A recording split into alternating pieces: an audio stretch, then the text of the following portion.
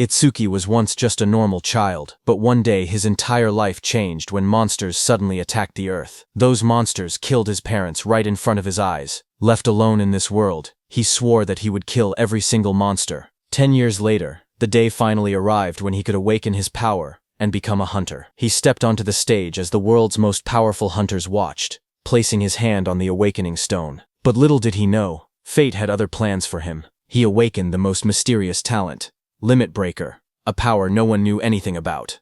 On top of that, he discovered that his level was fixed at level 0, meaning he could never level up. Now the question is, how will our protagonist take revenge on the monsters who killed his parents? This is only the beginning. There is much more to this story, so like this video before we begin this tale. This story starts with the memory of that day.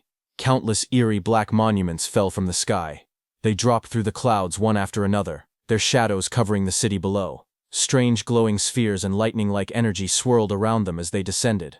Right after that, barriers were deployed. A massive purple beam shot upward from the middle of the city, twisting the sky like a vortex. People standing on the streets stopped and stared, watching the glowing tower rise in front of them. Monsters called disaster beasts broke through the barriers and invaded the human world. Among them appeared a giant dark figure, the demon of destruction, Ringa, standing tall with purple energy swirling behind him. Soon, countless terrifying beasts flooded the streets. Armored monsters, winged creatures, and huge clawed beasts rushed forward while people screamed and ran. Disaster struck instantly. A monstrous armored creature swung its arm, sending a man falling backward as he shouted for everyone to run. Nearby, his child cried and reached out, calling for his dad as his mother ran while chaos erupted around them. Across the streets, different beasts attacked from all directions. A winged creature swooped down, a burrowing beast erupted from the ground, and blue-flamed monsters charged toward the fleeing civilians. Bodies fell on the road as the destruction spread, and the entire area was swallowed by panic. The armored monster rushed forward with blue flames bursting around its body.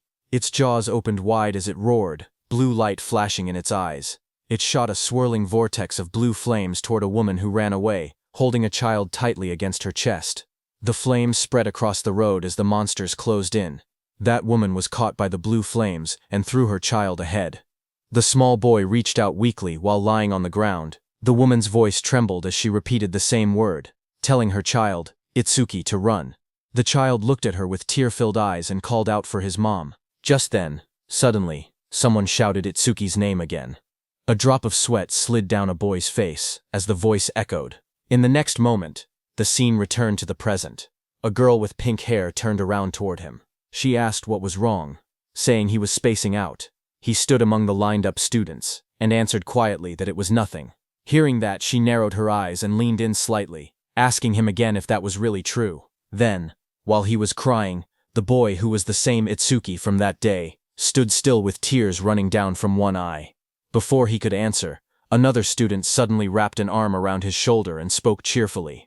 He said Itsuki must be sleepy, since he was usually asleep at this time, but today there was suddenly a school-wide assembly. While they were talking, Itsuki pointed toward the stage and told his friends that the teacher there was dressed strangely. On stage, the teacher, wearing some kind of armored helmet, explained what happened after the disaster beasts appeared.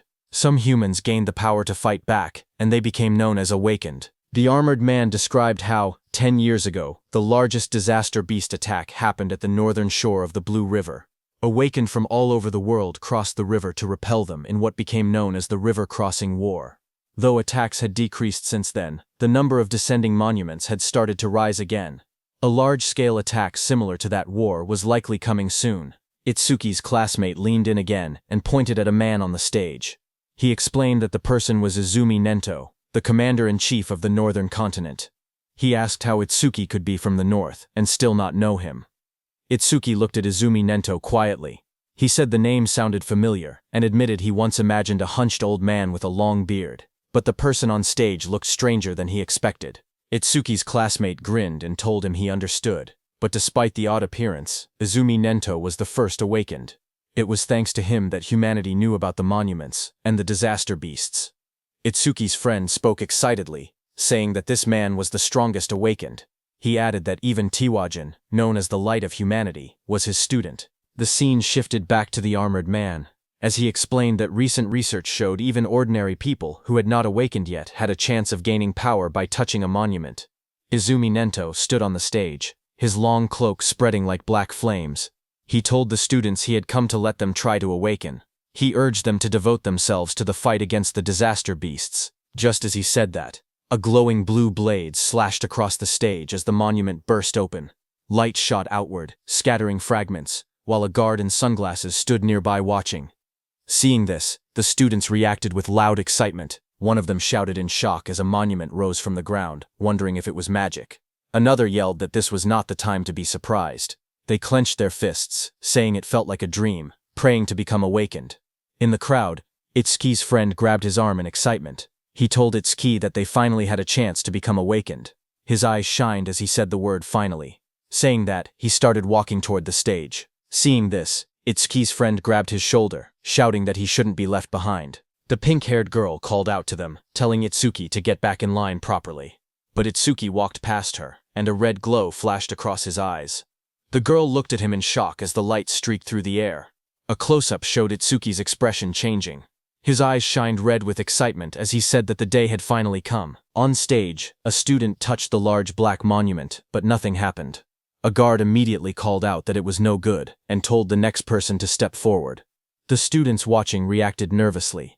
One boy pointed out that the previous student had broken the school's athletic record in his first year. He said that if even someone like that couldn't awaken, then there was no way he could. The girl beside him replied that athletic ability probably wasn't related, and that it was too early to give up. More students reached out to touch the monument one after another. The guard repeated the same word, next, as the line kept moving forward. The students crowded together anxiously. One boy with white hair nervously pointed out that not a single person had awakened yet. Others muttered in worry. A girl with short brown hair said she thought it would be easy. The boy beside her trembled, wondering if their entire school would be wiped out. The guard called out the next name loudly. Oishi Hikaru. Nearby, a group of students whispered their concerns. One girl said she didn't want him to awaken. Another explained that he was already a habitual bully, and if he gained powers, they would be in trouble. A boy suddenly pointed toward the monument and shouted that something was happening. Lightning erupted violently from the monument, blasting outward. Oishi Hikaru's body was lifted off the ground as crackling blue electricity surrounded him. The sudden burst drew everyone's attention. A glowing blue screen appeared beside him, showing his information as he grinned excitedly. He thought to himself that both Izumi Nento and the woman beside him would surely recognize him now. The screen displayed, Oishi Hikaru, Human, Level 0, Job Elementalist, Lightning Gift, Grade 2, Undisclosed, Status Attack 3, Agility 4, Defense 2, Magic 3, Total 12 stat points. Watching from beside the monument, the blue-haired woman spoke softly. She told her father that they finally had one. She explained that Level 0 stats usually totaled only 5, but this boy had reached 12. Her father, Izumi Nento, remained calm. The girl said it was still better than nothing. The school courtyard grew silent as Oishi Hikaru raised both arms triumphantly. Confetti sparkled around him while he grinned proudly. He muttered to himself, wondering if the old man Nento had anything to say to the first awakened student. But before he could boast further, someone grabbed his shoulder from behind. He turned sharply, surprised to see Itsuki stepping past him. Oishi spun toward Itsuki angrily, shouting at him. He demanded to know why Itsuki was touching him with dirty hands, yelling if he had a death wish. The watching students whispered among themselves. One girl asked who the boy was, noticing that he had cut the line. Another replied that it was Tenma Itsuki from Class 5. Someone else muttered that he was finished. Once Oishi targeted someone, it was over. From above, the blue-haired woman and Commander Nento observed quietly. The woman narrowed her eyes and said she sensed incredibly intense emotions coming from that student. Itsuki stood before the towering monument, placing his hand on the stone. His eyes glowed red as dark memories flashed through him. He muttered that he refused to forget his hatred for the disaster beasts. He had burned the events of that day deep into his mind. Commander Nento stared forward, as if sensing something unbelievable. Out on the awakening platform, a massive blue apparition rose behind Itsuki. The glowing figure towered over him, holding a sword and radiating overwhelming power. Itsuki stood calmly beneath it. As blue light filled the air, the monument erupted with energy. A sharp glowing structure formed above Itsuki, surrounded by swirling streams of light. The light expanded outward, wrapping around the entire area like a giant lotus blooming in the sky. The crowd below watched as the school grounds were covered in a glowing dome. Students stared upward, speechless. One boy pointed out that the pillar of light reached hundreds of meters into the sky. Another said it looked far more spectacular than Oshi's awakening. Two of Itsuki's classmates watched with excitement. Both of them smiled and cheered proudly, shouting that this was exactly what they expected from Itsuki. The blue-haired officer stared at the sky in shock. She said that this phenomenon only appeared when the rarest job, Order Breaker, was born. She placed a hand near her mouth, unable to hide her surprise. Even Commander Nento said he looked forward to seeing how capable the student would be. Seeing that, Oishi's expression twisted with frustration as he glared at the overwhelming light. Itsuki opened his eyes in confusion. Surrounded by shimmering blue energy, he wondered where he was and asked himself if he had awakened. Looking around, he found himself sitting cross-legged in the center of a massive glowing lotus made of light. Countless petals surrounded him, floating in a calm, otherworldly space. Suddenly, a blue system screen appeared before him. Itsuki stared at it in shock as it displayed Tenma Itsuki's stats. He was a human at level 0, which was fixed. His job was Order Breaker, Nirvana. His gift was Nirvana, a special grade. His level was fixed. His stats increased when acquiring skills. It removed all debuffs and fully healed injuries. Just then, another blue window appeared, showing his skill, Over Mimesis, which was Z rank. It analyzed enemy attacks and allowed the acquisition of counter skills. Then another screen showed Itsuki's stats. His were Attack 0, Agility 0, Defense 0, Magic 0, Total 0. Itsuki's face went pale as he stared at the results. His jaw dropped, and he exclaimed silently that everything was at 0. But then, two blue system windows appeared in front of Itsuki. The first announced that the Z-rank skill Over Mimesis had been acquired. The second stated that the special grade gift, Nirvana, had activated, increasing all of his stats by 200. Another screen displayed the changes. Attack went from 0 to 200. Agility went from 0 to 200. Defense went from 0 to 200. Seeing this, Itsuki's expression brightened. He looked at the glowing screen with excitement and said he understood. He realized that whenever he gained new skills through Over Mimesis, Nirvana would raise his stats. Even if he couldn't level up like others, he could still grow stronger in his own way. He clenched his fist and smiled confidently. He admitted he didn't know what level this power compared to, but he had no doubt he had become an awakened. With determination in his eyes, he declared that he would annihilate the disaster beasts. A massive burst of blue light exploded from the monument. Students around him shielded their faces and shouted that the light was too bright. Some grabbed their eyes in pain. Through the blinding radiance, Itsuki's silhouette stood tall within the monument's glow. Lightning and energy swirled around him in a powerful display. Oishi stared at the scene, trembling with disbelief. His face twisted as he shouted that such a thing was impossible. The blue-haired officer gasped as she looked at the glowing monitor. She covered her mouth in shock and said that these stats were unbelievable for a rookie awakened. Even Commander Nento admitted that it was hard to believe, but stated that Itsuki was undoubtedly among the strongest of all new awakened in history. Outside, Itsuki stepped out of the light, petals of blue energy swirling around him, watching his silhouette shine with power. Just one word left Commander Nento's mouth: the strongest. A system window displayed his public information. Tenma Itsuki Human, Level 0 Fixed. Job Order Breaker. Gift Special Grade. Undisclosed. Skill undisclosed. Status, Attack 200, Agility 200, Defense 200, Magic 200, Total 800. In the crowd, students and teachers erupted in cheers. They shouted that Tenma's stats had shot up all at once. Someone cried out in disbelief, saying they never imagined their school would have someone this amazing.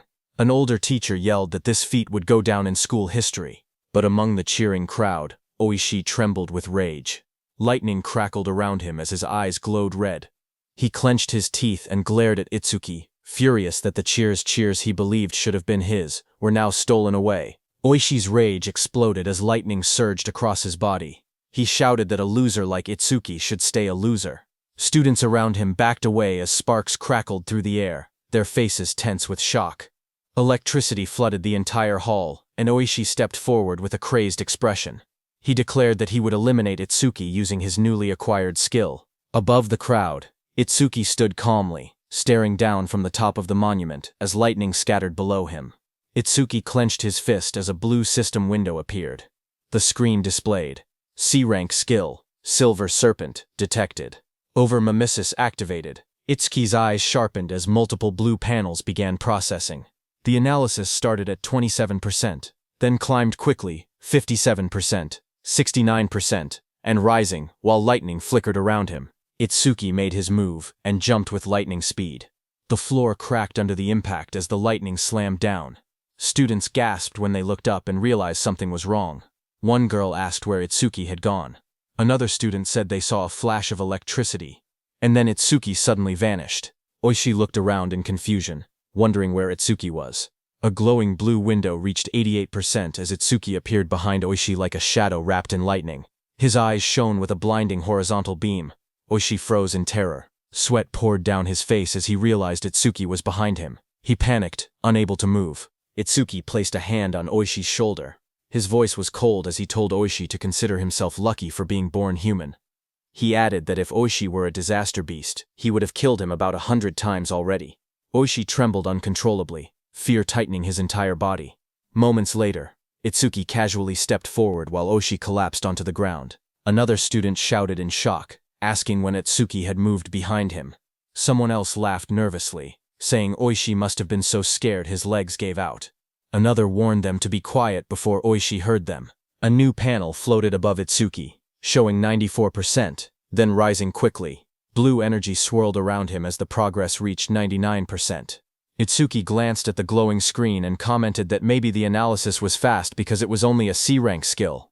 The display turned pitch black and flashed. Analysis progress 100%. Lightning exploded around him as a new message appeared, saying C-rank skill Thunderbreaker acquired.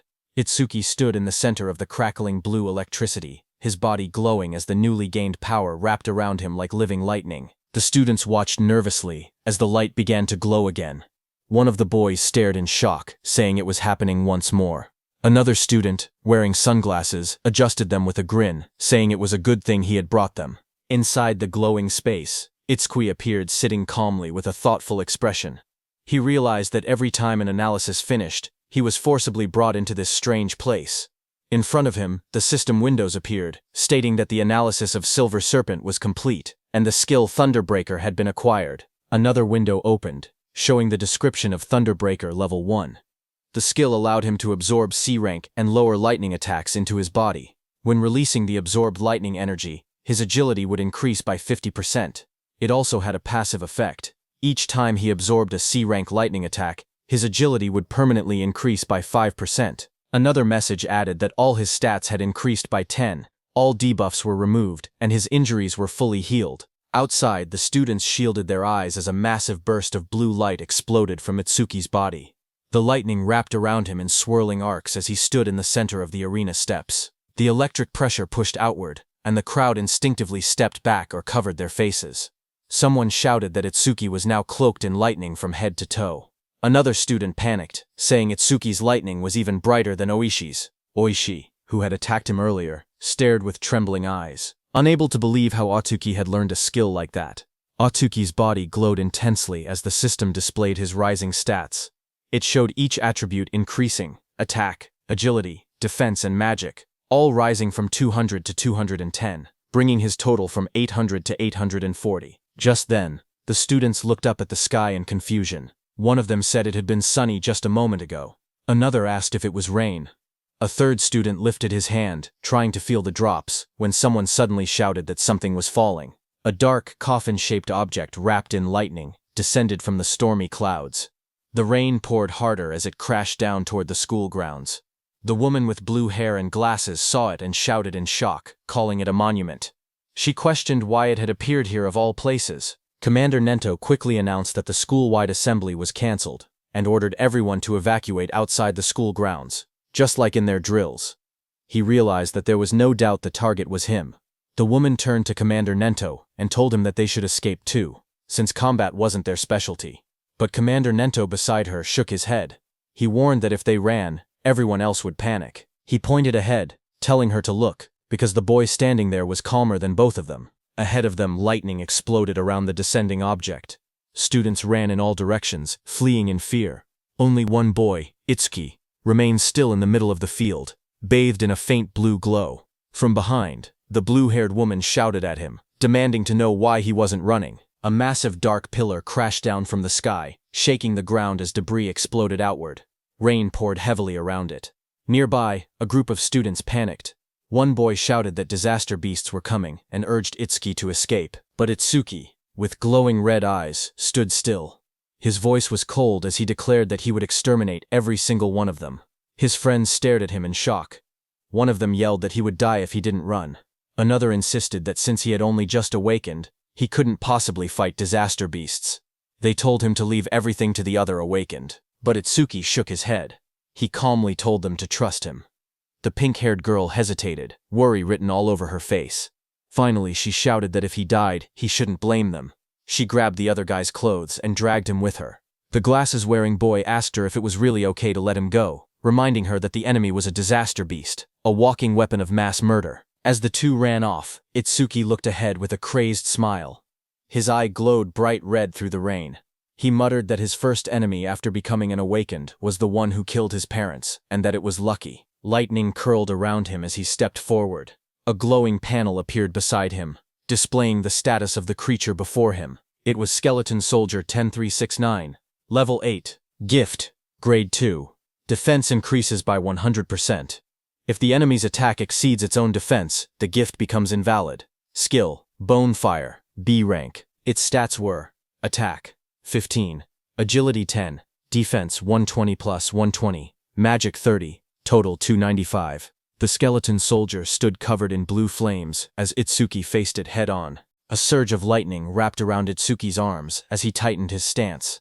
His red eyes glowed sharply as he wondered if he should test the skill he had just acquired. In the next moment, he charged forward, electricity exploding around his body. Blue lightning trailed behind him as he rushed toward the flaming skeleton beast on the field. The two forces collided, sparks scattering through the rain. The skeletal beast swung its arms to punch, but Itsuki dodged. Then Itsuki swung his electrified fist with full force, shouting that he would not let anyone else die. His punch struck the creature's chest, and a violent burst of energy erupted. The impact sent the disaster beast flying across the field, smashing through the school building. The ground trembled as debris scattered in all directions. Students watching from afar stared in shock. One student said Itsuki's strength was too overwhelming, that maybe they didn't need to run anymore. A female student was stunned, seeing how the impact had blasted the monster away in a single hit. The blue-haired inspector stared at the ruined wall, stunned that a rookie who had just become awakened could send a level 8 disaster beast flying with only one blow. Heavy rain poured down as Commander Nento watched from a distance, thinking to himself that Itsuki's speed and power were on a completely different level from other level zeros, but even then, he believed that defeating a skeleton soldier was impossible. He explained that skeleton soldiers had two troublesome abilities. The first was a gift that increased their defense. The second was a terrifying skill called Bonefire, a flame that burned anything it touched into ash. Blue flames erupted violently across the field, spreading like a wave toward Itsuki. The students gasped as the fire surged forward. Itsuki's friends cried out in fear, shouting Itsuki's name. Oishi stepped forward with a crazed smile, yelling that the fool who didn't know his place would just burn to ash. Meanwhile, glowing screens appeared in front of Itsuki. A system message informed him that the enemy was using Bonefire. The analysis began, first at 1%, then rapidly accelerating. As the blue flames engulfed him, more screens appeared. 25%. Itsuki stood firmly inside the blazing Bonefire, surrounded by data streams. He calmly observed that the analysis speed increased whenever the enemy's skill struck him. The blue-haired instructor watched with widening eyes. She said that even a level 10 awakened wouldn't stand a chance if they took a direct hit. Blue flames continued to swallow the arena as Itsuki stood in the center, half of his body burned away and glowing like a skeleton.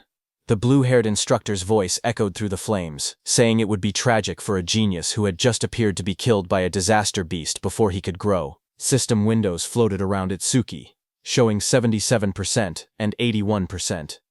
Itsuki looked at his burning body and muttered that this was what it felt like when the body burned. He added softly that it must have hurt. A memory flickered through the flames. He saw his mother's face, half burned away. He realized that it hurt so much, but even in her last minutes, she smiled so as not to scare Itsuki. Commander Nento peered out with a sharp gaze, wondering if Itsuki hadn't used his full power yet. The blue fire swirled violently as the progress bar climbed. Itsuki's skeletal hand tightened, and he said that once the analysis was complete, the enemy was finished. The system window flashed. Analysis progress. 100%. Outside the flames, the students whispered nervously. One asked if it had been too soon to hope for a rookie who had just become awakened. Another admitted he had been stupid to expect anything. But suddenly, someone pointed forward in shock. He shouted that the blue lotus flower had appeared again. He said Itsuki might show them another miracle. Blue light swirled around Itsuki as he stood inside the burning aura, wondering what kind of skill he would gain this time. The flames around him continued to fade, revealing his burned and cracked body beneath the blue energy. Then a system window appeared, showing that the analysis of Bonefire was complete. It stated that a new skill, Black Wall, had been acquired. More windows followed, explaining the skill. The active effect would create ice on the body by consuming magic power, and could block B rank or lower fire skills. The passive effect increased defense when blocking those skills. Another notification appeared, saying that Black Wall LV2 had been acquired and that all of his stats had increased by 20. It stated that all debuffs were removed and his injuries were fully healed. A new window showed his updated status. Attack, agility, defense, and magic had all risen from 210 to 230, bringing his total from 820. Itsuki looked at the glowing screen calmly. He remembered how even his strongest attack earlier couldn't break the skeleton soldier's defense. Now, with this new increase, he believed he should be able to do it. Suddenly, blue lotus petals unfolded around him, blooming like a massive light flower. Itsuki stood at the center, his body surrounded by shining energy. The students watching gasped in shock. One of them cried out in relief, saying Itsuki was alive. Others cheered loudly, convinced that he would succeed. Someone pointed out that a full recovery like this was practically a miracle. The blue-haired instructor stared in shock as she watched the scene unfold. She wondered aloud if Itsuki had a self-healing skill. She had seen him use a lightning element skill earlier, so she couldn't understand how he was recovering. Commander Nento was also shocked. He remembered that order breakers were considered the most mysterious job, but even among them, Itsuki seemed uniquely strange. Meanwhile, Itsuki stood in the center of the glowing lotus petals. His body had recovered completely, not a single injury left. Blue fragments drifted around him as he looked down at his restored form. Itsuki whispered in disbelief, saying it was a perfect recovery. He wondered whether he would heal even if his limbs were cut off, or if his brain was destroyed. He admitted he was curious about the limits of his self-healing. Suddenly, the skeleton soldier roared, its armor burning with blue bone fire. The flames surged violently as the monster charged forward. Itsuki turned calmly, raising his arm as black spikes spread across his skin. The blue flames rushed toward him. His entire body became engulfed in the fire, but he stood unmoving within it. Moments later, his silhouette appeared again through the blaze. Thick layers of black spikes covered him completely, and his red eyes glowed coldly behind the cracked ice armor. Itsuki cracked through the air as he shot upward. The explosion of blue flames shook the area when he crashed down. Itsuki's armored body glowed with electricity as he readied another strike. The skeletal beast struck, but Itsuki moved again, instantly appearing behind the beast faster than anyone could follow. Itsuki then raised his arm, and it turned into a massive black spike sword, lightning running through it. Itsuki moved with lightning speed, and with a single slash, cut the skeletal beast in two with that sword. The students watching from afar were stunned. One of them said that Itsuki moved behind the disaster beast in an instant, as if he had teleported. Another said that only awakened people could track movements like that. Oishi was also stunned, saying she couldn't see Itsuki's movements at all. She compared it to what she had seen before. The blue-haired instructor questioned if someone like Itsuki could really be a rookie. On the other hand, as the dust settled, Itsuki stood alone. As the black spikes on his body disappeared, he kicked and destroyed the skeleton beast's head. He was stunned to realize that it not only generated solid armor to protect his body, but could also shape that armor into any kind of weapon he wanted. A divine skill that combined both offense and defense. Suddenly, someone shouted his name. Itsuki turned his head in surprise as his friend rushed toward him and wrapped him tightly in a relieved hug, saying he was glad Itsuki had won because he had been worried the entire time. Itsuki stayed still for a moment before asking about Saya. His friend pulled back and admitted that Saya had been watching earlier with a face that looked like she might cry, but now she was nowhere to be seen. Itsuki looked toward the crowd, wondering why she didn't come. He scanned the students in the distance, confusion growing. He quietly wondered if she might be angry. Not far away, the blue-haired instructor watched the aftermath of the fight. She spoke seriously, noting that for a boy to defeat a skeleton soldier, Something even a level 10 awakened would struggle against was unbelievable. Commander Nento called the blue-haired instructor Choa and told her to stay and assist with the cleanup. He also told her to deliver his message to the principal that he would be taking Itsuki with him. On the other hand, Itsuki's friend patted Itsuki's hand, saying there was no way Saya would be angry after he won. He guessed that Saya was probably scared of falling behind Itsuki, so she might have gone to touch the monument instead. Itsuki lowered his gaze slightly and murmured that he hoped that was the case. Just then, a voice called out to him, asking if he was Tenma Itsuki. Itsuki turned and noticed someone approaching. Commander Nento, wearing a long cape, stood before him. Itsuki looked up at him in silence. People watching from a distance began whispering among themselves. They saw that Izumi Nento, a famous figure, was talking directly to Itsuki. Some wondered if he intended to take Itsuki as a student. Others doubted it, saying the only person Commander Nento had ever accepted as a student was Tiwajin, humanity's strongest. They insisted that no matter how strong Itsuki seemed, something like that wouldn't happen. Itsuki's friend stepped away nervously and said he would go look for Saya. Commander Nento then looked down at Itsuki and spoke calmly. He told Itsuki that he was quite special. Itsuki looked at Commander Nento and repeated the word softly, asking what he meant by calling him special. Commander Nento observed Utsuki closely and saw dark energy gathering around Utsuki. He told Utsuki that his heart seemed filled with anger and hatred. Utsuki stood in the darkness, a glowing light shining across his eyes. Commander Nento then stepped forward and said that he wanted to know the reason behind that hatred. Itsuki finally spoke, explaining that 10 years ago, his parents were killed by disaster beasts while trying to protect him. A scene from his childhood flashed before his eyes, his younger self crying helplessly as danger closed in. He remembered how he had nearly been killed as well, but an awakened appeared at the last moment and saved him. The powerful figure struck the beast right in front of the frightened Itsuki. Itsuki told Commander Nento that, right before his eyes, he had watched his mother die. A glowing blue flame slowly consumed his mother's body. Even as half her face vanished into bone and ash, she smiled gently at Itsuki and told him that he must walk the rest of the path on his own. Young Itsuki stared at her with trembling eyes, unable to understand. His voice cracked as he cried out for his mother. Anger raged inside him as he looked at the beast. Words echoed in his mind, reminding him that both his mother and father had died because of beings like this. Tears streamed down his face as he shouted in denial. Before him, a towering monstrous figure rose from the darkness, an enormous being surrounded by raging purple flames. Its shadow loomed over Itsuki as he realized the horrifying truth. The creature before him was the root of all evil. Shaking with rage, Itsuki glared upward. His eyes burned red as hatred filled his heart. On that day, he swore a vow. He would kill that demon, and every last creature of its kind. In the present, Itsuki clenched his jaw, a tear slipping down his cheek as he shouted that he would kill all of its kind. Commander Nento looked at him and commented that even with a heart consumed by hatred, Itsuki still shed tears. Itsuki raised a hand to his face and explained calmly. Ever since he witnessed the tragedy of his mother's death, his left eye had stopped producing tears, but his right eye had begun crying on its own. Thanks to that, he said, he never forgot his hatred for the disaster beasts. Commander Nento then asked if Itsuki would become his student. He promised to get him into the Salvation League and help him gain the immense power needed to take revenge on the disaster beasts. Itsuki repeated the words quietly, asking what the Salvation League was. Commander Nento then explained. He told Itsuki that to counter disaster beasts more efficiently and scientifically, the governments of the 5 continents had gathered strong awakened from around the world and created an official organization.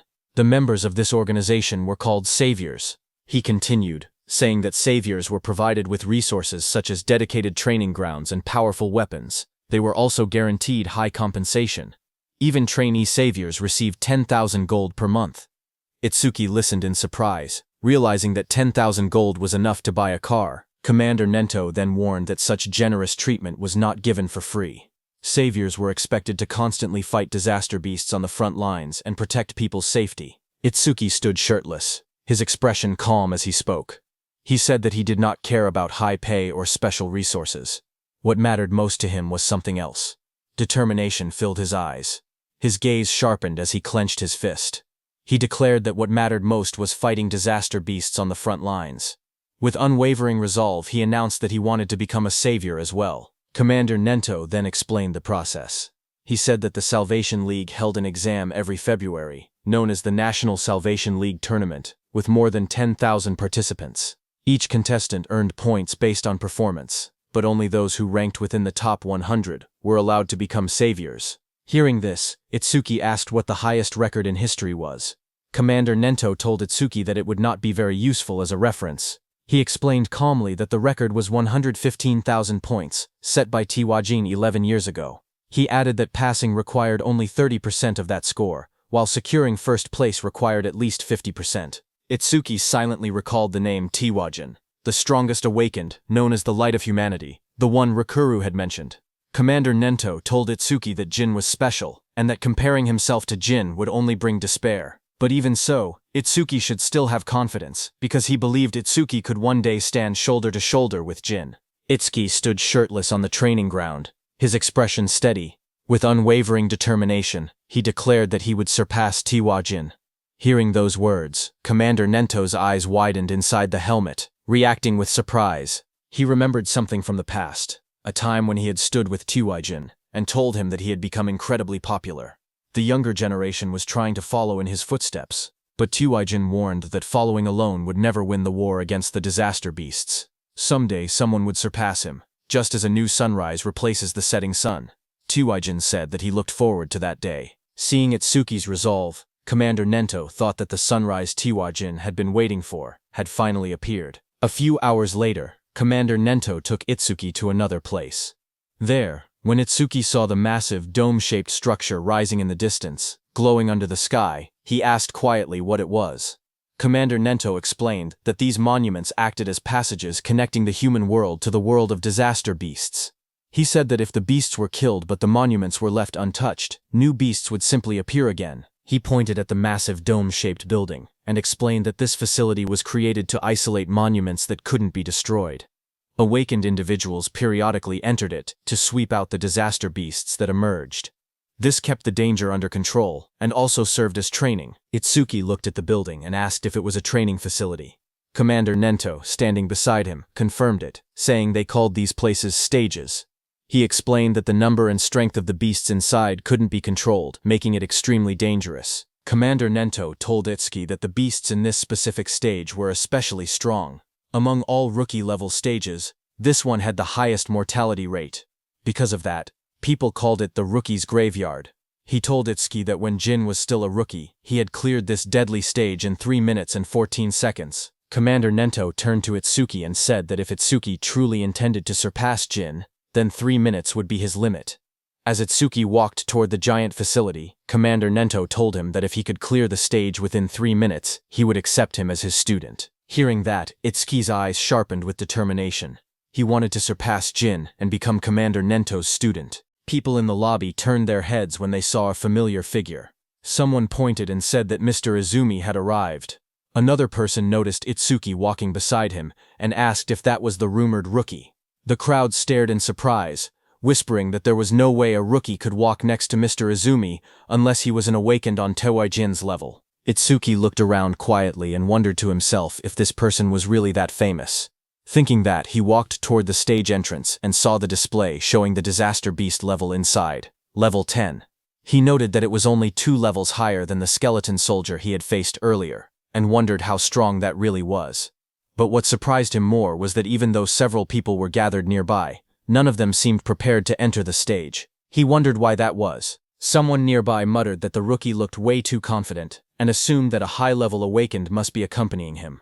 Another wished they could be taken along too, while someone else joked that the rookie probably came just to flirt with the receptionist, saying that with a decent face, he was getting cocky. At the counter, the receptionist approached him with a polite smile.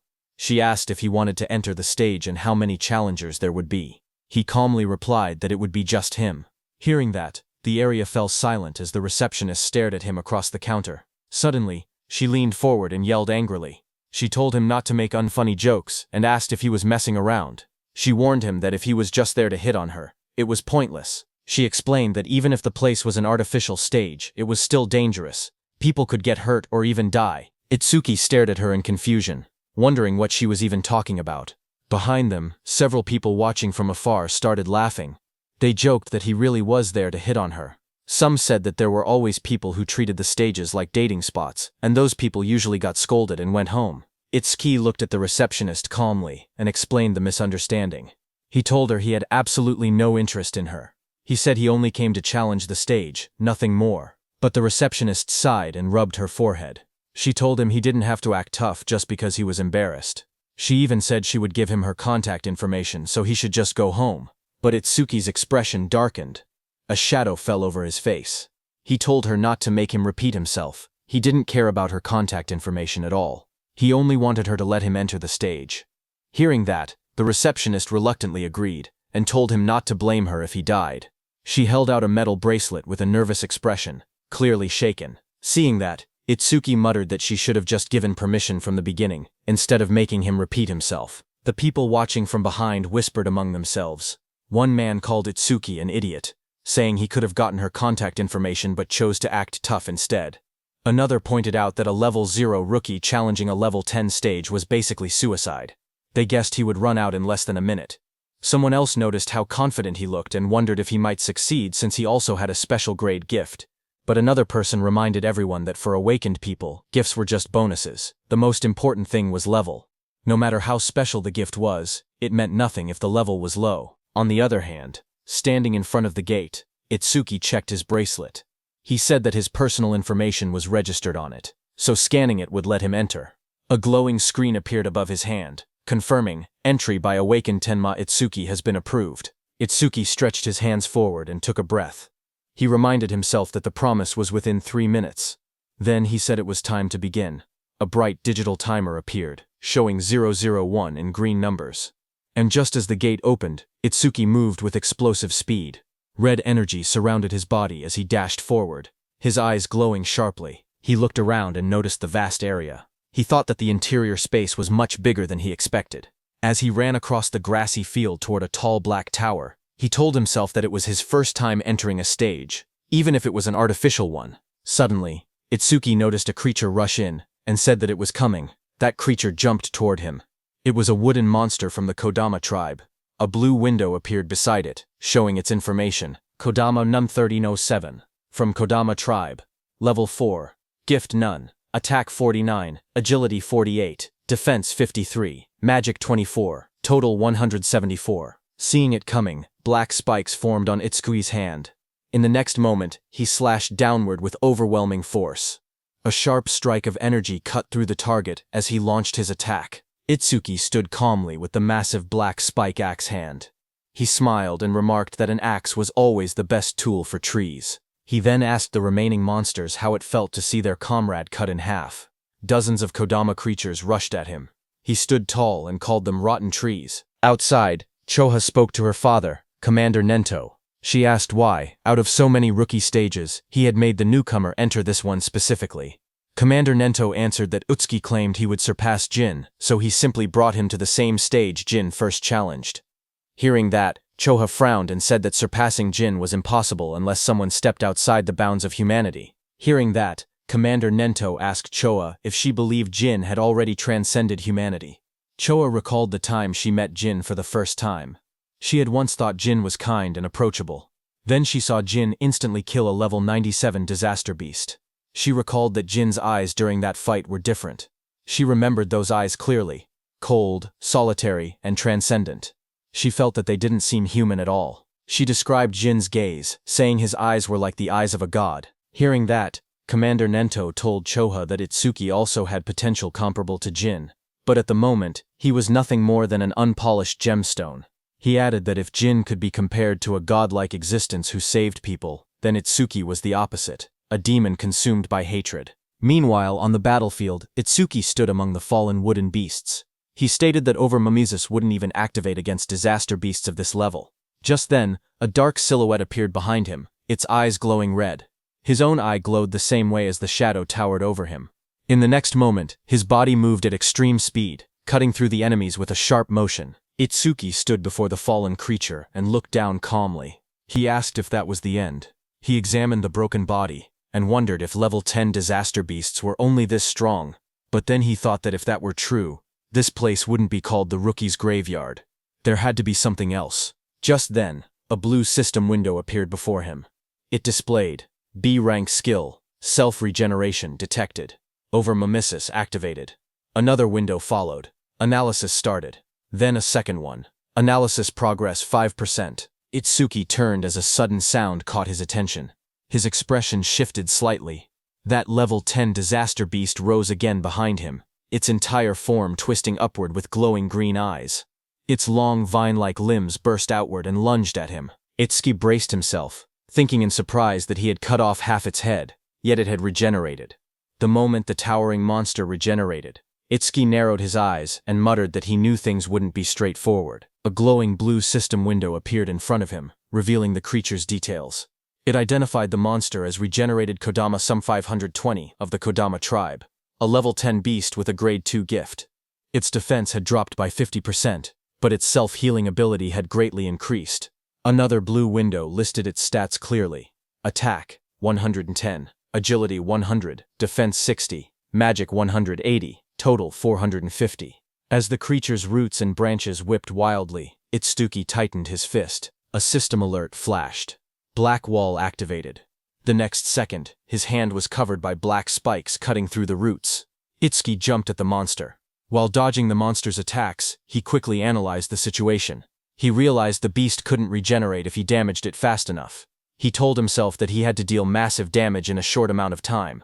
The analysis window appeared beside him. Itsuki smashed forward with his armored arm, splitting through the Kodama's defenses as sparks and debris burst around them. His eyes glowed red as he moved like a shadow, slicing through the forest of wooden limbs.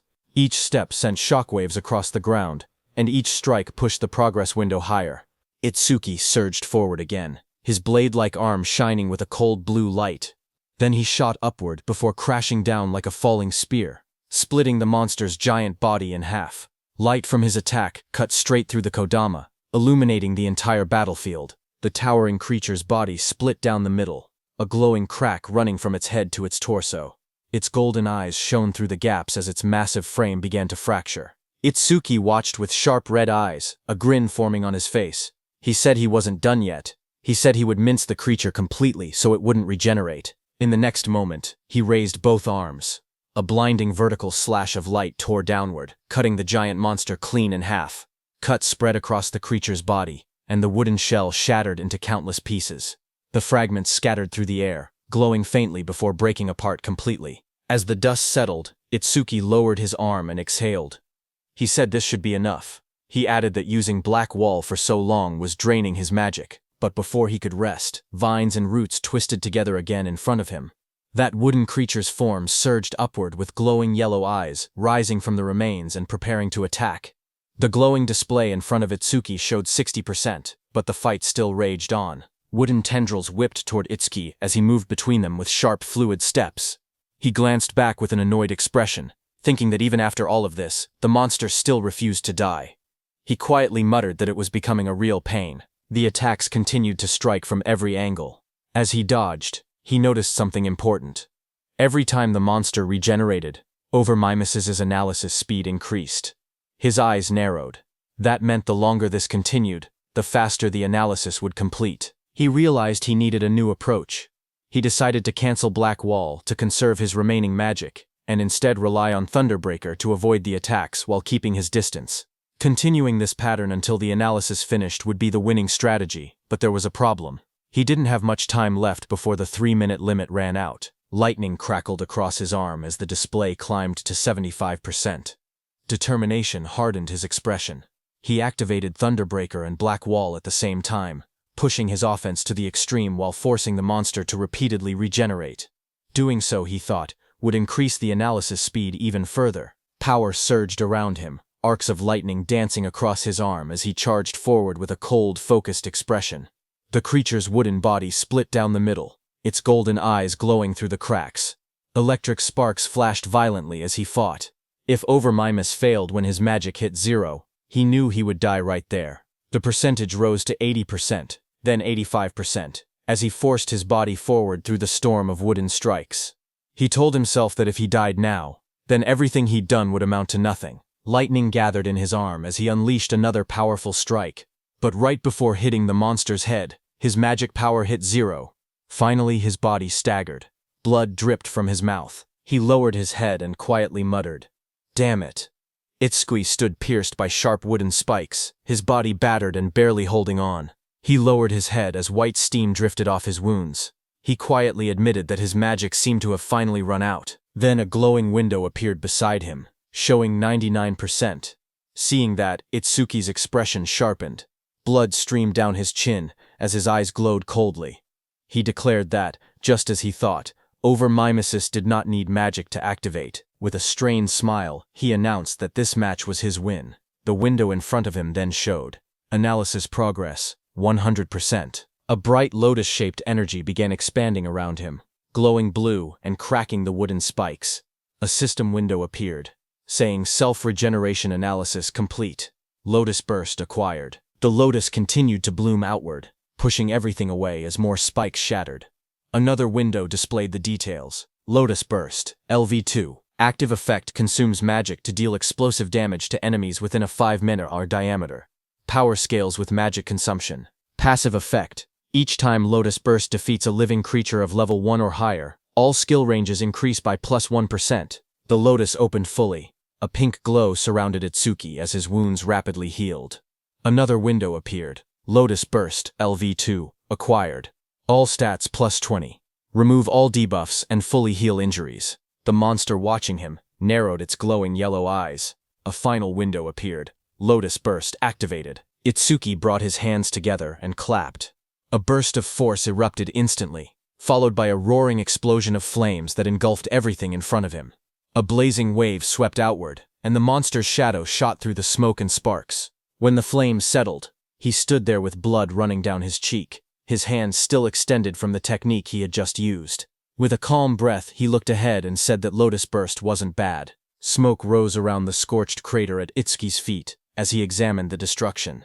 He noted that using only a third of his magic produced this much power, and sweeping away weak disaster beasts would now be far easier. But he admitted he never expected Over-mimesis to restore magic that had already reached 0. As he stepped forward, something on the ground caught his attention. He stopped, staring at a glowing green crystal beside him, and quietly asked what it was. Meanwhile, outside, the receptionist stared anxiously at the bright red screen.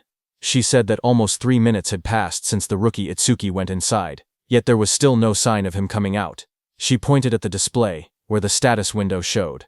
Challenge in progress. Stage level 10. Challenger Tenma. Itsuki. Time used 2 minutes 09 seconds. Seeing this, she nervously added that they should call the rescue team quickly. Choa adjusted her glasses and spoke calmly. She said she didn't think Itsuki would lose to level 10 disaster beasts, but clearing the stage within 3 minutes seemed impossible. Her sentence trailed off as silence fell between them. But suddenly, a new message appeared on the large screen, saying new record achieved. Seeing that, everyone in the hall froze. Shocked whispers spread through the crowd. One woman stepped forward, staring at the green screen in disbelief, whispering, "No way." Choha widened her eyes. She asked aloud how Itsuki managed to clear it, unable to believe what she was seeing, and the most shocking thing was that even 3 minutes hadn't passed. A final notification flashed brightly on the monitor. Challenge success. Stage level 10. Challenger Tenma Itsuki. Time used 2 minutes 14 seconds. Stage clear record updated. The room fell silent as everyone stared at the unbelievable result. The leaderboard screen displayed the results. It showed first place belonging to Tenma Itsuki, with a clear time of 2 minutes 14 seconds. Second place belonged to Tiwajin, who cleared it in 3 minutes 14 seconds. Third place was Hiton Sho, with a time of 7 minutes 17 seconds. Just then, Itsuki came out of the gate, his clothes torn and stained with green liquid. Around him, people reacted in shock. One person exclaimed that Itsuki had really survived, asking whether the green liquid on him was disaster beast blood. Another shouted that Itsuki was a full minute faster than Tiwajin. Someone else pointed out that the beasts inside were level 10 disaster beasts, and couldn't understand how a level 0 rookie managed it. Another voice added that there was no way a level 0 rookie should have survived. As Itsuki stepped forward, someone began to speak, saying Mr. Izumi was coming. Izumi Nento turned toward Itsuki, who asked him if he could now officially receive Commander Nento's guidance. Itsuki looked at him with a faint smile, and addressed him as teacher. Commander Nento responded with pride, saying that Itsuki had done well, just as he expected from his student. Standing nearby, Choha watched quietly. She wondered if her father was happy, saying she hadn't seen this expression from him in a long time. In the crowd, people continued whispering. One person shouted in disbelief that Itsuki was actually Izumi Nento's student. Another said it was no wonder he could break Tiwajin's record. But someone else added that even if he truly was Izumi's student, as long as his level didn't increase, there would be no room for growth. Just then, the receptionist came forward nervously with a decorated box in her hands. She explained that it was a gift for breaking the record, and asked Itsuki to accept it. Her expression softened as she apologized for the rude things she had said earlier. Itsuki looked surprised as he received the box, asking if he truly got something for his achievement. He said that it was fine, because a level 0 rookie challenging a stage like that really did seem reckless. He added that he was a complete stranger to them, and it wouldn't have mattered to anyone if he had died, but since she tried to stop him, it proved she was worried. Hearing that, the receptionist blushed deeply. She stuttered as she insisted it wasn't like that. Itsuki simply thanked her, which only made her blush even harder. Not far away, Choha called out, telling Itsuki that she was leaving and not to lag behind. She tightened her glasses, annoyed, and warned him not to get cocky just because he had become her father's student. Itsuki straightened up and replied quickly, agreeing. Then Commander Nento, beside Choha, studied Itsuki and commented that a stage of this level now seemed too easy for him. He suggested raising the difficulty. He continued, saying that Itsuki should be able to challenge advanced stages now. Itsuki looked at him surprised and repeated the words, advanced stages. As the three of them walked together across the rooftop at sunset, Commander Nento continued explaining. He said that a disaster beast's strength was not determined by level alone. The most important factor, he stated, was something else entirely. He explained that the true deciding factor was species. Choa explained that species without intelligence, which moved only by instinct, were usually easy to deal with, but some species possessed intelligence equal to or greater than humans. She explained that such species were far more troublesome than ordinary disaster beasts. Choka continued. She said that awakened beings and disaster beasts were essentially the same type of creature, but with one difference. Only humans were said to possess jobs. Because of that, stats differed depending on species. She went on to explain that advanced stages contained these powerful species, or intelligent disaster beasts. Their difficulty was several times higher than normal stages. Most of the northern continent's advanced stages were located in North District 4, and she told Itsuki that this would be his next destination. She asked whether Itsuki had any other questions. Hearing her explanation, Itsuki suddenly remembered the two beasts he had defeated earlier. He thought about them in silence. They hadn't shown any signs of intelligence, and they hadn't screamed even when attacked. He wondered if that meant they didn't even have pain receptors. Itsuki's eyes glowed with sharp intensity as he looked up. He asked Choha whether intelligent disaster beasts had pain receptors or not. Hearing that, Choha suddenly felt a chilling pressure behind her. As she turned, her expression stiffened. She wondered what this terrifying aura was, and what Itsuki was thinking. Behind them, a group of people gathered and whispered among themselves. One of them asked if anyone had heard that Mr. Izumi planned to make Itsuki challenge an advanced stage. Another replied that Itsuki, who broke Teiwajin's record, should be fine. But one man explained that advanced stages were completely different from normal ones. More importantly, almost all the stages in North District 4 were under a single man's control. He said that every awakened person who had entered an advanced stage there had gone missing, and rumors claimed that the man had killed them. Someone immediately asked if he meant Kinoshita Reiji. Another man began to speak disrespectfully, asking who Kinoshita Reiji even was, and suggesting he acted like a king. His friend quickly covered his mouth, hushing him in panic. He warned him that he would be killed too if that man heard him. After all, he said, that man was the son of the North District 4 governor, Kinoshita Reiji. The scene shifted to a luxurious room. A young man lounged confidently while servants stood around him. He was the infamous Kinoshita Reiji. A subordinate asked him when he would be departing. Reiji smirked as he answered. He said that all the stages in North District 4 were under his control, so he would go whenever he wanted. To him, waiting in line was something only commoners did. He lifted his glass with a satisfied smile. After leaving from there, Itsuki opened the small ornate box, revealing a shining stone resting on a red cushion.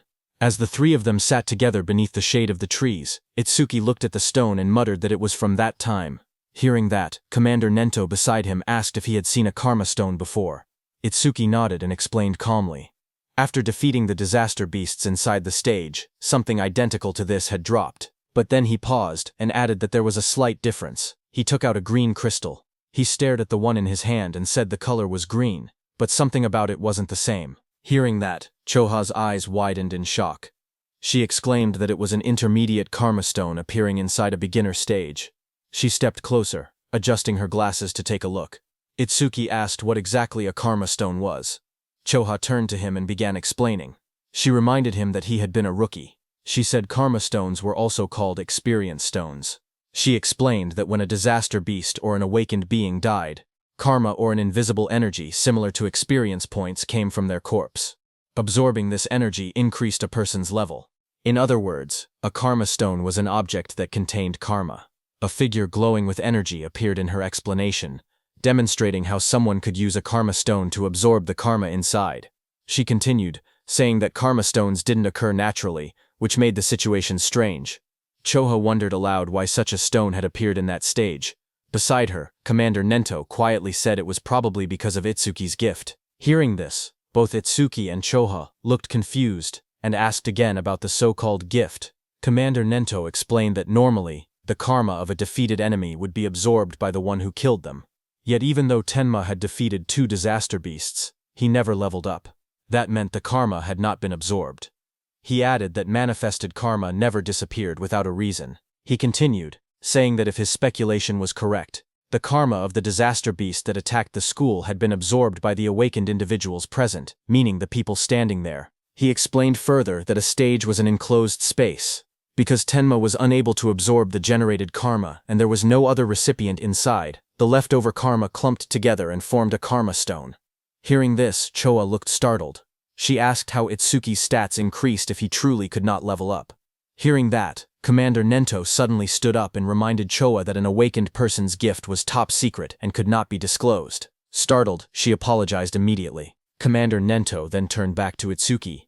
He told him that he could choose whether to keep the karma stone or sell it. He added that he would be leaving soon for a commander-in-chief meeting of the 5 continents, and that during his absence, Choha would look after him.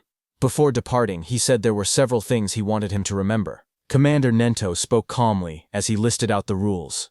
He told Itsuki to keep their relationship confidential, then added the second rule, never disclose his gift to others. The third rule followed. Itsuki had to clear at least 6 advanced stages before the teacher returned. A fourth instruction echoed after that. He told Itsuki to do what he believed was right without hesitation, promising that no matter what happened, he would be behind him. Hearing this, Itsuki smiled with determination and answered, "Yes, teacher." At the same time, at North District 4, Flaming Rock Execution Ground, groups of students argued with suited guards blocking an entrance. One of them shouted that they had arrived first and demanded to be let in. The guards refused. They said the stage had been reserved by the Kinoshita family's son, telling everyone to go home. The students grew angry. One yelled that having money didn't give someone the right to do whatever he wanted. Another pointed out that the privileged boy wasn't even there yet, and insisted they should be allowed in first. Their frustration rose. One threatened to report the situation to the awakened guild, saying he didn't care who the rich kid was. But before he could finish, a dark figure with glowing red eyes appeared behind them, cutting off their complaints. In the next moment, a powerful attack blasted forward. The students were thrown aside as a muscular fighter struck with overwhelming force, scattering them in an instant.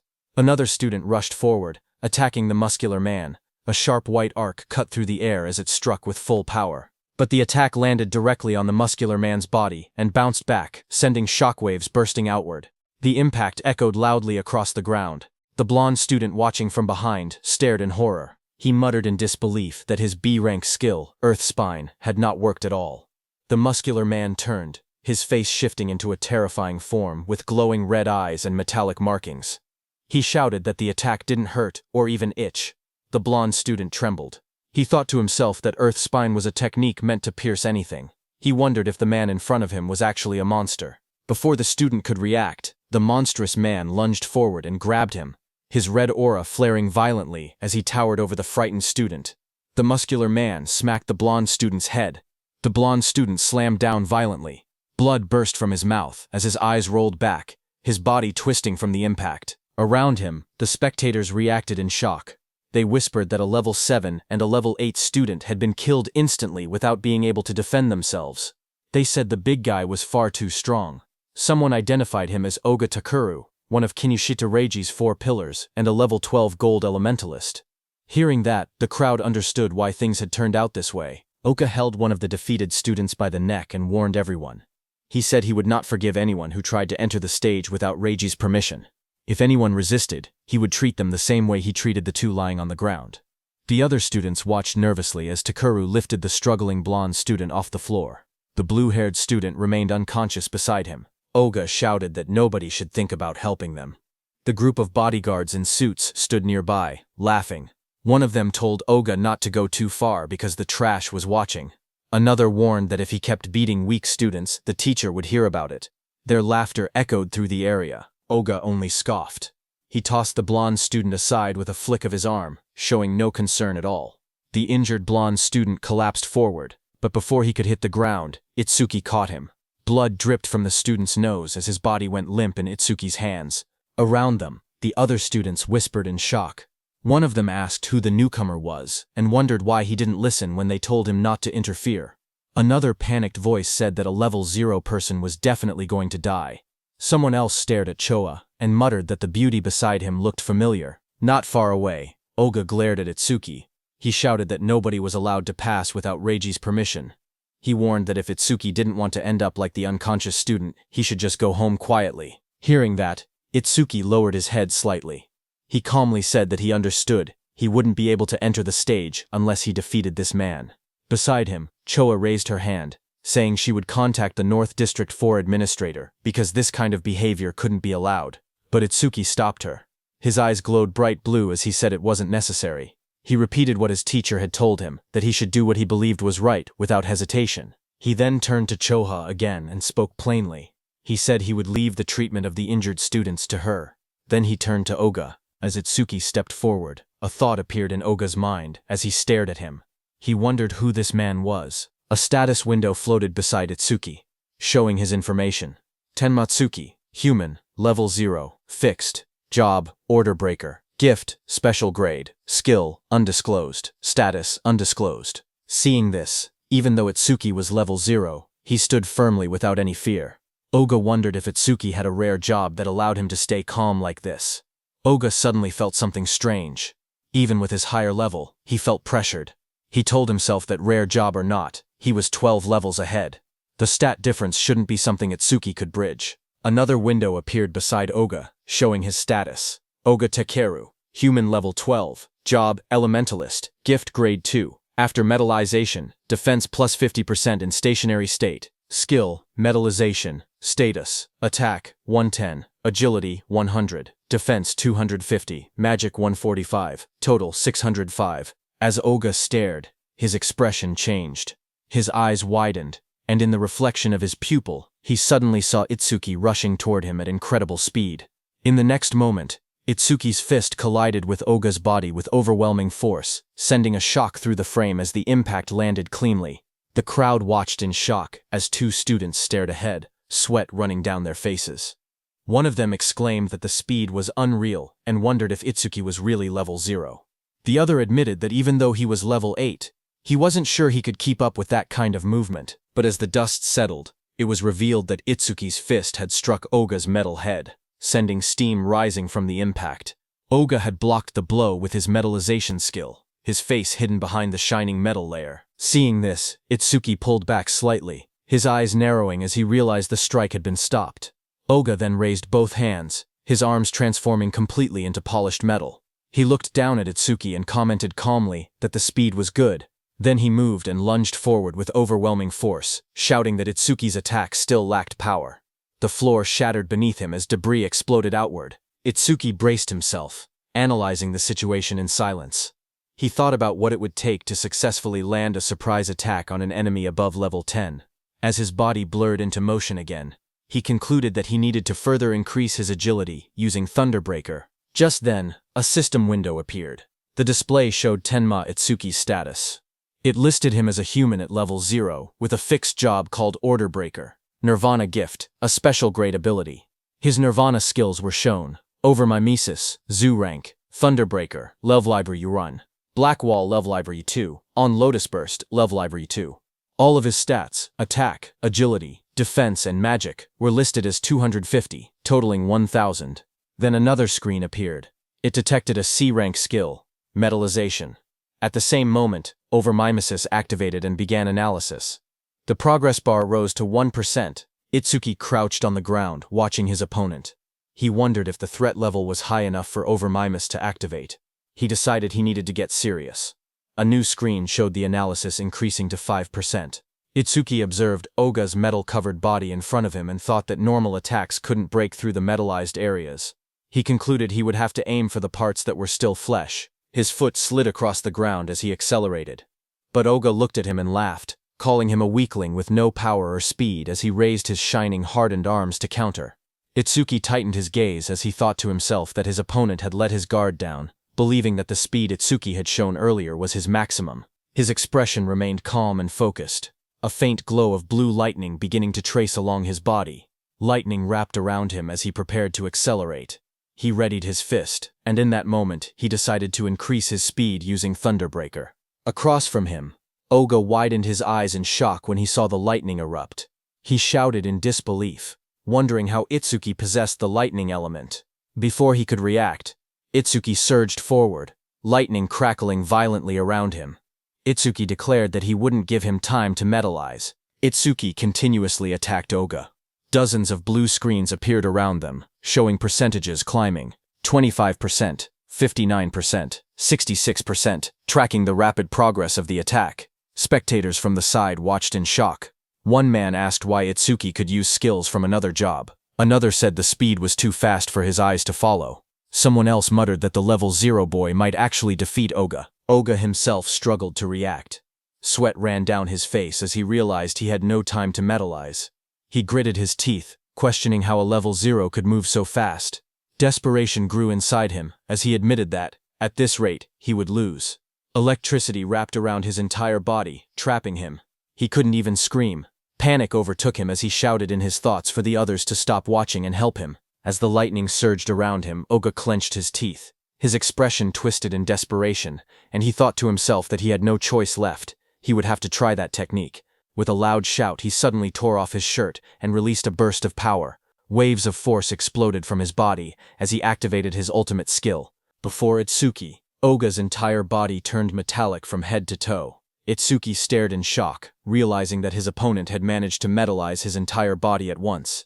A system window flickered beside him, showing C-rank skill, metallization, analysis progress 88%. Oga glared down at Itsuki with glowing eyes. He said he was grateful he had never managed to metallize his entire body before, but Itsuki had pushed him enough to finally achieve it. He explained that metallized areas increased his defense by 50%, and his personal gift added another 50% whenever he remained still. With both effects combined, his current defense exceeded 500. His face twisted into a cruel grin as he looked at Itsuki. He said that he had originally planned to cut Itsuki in half, but as thanks for helping him complete his new skill, he would at least allow Itsuki to die easily. Watching from the sidelines, the other trainees were stunned.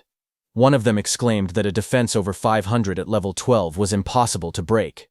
Another admitted that they had thought the level 0 newcomer would win, but the opponent was too much of a monster. Suddenly, a glowing blue aura wrapped around Itsuki. He looked ahead with calm eyes and said that if his guess was right, a full-body metal transformation required a large amount of magic. The screen beside him showed the analysis reaching 98%. Itsuki continued, saying that if Oga had used most of his stat points on defense, then his magic shouldn't be very high. The percentage rose again, reaching 99%. Across from him, Oga growled and denied it, calling Itsuki's reasoning nonsense. Even while refusing to believe it, he wondered if Itsuki was truly level 0, surprised by his sharp intuition. Itsuki kept his relaxed smile.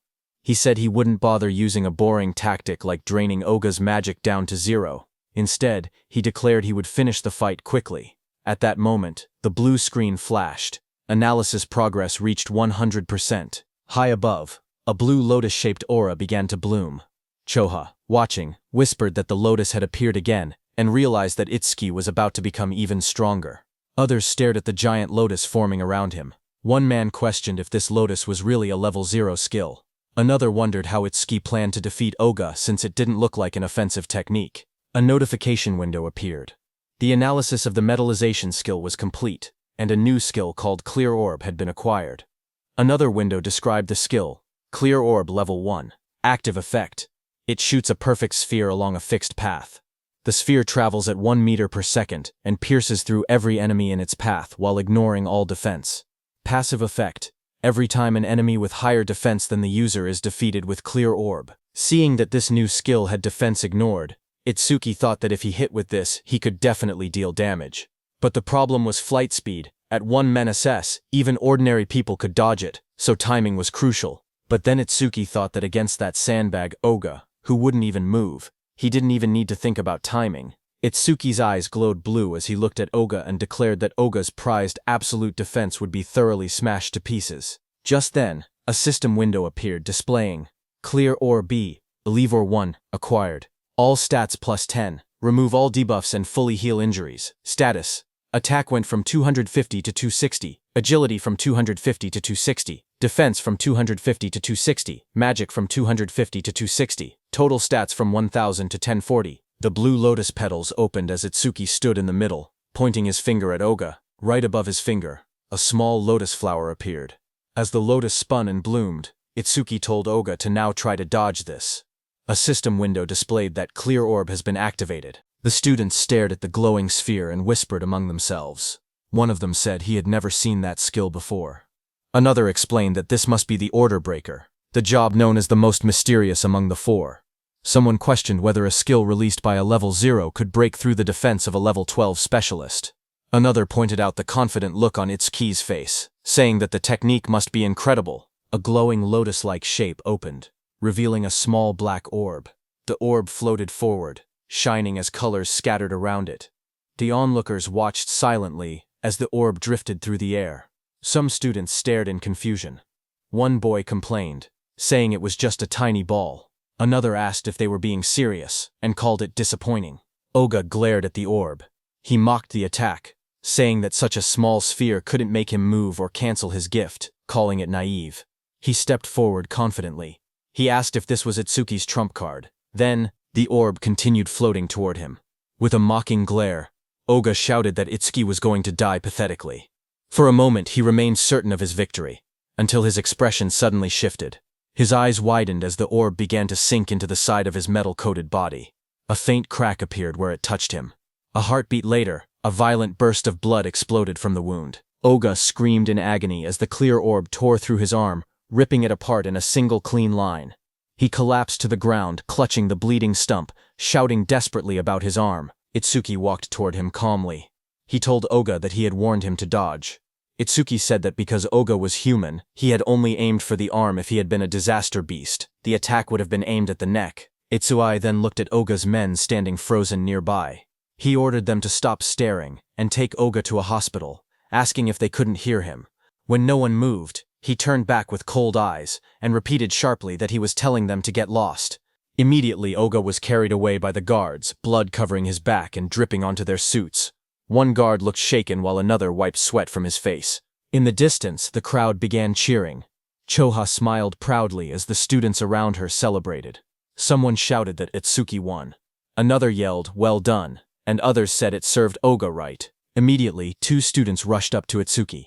One asked if he wanted to team up with them, saying 3 people could clear the mission quickly. The other quickly insisted he should join their team instead, explaining that with only 2 members he would get more experience points. They argued again, asking if he planned to challenge the Flaming Rock execution ground with 3 people. They warned that all the disaster beasts inside had defense equal to Oga's. One of them added that their team had a healer, who could restore his magic and let him fire the orbs endlessly. Itsuki looked ahead calmly. He thought that beasts with defense equal to Oga's were perfect. He reminded himself that Clear Orb's flight speed increased each time he defeated an enemy with higher defense. He decided he would increase the orb's speed inside that stage. The 2 boys leaned forward eagerly, asking Itsuki to let them know which team he would choose. Itsuki lowered his gaze and spoke quietly. He said he was going alone. Around him, the others reacted in shock. One person shouted in disbelief that he was challenging a level 15 advanced stage by himself. Another complained that he had become overconfident just because he defeated Oga. Those 2 students walked away. One of them admitted that Itsuki was strong, but insisted there was a limit to arrogance. The other added that they must not meet his standards, and suggested they look for someone else instead. Choha stepped forward and spoke calmly. She explained that all the disaster beasts in this place had defenses similar to Oga's. She said she understood he had a way to defeat them, but questioned whether his magic would last long enough. Itsuki turned toward her with a small, confident smile and told her not to worry, he would be fine. Hearing that, Choa's face immediately reddened. She replied sharply that she wasn't worried. She said she only asked because her father would blame her if he died. Then she turned away, saying she would go treat the injured and that he could do as he pleased. Before she left, she adjusted her glasses and added one more warning. She explained that the Stone Tribe had no intelligence, but they moved in groups. She told him to be careful about his magic consumption. Itsuki stepped toward the glowing entrance device and raised his hand. A soft beep echoed through the air as the system confirmed him. A notification projected beside the door, stating that entry for the awakened Tenma Itsuki had been approved. Once inside, Itsuki looked ahead with sharp eyes. He muttered that there were more enemies than he had expected. Right in front of him, countless stone beasts filled the rocky canyon, their bodies made of thick boulders and glowing yellow eyes. The ground cracked under their weight as they charged. Itzquant watched them and noted that the disaster beasts in this advanced stage had levels and stats far higher than before. A blue system window appeared in front of him, showing the information of a stone statue from the Stone Tribe, level 9, with its gift converting all magic power into defense. As one of the stone beasts rushed toward him, Itsuki held out his glowing purple orb. He spoke calmly, saying he would test whether these enemies met the clear orb's passive conditions. The purple aura around the orb burst outward as he activated it. The clear orb shone brightly, its power swirling in layers of violet and blue light. The stone beast charged forward, its massive body bursting through the dust as Itsuki raised his hand. The purple orb floated above his palm, swirling with bright light as he aimed it at the incoming monster. The orb shot out instantly, tearing straight through the beast's rocky body. A large hole opened behind it, and Itsuki stepped through the fading purple glow as the system window appeared. The screen displayed the message, Stone Statue, Level 9 defeated. Another line followed, Clear Orb, flight speed increased by 100%. Itsuki watched the notification and nodded. He thought to himself that it was exactly as he expected. More stone beasts roared as they appeared in front of him, their yellow eyes shining from within the broken cliffside. Itsuki stood calmly among them, the purple light reflecting across his silhouette. Lightning began crackling around Itsuki's body, and his eyes glowed red. He looked ahead and said that these slow beasts with poor evasion were perfect prey for the clear orb. System windows continued to appear one after another. Stone Statue, Level 9 defeated. Clear orb flight speed increased by 100%. Pieces of broken stone scattered across the ground as the notifications filled the air. The glowing status window floated above Itsuki, showing magic 1 Tencel, 160 remaining. He stood on top of a mountain of shattered stone beasts. Looking down at the battlefield, he calmly calculated the situation. Using the clear orb once consumed 50 magic points, which meant he only had 2 uses left. Ahead of him, the ground trembled as 2 massive stone beasts charged straight toward him. He noted that the remaining enemies were 3, including a boss that still hadn't revealed itself. Seeing the 2 stone monsters rushing in at full force, he understood what he had to do. He thought that he needed to defeat 2 enemies at once with a single orb. Itsuki lowered his stance and gathered the purple energy swirling from the clear orb. With a powerful jump, Itsuki left the ground and shot upward. Then the beasts crashed with explosive force, shattering the rocky ground. As dust and stone fragments blasted outward, Itsuki leapt forward. Now, he said, moving straight through the debris. His eye glowed blood red as he pushed through the shockwave. A fierce grin formed on his face. Take this, he shouted, preparing the next strike. The purple orb shot downward with blinding speed, its light stretching across the sky as Itsuki hung in the air above it. Immediately, glowing system windows appeared one after another, displaying, Stone Statue, Lever 9, defeated. Clear orb flight speed increased by 100%. After the impact, Itsuki collapsed on the ground, panting heavily. Sweat dripped down his face as he lay flat on the rocky floor.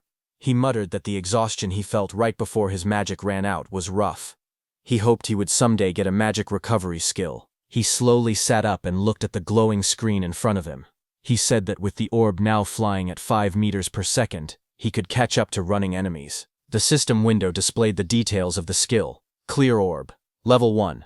Active effect. Fires a perfect sphere with a fixed trajectory. The sphere flies at 5 meters and penetrates all enemies in its path, ignoring defense.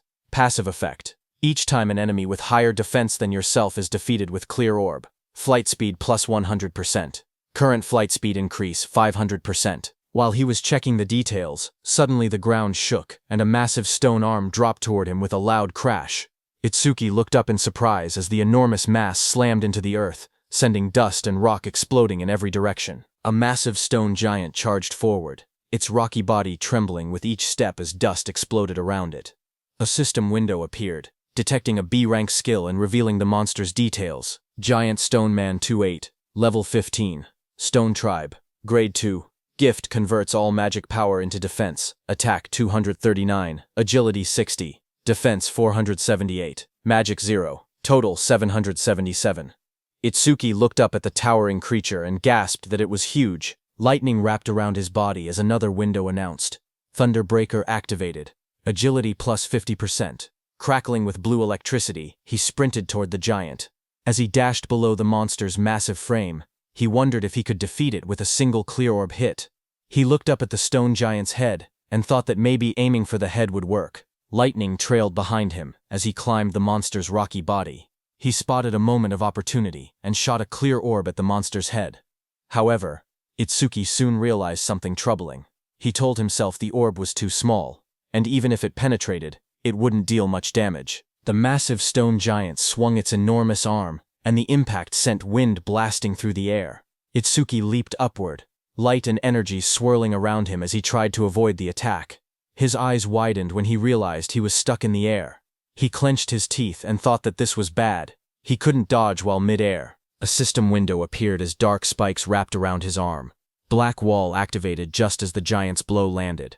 Itsuki smashed into the rocks with a violent explosion, kicking up dust and debris across the rocky ground. When the dust settled, Itsuki was wedged into a stone wall, breathing heavily. He muttered that this big guy was tougher than he expected. Another system window flickered in front of him. A B-rank skill, Gigantification, was detected. Overmimesis activated and began progressing at 1%. Seeing that, Itsuki looked up with a confident grin. Realizing the monster grew huge because of a skill, he said this would be easy. With one hand, he grabbed onto the giant's stone body and prepared for his next move. Meanwhile, outside, one of Kinoshita Reiji's men got the news of what had happened to Oga and froze in shock. Behind him, Kinoshita Reiji, dressed in a golden vest, sat calmly. He narrowed his eyes and warned his man not to make noise in front of him. The suit-wearing man bowed his head and apologized, saying it was just so unexpected. Kinoshita asked him what had happened. The man reported urgently that someone had defeated Oga and forced their way into the stage. Hearing that, Kinoshita clenched his teeth and broke the wineglass in his hand. He questioned what Oga was even doing. He reminded himself that Oga always bragged that no one below level 30 could break through his defense. He wondered if a level 30 or higher awakened had shown up. But his man quickly explained that with the recent surge in descending monuments, all awakened above level 30 were busy dealing with them and shouldn't have time to come here. He added that challengers at the Flaming Rock execution ground were mostly level 10 rookies. Hearing that, Kinoshita shouted that there was no way a level 10 could beat Oga. His guard behind him looked down with a serious expression and said that if he was given some time, he would gather detailed information. Kinoshita adjusted his vest and tie and said that gathering information was unnecessary. Even if the opponent was level 30, he himself was already here. He mentioned that the Flaming Rock execution ground was known for its stubborn disaster beasts that slowed down challengers. He added that if they headed there now, they would make it in time. However, his guard said that since the opponent's identity was unknown, they should still be cautious. Hearing that, Kinoshita's expression grew sharp. His glasses glowed as he told the guard that he had already said they were heading there now, and that he shouldn't have to repeat himself. The guard stiffened, sweating nervously, and replied with a quiet, "Yes." Kinoshita then threw his arm upward confidently, and declared that he would make them regret opposing the Kinoshita family. At the same time in the dungeon, blue energy lotus surged around Itsuki. A glowing screen appeared behind him showing 100%. Seeing that, Itsuki smirked and said that he no longer had to run around like a mouse anymore. He was standing on top of the massive stone beast, and a bright blue lotus had formed on the beast's forehead. At that moment, a system window opened in the air, announcing that the B-rank skill Gigantification had been fully analyzed. Itsuki looked at the window in surprise. He muttered that instead of gaining a new skill, something else had happened. He realized that Clear Orb had leveled up to level 2, and he checked for new effects. Another set of windows appeared, explaining the changes. Clear orb, level 2, now fires a perfect sphere at 5 meters per second, piercing all enemies while ignoring defense. New effect. After activation, the orb's size can now be adjusted by consuming additional magic power. Passive effect. Each time an enemy with higher defense than your own is defeated using Clear Orb, flight speed increases by 200%. Itsuki stared at the window, shocked that the passive effect had risen from a 100% to 200%. More importantly, he was excited that he could now control the size of the orb with magic. Power surged around him as the blue energy lotus opened. Itsuki said he wanted to try the new ability immediately, and glowing energy surrounded his body. Another window appeared, confirming the upgrade. Clear Orb Level 2 acquired. All stats plus 20. All debuffs removed. Injuries fully healed. A second window showed his new status. Attack went from 260 to 200 in. Agility from 260 to 200 in. Defense from 260 to 200 in. Itsuki then jumped above the massive stone beast, and a massive dark glowing flower appeared beside him, pulsing with power. He thought to himself that it was consuming all his magic to create the maximum orb it could produce right now. The stone beast glared up at him with bright yellow eyes as cracks of energy spread across its body. Itsuki shouted, telling the stone beast to take the biggest clear orb. The giant flower opened like petals, and released a powerful clear orb. The massive orb shot downward and struck the stone beast, blasting through its body as Itsuki unleashed the attack with full force. After landing the blow, Itsuki lowered his hand and smiled. He joked to himself, asking if he had pushed it a bit too far. A small window beside him showed that his magic had dropped to 0 out of 280. As the stone man was destroyed, a system window appeared, announcing that the giant stone man, level 15, had been defeated, and the clear orb's flight speed had increased by 200%. Amid the collapsing stone debris, Itsuki looked at the destruction around him. He realized that the orb he created by consuming all his magic had grown this huge. He examined its power calmly. The orb's flight speed had reached 7 meters per second. He thought to himself that if he cleared this stage 2 more times, it would become as fast as a car. Just then, a new system panel displayed the skill information. Clear Orb Level 2. Active effect. Fires a perfect sphere on a fixed path. The sphere travels at 7 meters and penetrates all enemies, ignoring their defense. After activation, the orb's size can be adjusted by spending more magic. Passive effect. Each time he defeats an enemy with higher defense than his own using Clear Orb, the orb's flight speed increases by plus 200%. The current total increase had reached 700%. Itsuki held a glowing green crystal in his hand while reading the information. He admitted that he had ignored passive effects until now, but now saw how useful they actually were. Dust settled around him as he walked forward. He then thought about another passive skill. Lotus Burst's passive expanded the range of all skills. That meant Clear Orb's range should also increase along with it. He then checked Lotus Burst's passive effect. Each time Lotus Burst defeats a living creature of level 1 or higher, the range of all skills increases by plus 1%. Seeing this, Itsuki smiled slightly as he looked at the system panel floating beside him. Itsuki imagined and thought to himself that if he kept increasing Lotus Burst's passive effect, he could eventually defeat disaster beasts from thousands or even tens of thousands of meters away. Then, outside, a bright green display screen lit up. It showed the result of the challenge. The challenge was successful. The stage level was 15. The challenger was Tenma Itsuki. The time used was 3 minutes and 1 second. The stage clear record was updated. Seeing that, the crowded group reacted immediately. One man shouted in disbelief, saying that 3 minutes and 1 second was impossible. Another said that even a 5-person party needed more than 10 minutes. Someone else wondered if Itsuki had defeated all the disaster beasts in a single hit. Another person pointed out that he had even broken Tuajin's 3-minute 19-second record, and asked what kind of monster he was. They all turned as someone announced that he was coming out. More voices followed. One person questioned why he was still level 0, and wondered if the clear notification was a bug. They looked at him and said he wasn't even injured, only a little dirty, so they didn't believe he had cleared it at all. Choa, in armor, stepped forward with a smile as a green butterfly flew around her. She was happy that he had cleared the stage unscathed again. And he had broken Jin's record again. She admitted that he always managed to surprise her.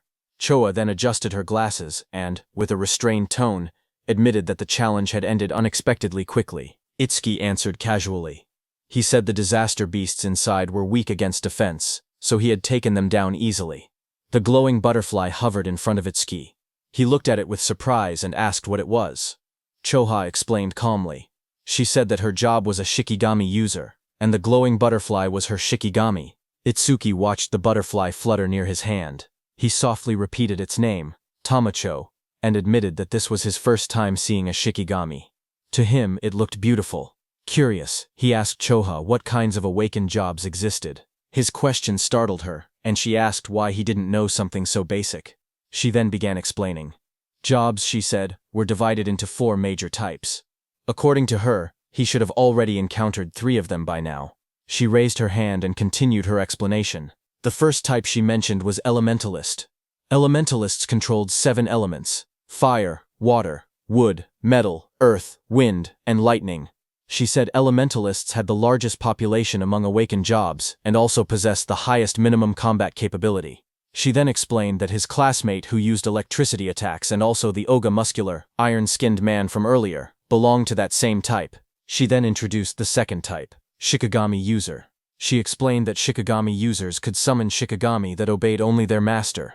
A blue system window appeared beside the butterfly, displaying that it was Tamachu, Li rank, level 15, ITS skill is undisclosed, status is undisclosed. Choha continued explaining that a Shikigami stayed with its master from birth. Then another system window appeared showing her own status. Izumi Choha, human, level 6, Jobert Shikigami user, gift grade 2, undisclosed, Shikigami undisclosed, status undisclosed. After explaining everything, she asked him if he had any questions so far. Itsuki looked at her Shikigami, and then asked why her own level was lower than her Shikigami's level. He wondered aloud if she was really a veteran awakened. His words hit Choha like arrows. She wondered to herself if Itsuki had no concept of sugarcoating things. Choha touched her forehead with a tired expression and explained that Shikigami also absorbed experience and leveled up. Because of that, they were basically always at a higher level than their master. Hearing that, Itsuki's expression darkened. Half of his face sank into shadow, and his eyes glowed coldly. He stated that in that case, when fighting a Shikigami user, it was faster to target the person themselves. Seeing that, Choa's eyes widened. She noticed the negative aura seeping out of him again and wondered what was going on with him. Itsuki then looked at her calmly and asked what else there was, pointing out that she had only introduced 2 types so far. Choa straightened herself and explained that the third job was currently the most mysterious one, with the least information known about it. She pointed at Itsuki and told him that his job was order breaker. Itsuki listened quietly as she continued explaining. She said the reason this job was mysterious was because every order breaker possessed different abilities, like the blue lotus flower ability he had shown earlier. She then explained that there were order breakers who could change the size of their bodies at will, others who could create infinite clones, and even some who could stretch their bodies freely like rubber. Next, she compared order breakers to regular awakened jobs. She explained that normal jobs had skills divided into 4 ranks, C, B, A, and S, while order breakers had only Z rank skills, abilities that stood completely outside that ranking system. Choa said that order breakers were treated differently because of these rare exclusive skills. She warned that if an order breaker's abilities became known to their enemies, they would lose their greatest advantage. That was why her father had scolded her earlier when she tried asking about his skills. She looked at him seriously and added that he was an irregular existence, even among order breakers. From what she had observed, he could already use at least 3 different skills, and 2 of those skills were normally only possible for elementalists. Hearing her words, Itsuki looked uneasy as he realized the teacher wasn't there. He thought to himself that he would be in trouble if Choha continued talking about him. Itsuki then asked her about the last job, adding that he had never seen it before. When Choha heard Itsuki asking about the last job, she kept a calm expression and told him she would only explain it after he actually saw it.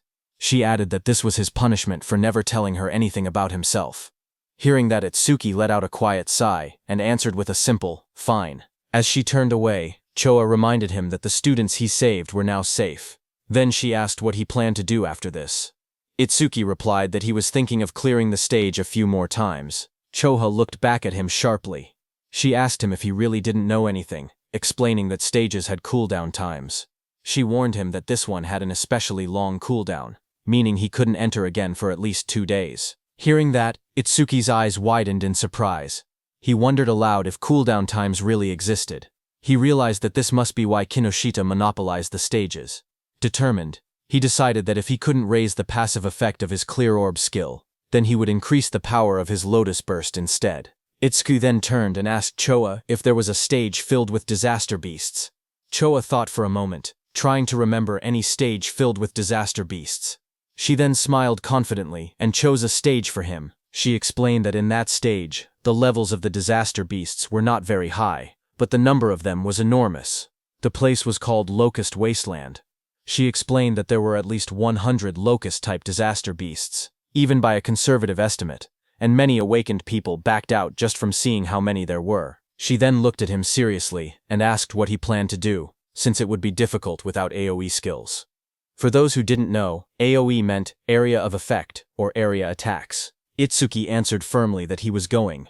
In his thoughts, he remembered that he hadn't used Lotus Burst in front of her yet, so she didn't know he actually had an area attack. A shocked Choa asked him again if he was really going. She reminded him once more that without AoE skills, he would have a really hard time.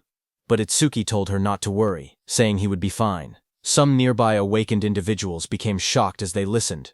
One of them asked if he was really going to the Locust Wasteland, and said he must not know fear. Another person whispered that once Kinoshita Reiji heard about Oga, he would definitely come. The group decided to leave quickly. They said they should get out before getting caught in the crossfire. Then, a few minutes later, Kinoshita Reiji arrived there and looked around the empty area. He asked in shock why there wasn't a single person present. His bodyguard in a suit stood behind him and reported that the target had gone somewhere. Kinoshita Reiji asked how it was possible. It had only been 30 minutes since the target entered, yet the target had already cleared the Flaming Rock execution ground. His bodyguard said it was hard to believe, but seemed to be true. He then asked what Kinoshita planned to do now. Kinoshita Reiji gritted his teeth and said the target was making a fool out of him. He then said that if the target had used skills, there should still be magic traces left behind. He ordered his bodyguard to contact the Hound and make it track the target. Kinoshita Reiji shouted angrily for them to capture the target alive no matter what, saying he would make the target taste what living hell was. At the same time, inside a dim alley lined with machinery, a man pressed his back against the wall, hidden in the shadows. His panicked thoughts echoed as he regretted taking the assassination request. He muttered to himself that he never knew Kinoshita Reiji had such a strong subordinate, and cursed himself for accepting the job. That same man slumped to the ground, exhausted and trembling. He breathed heavily and admitted that without his earth escape technique, he would have been killed. Sweat dripped down his face as he caught his breath. He slowly peeked around a corner, whispering that he should be safe now that he had gotten this far. His eyes widened with fear as he carefully watched his surroundings. Suddenly, a massive beast lunged toward him with its jaws wide open. The monster's sharp teeth and glowing red eyes filled his vision as it attacked. Before he could react, the creature pinned him to the ground. He choked as its fangs pressed against him. A voice spoke nearby, calm but cold. The speaker approached and looked down at the scene. He ordered the beast called Death to loosen its grip, saying the man seemed to have something to say. The giant wolf-like creature eased up slightly as the man lay helpless beneath it. The wounded man lay on the ground with blood on his face. With fear in his trembling voice, he asked how they had managed to find him. In front of him, the long-haired man in the coat explained calmly. He said that their beast, Death, had a sharp sense of smell. The creature could sense the scent of death coming from people like him. That man was the Hound Kinoshita Reiji had been talking about. His name was Charles. He stepped forward, tipping his hat as he walked. He said that Death could smell the death they were giving off. Filled with terror, the injured man begged for his life. He cried and pleaded for them not to kill him. Charles looked down at him with a cold smile. He said that the request was difficult, because Mr. Kinoshita would get angry. He added that Death had not eaten human flesh in a long time. Then Charles' eyes glowed red. He gave a sharp command, telling Death that it was mealtime. The massive black wolf lunged forward with its jaws wide open, fangs bared as it roared fiercely. A moment later, it ate the man. The wolf stood beside the long-haired man in a trench coat. The man looked at it calmly and said that it had finally leveled up. A glowing blue panel appeared, showing the creature's details. Death Hound, Dwangpriting. Level, 16. Skill, Death Smell, C rank. Detects all magic traces in an area and identifies the magic source. Second skill, Respawn Desire, B rank. After the Shikigami dies, its respawn time is greatly reduced. Status, Attack 250, Agility 250, Magic 150. Just then, the man's phone began vibrating. He glanced at the screen and answered the call. He told the person on the other side that he had finished things there. As he listened, his expression changed. He asked if Oga had been badly injured. He wondered aloud if someone had struck that stubborn Oga's weak point. Finally, he replied that he understood and said he was on his way. He ended the call and turned back toward the wolf. With a small gesture, he told it that a new prey had appeared and ordered it to move. Sometime later, in a bright golden field labeled as the Locust Wasteland, a dome-shaped building stood in the distance. Itsuki and Choha approached it along a narrow dirt path. Itsuki looked at the structure and asked softly, "Here?" He stared across the endless wheat fields and wondered aloud if there were really that many locusts in a place that looked so quiet and peaceful. Walking beside him, Choa explained calmly. She said that disaster beasts always chose environments that suited them when invading this world. Because of that, predicting the type of beast based on the surrounding terrain was an important skill for awakened individuals. Hearing that, Itsuki nodded. As they moved closer, he noticed there wasn't even a reception desk. Choha touched her forehead and explained that the danger level of this stage was extremely high, so high that it had already reached the point of a dismantlement resolution. Confused, Itsuki compared it to the Flaming Rock execution ground, noting that this stage was actually below level 13. He asked why such a drastic decision was made. Choha replied that in normal stages people could still escape if they couldn't win. But here, the disaster beasts were unnaturally aggressive and appeared in overwhelming numbers. As they studied the stage's environment, Choha explained the danger. She said that if an awakened person let their guard down even a little, they would quickly be surrounded by countless locusts. She continued, saying that anyone caught like that would be devoured completely, down to the marrow of their bones. Hearing all of this, Itsuki only smirked. He said that it was perfect if there were really so many disaster beasts here. His excitement made Choha stare at him in disbelief. She asked if he was in a rush to die. He calmly replied that he wasn't desperate enough to die by being eaten by bugs. Moments later, he stepped toward the entrance of the glowing stage gate. Choha watched him, noting from his attitude that he seemed confident enough. She reminded herself that he had entered this stage by his own choice, and she had already given him all the advice she could. With a quiet sigh, she accepted the situation. If something happened inside, it would be entirely his own responsibility. But Choha suddenly froze, as worry washed over her face. She wondered what she should do. She realized she had forgotten to tell Itsuki an important detail. Locusts inside the stage would continue spawning endlessly unless the boss was defeated. Panic rose as she decided she had to enter the stage and warn him herself. But suddenly she heard some noise from behind. Just as she turned, her expression stiffened. Someone had appeared behind her. She saw a tall man wearing a hat, with glowing red eyes, standing beside a giant hound.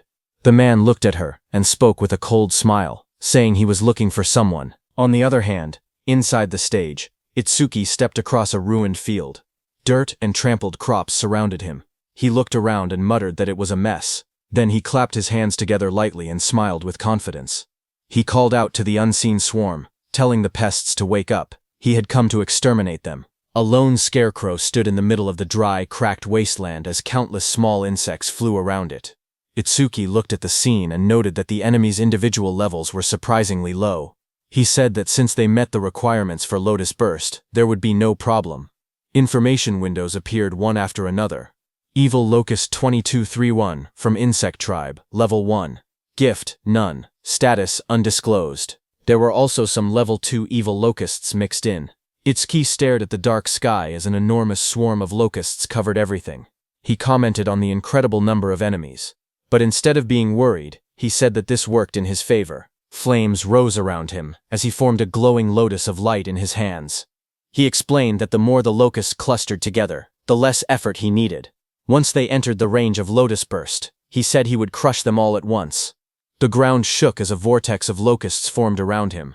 When the moment was right, he shouted a single command, "Now." A bright red explosion ignited in the air as the system message appeared, stating that Lotus Burst had been activated. Then there was a huge explosion. Right after the blast, notifications flashed one after another. Each one reported that an evil locust had been defeated by Lotus Burst, increasing all of the user's skill ranges by 1%. More messages followed, showing both Level 1 and Level 2 locusts being wiped out instantly. When the smoke cleared, Itsuki stood calmly in the middle of the scorched ground. Sparks drifted around him, while charred insect bodies lay scattered at his feet. Another notification floated beside him, confirming the defeat of a level 2 Locust and awarding another 1% increase. New windows opened, explaining Lotus Burst's abilities.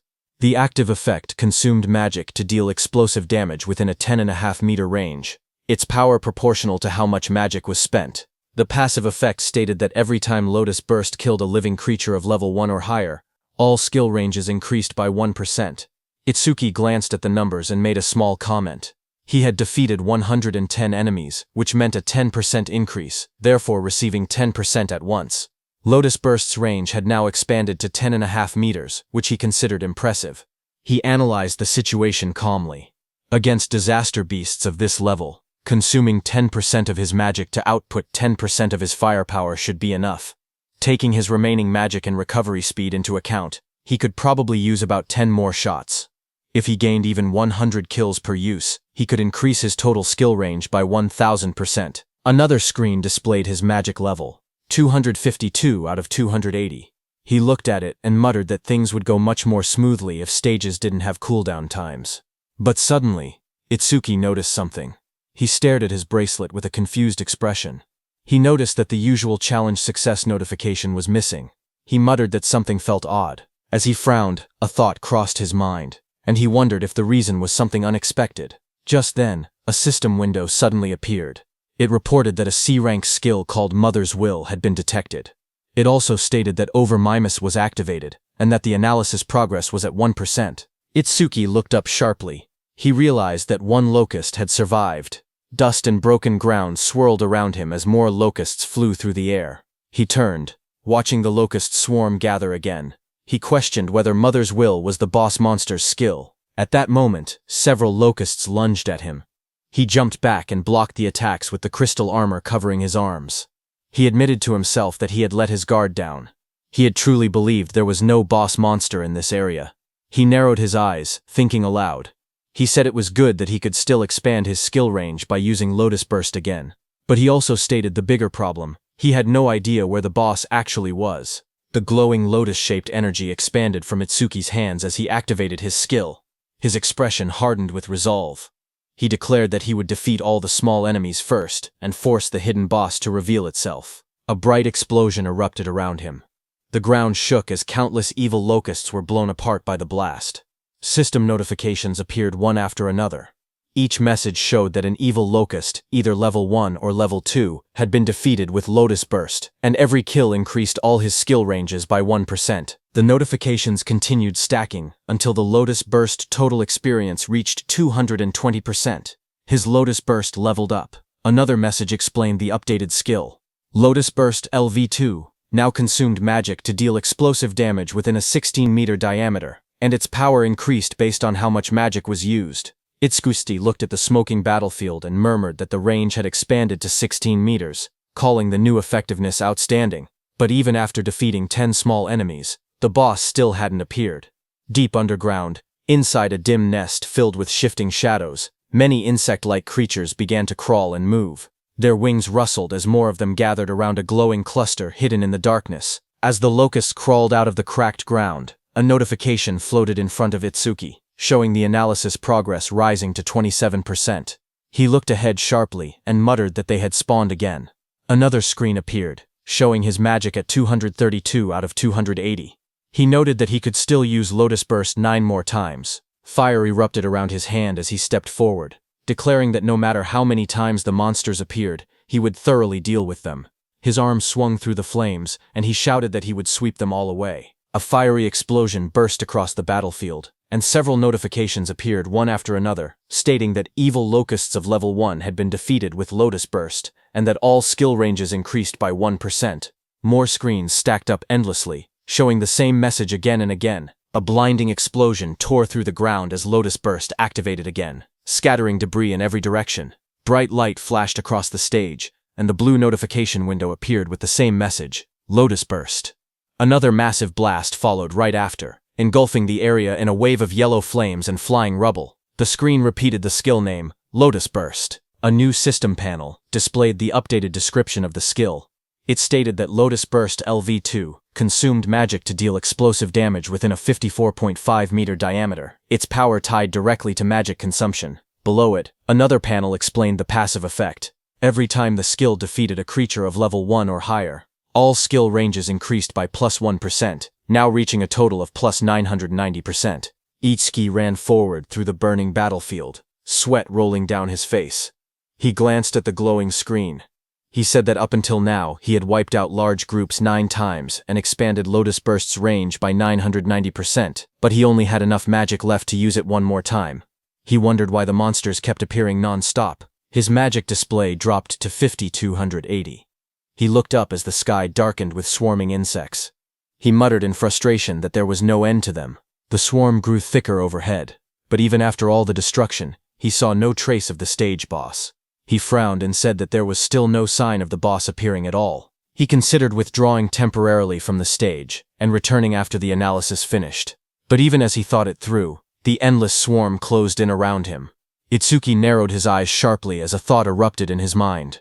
He declared that behaving like that was what third raters would do. Fire gathered in his hand, and flames wrapped around his arm. With determination burning in his expression, he stated that no matter how many disaster beasts appeared, he would defeat every single one of them. A massive explosion erupted like a lotus blooming in fire, sending shockwaves across the ground. As smoke rose around him, Itsuki steadied himself and muttered that with this attack. But before he could finish, countless more insects filled the air. Swarms surrounded him, and he realized in frustration that there were still more, and their numbers hadn't decreased at all. A glowing system screen appeared before him, showing the analysis progress at 91%. Itsuki's eyes widened as he tried to make sense of the situation. He wondered what was happening. All the disaster beasts that had appeared since the first defeat were still only level 1. Their bodies were small too, as if they had just hatched. As he connected all the dots, he realized the truth at once. The boss's ability was infinite reproduction. A massive golden insect, the queen locust, crouched in the darkness as glowing eggs shot out from its abdomen. A system window identified it. Queen locust Sumbro 379, insect tribe, level 13, gift, grade 1, lays large quantities of evil locust eggs, skill, mother's will. Itsuki looked up, sweat trailing down his face. If the queen could reproduce endlessly, then fighting the small ones meant nothing. The only way forward was to defeat the boss itself. His magic was nearly gone. But the analysis bar floated in front of him, rising steadily. 98%. He clenched his teeth as the final percentage completed. The blue sphere of the analysis pulsed outward. Analysis progress, 100%. A new message appeared. Mother's will. Analysis complete. Skill acquired.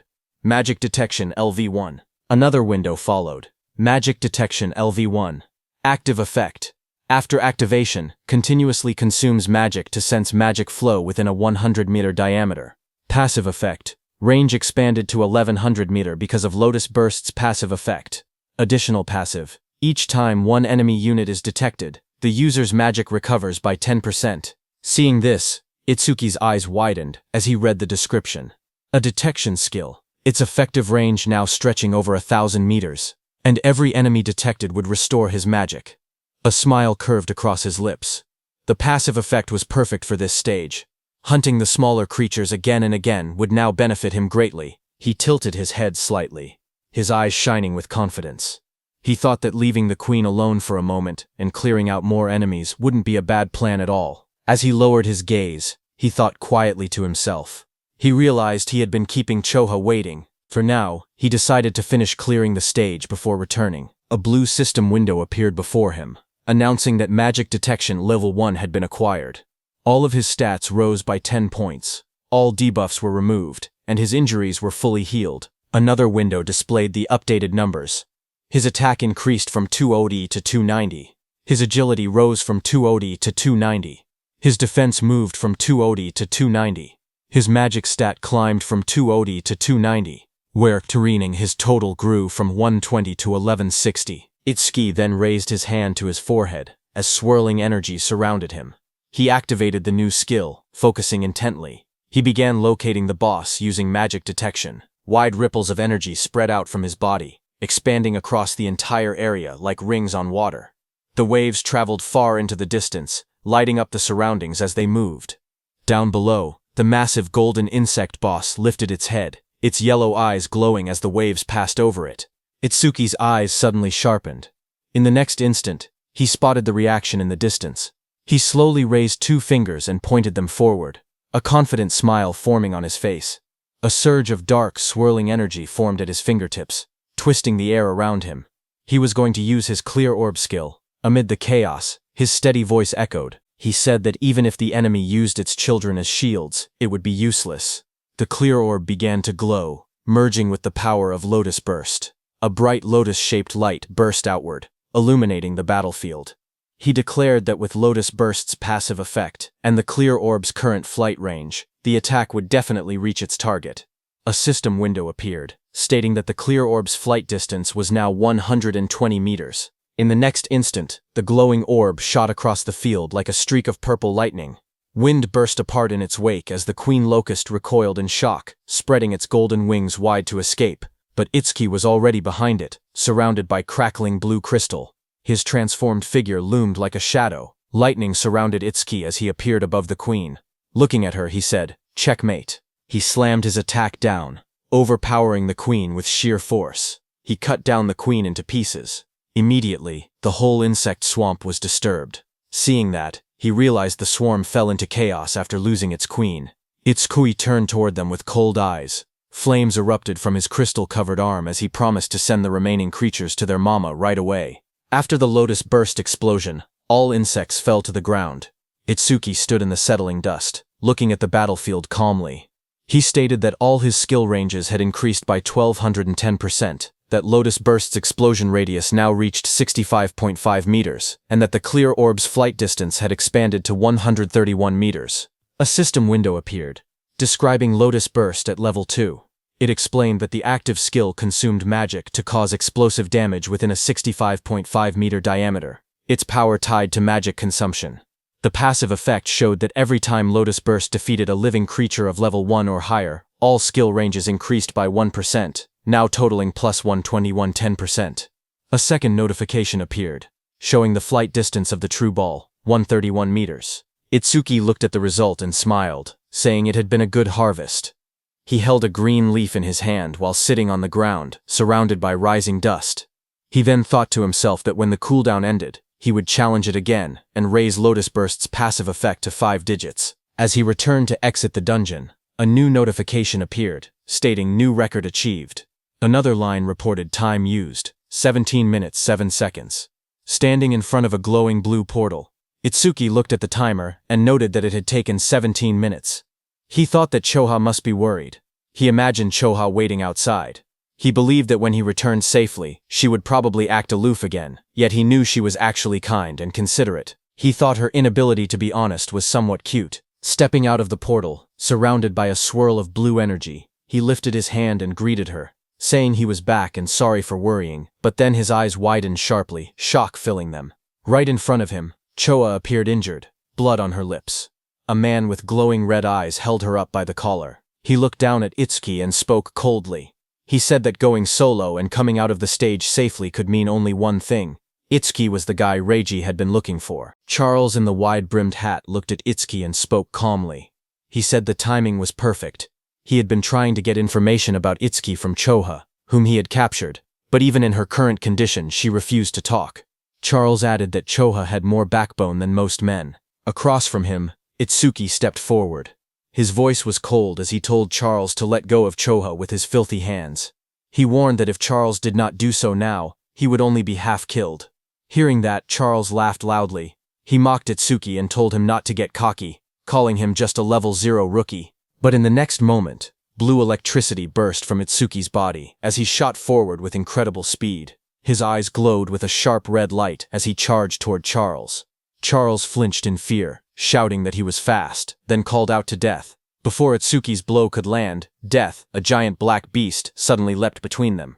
Itsuki's lightning-covered punch slammed into Death instead, sending sparks and force blasting outward as Death roared. Just as Death appeared in front of Itsuki, a glowing system window appeared, announcing that a B-rank Shikigami called the Death Hound had been detected.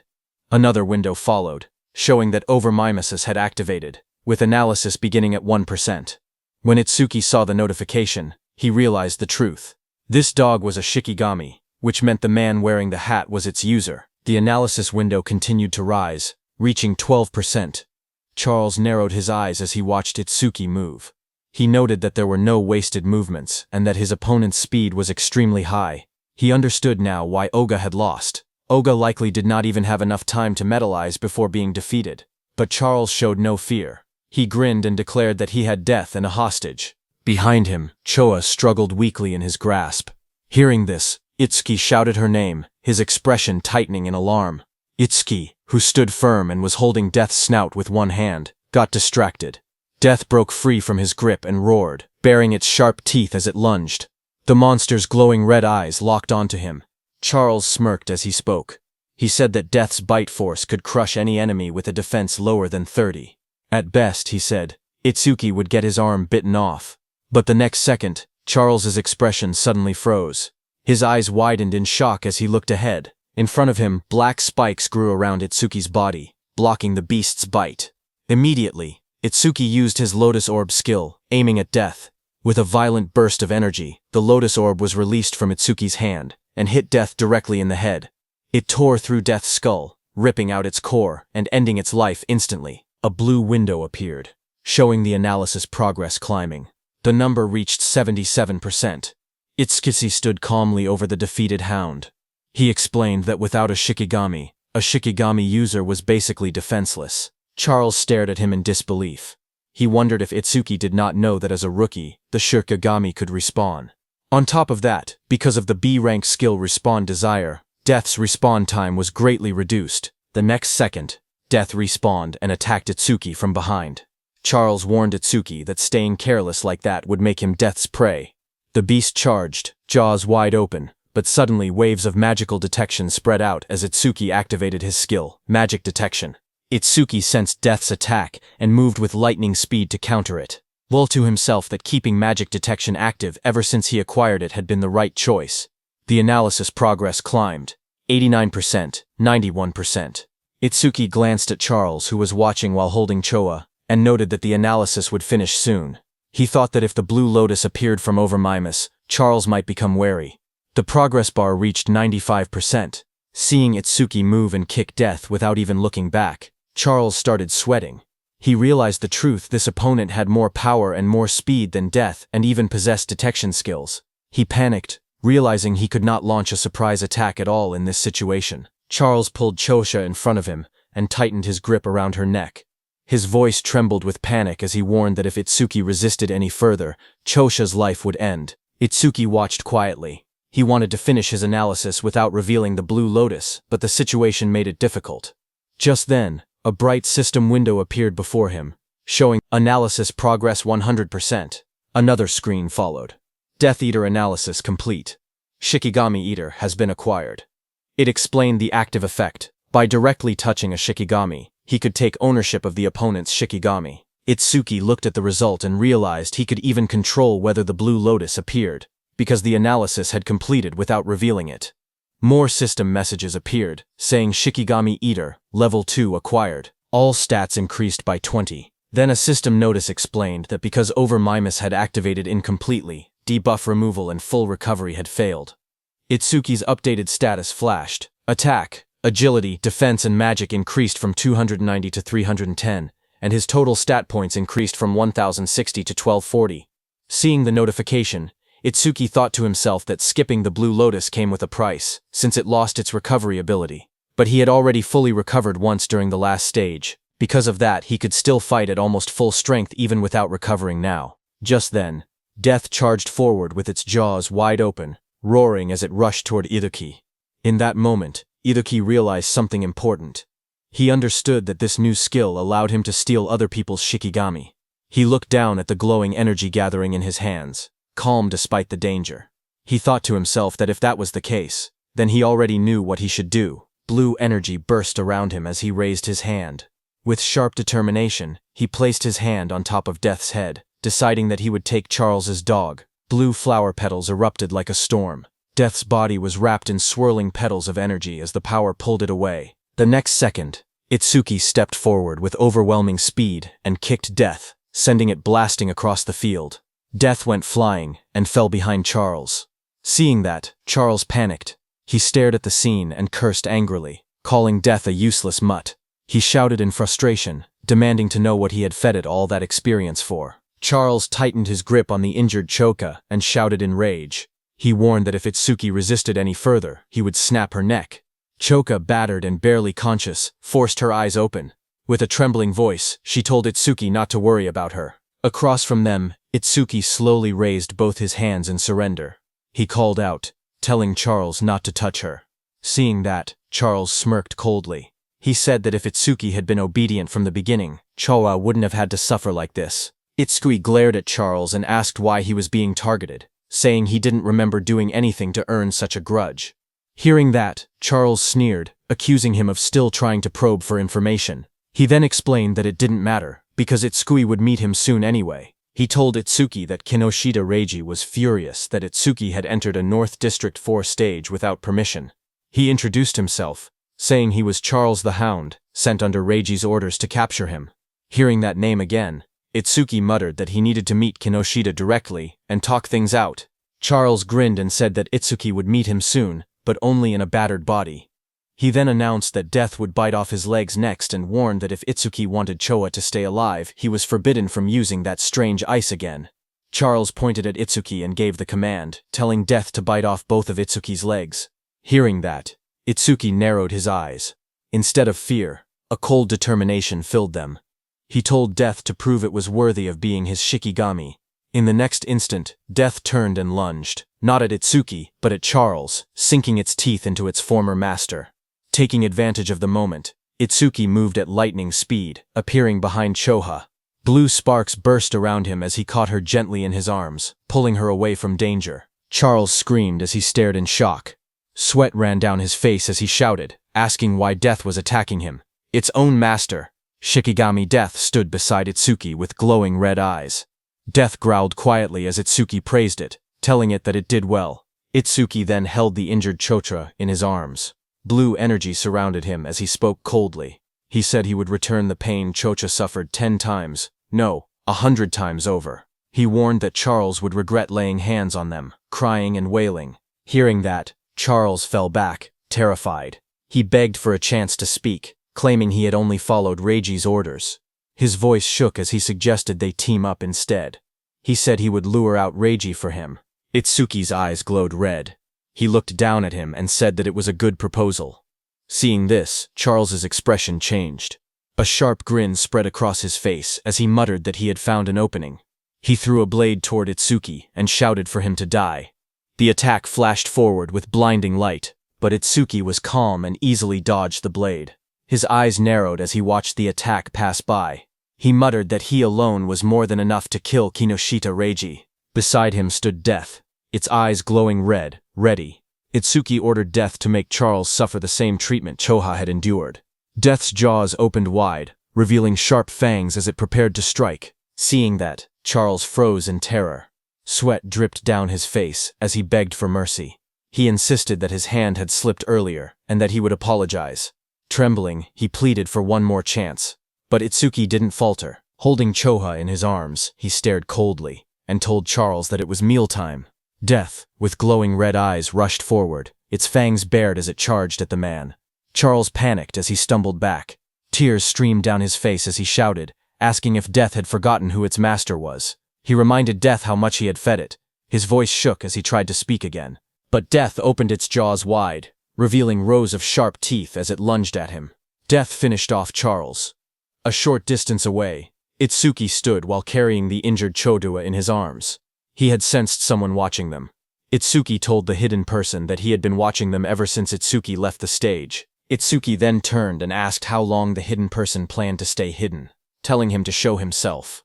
Hearing his words, nearby tall grass rustled as someone began to move, stepping out into the light. It was a hooded blonde young man who stepped out from the tall grass, scratching the back of his head with an awkward smile.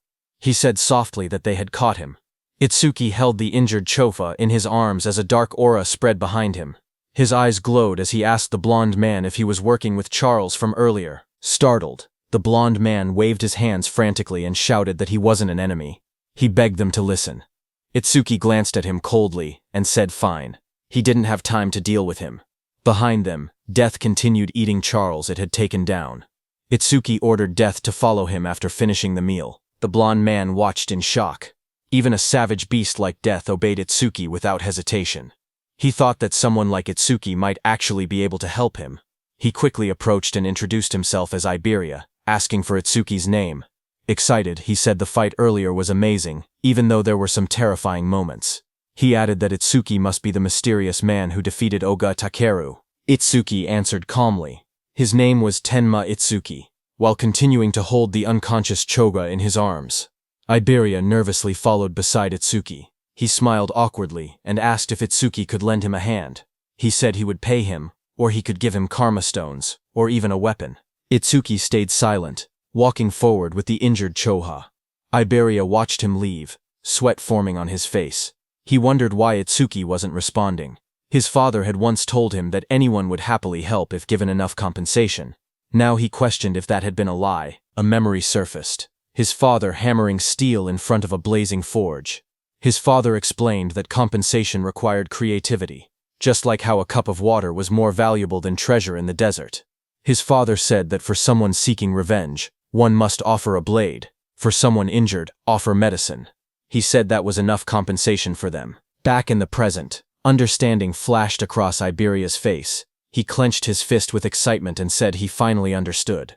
Iberia called out from behind, reminding Itsuki that he had come on foot. He said that with an injured person it was impossible to move quickly, and that the nearest hospital was dozens of kilometers away. He warned that if Itsuki walked that slowly, the woman he was carrying would die. Iberia then reached into his bag and held up a glowing scroll. He said that he happened to have healing items. But even hearing that, Itsuki continued walking. Iberia shouted in a hurry that he could save her. Hearing this, Itsuki stopped and turned his head, asking if that was really true. Iberia explained that he couldn't fully heal her right away, but he could save her life. The two of them knelt beside the injured Choha. Itsuki asked if the healing could be done through her clothes. Iberia replied that the bandage he was using wasn't ordinary. He wrapped the glowing bandage around her, explaining that it was a rare karma tool made from bandages worn by the Shadow tribe and bark taken from the Kodama tribe. Itsuki looked at Iberia and repeated the unfamiliar term, asking what a karma tool was. Iberia studied him and said that at his level he must have just become an awakened. He explained that it was no surprise Itsuki didn't know. Iberia explained that modern weapons didn't work on disaster beasts. Guns were useless against them, so firearms couldn't be used in real combat. However, crafters were able to forge special anti-disaster beast items known as karma tools, created from monument materials and the body parts of disaster beasts. He said that karma tools were divided into 4 ranks depending on the crafter's skill and the materials used. The 4 ranks were normal, rare, epic, and unique. Iberia then explained using a simple longsword as an example. Normal karma tools weren't much different from regular weapons, except they were capable of damaging disaster beasts and awakened beings. The sword was labeled an ordinary longsword. The next weapon was the ocean sword, rare, which increased agility and magic. Iberia said that rare karma tools boosted their owner's stats. The third weapon was the blood sword, epic, which increased attack power and absorbed blood to raise the blade's temperature and reduce an enemy's self-healing by half.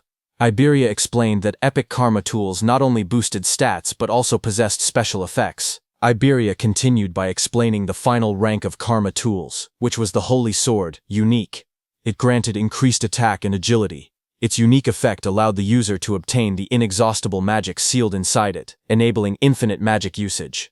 Iberia said that the ultimate goal for every crafter was to create a unique karma tool, weapons with massive stat boosts and powerful one-of-a-kind effects. Iberia went on to explain that crafters themselves didn't have much combat power, and there were very few of them. But because they could forge karma tools, all awakened people respected them.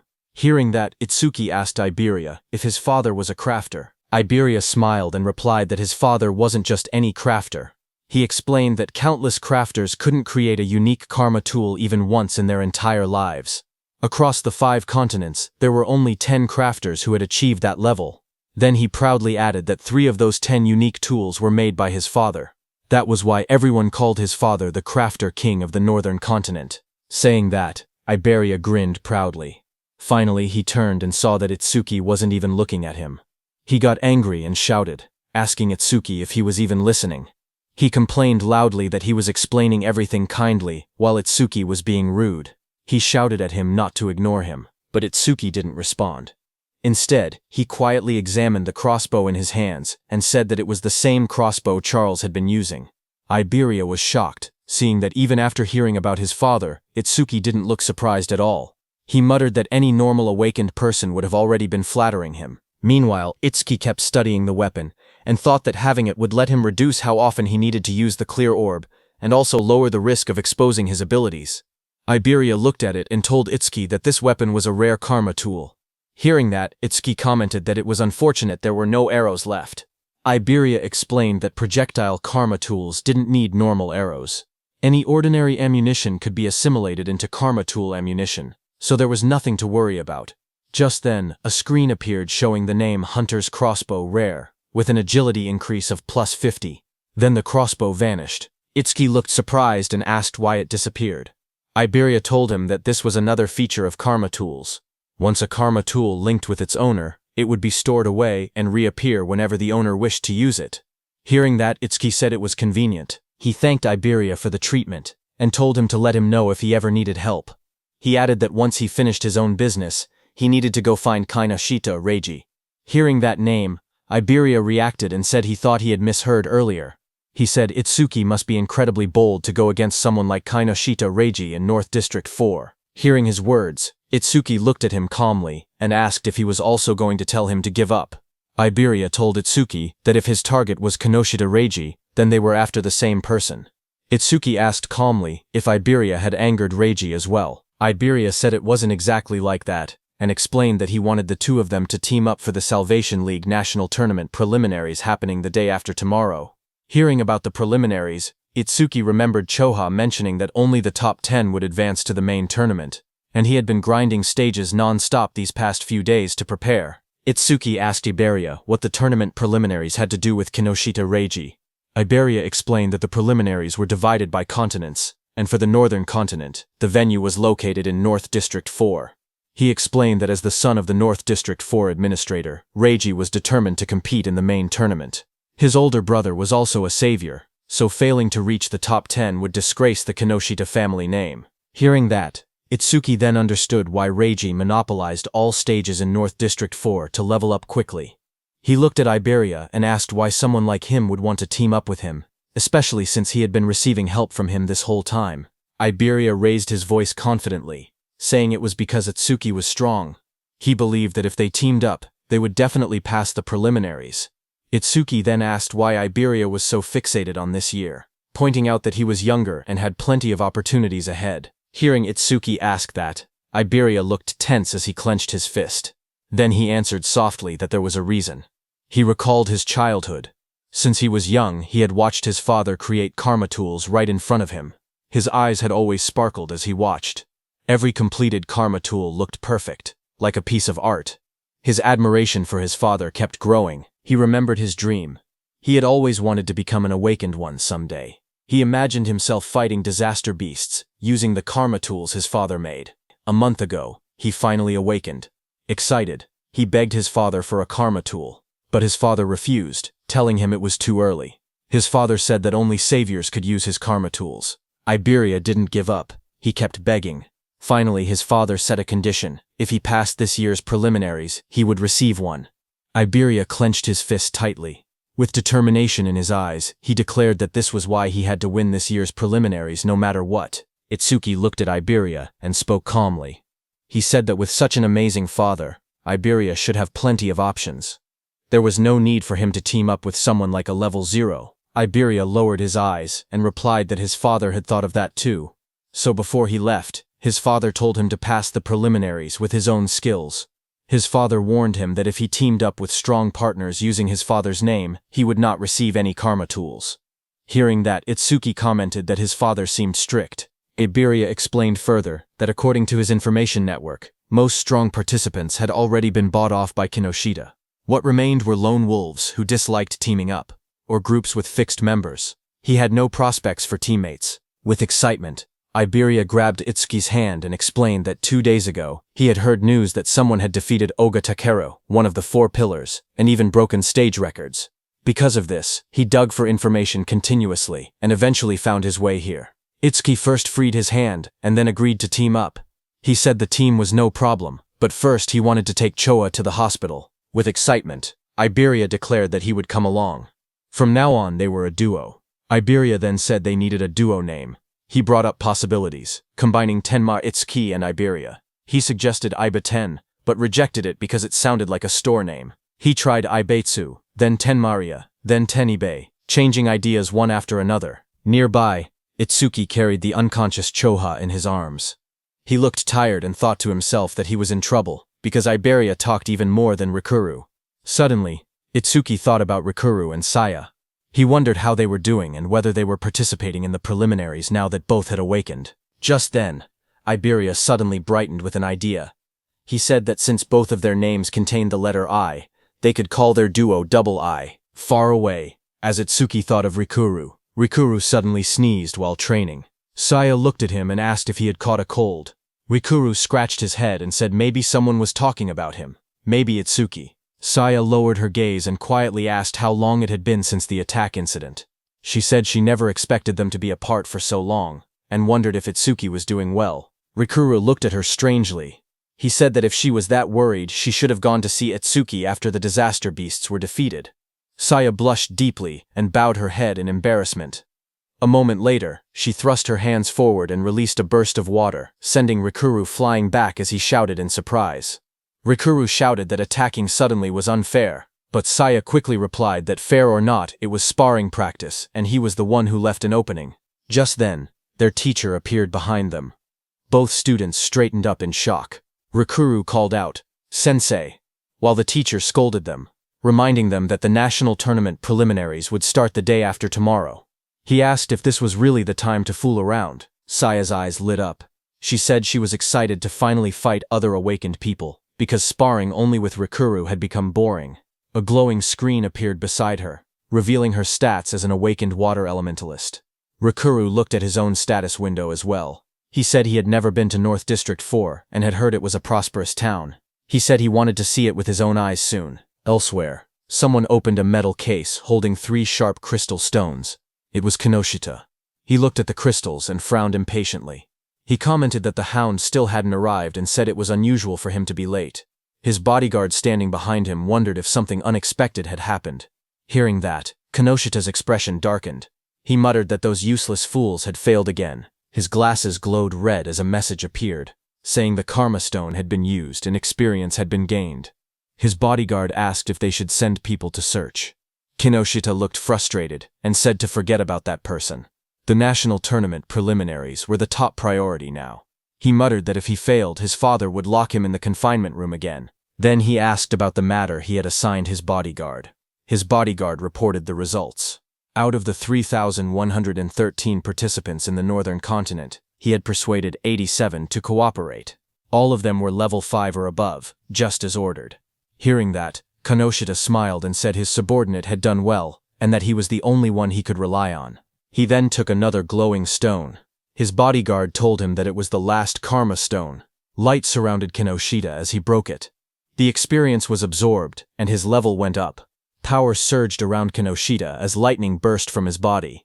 He said it was enough and that he would use this strength to crush the commoners. A status screen appeared, showing Kinoshita Reiji, at level 12, job Lightning Elementalist, gift grade 2, attack 135, defense 130, agility 168, magic 170, total points 603. Then few hours later, a bright blue teleportation column formed outside the hospital. As Itsuki stood calmly in the front of it, he lowered his head, said sorry to his teacher, as he had let Choha end up in such a condition. His teacher commander Nento came out of the teleportation portal and asked what he wanted to do.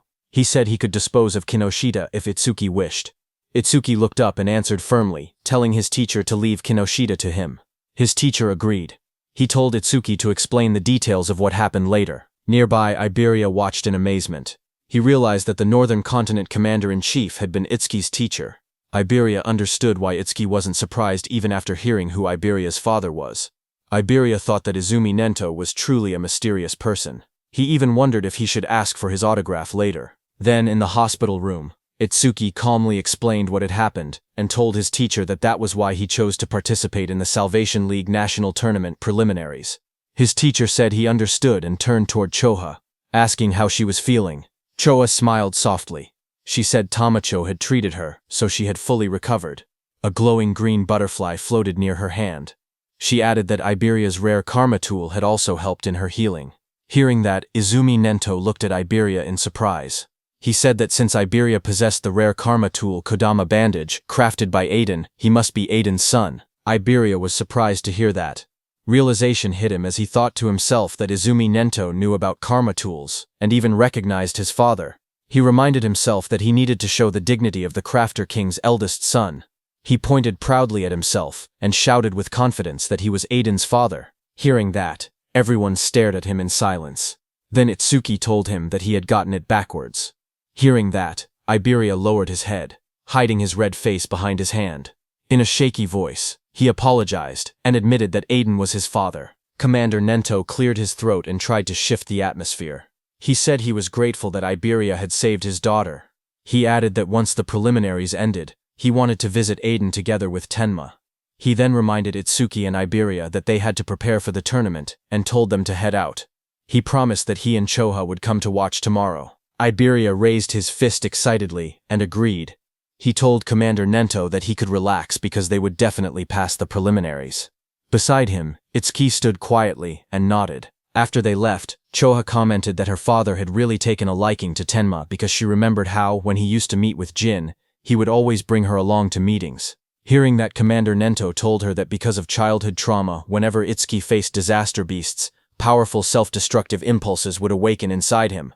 But Itsuki's self-destructive impulses weakened only when someone he wanted to protect was nearby. He explained to Choha that this was the reason he placed Choha by Itsuki's side. Hearing that, Choha realized that her father wanted her to become Itsuki's friend, become his weakness, and become the person he wanted to protect. Choha repeated the thought quietly, wondering if she was truly the one Tenma wanted to protect. While she was lost in her thoughts, the commander then stood up and revealed to Choha that the disaster beast attack at Itsuki's school had been planned, not a coincidence. Hearing that, Choha reacted with surprise. Commander Nento added that more traitors were joining the disaster beasts, and that similar attacks on commanders-in-chief had happened across other continents as well. The commander turned toward a large window, his silhouette dark against the night. He said that for now humanity's future was pitch black. Then he added softly that Itsuki would surely be the one to illuminate it. His voice rang out that Itsuki would become a light of hope. Then, at the national tournament preliminary venue in North District 4, the massive circular arena sat in the middle of the wasteland. Inside, a crowd gathered. Itsuki looked around and remarked that there were more people than expected. Iberia explained that once news spread that Commander Nento would be watching, many who originally refused suddenly decided to participate. The number of contestants rose from about 3,000 to nearly 5,000. On the side, Reiji glared in frustration. He muttered that Izumi Nento had increased the number of unpredictable variables far more than expected. His subordinate tried to calm him, saying the newcomers were just last-minute riffraff who didn't have time to form teams, so Reiji's side still held the numerical advantage. He told Reiji that he had ordered the recruits to tie red ribbons on their right arms so they could be identified as allies. On the other side of the arena, Rikuru and his group noticed the ribbons. Rikuru asked if red ribbons were trending now, and wondered if they should wear them too. Saya beside him commented that since Commander Nento was coming to watch, maybe Itsuki would also appear. Then the host of the national tournament preliminaries, Shinshihara Soryu, stepped forward and addressed the crowd. He told everyone that he would explain the rules before the preliminaries began. He said the preliminary venue was divided into two areas, an external area and an internal area. In the first stage, the participants would start from 4 different directions in the external zone. A large diagram of the arena appeared on the screen, showing the outer ring and the inner circle labeled as the internal area. Soryu continued explaining that the first challenge was a race based on time. Everyone had to reach the internal area as fast as possible. The moment someone entered the inner zone, their rank would automatically be recorded on the bracelet they were wearing. Only the first 50 to arrive would advance to the second stage. Then a hologram of the bracelet lit up, showing how it displayed the rank of the participant. Some competitors reacted immediately. Rikuru raised his arm and commented that the bracelet had a surprising function. Hearing that, Saya beside him thought that eliminating thousands of people in just the first stage was extremely harsh. Next, Soryu explained that each person was allowed to carry up to 2 karma tools. Participants were also free to team up with anyone they wanted, and use any method necessary.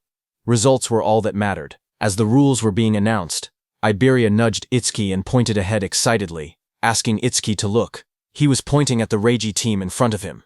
As the host announced that the first stage would end with rankings and an explanation of the second stage, Iberia pointed at Kinoshita Reiji standing in the middle of a group and told Itsuki that he was Kinoshita. Meanwhile, Kinoshita ordered the people he had recruited to obstruct anyone running ahead of him. Watching from the side, Iberia guessed that the people standing near Kinoshita were the ones he had bought off. He suggested that they should rush into the internal area as soon as possible. His plan was to launch a surprise attack once Kinoshita lowered his guard after entering the interior. But before he could continue explaining, Iberia suddenly froze with a shocked expression. He saw Itsuki walking toward Kinoshita. Shocked, Iberia asked if he had even been listening. One of Kinoshita's men noticed Itsuki approaching. He asked who Itsuki was.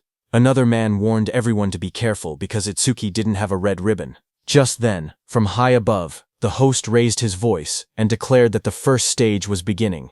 The host looked at the students and commented that more and more young people wanted to join the Salvation League, which he found reassuring. But suddenly, a voice told him that having numbers without quality was meaningless. It was a black-haired man.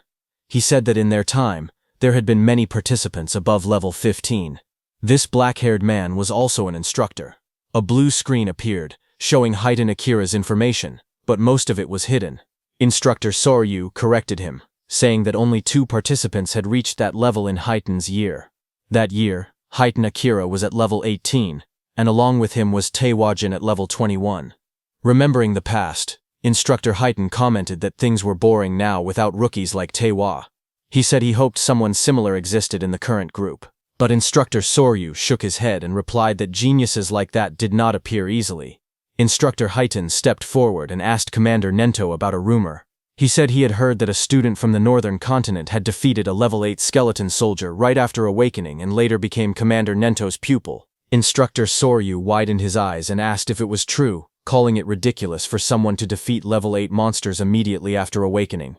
Commander Nento, covered in dark flames, answered calmly, saying that the rumor was true. Hearing this, Instructor Heitan asked if that person was in the group they were watching. Instructor Soryu thought that since this was Azumi's second recognized pupil after Taewajin, it meant the student must possess exceptional talent. Examiner Soryu looked at the participants list and wondered who the mysterious participant could be. The tablet displayed the first candidate. It showed Horino Rakuru, a level 10 metal elementalist. Examiner Soryu noted that Rakuru's gift was only an ordinary grade 2, and decided it couldn't be him. Another profile appeared. Kisaragi Saya, a level 11 water elementalist with a grade 1 gift. She specialized in support-type abilities, so he assumed she wasn't the one either. The next image revealed Hanyu Kana, a wood elementalist at an unusually high level 16. Seeing this, he guessed she must be the hidden talent, but when he looked at Commander Nento, he didn't say anything. Seeing that, Instructor Soryu realized that his guesses seemed incorrect, even though Hanyu had the highest level among all participants. Just then, Instructor Heitan pointed out that among this year's participants, there was even someone at level 0, but Instructor Sorya didn't think much of it, and remarked that there was always one person every year who joined the tournament out of curiosity, only to get beaten badly and withdraw soon after. On the other hand, Kinoshita's group burst into laughter as Kinoshita pointed toward Itsuki, shouting in disbelief that a level 0 had really joined the competition. His team laughed loudly, mocking Itsuki and asking if he had gotten lost. Hearing them, Itsuki stepped forward silently and raised his hand, showing the mechanical glove of Charles on his hand. Kinoshita froze when he saw the glove. He stuttered, recognizing it as something belonging to Charles. Fear spread across his face as he demanded to know who Itsuki was. Itsuki stared directly at Kinoshita and asked if Kinoshita was the one who had been looking for him this whole time. Hearing that, Kinoshita grew furious. He refused to believe it. He shouted that there was no way a level 0 could have defeated Oga. He insisted that Itsuki must have been sent by someone just to shake him up. He then pointed forward and yelled for his group to attack. The men beside him grinned confidently and stepped forward. They said they would handle it and make Itsuki regret provoking them. While Kinoshita's men stayed back to block Itsuki, with a burst of purple lightning, Kinoshita rushed toward the center, saying he didn't have time to deal with trash like Itsuki. As Kinoshita left, his remaining men formed a circle around Itsuki, ready to attack him. From the watchtower, Instructor Heitan watched everything, and thought that there were 3 level 6 fighters and 2 level 7 fighters present, so there was no need to wait for the results. He thought that if Itsuki just begged for mercy now, he might survive. On the ground, Iberia also grew nervous and started calculating the situation.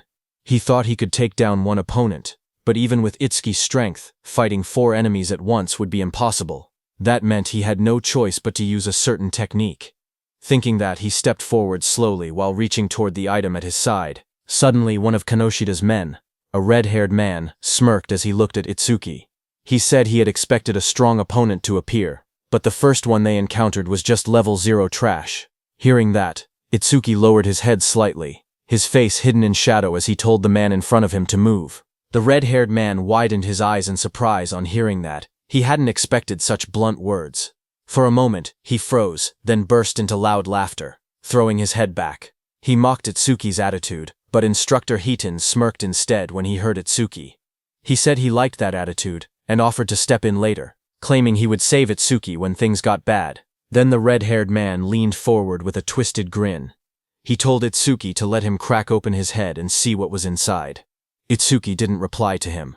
Instead, the next second, Itsuki struck.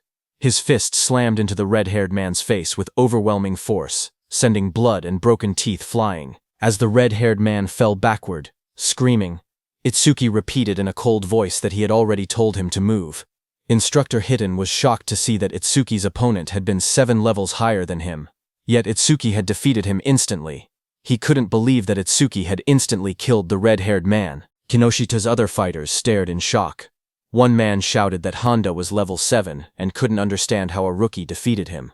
Another tried to calm him, saying the rookie must have caught Honda off guard. Flames swirled violently in the hands of that fighter as he growled that he would burn the rookie to a crisp. A system window appeared beside him, showing that he was using the B-rank skill flamethrower at full output. A massive wave of fire shot out. Iberia, watching, gasped, saying the attack was so fast he couldn't even use his karma tool in time. The flames roared across the arena. One of Kinoshida's fighters commented that the attack was overkill for a level 0, but the fighter who threw the fire said deaths in the preliminaries were common. He added that if the rookie wanted to resent someone, he should resent himself for acting cocky at level 0. But another fighter suddenly pointed forward, shouting that something wasn't right. As the flames cleared, everyone looked toward the center of the blast. Itsuki had created a huge black ice wall. Flames danced around it. One fighter stared at the scene and yelled, asking what this was. Inside the black ice wall, Itsuki and Iberia stood unharmed. Iberia stared at the scene with wide eyes. He shouted in shock that Itsuki had blocked such a wide-range flame attack completely. To him, it was exactly what he had expected from someone that strong. Itsuki didn't react to the praise. Instead, he looked to the side and told Iberia to get away from him. A system window appeared beside him. It stated that he had blocked a B-rank fire skill using Black Wall, and his defense increased by 10%. Another window listed his updated stats. Attack 310, Agility 310, Defense 341, Magic 310. Seeing that, Itsuki noted that his defense had increased by 31. He thought to himself that he needed to confirm whether Black Wall's passive effect would activate again if he blocked the same skill more than once. From a distance, one of Kinoshida's fighters pointed at Itsuki in disbelief. He asked how Itsuki was still unscathed, and wondered if that strange ice-like shield was really his ability. He looked around in confusion, saying there wasn't even a water elementalist present, so how could Itsuki use ice skills? Itsuki then stepped forward and raised a finger. His voice was steady as he told the fire user to use that technique one more time, saying that this time he wouldn't block it. Hearing this, the fire user glared angrily at him as flames rose around his hands. He asked if Itsuki was making fun of him. He shouted that Itsuki shouldn't go back on his word. Itsuki calmly replied that he promised. Hearing that, the fire user gathered even more flames. He yelled that he would finish Itsuki for sure this time using his strongest technique. A massive fiery blast formed in front of him as he used his B-rank skill flamethrower, Overheat. Seeing the fireball coming, Itsuki just stood there, unfazed in front of the swirling firestorm. He noted that the power was stronger than before, but it was still just a fire attribute skill. A wave of flames roared forward, engulfing Itsuki and the whole area around him. Seeing that, the fire user pushed both hands out desperately. Another fighter behind him looked shocked and said he was taking things too seriously. But the fire user muttered that the attack's power probably rivaled level 8. Sweat dripped down his face as he felt his magic drain instantly. He thought to himself that this was his ultimate technique. It felt wasteful to use against a level 0, but he declared that the farce would end now. But the next second, the fire user fell back in shock, his eyes wide and sweat dripping down his face. He stared at Itsuki standing calmly before him and shouted that it was impossible. Across from him, Itsuki examined the black ice covering his arm. He muttered to himself, realizing something. When the same skill came from the same target, Blackwall's passive effect no longer activated a second time. With a quiet nod, he said that he understood. He stepped forward confidently. Cracks of heat and smoke spread across the ground as he declared that the verification was over, and now he would finish this. Seeing this, the fire user trembled. He couldn't believe that his ultimate technique had been defeated so easily. Standing beside him, another fire user clenched his burning fists and insisted that he had already figured out the weakness behind the ice skill. He charged in with blazing attacks. Flames burst around him as he unleashed his B-rank skill, Fire Barrage. Fireballs shot toward Itsuki from every direction. Surrounded by heat and swirling flames, he looked unfazed. He asked calmly if they were planning to win just by numbers. His whole body got covered by black ice as a glowing notification appeared, saying Blackwall activated. The explosion of flames erupted across the arena, shaking the ground. The large fire user shouted confidently that even if their opponent had a powerful skill, a level 0's magic capacity was meaningless. He claimed that if they drained all of Itsuki's magic so he couldn't produce water anymore, they would win. As the flames roared, suddenly someone grabbed that large fire user's hand. The fire user's eyes widened in shock as he asked what was happening. He was shocked to see that Itsuki closed the distance between them instantly. Itsuki now chose to fight hand-to-hand because he realized that even after being hit by so many fireballs, the passive effect of the Black Ice Wall skill had only activated once. That large fire user rushed forward, shouting that if speed was Itsuki's strength, then power was his. But Itsuki stared at him calmly and asked if he was truly putting his full strength into this. Itsuki told the fire user that he looked strained, so he would make it easier for him, saying that he pulled the fire user near, and before the fire user could do anything, Itsuki stepped in and kicked him in the face.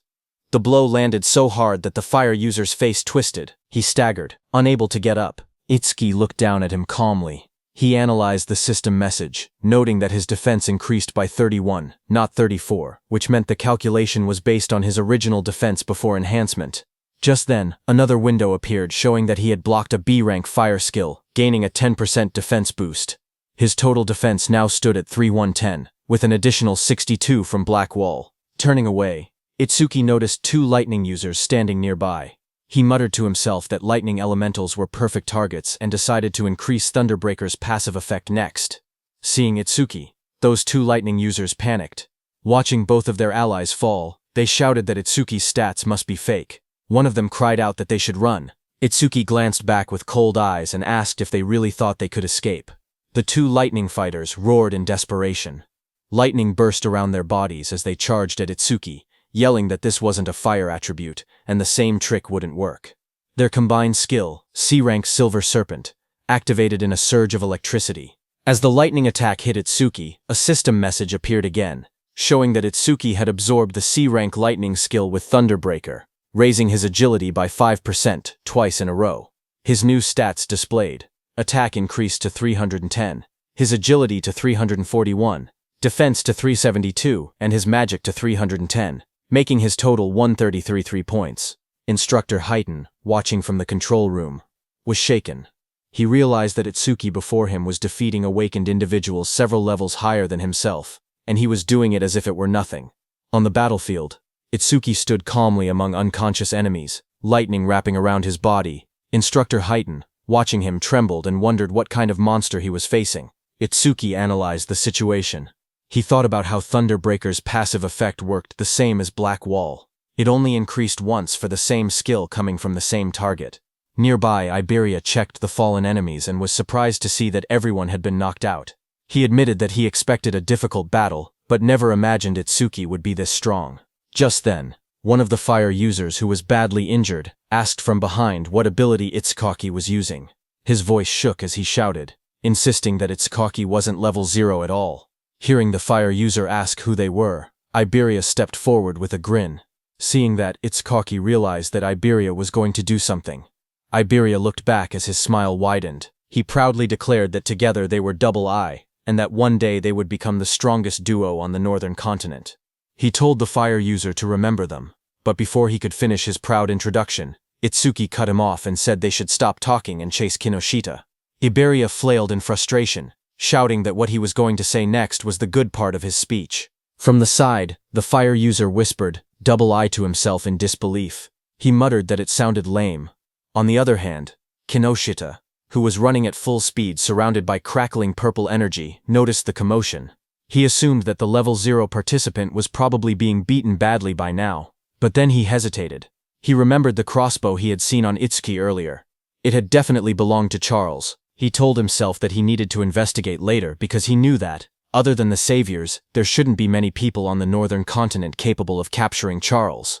While he was lost in thought, something in flames passed him. It was another participant who shot into the sky. Kinoshita's eyes widened in surprise as the fiery trail blurred past his face. That brown-haired participant, moving with extreme confidence, smirked as he rushed forward. He thought to himself that he had passed another opponent with ease and had overtaken yet another one. Unlike the brute force types, he considered himself someone who specialized in pure speed. But before he could enjoy that pride, a violent surge of purple lightning hit him from behind. It swallowed him completely. The brown-haired boy screamed as the electricity tore through his body. He crashed onto the ground, coughing out smoke. Still stunned, he muttered in disbelief, wondering how an attack managed to hit him even while he was running at full speed. He struggled to understand who could possibly land such a blow. Just then, a shadow appeared behind him, followed by a sharp kick, smashing that brown-haired boy's head into the ground. It was Kinoshita, wrapped in purple lightning, stepping forward. He looked down coldly and declared that this was what happened when someone dared to run ahead of him.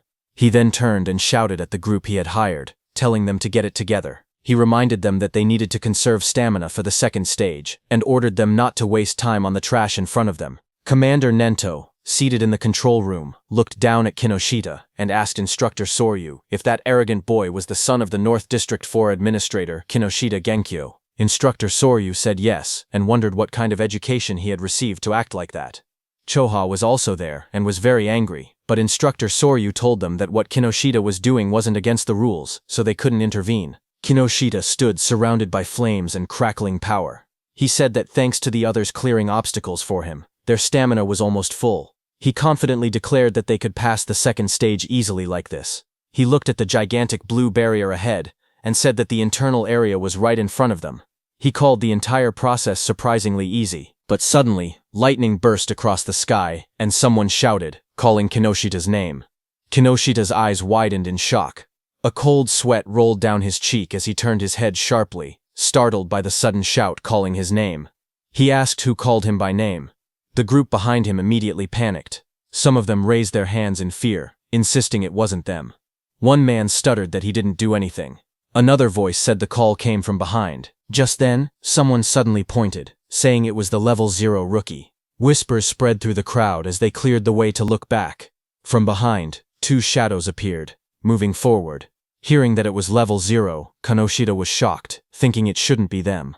But as those two figures came forward, they turned out to be Itsuki and Iberia. Kinoshita recognized Itsuki instantly and shouted that it was that guy. Kinoshita froze. His eyes trembled as he realized that his men had been taken down.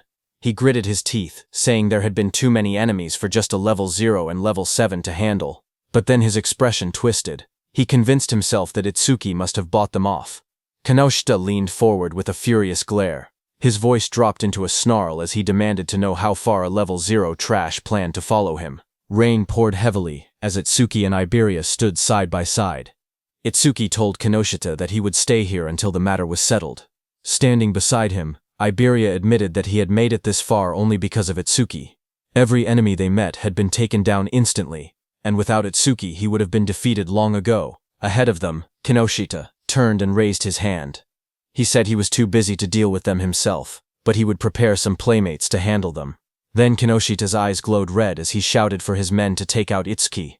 Hearing that, his group of armed men stepped forward. One of them mocked Itsuki, saying he was just a level 0 kid.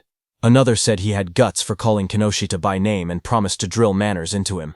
Someone else laughed and said he would show them hell. Iberia stared in shock as he counted their numbers. It was no less than 100 people. Fear tightened his voice as he asked what they should do. Itsuki grabbed him by the hood and pulled his head down, telling him to keep it low. Iberia looked up in surprise and confusion. Blue lightning ripped across that group of men before they could understand anything. Itsuki, using his lightning skill, moved very fast. He reached Kinoshita and grabbed him from behind.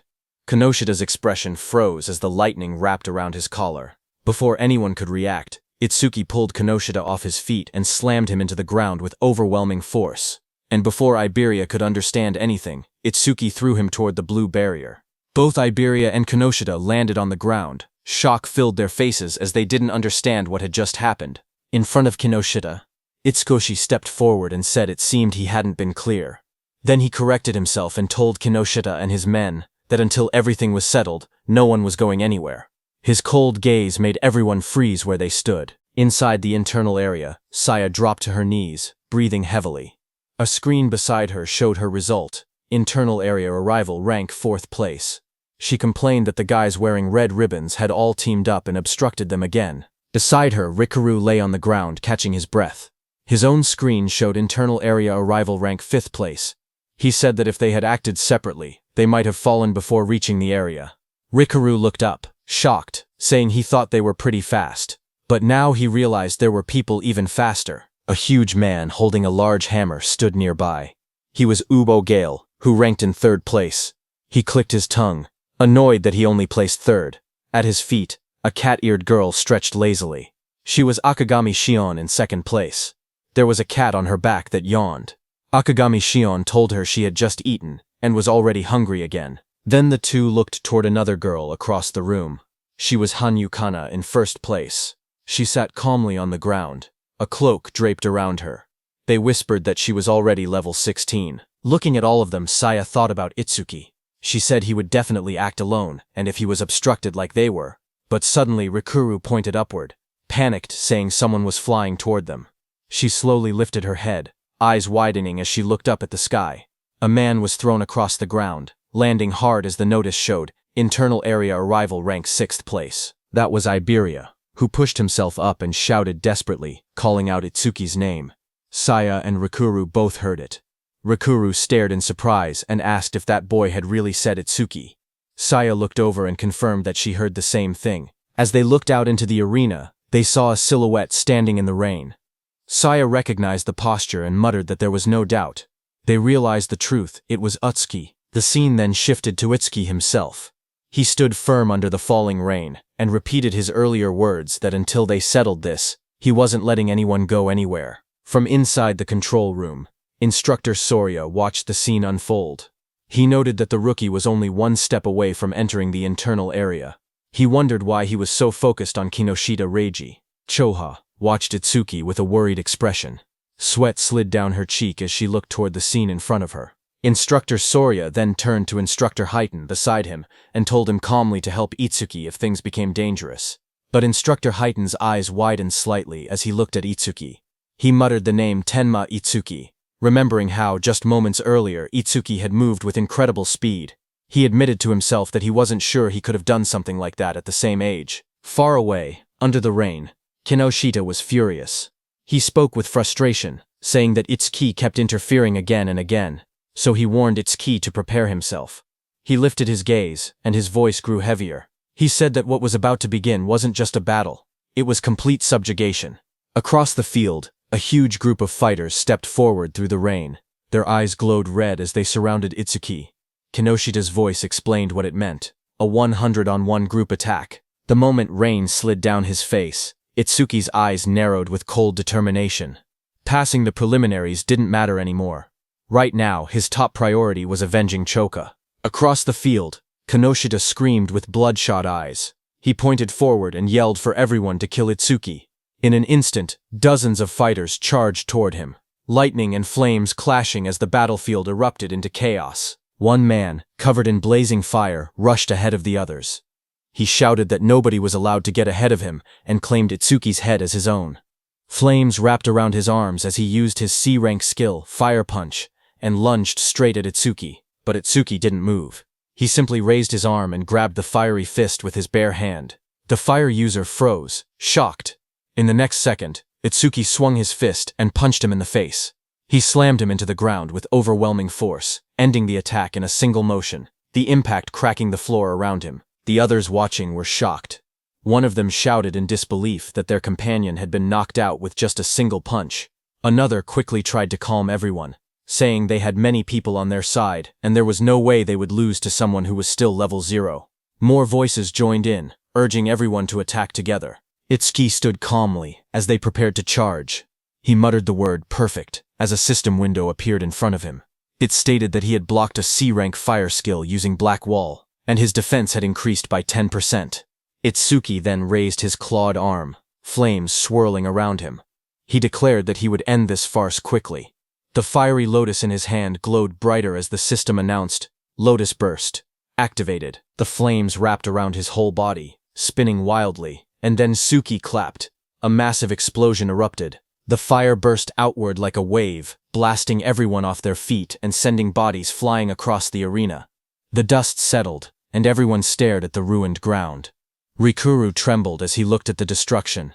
He asked in shock if this overwhelming attack was really Itsuki's skill. Behind him, Saya covered her mouth, unable to speak. Gaku rushed over, asking what had just happened. Beside him, Shion calmly stroked her small cat, saying that Michan should be able to swallow an explosion of this size without any problem, speaking as if the blast meant nothing. Not far away, Kana sat silently with her sword, her expression unreadable as sparks drifted through the air. From inside the control room, Instructor Soria stared at the screen in disbelief. He shouted that the explosion had been caused by a level 0. He couldn't understand how someone with such a low rank could use so much power. What shocked him even more was how Itsuki used skills that didn't belong to his job class at all. Instructor Haiten was also shocked. Choth couldn't believe her eyes because she never knew Itsuki had learned an AoE skill. She thought back to the Locust Wasteland incident and finally understood why he had been so confident back then. She looked at him, wondering just how many trump cards he had. On the battlefield, Itsuki stood calmly. His suit was torn, and faint flames glowed around his clawed hand. He thought that 30% of his power would be enough. Since his opponents were human, he reminded himself to hold back and not to kill them. Kinoshita looked at the destruction in front of him. Smoke filled the air as the ground cracked open. Bodies lay scattered across the arena. Itsuki was standing in the middle. He looked straight at Kinoshita and said that he was the only one left. Seeing that, Kinoshita panicked, sweating heavily. He shouted that there had been over 100 people, and they were all taken out instantly. He asked why Itsuki was targeting only him. Itsuki stepped forward through the smoke. He repeated Kinoshita's words, and said that it was Kinoshita who had attacked him first and seriously injured his friend. Itsuki said now he would return the pain she had suffered back to him. Enraged, Kinoshita released a surge of purple lightning. He called himself the young master of the prestigious Kinoshita family, saying every stage in the area was under his control. He bragged that with his family's karma stones, he could reach levels commoners would never achieve without even fighting disaster beasts. He raised his crackling hand and shouted that he and Itsuki were on completely different levels, and that he would definitely kill him. Purple lightning gathered as he unleashed his B-rank skill, Lightning Cannon, purple, but at the same moment, Itsuki's system activated. It detected the skill, and Overmimus started copying it. The analysis began at 1%. Lightning fired at Itsuki, but he dodged easily. He then moved with lightning speed and punched Kinoshita in the stomach. Kinoshita fell to the ground as shock spread across his face. He couldn't understand how a supposed level 0 could move that fast. Real fear replaced his confidence. He realized there was no way he could win. Desperate, he screamed for help, calling out to 40. A bald man with glowing red eyes suddenly charged forward into the arena to help Kinoshita. He admitted it broke the rules, but he couldn't care anymore. He had to help. Seeing him coming, Kinoshita shouted proudly that 40 was a level 35, awakened and ordered him to tear Itsuki to shreds. Watching from the control room, Commander Nento called out to Haiten. Haiten, who stood in front with a sharp grin, nodded and answered that he understood. Rain poured over the arena as Itsuki's magic detection flared. He sensed someone was rushing toward him at incredible speed. His analysis window appeared again, showing analysis progress, 19%. But before Itsuki could do anything, he suddenly realized that it wasn't just one attacker. Multiple people were coming. A figure crashed down from the sky, landing on Kinoshita's bodyguard, 40, with heavy force.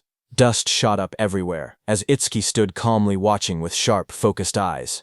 His expression didn't change. He simply observed the incoming threat. But then he realized that it was Instructor Haiten, who sat calmly on top of Kinoshita's bodyguard. Without even looking back, he told Itsuki to keep going. Utsuki then turned and stood in front of Kinoshita, surrounded by glowing purple lightning. He stared down at the trembling Kinoshita and said that it looked like his lifeline wouldn't be coming anymore. Seeing Itsuki, Kinoshita panicked. He stuttered and begged for a moment, explaining that his father was the North District 4 administrator, and his brother was a member of the Salvation League. Sweat rolled down his face as he warned that touching him would cause trouble. Before he could finish, a scream tore through the air, long and painful. The next moment, Kinoshita lay flat on the cracked ground, unconscious. Rain fell lightly around him. Itsuki walked away slowly, his coat swaying in the wind. He then looked up at the control room and muttered softly that this settled the score for Choha. From the control room, Choha looked toward him while blushing, realizing that he did this for her. Instructor Soria was surprised to see that Itsuki had really beaten Kinoshita Reiji, but he wondered why Itsuki was suddenly looking their way. Meanwhile, the system window showed Itsuki that his analysis was at 99%. He thought to himself that if he paused it now, he could reset his condition once during the second stage. He stopped the analysis just before completion. Just then, from the internal area, Saya shouted Itsuki's name. Hearing her voice, Itsuki froze for a moment. His eyes widened as he recognized it. He turned slowly toward the sound. He whispered her name, Saya. As he saw her standing in the internal area with Rikuru and Iberia, Saya stood in the rain, holding her arm as the cold wind hit her. She looked up and softly asked Itsuki to hurry inside. She told him he would catch a cold if he stayed out any longer. As Itsuki came inside the internal area, Saya smiled gently and said it had been a while. In front of her stood Itsuki, whose arrival rank in the internal area was 7th place. Just then, suddenly, Rikuru and Iberia rushed toward Itsuki, shouting his name. Rikuru cried that he wanted to see him, calling him a bastard out of frustration and relief. Both of them hugged him tightly, crying that they were glad he was safe. But when both of them saw each other hugging Itsuki, they glared at each other. Rikuru demanded to know who he thought he was, crying on Itsuki like that. Iberia pointed at himself in confusion, asking who he was. With a proud grin, Iberia raised his fist and declared that he was Itsuki's partner. Hearing that, Rikuru shouted angrily at Itsuki, saying he never heard about him teaming up with someone else. He called him a traitor. Saya looked at them with surprise, while Itsuki stood quietly beside them. Soria thought it was rare for Itsuki to make friends. Iberia and Rikuru started arguing. Iberia asked how Itsuki was a traitor and whether Rikuru had been in a duo with him. He demanded to know their duo name. Rikuru yelled back, asking why a duo name even mattered, and saying they weren't kids. He then asked if they themselves had a duo name.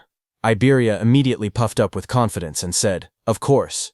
Hearing that, Rikuru asked him to say it. Itsuki, watching from the side, quietly whispered for Iberia not to say it, but Iberia's eyes shone dramatically as he proudly announced the duo name, Double I. He insisted it took a lot of effort to come up with it. Hearing that, Rikuru fell to the ground laughing, saying Double I sounded lame. Iberia became frustrated and shouted that it was a good duo name. Just then, Instructor Soria walked out onto the high platform. He announced that 500 people had reached the internal area, and those who had not arrived were eliminated. He said the second stage would begin shortly. He told them that in the second stage they would fight disaster beasts alone in the trial grounds for 1 hour. Hearing that, Rikuru got very excited, saying finally it was the second stage. But Iberia was shocked when he heard that he had to be alone in the second level. A wide smile appeared on Instructor Heighten's face when he heard that the second stage was finally here. He had been looking forward to it. He looked at the top 7 participants, wondering what they had got. These 7 participants were Kana at first stage rank 1st, Shion at first stage rank 2nd, Gaku at first stage rank 3rd, Saya at first stage rank 4th, Rikuru at first stage rank 5th, Iberia at first stage rank 6th, and Itsuki at first stage rank 7th. Then sometime later, as the large metal structure stood in the center, countless participants gathered around it from all sides. Itsuki and the others walked toward the entrance. Rikuru looked up and asked if the second stage venue was inside the building. Iberia said that this place felt gloomy and scary. Rikuru asked Itsuki that it had been a while, and he was still at level 0. He asked if his level was still fixed at level 0. Itsuki quietly answered yes. He then asked how Itsuki became stronger if his stats never increased. Iberia agreed, saying he was also curious why Okuki was so strong despite being level 0. Okuki looked away awkwardly and said his teacher told him not to tell people. Saya reminded them that they learned in class that order breaker skills were state secret level. She told Ikuki he didn't have to deal with the questions. Then suddenly, far ahead, the instructors and Commander Nento, along with Choha, appeared. They walked forward with serious expressions. Instructor Soria asked if everyone was ready. Hearing that, Iberia suddenly stiffened in shock, turning his head sharply. Up on the raised platform stood several well-known figures. Someone in the crowd whispered that the man in front was Fujiwara Soryu, the one who oversaw the national tournament every year. Another person explained that the muscular man beside him was Hitin Akira, a war veteran known for having the strongest physique. They also pointed out the masked individual, and called him the legendary Izumi Nento. The murmurs spread as people recognized them as all legends. Instructor Soria then stepped forward and began speaking. He announced that he would now explain the second stage rules, and told everyone to listen carefully. He continued, saying that various disaster beasts would appear in the trial grounds and kill points would differ based on difficulty. A screen appeared showing the values. A hard-class disaster beast gave 1,000 kill points. Another screen listed the full chart. Beginner class, 100. Normal class, 500. Hard class, 1,000. And nightmare class, 5,000 points. He explained that after defeating each disaster beast, participants would receive a 1-minute break before being forced to advance to the next difficulty. Hearing that, Gaku, holding a long staff, smirked confidently. He declared that he would go straight to nightmare class. A status window appeared beside him displaying his information. He was Uril the Gaku, human. Level 13, Job at Elementalist, Earth Gift. Grade 2. Status, undisclosed. Just then, Itsuki stepped forward slowly, his voice low as he said that he had a question. Seeing that, from around him, several contestants whispered among themselves. They pointed at him and mocked him, saying he was only level 0. Some wondered how he even passed the first stage. Others laughed, claiming he must have been carried. They joked that now that he knew the second stage involved individual combat, he was probably scared and thinking about withdrawing. Up on the platform, Instructor Soria looked down and told him not to hesitate. He could ask anything. Itsuki raised his head and asked calmly if Nightmare class was the highest difficulty. His question made several people freeze. Instructor Soria and Instructor Heiton both looked surprised. Heiton even grinned with interest. But in the crowd, the mocking continued. Some said he was acting tough. They whispered that if a level 0 encountered a Nightmare class disaster beast, he wouldn't stand a chance. Others scoffed, saying he couldn't even beat a beginner class beast. One of them clicked his tongue, calling him trash who only talked big. Instructor Soria then explained further. He said that theoretically, there was no upper limit to disaster beast difficulty. He told them they would understand once they actually defeated a Nightmare class beast. Hearing this, Itsuki's expression darkened as he repeated that there was no upper limit. Rikuru told Itsuki that thinking about such things was pointless, because Nightmare class required at least level 10, and defeating a hard class would already be amazing for them. Instructor Soria continued explaining the rules. He said that points earned in the preliminaries carried over to the main tournament.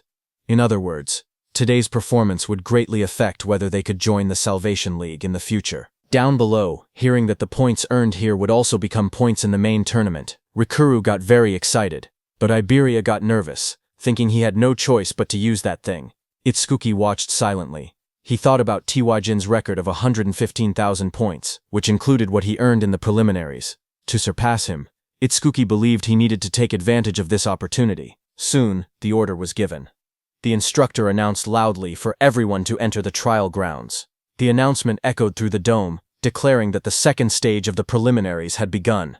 Itsuki stepped into the vast arena and quietly noted that the trial grounds didn't look much different from the regular stages. Just then, from the darkness around him, multiple red eyes appeared, watching him. A moment later, disaster beasts rushed out. A system window showed their details. Beginner class disaster beasts. Mad dogs of calamity. Level 1. There were 10 of them, and killing them gave 100 kill points. Seeing them, Itsuki tightened his stance, saying he could finally fight disaster beasts.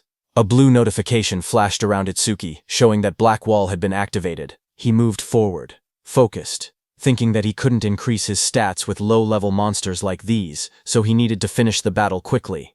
Meanwhile, in the control room, Instructor Soria looked at the screen and asked if Instructor Heiton was monitoring Itsuki again. He added that he also wanted to see that Hanyu girls battle, but Instructor Heiton beside him stared at the screen with a grin. He said that Itsuki was more interesting. Suddenly, he pointed at the screen with excitement and shouted for Instructor Soria to see. Instructor Soria beside him looked confused and asked calmly if it was really so surprising every single time. On the battlefield, Itsuki moved like a flash.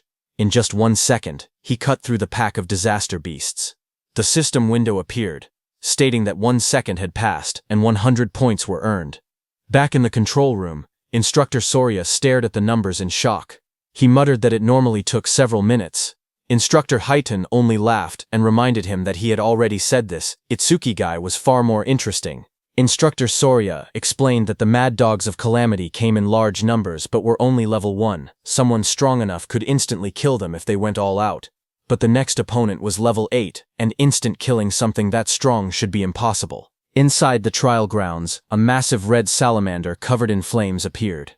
The system window identified it as a level 8 salamander worth 500 points.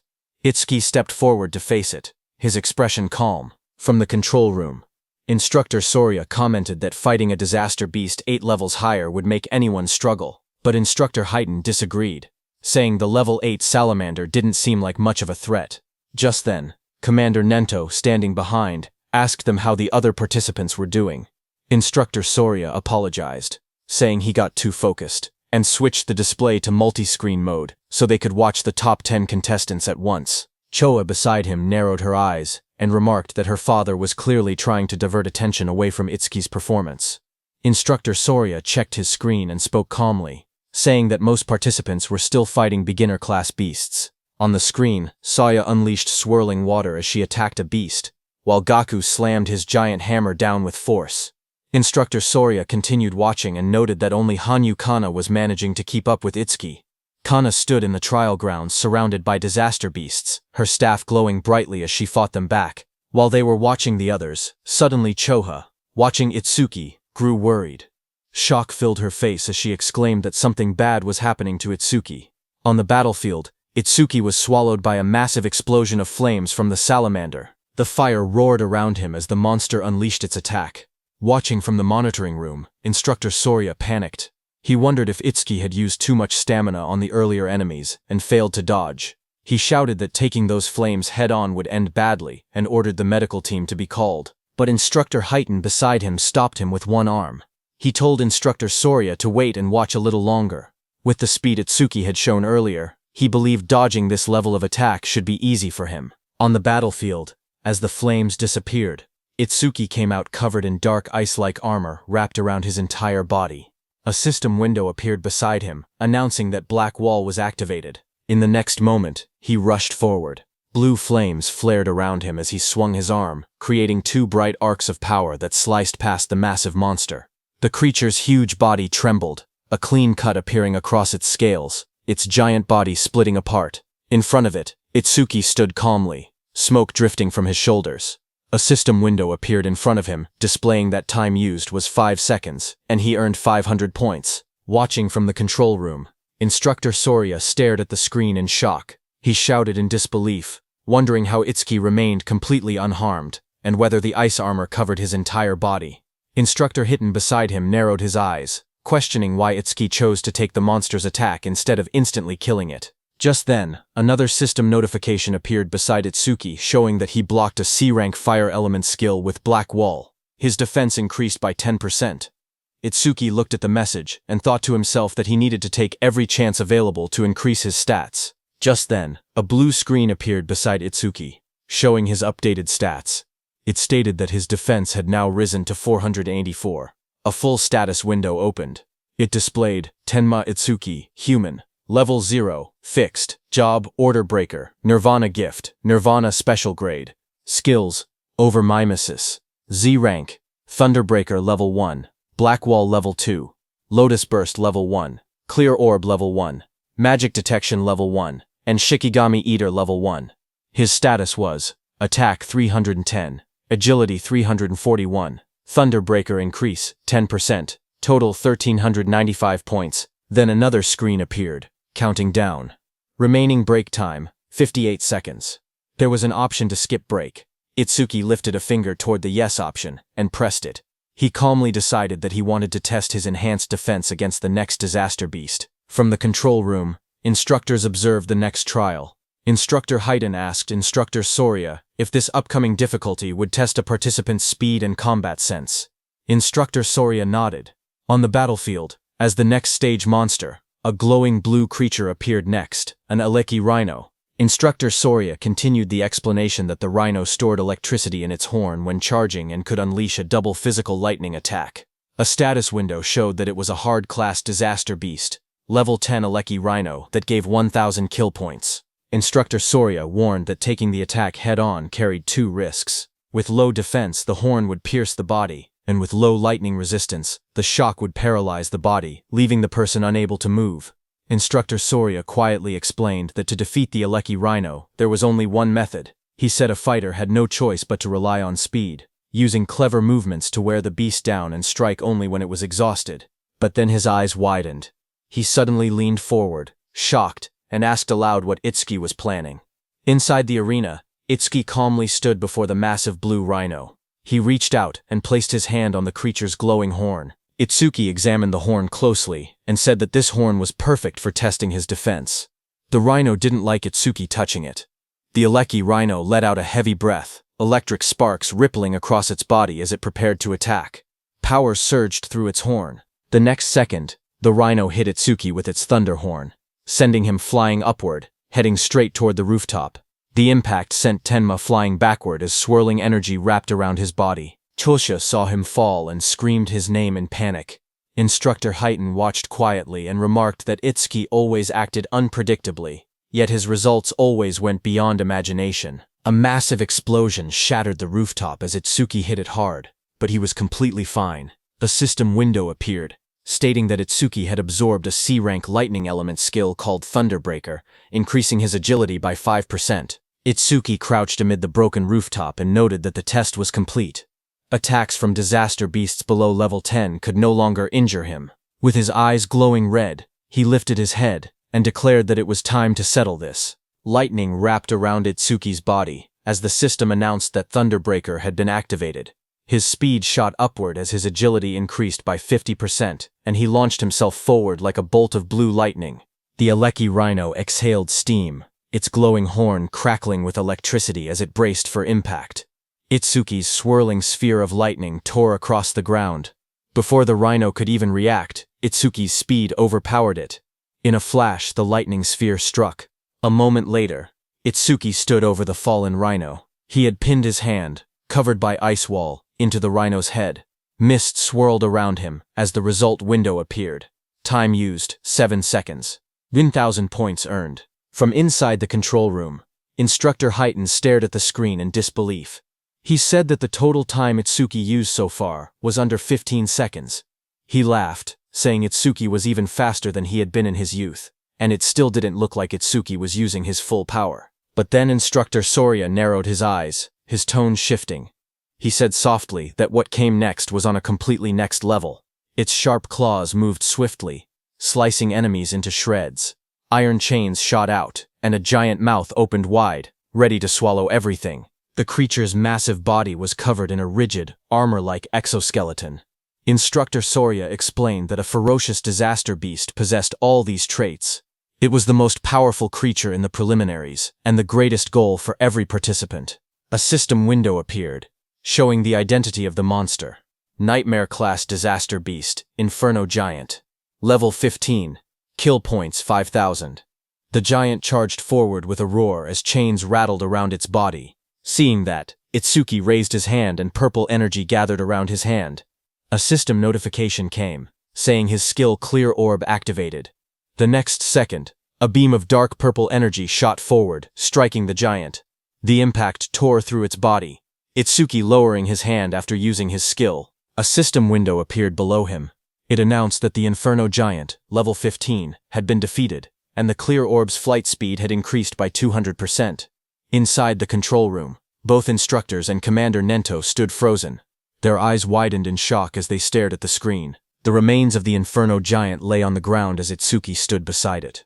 A system window appeared soon, saying that Clear Orb flight speed was 9 meters per second, and its flight speed increase was 900%.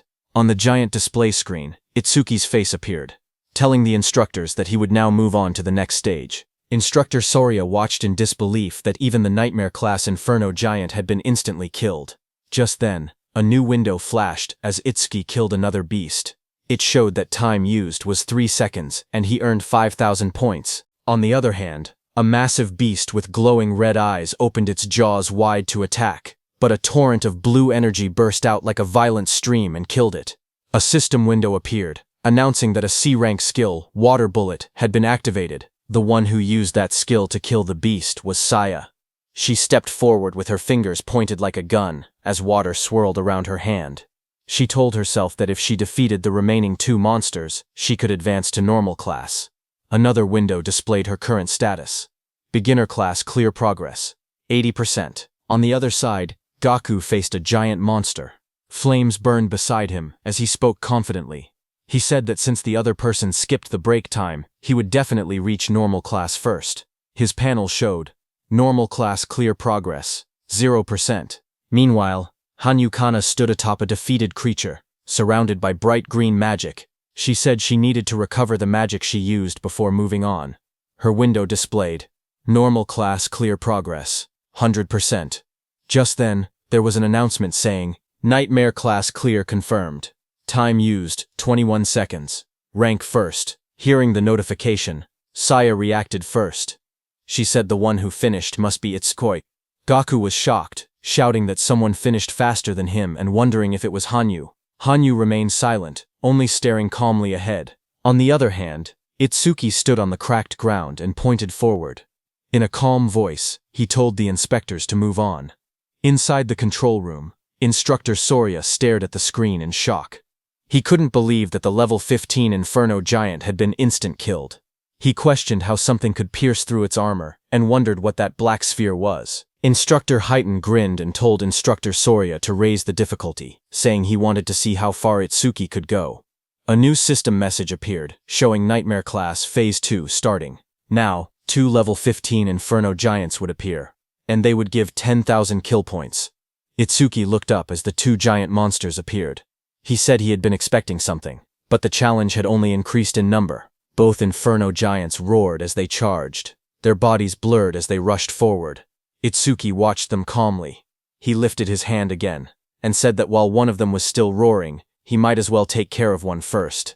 Purple energy wrapped around his arm as he prepared to attack. The clear orb activated, glowing as one Inferno Giant was struck down.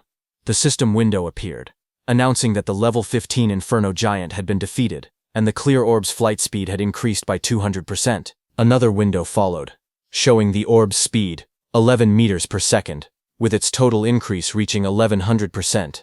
From the control room, Instructor Soria stared in shock. He shouted that it was another one-hit kill, and questioned what that strange sphere was. He wondered aloud if there was no limit to how many of those spheres could exist. Instructor Heighten stepped forward, watching the screen closely. He admitted that Itsuki's skill was extremely powerful, but warned that it carried a fatal flaw. Instructor Soria beside him turned slightly and asked what flaw he meant. Back inside the battlefield, the remaining Inferno Giant crashed down in front of Itsuki. Dust exploded upward as the huge creature roared with glowing red eyes. Itsuki looked at the charging beast and muttered that its speed was faster than any disaster beast he had ever encountered. Watching from the control room, Instructor Heighten explained that Inferno Giants were often mistaken for being slow because of their large bodies. But that assumption was wrong. Instructor Soria asked what he was trying to say. At that moment, Itsuki moved forward. Purple energy wrapped around Itsuki's arm as he aimed. His eyes glowed sharply, and dark cracks of power spread around him. A system window appeared, announcing that the clear orby skill was activated. Itsuki shot, and at the same moment, the Inferno Giant rushed toward him with chains rattling and red light burning in its skull. At the same time, Instructor Heighten explained the Inferno Giant's traits. He said that as a racial trait, the Giants had no magic power, but their other stats were greatly enhanced. Despite their huge bodies, they were technically a speed-type race. Just as he said that, on the battlefield the Inferno Giant moved to the side with lightning speed and dodged Itsuki's clear orb. A glowing window displayed its information. Inferno Giant of the Giant Tribe, level 15, unable to use magic, but all other stats raised by 25%. Its attack, agility, and defense numbers flashed on the screen. Itsuki stared in shock. He couldn't believe that such a big monster moved that fast and dodged his attack. Back in the control room, Instructor Heaton analyzed the situation. He said Itsuki's black ball caused massive damage but wasn't actually very fast. Itsuki had taken advantage of the giant's habit of roaring before fighting to catch the first ones off guard. He added that Itsuki clearly had good combat sense, but if he couldn't increase the black ball's flight speed, he wouldn't be able to advance any further. As he said that, the Inferno Beast charged at Itsuki with overwhelming force to punch. The Inferno Giant hit Itsuki with so much power that Itsuki's body shot forward like a cannonball, tearing across the battlefield and smashing into the ground with explosive impact. Dust and shockwaves rippled outward as the ground cracked under the force. Through the cloud of debris, Itsuki pulled himself up from the crater. He calmly noted that from mid-range, this Inferno Beast's attack could still be dodged. In the control room, Instructor Soria commented that even knowing the attack wouldn't land, Itsuki still used it, meaning he probably had no other moves left. But Instructor Heaton didn't believe it. He wondered if that were the case, then why was Itsuki smiling? Lightning flickered around Itsuki's face as he grinned, blood running down his cheek. He admitted that the monster's speed wasn't bad at all. Then he said he would simply close the distance and finish the fight his own way. Saying that, Itsuki moved. A blue notification appeared in the air, stating that Thunderbreaker had activated. Lightning burst across the ground as the shockwave exploded. He shot upward like a streak of blue light, electricity trailing behind him. The giant monster looked up as he rose through the air. The monster swung its massive fist, wrapped in spinning force, aiming straight toward him. Its punch landed hard, crashing into the ground as the impact spread in wide circular shockwaves. From the control room, Choa covered her mouth in shock, her eyes trembling as she watched. Instructor Soria stared at the screen, panic rising in his voice. He said this attack was nothing like the Aleki rhinos. If Itsuki took a direct hit, even he wouldn't survive unharmed. He ordered the rescue team to be called immediately, but Commander Nento told Instructor Soria to wait. Instructor Soria was shocked to hear that. Instructor Heaton watched the battlefield and spoke calmly. He said the monster's strike had tremendous power, but power meant nothing if the attack didn't land. Down below, the monster raised its massive metal fist, but there was no blood. The monster looked at the crater, its red eyes glowing and its chains rattling. It looked around for Itsuki in confusion. Then a voice called out from behind, telling the monster he was here. The monster turned, its jaw opening wide in surprise. Its glowing eyes widened even more when it realized Itsuki had slipped behind it without it noticing. Before the Inferno monster could react, Itsuki's powerful clear orb tore through its neck, purple energy spraying out violently. High above, Itsuki hovered in the air, lightning and violet aura swirling around him. His expression was fierce and focused as he looked at the monster. The Inferno Giant collapsed, its huge frame slamming into the ground. Chains cracked apart, and its body shook violently before falling still. System messages appeared around him, showing, Inferno Giant, level 15, defeated. Clear orb, flight speed increased by 200%. Itsuki landed lightly amid the dust and smoke, red eyes glowing as he surveyed the fallen foe. More notifications followed, saying clear orb flight speed, 13 ms less. Flight speed increased by 1300%. Then another message appeared beside Itsuki, showing time used, 12 seconds. 10,000 points earned. Watching from the control room, Choa smiled brightly and shouted that Itsuki did it. Instructor Soria, watching from the side, commented that it was rare to see Choa so fired up. Hearing that, Choa started blushing. She stammered that she was only praying for everyone's safety. She explained that if young people who carried humanity's future died, it would be a huge loss. Their families would be sad, so she simply wanted everyone to survive. She insisted that she didn't think Itsuki defeating the Inferno Giant was cool at all. Even if it wasn't Itsuki, she would have reacted the same way, so they shouldn't get weird ideas. Instructor Soria and Commander Nento stared at her silently, surprised. Instructor Soria muttered that Choha had become quite talkative since the last time he saw her.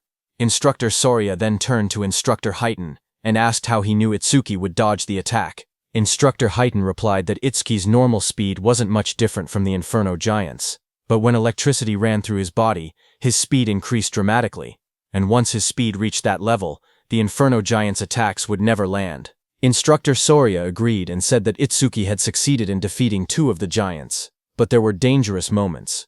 With his current points, first place was already guaranteed, so if it were him, he would stop there. But Tenma was aiming higher.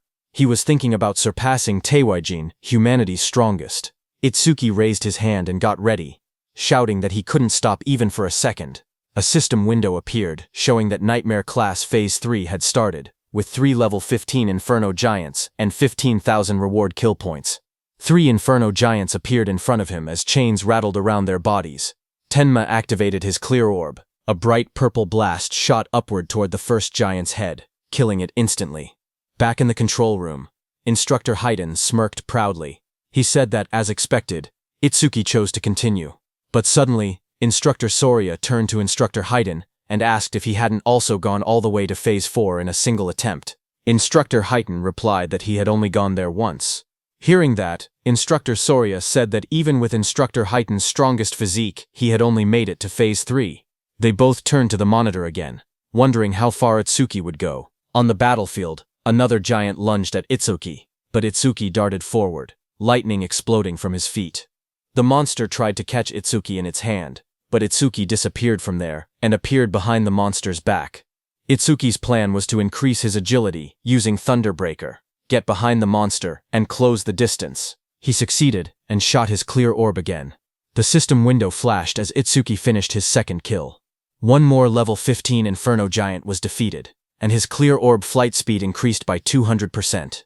A second notification came, showing that clear orb flight speed was now 17 meters per second. Flight speed increase, 1700%. After killing the second monster, Itsuki floated in the air, breathing heavily, because now it was the third monster's turn. That third monster was right behind Itsuki. It opened its massive jaws, its rows of blade-like teeth glowing red. The monster swallowed Itsuki completely, and closed its mouth shut, its eyes glowing with bloodlust as the sound of cracking bone filled the air. After swallowing Itsuki, the monster stood up, thinking it had won, but Itsuki was still alive inside it. His eyes burned red as he glared at the creature. Flames curled around his arms as he shouted that he would tear it apart from its guts. A system notification appeared, showing that Lotus Burst had been activated at full output. A blast of fiery light erupted inside the monster's jaws as Itsuki's attack struck. The creature let out a distorted roar as flames burst through its mouth. A massive explosion followed. The system window appeared, stating that the Inferno Giant level 15 had been defeated with Lotus Burst, and that all skill ranges had increased by plus 1%, now totaling plus 110%. Another window showed the results. The time used to kill was 13 seconds, and the kill reward was 15,000 points. Itsuki stood alone on the scorched battlefield, surrounded by smoke and molten ground. Back in the control room, Instructor Soria stared at the screen. Shocked, he whispered that this was the same skill that had blown away a huge number of participants in the first stage. On the battlefield, Itsuki exhaled weakly. He said his magic had completely run out. His system window showed that his magic power was 0 out of 310. Itsuki stood over the scorched battlefield, looking at his status window. He muttered that as long as disaster beasts kept spawning, the passive effect of magic detection would continue to replenish his magic. His magic detection was at level 1. Its passive effect was that upon detecting one enemy unit, his magic recovered by 10%. Suddenly, multiple Inferno Giants emerged. Another window displayed. Nightmare Class Phase 4 starts with 4 level 15 Inferno Giants. Kill points were 20,000 points this time. As the 4 monsters' presence registered, Itsuki's magic recovered up to 124. For every monster, his magic power recovered by 31 points. As 4 enemy units were detected, Itsuki's magic recovered by 40%. Back in the control room, the instructors watched the screen. Instructor Soria stated that Phase 4 had begun, and if Itsuki passed it, he would surpass Instructor Hiiten's past record. Instructor Hiiten replied with a simple yeah, and added that aside from humanity's strongest, Tewa, no one had ever cleared Phase 4. He said it would be interesting to see how far Itsuki could go. On the battlefield, Itsuki flashed forward, electricity trailing behind him as a giant lunged. He noted that every time the clear orb's flight speed increased, its accuracy also improved. He realized that if he raised the flight speed a few more times, he wouldn't need to get close to point-blank range anymore. Another giant swung through the storm, purple lightning on Itsuki's hand as he stared ahead and reminded himself that his magic was limited. He couldn't afford to waste even a single clear orb. Itsuki rushed forward through swirling purple energy. Dark lightning wrapped around his arm as he threw his hand out, aiming the spinning orb in his palm. But before he could shoot, one inferno beast with red glowing eyes lunged toward him, its metal-like jaws wide open, Chains rattled around its body as it shot forward and grabbed Itsuki's hand. Another similar monster crawled beside it, both of them towering over him. Itsuki's eyes widened in shock when he noticed the iron chains, as he had completely forgotten about them. The inferno beast snapped its head upward, the chains pulling tight across its armored mouth as it roared. Itsuki was dragged by the chains, but as he dashed past the inferno beast at high speed, he struck it with the purple energy clear orb. The monster moved slightly and dodged his attack. The inferno beast swung back violently, punching with full force where Itsuki had been standing. The inferno beast's massive armored hand pinned Itsuki down. He struggled beneath it, his body crushed against the cracked ground. Then the giant tightened its grip, dragging him upward as dust and debris scattered everywhere. Its claws clamped around his torso, squeezing harder.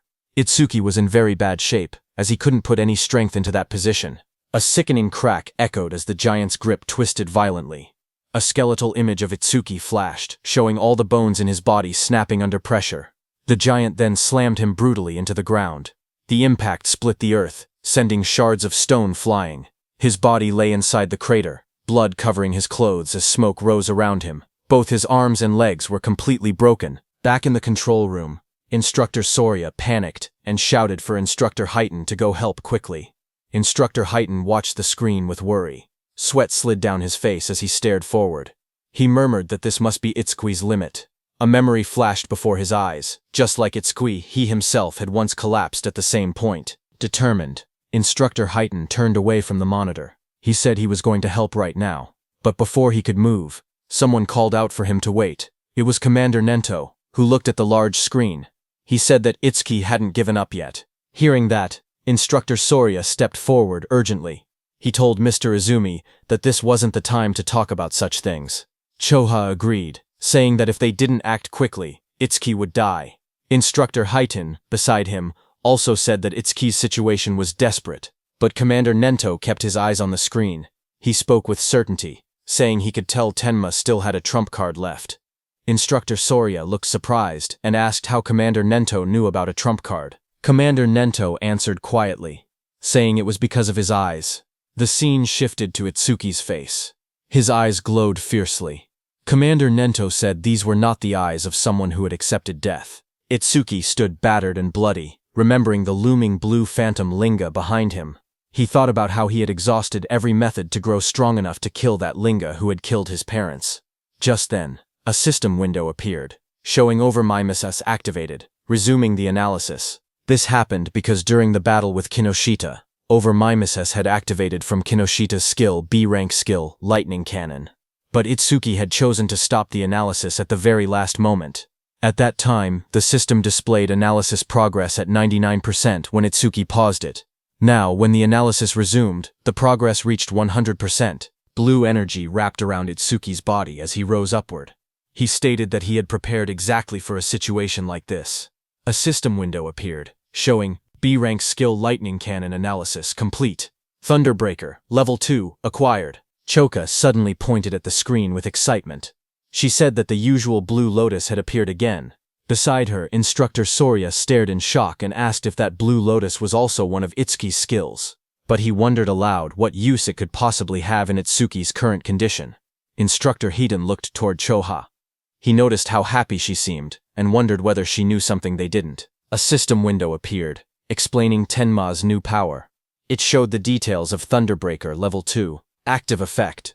He could absorb B-rank and lower lightning attacks into his body. When releasing the absorbed lightning energy, his agility would increase by 100%. Absorption count, 0.5. Passive effect. Each time a B-rank lightning attack was absorbed, his agility increased by 10%, currently increased by 15%. Blue energy swirled around Itsuki's body. His legs lit up first, then his hands slowly clenched as the power surged. Another window appeared, showing that Thunderbreaker level 2 had been acquired. All stats plus 20. All debuffs removed and injuries fully healed. Just then, the Inferno Beasts attacked the blue energy lotus, as lightning burst outward. But Itsuki pushed himself up from the shattered ground, covered in swirling energy, and blocked their attacks. He declared that his warm-up was over. From that moment on, he said he would be going all out. A status screen appeared beneath him, showing that his attack, agility, defense, and magic had increased from 310 to 330 points each. The total rose from 1240 to 1320 points. Instructor Soria stared in shock. He said that Itsuki had been brutally beaten, yet had recovered completely in just a few seconds. He shouted that the healing was stronger than what a dedicated healer could do. He continued, saying that along with that absurd area attack, he couldn't understand how many abnormal skills Itsuki actually had. On the battlefield, Itsuki moved with lightning speed and attacked the Inferno beasts with his clear orb before they could even react. A notification appeared. It showed that an Inferno giant, level 15, had been defeated, and the clear orb's flight speed had increased by 200%. More flashes filled the scene as another giant fell. Again, the display said Inferno giant, level 15, defeated, and the clear orb flight speed increased by 200%. As all the Inferno beasts fell, another pop-up appeared above the arena. It said that Nightmare Class Phase 4 had been cleared successfully. The time used was 31 seconds, and 20,000 points were earned. Itsuki stood confidently as two large Inferno giants fell down. He shouted that the current him would not lose, no matter how many Inferno giants attacked.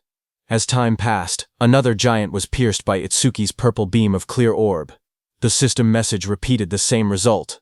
Inferno giant, level 15, defeated, with another 200% boost. Another notification followed, showing that the clear orb's flight speed was now 27 mets, flight speed increase 2700%. Itsuki killed another Inferno beast. The Nightmare Class Phase 5 message appeared. The system stated that Phase 5 had been cleared in 57 seconds, earning 25,000 points. Then another beam of clear orb pierced straight through the back of another giant. The second later, Itsuki's clear orb again pierced straight through another Inferno giant's body, splitting it from top to bottom as chains shattered around it. A system window appeared, announcing that Nightmare Class, Phase 6, had been cleared successfully. The time used was 1 minute and 34 seconds, and 30,000 points were earned. From the control room, the instructors, Commander Nento, and Choha, watched the results in shock. Instructor Soria's eyes went wide, and his mouth hung open. The scene shifted to the battlefield, which looked like a distorted landscape filled with countless Inferno beast corpses stacked across the ground. Instructor Soria's voice echoed faintly as he asked, "Is this hell?" Itsuki sat in the rubble of corpses, chains wrapped around his arms as enormous clawed limbs loomed over him. Instructor Soria's shaken voice wondered aloud which one was the real monster, Itsuki or the Inferno giants, admitting he was starting to lose track. Itsuki looked upward, panting heavily, blood covering his clothes as he looked at the camera and asked about the next phase, saying no Inferno giants were coming out. Instructor Soria stared forward in shock. He said it was unbelievable and that he had never thought something like this would happen. Sweat ran down his face as he looked at the scene before him. He slowly reached out his hand and pressed a glowing red button on the platform. With a heavy voice, he spoke into the microphone. He told Itsuki that it was over. On the battlefield, a loud announcement echoed. Instructor Soria told Itsuki that all the Inferno giants they had prepared had already been defeated. As the huge pile of fallen Inferno giants lay scattered across the ground, Instructor Soria told Itsuki that he had defeated every Inferno giant they had prepared. Hearing that, Itsuki took off the chains around his body, exhausted and covered in wounds. He asked if he had really beaten them all, reminding Instructor Soria that he had said the difficulty had no upper limit. He stood up slowly, trying to recall how many enemies he had taken down. He wondered how many points he had ended up getting. He thought to himself that if he had hit the ceiling, then the gap between him and Tuajin couldn't be that big. As he walked forward, he noted that he had achieved his other goal too, increasing the clear orb's flight speed. He considered it not a bad haul at all. A glowing panel appeared, showing the results. It listed that he had defeated 11 level 15 Inferno giants, and the clear orb's flight speed had increased by 1100%. Another notification appeared, showing the orb now moved at 38 meters per second, faster than an average car. But just as he was about to exit the training ground, a bright blue energy swirled behind him. Itsuki froze in place, staring ahead as the light rose around his body. A sharp glow flashed in Itsuki's eye as he turned his head, his expression tense and alert. But seeing what it was, he exhaled a moment later, realizing there was no threat. He muttered that he had mistaken it for another enemy for a second, because he had totally forgotten about it. Behind Itsuki, a huge glowing crystal had formed. He looked at the floating blue crystal beside him, knowing that since he couldn't level up, any experience from the disaster beasts he defeated turned straight into karma stones. The large blue stone hovered in the air, swirling with light. In the control room, the instructors stared in surprise. Instructor Soria asked why a karma stone was appearing in the trial grounds. Its blue color meant it held at least 10,000 experience points. Commander Nento explained to them that Itsuki couldn't absorb experience points, so everything he earned in the trial automatically became karma stones. Hearing that, Instructor Heaton said that he had thought Itsuki's level being fixed meant he was just faking it, but now he understood Itsuki truly couldn't level up. Instructor Soria asked if this meant that if Tenma ever teamed up with someone and entered a stage, his teammate would get all the dropped experience points. He added that it was a good thing. Itsuki had been born human. If he had been born a disaster beast, the thought alone was terrifying. Back inside the trial grounds, Itsuki grabbed the glowing blue karma stone. He held it close, the light reflecting in his eyes as he looked at it calmly. He then placed his hand on the large metal door, saying he had done what he came to do, and that it was time to head out. The heavy door slowly slid open. Outside, Instructor Soria leaned forward in excitement, telling the others that Itsuki had come out. A bright panel appeared above Itsuki as he stepped through the exit. It displayed his results. Tenma Itsuki. Preliminaries, second stage clear. Points earned, 106, 600. Time used, 3 minutes 55 seconds. Rank 1. Itsuki walked forward, still covered in blood and dust. Instructor Soria hurried toward him. He said he had witnessed Itsuki's performance with his own eyes, and called him pure potential. He told Itsuki to come with him, promising to arrange a mentor worthy of him. Itsuki replied that he appreciated the offer, but he already had a teacher who trained him, so he was fine. Hearing that, Instructor Soria grew frustrated, telling Itsuki he didn't get it. He said so what if he had a teacher? He insisted that not just anyone was qualified to guide someone as talented as Itsuki. He said Tenma would be better off following someone like him, someone with connections and resources. Itsuki repeated that he was fine. Instructor Hitten, beside Instructor Soria, leaned in and warned him that if he kept pushing, Itsuki would start disliking him. But Instructor Soria refused to back down. He shouted that he couldn't give up so easily, and told Instructor Hitten to talk some sense into Itsuki. He asked if he was really okay letting someone waste Itsuki's talent. When Itsuki looked toward Instructor Hitten, he recognized him as the one who had handled Kainoshita's lackeys before. Instructor Hitten waved it off, saying he had only judged someone who broke the rules. He then smiled and told Instructor Soria that Itsuki was the disciple of Izumi, so there was no way he wouldn't help him. Hearing that, Instructor Soria froze in shock. He asked Instructor Hitten what he had said, whose disciple was Itsuki. Itsuki thanked Instructor Hitten for what he had done in the past. On the other hand, Instructor Soria stiffened as he repeated the words. Itsuki was Commander Izumi Nento's disciple. Commander Nento, standing behind, confirmed it with a confident smile. Hearing that, Instructor Soria muttered that an out-of-spec youngster had appeared, and of course he had turned out to be Izumi's pupil. Itsuki looked at Commander Nento and called him sensei. Commander Nento stepped forward and praised Itsuki, saying he had watched his performance closely. He asked if he was hurt anywhere and said he could have Choha heal him if needed. Choha, standing behind, blushed and told her father that Itsuki had been fired up about challenging Phase 7, so there was no way he could be hurt. Itsuki smiled weakly. He said he wasn't injured but admitted he was a bit worn out. He added that he would be fine after a short rest. Instructor Soria nodded, and said that if Itsuki was Izumi Nento's disciple, it made sense he could perform at this level. He then mentioned that his disciple had wiped out every disaster beast prepared for the second stage. Itsuki then asked if Tewa had made it to Phase 6 as well. Instructor Soria answered that back then, Phase 4 had been the maximum. Later, they expanded it to Phase 6, but even that no longer seemed enough. He suggested they might need to extend it to Phase 8 next time. Commander Nento then told Itsuki to sit back and watch for now, because, for the other participants, the second stage had only just begun. Inside the exam field, the screen showed Rikuru. A notification appeared beside him, showing hard class progress at 100%. Rikuru then collapsed to the ground, saying his arms wouldn't lift anymore. He muttered that nightmare class was beyond him. The screen displayed his result. Horino Rikuru. Second stage challenge over. Time used, 17 minutes, 17 seconds. Points earned, 1600. The screen then showed Saya, whose hard class progress was also at 100%. Saya held a massive water sphere overhead with a beast trapped inside. She said she didn't have any high firepower skills, so she was trying to suffocate the beast by trapping it in water. She admitted it was taking too long, and she was about to run out of magic. She whispered that the next difficulty might be impossible. A notification appeared beside her, showing her result. Kisaragi Saya, second stage challenge over. Time used, 19 minutes 01 second. Points earned, 1600. From the control room, Itsuki watched their results. He said Rikuru and Saya had both capped out at hard class. He thought they would get a bit further. Instructor Highton told him not to assume everyone was as strong as him. He said most participants couldn't even clear normal class. With how fast Rikuru and Saya defeated the Aleki Rhino, he said both of them were guaranteed to be in the top 10. Itsuki then asked why they hadn't been removed from the field, if their runs had already ended.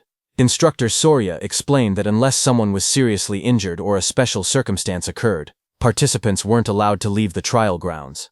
He added that Itsuki was a special exception. At that moment, Instructor Highton then looked up and said someone else had reached Nightmare class. Inside the stage, Uegaku swung a huge hammer down with full force. Instructor Highton explained that with a rare karma tool, Gaku should be able to take down at least one Inferno giant. Another scene showed a silver-haired girl fighting an Inferno beast.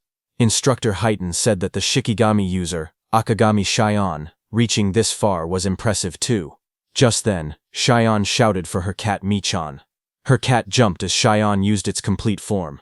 The cat turned into a massive black creature and moved forward as red light burned in its eyes. The monster rose to its full size, towering over the battlefield.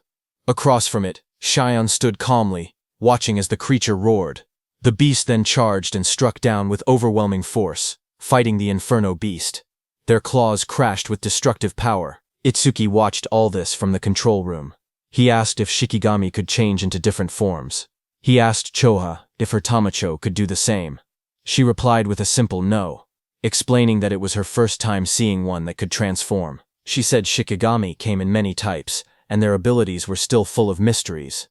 She warned him to be extra careful if he encountered Shikigami users from now on. Itsuki looked at the scene and said Shikigami were unexpectedly strong. He thought about the black dog he had taken from Charles and said he had been leaving it alone until now, but from this point on he would give all dropped experience to it. He then looked down slightly and said that since Saya and Rikuru had already retired, there was no point staying any longer. He thought it was time to head out. But suddenly Itsuki's eyes widened as he saw something on the screen.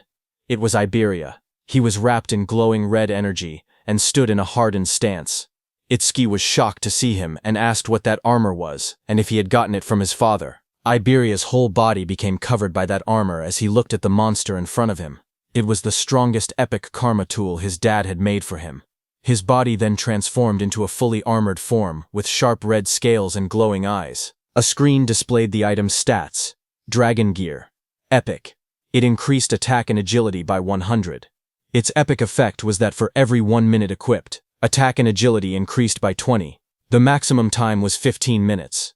Iberia knew that his tool had a will of its own and chose its master. He said it took a lot of effort before he finally obtained it. He ran toward the Inferno beast in front of him, thinking that his armor added 20 attack and agility every minute it was equipped. But if worn longer than 15 minutes, there would be a severe penalty. So he had to finish everything within 15 minutes. Another screen appeared showing current status increase. Attack and agility increased by a 120. Iberia shot forward at high speed. He thought about the announcement stating the Nightmare class had been cleared, and he believed it was probably Itsuki. He told himself he had to do his best so he wouldn't drag Itsuki down. He charged ahead, declaring that the two of them were double E. Itsuki watched him from the control room and said calmly that the armor looked good on him. Then a few minutes later, Instructor Sorya announced that the second stage was finished. From inside the control room, Instructor Sorya explained the rules. Only the top 10-point earners could advance to the national tournament's main event. He added that the top 2 would receive special rewards in the main event. Lying on the ground, Gaku smirked. He said that aside from Hanyu, there was no way anyone had more points than him. He laughed to himself, claiming those special rewards would be his. Instructor Sorya then stepped forward and announced that he would now reveal the top 10 results. A large screen displayed the rankings. First was Tenma Itsuki. His clear time was 3 minutes and 56 seconds, and his earned points were 106,600. Second was Hanyu Kana, who took 23 minutes and 43 seconds. She earned 16,600 points. Third was Uegaku. His time was 24 minutes and 23 seconds, and his points were 6,600. Fourth was Iberia. His time was 27 minutes and 59 seconds, and his points were 6,600. Fifth was Akagami Shion. Her time was 16 minutes and 30 seconds, and her points were points 1600. She failed at the Nightmare class attempt. Sixth was Horin no Rikuru. His time was 17 minutes and 17 seconds, and his points were 1600. Seventh was Kisaragi Saya. Her time was 19 minutes and 1 second, and her points were also 1,1600. Seeing the results, the crowd reacted instantly. One man shouted in disbelief, saying Itsuki had scored over 100,000 points, far more than even Tiwajin's 60,000. Another said that with a score like that, first place in the entire country was basically guaranteed. An injured man wondered aloud how many Inferno giants Itsuki must have killed, since each was only worth 5,000 points. Seeing this, Gaku suddenly sat up, shocked that he had fallen to third place. He asked who Tenma Itsuki even was, saying he had never heard of the name before. Haru looked at her weapon and said she wanted to cross swords with Tenma Itsuki. Saya lowered her gaze. She said she hadn't expected such a huge gap between herself and Itsuki.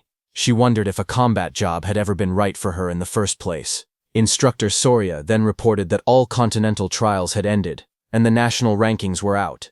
He revealed that Itsuki placed first in the entire nation, ahead of second place by a massive 65,000 points. Choa, watching her father, said that she couldn't see her father's face, but she could feel it. Her father was pleased. Commander Nento looked toward the sky and said humanity's new dawn was growing brighter. Meanwhile, on the battlefield, Iberia lay exhausted on the ground.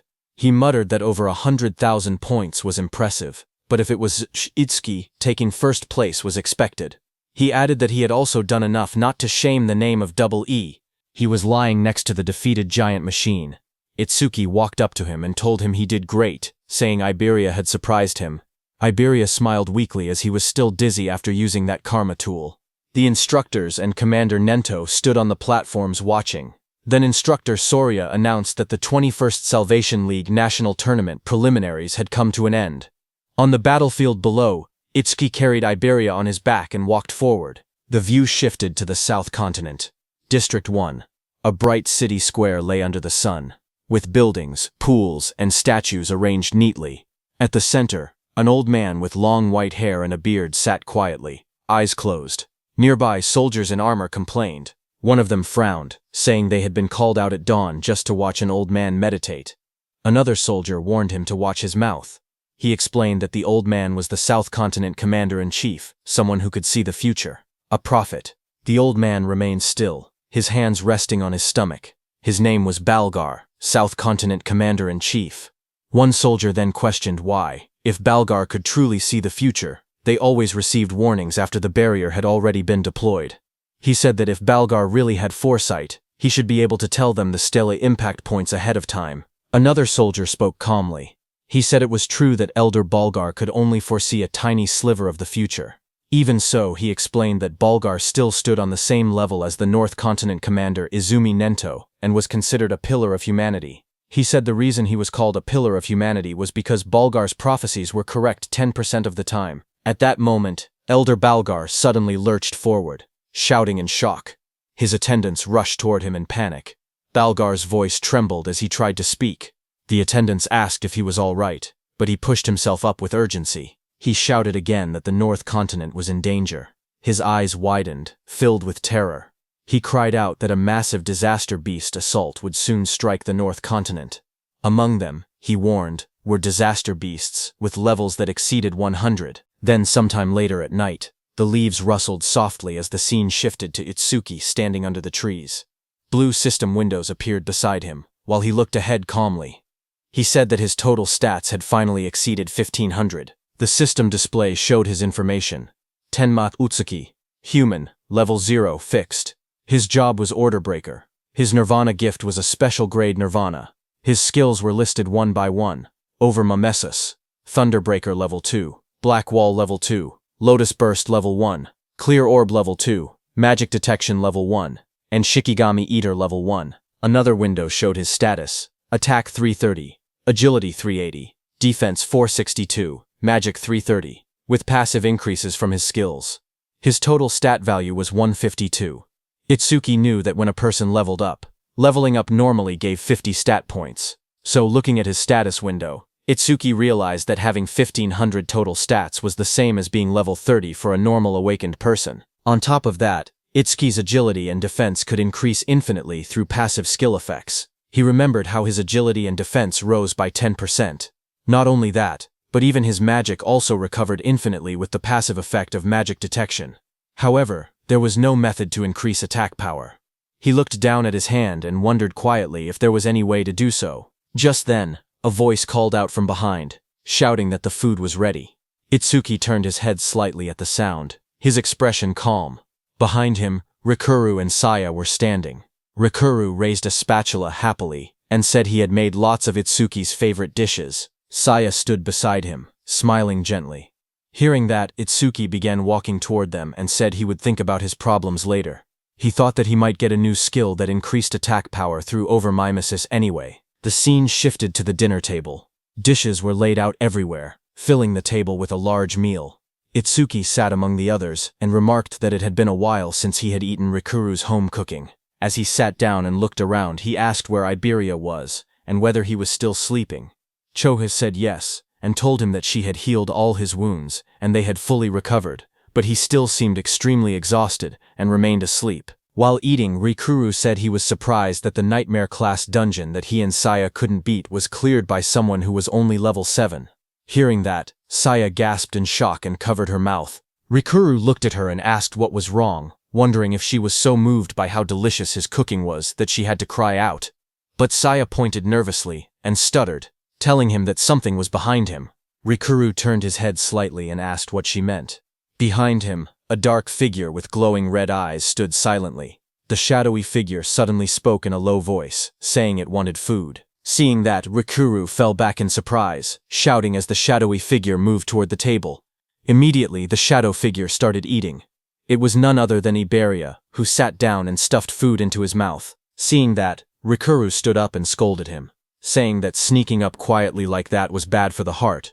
He also asked why Iberia was eating at someone else's seat without permission. Hearing that, Iberia slammed his bowl on the table, holding it tightly as he ate with extreme force.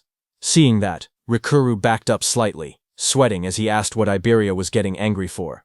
Iberia suddenly lifted his head with sparkling eyes and food crumbs on his face. He smiled widely and said the food was delicious. Seeing him energetic, Rikuru laughed proudly and said that it was thanks to his cooking.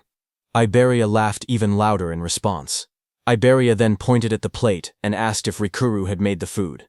He told him that he should quit being an awakened and become a chef instead, because he had way more talent for cooking. Hearing that, Saya covered her mouth, trying not to laugh, while Rikuru stood there with an annoyed expression, asking if that was supposed to be a compliment. Across the table, Commander Nento leaned forward with folded hands. He said that since all of them were aiming to become saviors, he had one question for them. Everyone looked at Commander Nento as he asked what they feared the most. Hearing that, everyone paused. Rokuru thought for a moment and said that the thing they feared was probably the opposite of what they looked forward to. He explained his own dream to become a savior, earn money, and enjoy gourmet food while traveling the world while he was still young. He then imagined the opposite of that dream. In his mind, he pictured himself as an old man with a cane. He said that aging would definitely be the opposite. When people get old, he explained, they lose the stamina to travel the world, and their sense of taste might deteriorate so much that they cannot even tell flavors apart. The thought made him shiver, and he said the idea alone gave him chills. Commander Nento then asked Saya how she felt. She looked down slightly and said she was born into a medical family and grew up in a hospital. She explained that ever since she was little, she had seen many people suffering from different illnesses. A memory flashed in her eyes of hospital staff rushing a patient on a stretcher past her. A sick elderly patient lay on the stretcher, his face covered with dark spots. His weak voice escaped as he looked toward Saya. Standing there, Saya had been frozen in fear.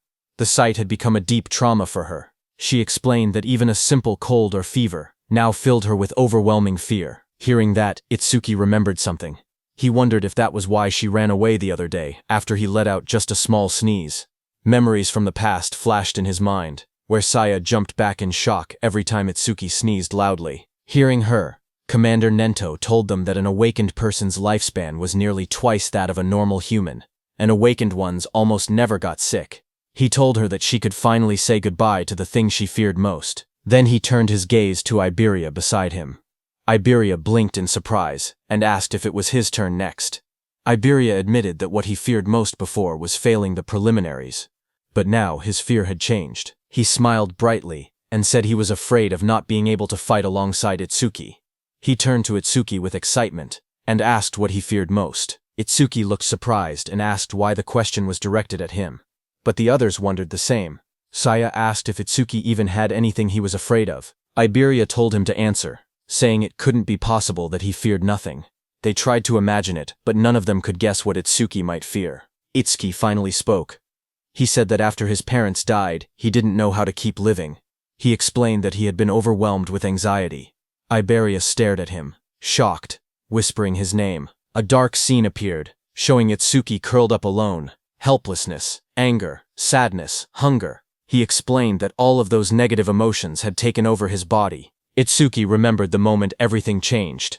He had been sitting alone in the dark, tears running down his face, until Saya and Rikuru appeared before him. Rikuru's gentle voice asked why he was crying alone in a place like that. Saya told him the sky was beautiful and that it was a waste to look down. Young Saya leaned forward, asking if he had caught a cold and whether they should take him to the hospital. Rikuru held out a lunchbox with a bright smile, telling him they should eat something delicious so all his worries would blow away.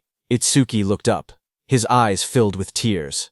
He said the warmth the two of them gave him pulled him out of that negative world. He continued speaking. He said that after that day, he met Sensei, met Choha, and even Iberia. Itsuki looked around the table and said they had become comrades. No, more than that. It felt like his family had grown. A soft smile formed on his face. He said that this sense of security was something he hadn't felt in a long time. Sometimes, he thought, he wished this moment could last forever. Itsuki continued speaking while everyone listened. He said the thing he had feared the most was living alone. Across the table, Saya, Rikuru, and Iberia watched him quietly as he shared his thoughts. Choha observed him with gentle eyes. She noted that the atmosphere around Itsuki felt calm and peaceful, completely different from the unsettling feeling she had sensed before. Suddenly, Iberia rushed forward. He called out Itsuki's name and threw his arms around him, shouting that he would never leave his side, not even a single step. Itsuki stumbled back in surprise, trying to explain that this wasn't what he meant. Commander Nento told them that he had asked earlier to confirm whether they might one day regret choosing their path. When they became saviors and faced true danger, regret would be the most unforgivable thing. He told them to remember that a savior's goal was to reach death without regrets. Everyone stood firmly and answered that they would engrave those words in their hearts. Commander Nento nodded and stood up. He told everyone to hurry and finish eating and then rest. He reminded them that Rikuru and Saya needed to return to North District 6 by tomorrow. The next morning, it was time for Rikuru and Saya to go back. Iberia waved excitedly as he called out to Rikuru, asking him to make home-cooked food again next time. Rikuru shouted back that he would as long as Iberia didn't cause trouble for Itsuki. Their voices echoed as they walked ahead, promising to meet again at the national tournament. Seeing that, Itsuki walked up to Iberia, who wiped his tears. Itsuki asked when Iberia and Rikuru had gotten so close. Commander Nento soon gathered them and told them they should head back as well. Itsuki nodded, but his mind wandered.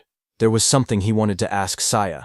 He thought he could ask her during the main tournament. As he walked, Itsuki suddenly paused in shock when he noticed Choha. Choha sprinted across the courtyard with urgency. Itsuki wondered why she was in such a rush. A moment later, Chosha reached Commander Nento, slightly out of breath. Commander Nento asked her what had happened. Chosha replied in a serious tone that top-secret information had just arrived from the South Continent. Commander Nento asked Choha what the secret message contained. Choha explained that the information carried an extremely high clearance level. It was something only saviors above level 50 and continent commanders were allowed to know. Commander Nento then looked at Itsuki and Iberia and said that the two of them were also permitted to hear it. Iberia lit up with surprise, asking if he trusted him that much. Chosha began delivering the message. A new prophecy had come from Elder Balgar, the commander of the South Continent. According to him, within the next 3 days, a large-scale disaster beast assault would strike the North Continent. Hearing that, Itsuki asked whether Elder Balgar's prophecies were reliable. Iberia confirmed that they were. Elder Balgar was the most renowned prophet across all 5 continents. His prophecies were as good as confirmed futures. Choa turned to her father and urged him to leave the North Continent immediately. But Commander Nento believed there had to be a reason the disaster beasts were launching an assault. This time, he said, the target was most likely him, the commander of the North Continent. The commander thought for a moment. He said that if that were true, then staying here would make him good bait. Choga stepped forward, insisting there was no reason for her father to remain in the North Continent. She reminded him that combat wasn't even his specialty, and if he already knew he was the target, then remaining here was far too risky. She urged him to evacuate to the Central Continent immediately. Tenma agreed with her. He said that if they lacked manpower, he would remain behind and fight. But the commander raised a hand, stopping them. He told them he had already made his decision and warned them not to argue further. Then he turned to Itsuka, saying there was something else he needed him to do. Itsuka protested, insisting that nothing could be more important than protecting his sensei. Commander Nento explained his request. Iberia's father, Aiden, was the greatest crafter across all 5 continents, and they couldn't allow anything to happen to him. He wanted Itsuki to guard Aiden together with Iberia. Additional awakened fighters would also be dispatched to support them. Hearing that, Iberia looked troubled. He wondered aloud why their forces had to be split just to protect his father. Suddenly a thought struck Itsuki, as he realized that Sensei might be intentionally keeping him away from the battlefield. Nearby, Chobia listened quietly until the commander turned to her as well. He said he had 3 requests for her. First, she had to announce the coming assault to the residents of the North Continent and help evacuate everyone below level 50 safely. Next, she needed to notify all awakened individuals, level 50 and above, to prepare for combat at any moment. Finally, she had to summon Haiten to this location. Since North District 1 had a low population, there would be no danger of civilian casualties. Commander Nento's eyes glowed fiercely as he declared that they would face the disaster beasts head-on right there. Choa returned to her father and reported that she had completed every arrangement he instructed. She told him Haiten would be arriving soon. Commander Nento thanked her for the trouble and told her she could rest for now. Choa hesitated, her expression softening as she looked at him in silence. Her father noticed her worry. He asked whether she was anxious about Itsui, even though Aiden already had skilled guards accompanying him. He added that if that was the case, then as her father, he simply needed to defeat all the smaller threats and lure out the main enemy. Choha lowered her gaze, her cheeks slightly flushed. She admitted that, as expected of her father, he saw through everything. Commander Nento continued speaking. He said a prophecy had revealed that a disaster beast of level 100 or higher would appear this time. In a battle of that scale, someone would be forced to reveal all their trump cards. That was the real reason he sent Itsuki away. Hearing that, Choha nodded slowly as the meaning became clear to her. If Itsuki fought such a beast using his unusual methods, his abilities would be exposed, and the enemy would try to eliminate him at any cost. Commander Nento said yes, but added that there was another reason as well. Based on Itsuki's past battles, it seemed Itsuki lacked raw attack power. Rumors said that Aiden possessed an artifact capable of increasing attack power, and sending Itsuki there might allow him to obtain it. Commander Nento explained that if Itsuki obtained the rumored artifact, everything would change. Attack, defense, mana, agility. He could become a perfect awakener who possessed every attribute. The prophecy began to unfold soon after. On day 1 of the prophecy, at 8 p.m., the northern continent was struck. In every district, stone monuments began falling from the sky like rain, crashing into the ground and signaling the start of the disaster beast assault. In North District 2, the skies were dark as Utsuki and Iberia sprinted through the cold winds. Utsuki asked how much farther Iberia's home was. Iberia estimated another 100 kilometers. Hearing that, Itsuki narrowed his eyes, thinking that a disaster beast could appear at any moment. They had to reach Iberia's father as fast as possible. Suddenly, from behind, Iberia shouted for Itsuki to look, pointing ahead in shock. Hearing that, Itsuki stopped and looked forward. Iberia's trembling voice barely formed the words. A blazing object was falling from the sky. It was a stone monument. Itsuki realized that the attack had already begun, and the monument had landed right in the middle of a populated area. The two watched as the fiery structure crashed straight into the city. The impact sent a massive explosion of light through the skyline. Itsuki's expression tightened. The warning had only been released moments ago. Civilians were still evacuating. If a disaster beast appeared now, the situation would become catastrophic. Elsewhere in the city, awakened warriors stared at the monument that had descended. Chaos erupted as they shouted that massive casualties were unavoidable, and that a disaster beast was already approaching. Someone recognized the scene. It was exactly as Elder Vargar had foretold. They cursed at how early the event had arrived. Back with Itsuki and Iberia, a glowing barrier began forming around the impact zone. Iberia panicked as he watched it rise. Itsuki was also panicking inside, thinking that if they left the citizens behind, many would die, but if they stepped in to help, their main mission would be delayed. Itsuki glanced at Iberia and thought quietly to himself. Iberia had traveled a long distance, yet he hadn't asked for a single break. He must have been that worried about his father. If he suggested stopping to save citizens now, Iberia would surely hate it. But before he could decide, Iberia suddenly pointed forward, shouting for them to go help. The barrier had trapped a disaster beast inside the city, and he insisted they couldn't ignore it. The creature inside was at least level 20. If no high-level awakeners were present, countless people could die. Hearing that, Itsuki's worries vanished. Then, with a firm voice, he agreed to change the plan. They would take care of the disaster beast in the city first. Just then, the ground shook violently as the stone monument split open. Flames burst out, and a massive creature emerged from within. It was a flame golem, level 21, its entire body wrapped in blazing fire. Nearby, the awakened fighters assessed the situation. They counted their strength, 3 level 15s and 1 level 16. It would be difficult, but against a level 20 disaster beast, they believed they still had a chance to win. A defender stepped forward and activated his C-rank skill, Rock Shield. Jagged stone shot up around his arms as he braced himself against the incoming flames. He shouted for the others not to break formation, promising to hold off the monster's attacks. The flame golem roared and hurled fire straight at him. Through the heat and sparks, the defender yelled for his teammates to find an opening and counterattack. But the creature's power was overwhelming. It struck with massive force, smashing the ground and scattering debris across the street. The defender was thrown violently backward, crashing into a wall. As the dust settled, he struggled to lift his head. His armor was shattered.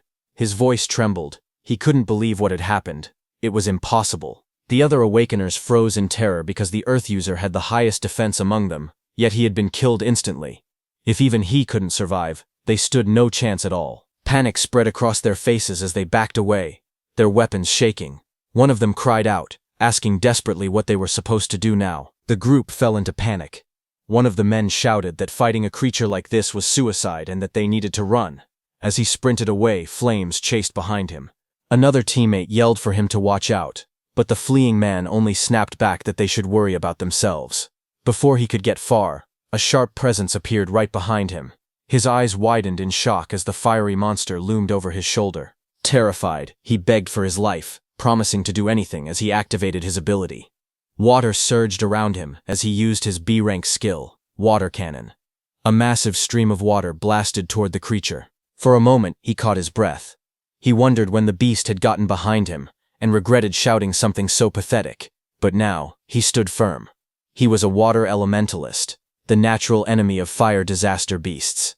This attack should have been its end. The others watched from a distance, unsure. One asked whether he had really defeated it. Another stepped forward, saying he would finish it off just in case.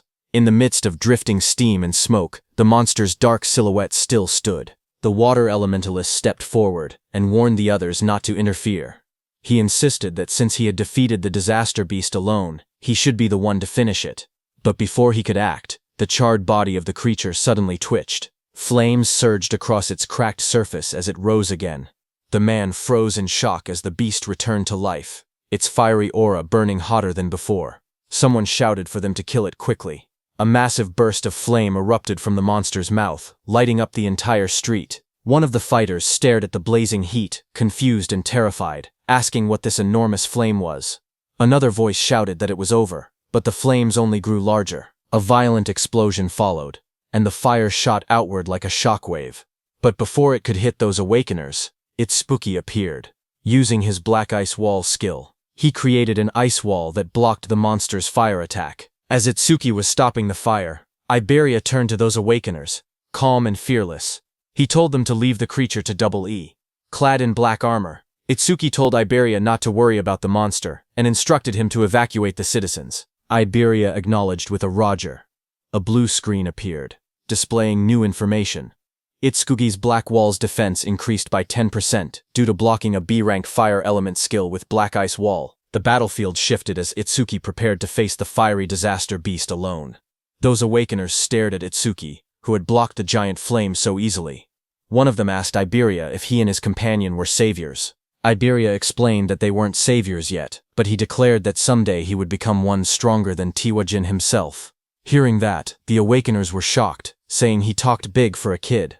Iberia walked over, annoyed, and asked what they were doing being saved by a child. One of the awakeners immediately argued back, insisting that no one asked for help and that he was going to defeat the beast anyway. Someone else wondered aloud if a mere awakener could really handle a disaster beast like that. Their eyes shifted to Itsuki. One man whispered whether the ice-like armor covering his body was some kind of artifact. On the other hand, Itsuki narrowed his eyes, remembering something his sensei told him before they left. His memory showed his sensei warning him about the black sphere he could release. Its power was immense, but it required chanting time, and its flight speed wasn't fast compared to strong disaster beasts. Missing the first attack would only put enemies on guard, making them harder to hit afterward. His sensei advised him to avoid using the black sphere unless absolutely necessary, keeping it as a trump card for critical moments. The memory ended with his teacher's voice telling him to listen carefully and only use that black sphere under the right circumstances. His teacher's words echoed in Itsuki's mind. He should only use his strongest attack when he was certain he could take down the opponent. Looking at the crowded battlefield below, he realized he couldn't use the penetrating true sphere here. There were too many people around. Down on the streets, civilians stared up at him in shock. Some wondered if he was an awakener who came to help. Others pointed out the equipment he wore, guessing he must be a high-level awakener. High above, the fiery disaster beast roared as it swung its massive body. Itsuki, covered with lightning, shot forward, slamming straight into the creature's rocky surface. He made up his mind. If he couldn't use his special skill, he would suppress the beast with brute strength instead. With full power, he punched the beast. Explosive impacts echoed through the buildings as he drove the monster backward. His movements blurred with speed as burning fragments scattered everywhere. A bright system window flashed, showing that Itsuki's Thunderbreaker activated Thunderclap Wave. Lightning surged across his entire body as he appeared above the beast. The beast raised its head, its eyes glowing red, fire swirling around it. Itsuki struck again, driving the massive creature through the ground with overwhelming force. Dust and flames erupted as the beast crashed hard, its body half buried in the shattered street. The ground trembled from the impact. Lightning wrapped around Itsuki as he rose into the air, his entire body glowing with blue energy. Flames raged around him, but he shot downward like a meteor, slamming into the massive creature below with overwhelming force. The impact shook the entire street. A huge shockwave burst outward, cracking the ground and sending flames scattering. A crater formed where the blow landed, smoke rising from the broken asphalt. People watching from a distance stared in disbelief. One person said the disaster beast was being pushed back completely, even though it was supposed to be powerful. Another mentioned that the awakener looked like he was only 18. Someone else suggested the beast must have been injured beforehand, but an awakener nearby could only stare with wide eyes, whispering in shock that this couldn't be real. Even a level 21 flame golem couldn't fight back at all against that young man. He wondered who the young man facing it truly was. When the smoke finally cleared, the battlefield was quiet. The golem lay smashed into the ground. One of the awakeners looked around in confusion and asked where the young man had gone. Another man explained that as soon as the young awakener defeated the disaster beast, he left the area with the blonde boy. That water-type awakener claimed that the only reason a level 0 awakener could do something like that was because he had already weakened the flame golem's health beforehand. But the first awakener looked uneasy. Even he, a level 15 awakener, couldn't track the young man's movements with his eyes. He said that the power to send a flame golem flying with bare hands was unbelievable. He added that if his status showed level 0, his real strength had to be comparable to level 30. On the other hand, Itsuki and Iberia were already running. While running, a thought troubled Itsuki. If a beast of that level couldn't be killed instantly, things would only get harder in the future. He muttered that he had to increase his attack power somehow. Just then, a system window appeared, displaying Itsuki's current stats. Attack, 330, Agility, 760, plus 100% due to Thunderclap Wave activation. Defense, 495, increased due to Black Ice Wall, 50%, Mana, 330, recovers 10% of mana upon detecting one enemy unit. Itsuki stared at the numbers, knowing he needed to grow stronger as quickly as possible. On day 1 of the prophecy, At 10:30 p.m., Itsuki and Iberia ran through the rain-soaked streets. Iberia stared in awe, saying Itsuki's speed was so incredible that he couldn't even track him with his eyes. Itsuki replied calmly that speed meant nothing without power. While they were running, suddenly Iberia started panting heavily, admitting he had never thought of Itsuki that way before. When they stopped, he told Itsuki that if he wanted to raise his attack power, he knew a good method. Itsuki looked at him and asked what he meant. Iberia explained that his dad's warehouse contained tons of artifacts, and there had to be one that boosted attack. He said Itsuki was strong and was also Sensei Izumi's student, so his dad would definitely be happy to let him have one. As he spoke, he imagined Itsuki wearing a powerful artifact, standing tall in a dark, glowing armored suit. The thought made him laugh to himself in a strange way. But Itsuki looked unimpressed and asked what that creepy laugh was about and what exactly he was imagining. Iberia cheered excitedly and told Itsuki to follow him. Once they arrived, he said he would ask his father to prepare a useful artifact for Itsuki. Itsuki watched him struggle to stand straight and thought to himself that he had already slowed down on the way. But even with all that agility, Iberia must have had trouble keeping up.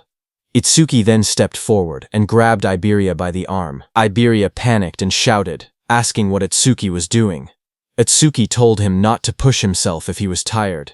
If they ran into a calamity, he wouldn't be able to fight properly in that condition. Before Iberia could answer, Itsuki lifted him and dashed forward at full speed.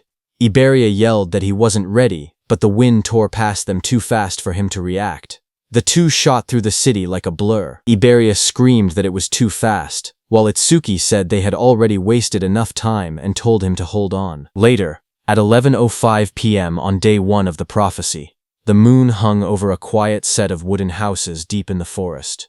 A gust of wind swept through as they arrived. Iberia collapsed forward, shaking.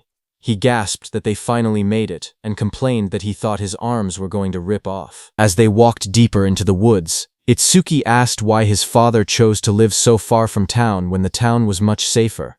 Iberia replied that his father said the town was too noisy for him to focus on his crafting. Ahead of them stood an old wooden house.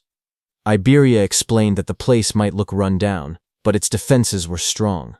His father had traps set all around the perimeter.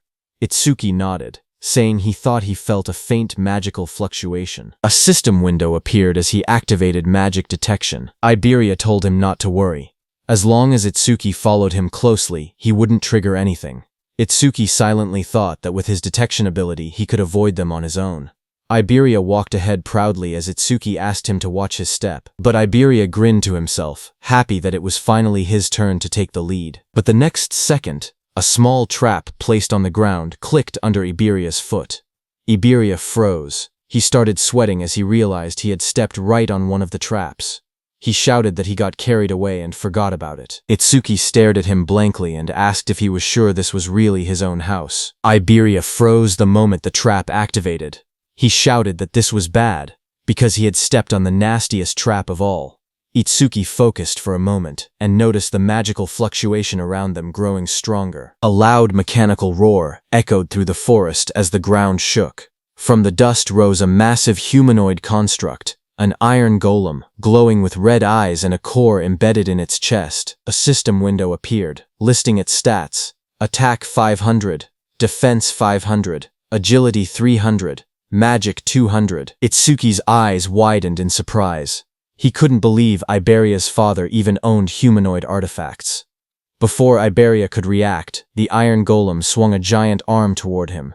The blow came crashing down with tremendous force. In the next instant, Itsuki dashed forward and pushed Iberia out of the attack's path. As the iron golem's punch came down, Itsuki also punched it with full power. Their attacks smashed into each other, creating a massive shockwave that cracked the earth and sent debris flying everywhere. Itsuki slid backward across the ground, shocked that even a mere artifact had higher attack power than he did.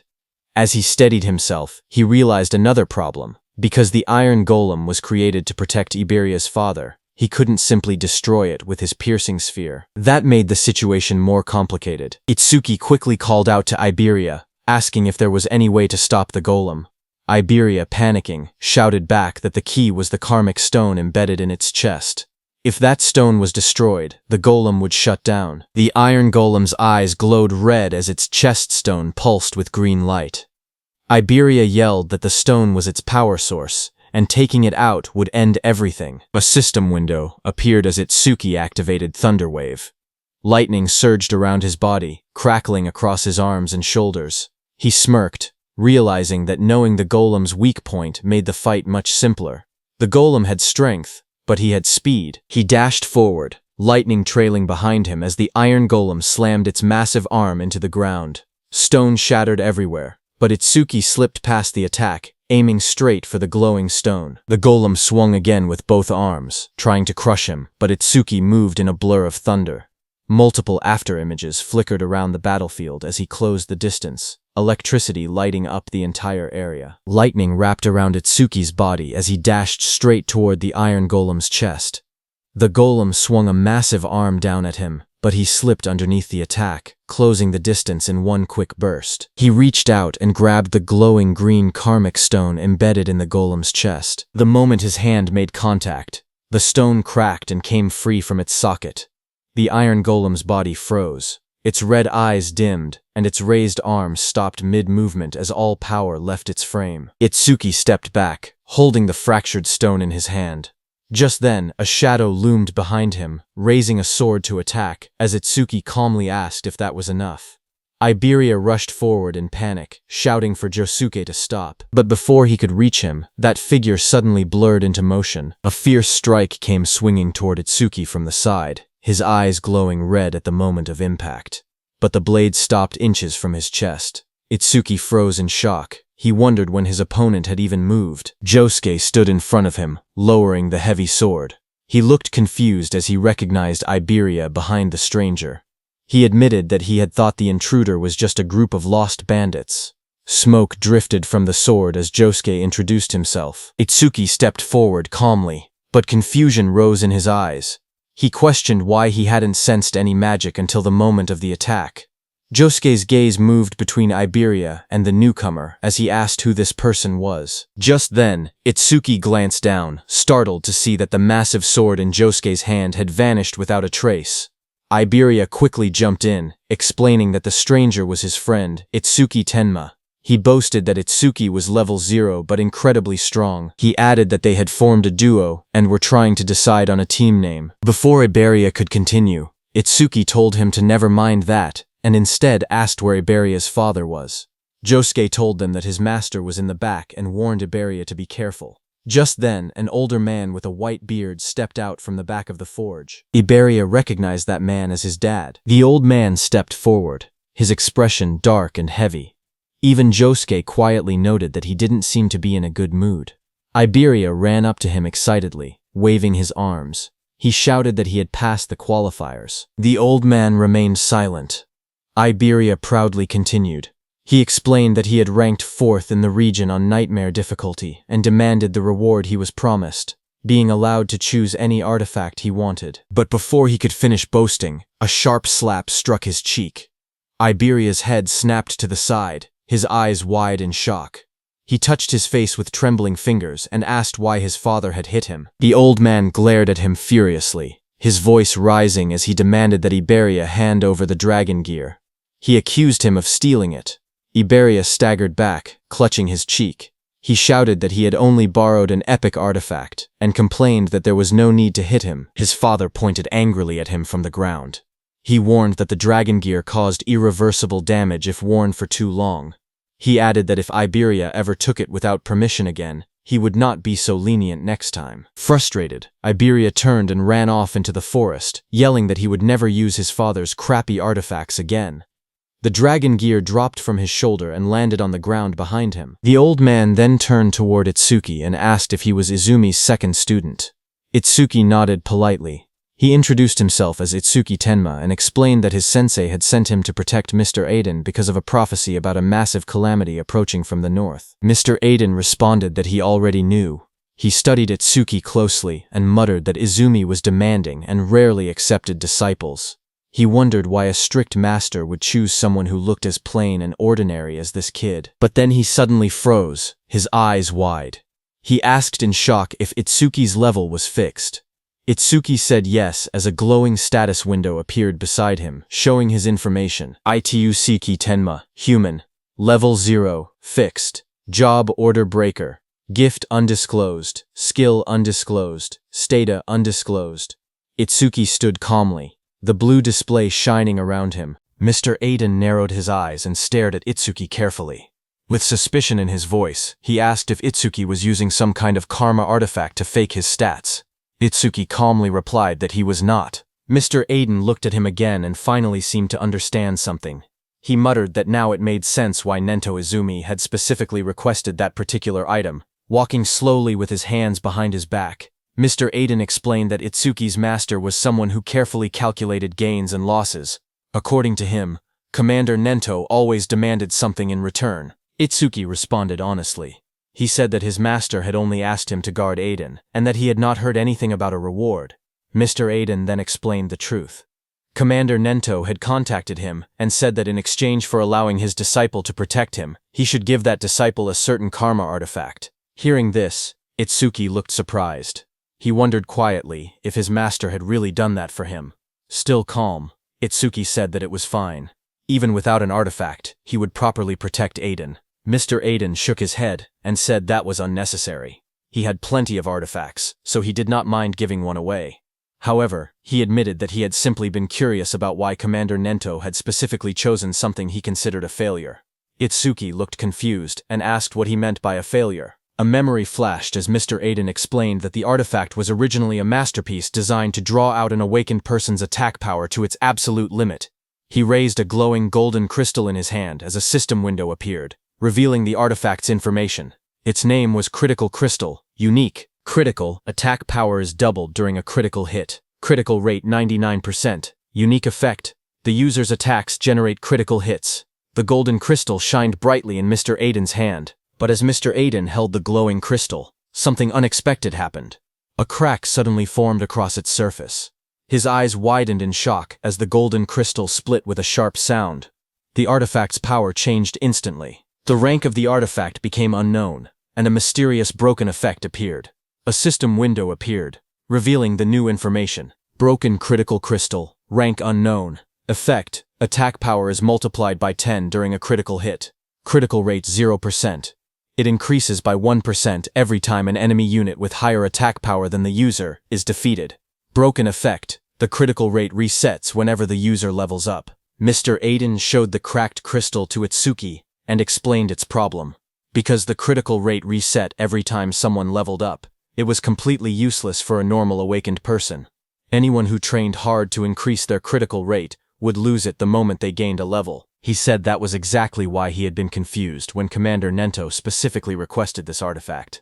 But after seeing Itsuki's stats, he finally understood the reason. Itsuki carefully reached out and took the broken crystal into his hand.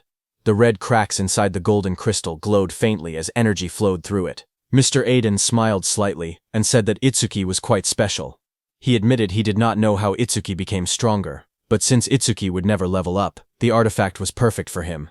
He then explained that as Itsuki continued defeating Calamity Spirit Beasts, his critical rate would slowly increase.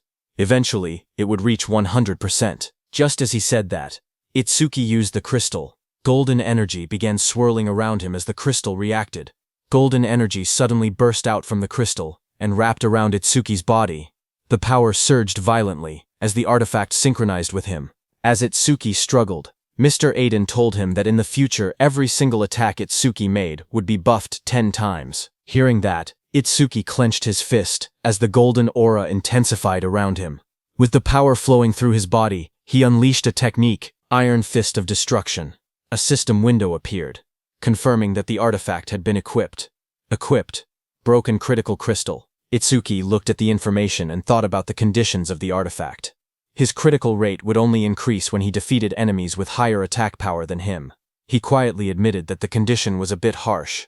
However, he decided not to worry about it for now. He would think about a counter-strategy after they finished this raid. Just then, another system notification appeared, showing the crystal's information.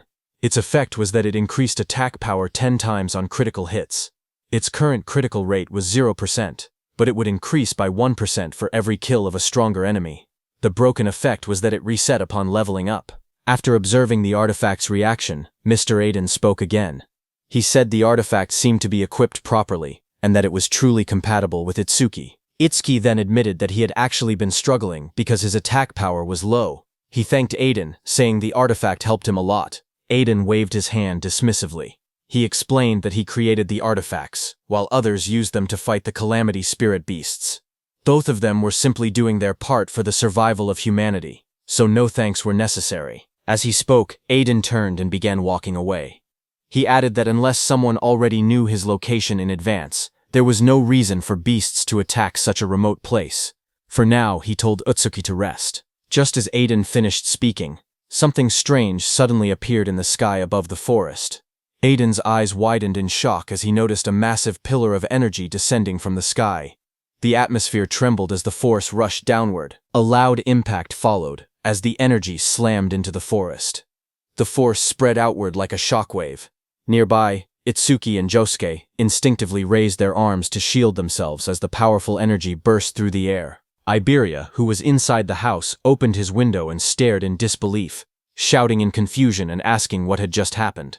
He looked toward the sky with wide eyes and realized something unexpected. A barrier had appeared. Looking up, they saw a massive green dome covering the entire area. The strange barrier surrounded the forest, glowing with an eerie green light. Seeing the enormous dome above them, Iberia shouted in shock, wondering why there was a green barrier there. Mr. Aiden looked toward the sky with a serious expression. In his mind, a troubling thought appeared. Only the commanders-in-chief of the 5 continents should know his location. He wondered if it was truly a coincidence that a stone monument had fallen here, or if something else was happening behind the scenes. Before he could think further, Josuke suddenly shouted loudly. He quickly warned everyone to get back. The Calamity Spirit beasts were coming, and they were already heading straight toward them. Itsuki stood quietly and focused his senses. His eyes sharpened as he felt a powerful presence approaching. He calmly said that he could feel it. Something was moving toward them at an incredible speed. Moments later, the ground began shaking as multiple creatures rushed forward through the forest. At first, Itsuki counted 6 of them. Then they realized there were even more. The monsters burst out of the trees, charging straight toward them. One of the creatures revealed itself clearly. A system window appeared, identifying it, one horned demon from the Horned Demon tribe, level 14. Seeing the monster rush forward, Itsuki shouted that they were here. The demon lunged toward Itsuki with its massive arm raised, aiming a brutal strike at him, but Itsuki stopped its attack with his bare hands. The next second, Itsuki pierced the monster's body with his black ice wall. Blood burst out as the blade tore through its flesh. At the same moment, a system notification appeared. Activating Black Ice Wall. More monsters rushed forward from different directions, opening their jaws wide as they attacked together. Electricity crackled around Itsuki's body as he moved calmly through the battlefield. Inside his mind, he thought that enemies at this level were not a problem. No matter how many came, he could finish them instantly with Lotus Explosion. However, he hesitated, thinking that Josuke might not be able to withstand the shock of a Lotus Explosion, and it was still risky. Itsuki glanced behind him and remembered that Aiden and Iberia were hiding in the shed right behind him. If he used Lotus Explosion recklessly, the blast might catch them as well. Because of that, he held back his power and continued fighting the monsters directly instead. After defeating the surrounding monsters, Itsuki stood quietly among the fallen enemies. Looking at the battlefield, he calmly admitted to himself that he was probably more suited for fighting alone. Just then, he suddenly paused. He sensed something unusual. Itsuki frowned slightly as he felt another surge of mana spreading through the area. This new wave of power felt far stronger and more intense than the ones that had appeared before. Moments later, a massive creature revealed itself. A system window appeared, identifying the monster. 2-horned guardian beast of the Horned Demon tribe. Level 24. At the same time, far away in a dark and terrifying realm, towering demonic structures stood beneath a crimson sky. Inside a sinister palace, the most powerful demon emperor, Linga, sat on the throne. An orange-haired figure standing in front of him spoke calmly. He reported that the first wave of the advance party had already been teleported to the human realm, consisting of lower-class slave demons. Then he asked another question. Among the 8 demon kings, which one should be entrusted with leading the main force? At that moment, Demon Emperor Linga said that thanks to the eye he had left behind during the last descent into the human realm, the demon race had already discovered the existence of a certain important person. With a cold command, the demon emperor told him to capture them. This orange-haired figure was Enma-Raku, also known as Yama, one of the 8 demon kings. He asked whether the task should also be entrusted to one of the 8 demon kings. However, the demon emperor sitting on the throne calmly refused the idea. He said that sending a demon king might destroy the very eye that had been secretly left behind in the human realm. Because of that risk, he decided that the matter would instead be handled by a demon general. The order was accepted without hesitation. Demon King Yama simply replied that it would be done as commanded. Then Demon Emperor Linga declared that the command of the main force would be completely handed over to Inshokuma, also known as the ape-eating demon king. The scene then shifted to a terrifying beast-like demon. This was one of the 8 demon kings, Inshokuma. Demon Emperor Linga said that since Inshokuma had not eaten a living human in a very long time, he was certain that Inshokuma must be extremely hungry. At the same time on the battlefield, while Itsuki was fighting, a loud scream suddenly echoed through the area. Hearing it, he immediately recognized the voice. It was Iberia. His expression changed as he realized something was wrong. He wondered if a disaster beast had broken into the room. But before he could react further, a disaster beast burst forward to attack. A system window appeared in front of him, identifying the beast as a double-horned guardian from the Horned Demon Clan, level 24. The beast attacked with overwhelming force, striking toward him without hesitation. Seeing the situation, Itsuki's eyes sharpened. He realized that things had reached a critical point, and he had no choice but to use that power. As the attack came crashing down, Itsuki quickly glided on the ground and dodged it. At the same time, he aimed at the beast and used Clear Orb. He judged that the creature's attack power was likely higher than his own. However, if he managed to defeat it, he could increase his critical rate. A system notification appeared, explaining the effect of the broken critical crystal. It stated that attack power would increase tenfold during a critical hit, and the critical rate would increase every time he defeated an enemy stronger than himself. However, the critical rate would reset whenever he leveled up. With determination, Itsuki shot the Clear Orb. A beam of purple energy shot into the sky, cutting through the darkness like a sharp spear as the attack was released. Another system message appeared, saying Clear Orb was activated.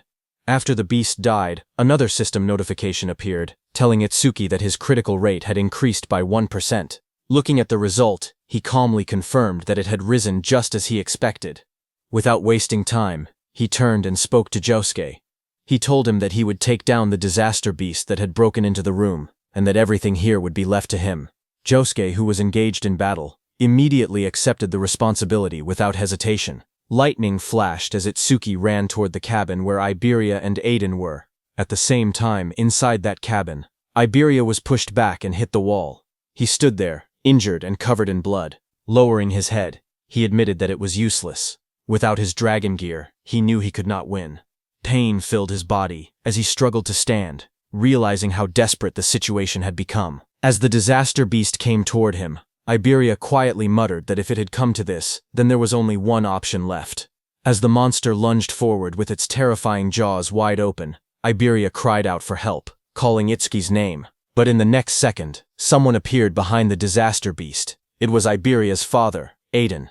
He swung his massive weapon down with overwhelming force, hitting the beast on the head. Watching this, Iberia was shocked. He wondered how his dad, who was a non-combat class, could face a disaster beast without any fear. Seeing that nothing happened to the beast, Aiden remained calm and called it stubborn. Aiden's attack made the beast furious, and it turned around in anger. It immediately charged at Aiden at full speed. Seeing it coming, Aiden stood firmly and declared that he would leave the rest to him. He was saying that to Itsuki, who appeared there just before the monster's attack could hit Aiden. Itsuki moved instantly, his body wrapped in crackling electricity as he intercepted the attack. The beast tried to strike again, but Itsuki stepped in from behind, and using his black ice spike, pierced through the monster's body. A system message appeared, announcing that his black ice wall had activated. Blood splattered as the creature's massive frame was struck down. After the clash ended, Itsuki apologized to Aiden for being late. He explained that it had taken a little time to deal with the lookouts. Aiden then asked about the situation outside. Itsuki immediately used his magic detection skill, but he could no longer sense any magic fluctuations from outside. Seeing that, he told Aiden that Josuke had likely wiped out every last disaster beast. As they went outside, the battlefield was covered with the bodies of disaster beasts. Iberia looked around in shock and stammered in disbelief, wondering if Josuke had really done all of that by himself. Josuke immediately warned everyone not to lower their guard. He explained that unless they destroyed the barrier, disaster beasts would continue spawning from within it without end. As time passed, they would only grow stronger. With a firm expression, he declared his intention to head toward the barrier and destroy it while eliminating as many disaster beasts as possible along the way. Looking at Itsuki, he added that if any beast managed to slip past him, he would have to deal with it. However, Itsuki stated that he would be the one to slaughter every disaster beast within the barrier. His eyes were filled with hatred as he instructed Josuke to remain there and protect Aiden and Iberia. Seeing Itsuki's expression, Aiden narrowed his eyes.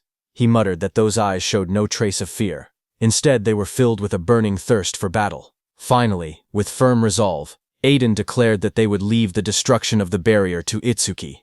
Josuke warned Itsuki seriously. He explained that if the barrier was green, then the disaster beasts inside would be at least level 250. He asked if he was truly prepared for something like that. Without hesitation, Itsuki answered calmly that he was sure. Lightning crackled violently around Itsuki as he ran toward that green barrier. A sharp smile formed on his face as he admitted that finally, he could fight to his heart's content. Seeing him go, Iberia immediately spoke up. He declared that if Itsuki was going, then he would go too. He told Josuke to look after his old man. But his father, Aiden, stopped him. Iberia protested, asking why not. He reminded them that they were a team. Aiden answered bluntly, telling him to stop pretending they were a team. He said it was pathetic. He added that he and Itsuki lived in two completely different worlds. Iberia clenched his fist, anger rising in his voice. He argued that they had walked this path together all this way and demanded to know what he meant by different worlds. Aiden also shouted, telling Iberia that a team was meant to support one another and cover for each other's weaknesses. Aiden's eyes widened with anger as he spoke harshly. He told Iberia that he was not supporting Itsuki at all. Instead, he said he was only dead weight at this rate. His voice grew even colder as he warned that he would end up getting Itsuki killed. Hearing that, Iberia froze, shock spreading across his injured face. Aiden continued, saying that he was not just talking about him alone. He explained that Itsuki was special. No one else from his generation could even stand on the same stage as him. Then he asked Iberia if he had ever truly seen the look in Itsuki's eyes when he faced a disaster beast. He told Iberia that those were the eyes of someone drowning in hatred. At the same time, while Itsuki was running toward the barrier, a system window appeared showing, "Mana 5 enemy units have been detected. 50% of Itsuki's mana recovered." Itsuki noticed it immediately. He realized that 5 disaster beasts must have just come out of the barrier. He calmly acknowledged that this had brought his mana back to full. Ahead of him, massive disaster beasts with sharp purple spikes and rows of jagged teeth emerged, blocking his path as lightning continued to crackle around his body. Lightning surged wildly around Itsuki as he faced them. His eyes burned with determination as he shouted for them to get out of his way. A system window suddenly appeared, showing Lotus Blast had activated. In the next instant, a massive explosion erupted in the forest, flames bursting outward with overwhelming force. Another system message appeared showing, 5 enemies defeated with Lotus Blast. Range of all skills increased by 5%. His critical hit rate increased by 1%. Now his broken critical rate was 2%. Itsuki moved forward through the fading flames, his expression calm but focused. He admitted to himself that the double-horned guardian's defense had been far too high. It had taken 80% of his mana just to bring it down with Lotus Blast. Even so, he firmly decided that he would not allow a single one of them to reach Iberia or the others. In the distance, smoke and fire from Lotus Blast rose above the trees. Josuke turned toward the explosion in shock and demanded to know where it had come from. Iberia immediately realized and stated that it was Itsuki's skill and that he must have run into disaster beasts in the forest. Josuke stared toward the forest, his expression serious. He thought that an explosion of that scale was not something a mere level 0 should be able to trigger. A troubling thought crossed his mind. He wondered if the reason Itsuki could not level up was because of a debuff from his gift. Meanwhile, Itsuki reached and stood before that glowing green barrier. He quietly acknowledged that this was the green barrier. He realized that the disaster beasts inside seemed to be on a completely different level from the ones he had faced so far. He immediately activated his mana detection. However, Itsuki was shocked to see that his mana detection could be blocked. Because of that, he could not judge the number or strength of the disaster beasts inside. Then he remembered something his teacher once said. The level of disaster beasts inside a barrier could be determined by its color. Gray barriers contained disaster beasts from level 1 to 25. Green barriers contained disaster beasts from level 26 to 50. Blue barriers held level 51 to 75. Purple barriers held level 76 to 100. Red barriers contained level 101 and above. Since this barrier was green, the disaster beasts inside were between level 26 and 50. Itsuki looked at his hand calmly and concluded that if he killed them all, they would drop a massive amount of experience. Itsuki then summoned his Shikigami, Death Hound. White petals of light swirled around him as a massive spectral hound formed at his side, its sharp teeth glowing in the darkness. Just as the Death Hound appeared, a system window displayed its information.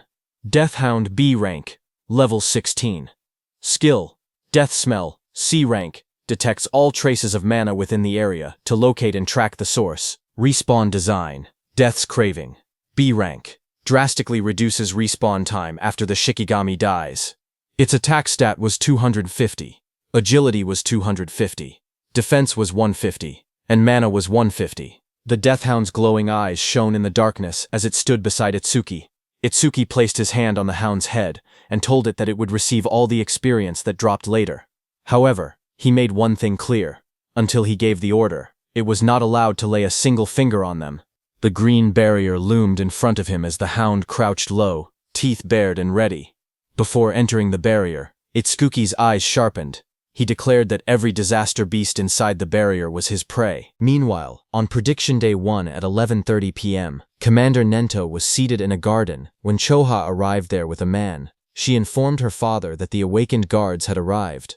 A young man stepped forward confidently. He introduced himself politely, saying that from that moment on, he, a first-class savior, would serve as Commander Nento's protector. This man was level 63 Wind Elementalist, first-class savior, Kei Chirajima. Commander Nento thanked him for coming. Choha then explained that besides him, 5 third-class saviors and 3 second-class saviors had also arrived.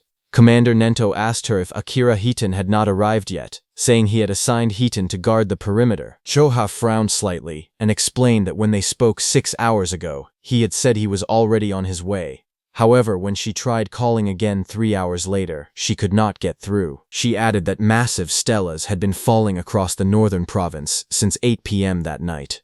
Because of that, she thought he might have run into trouble along the way.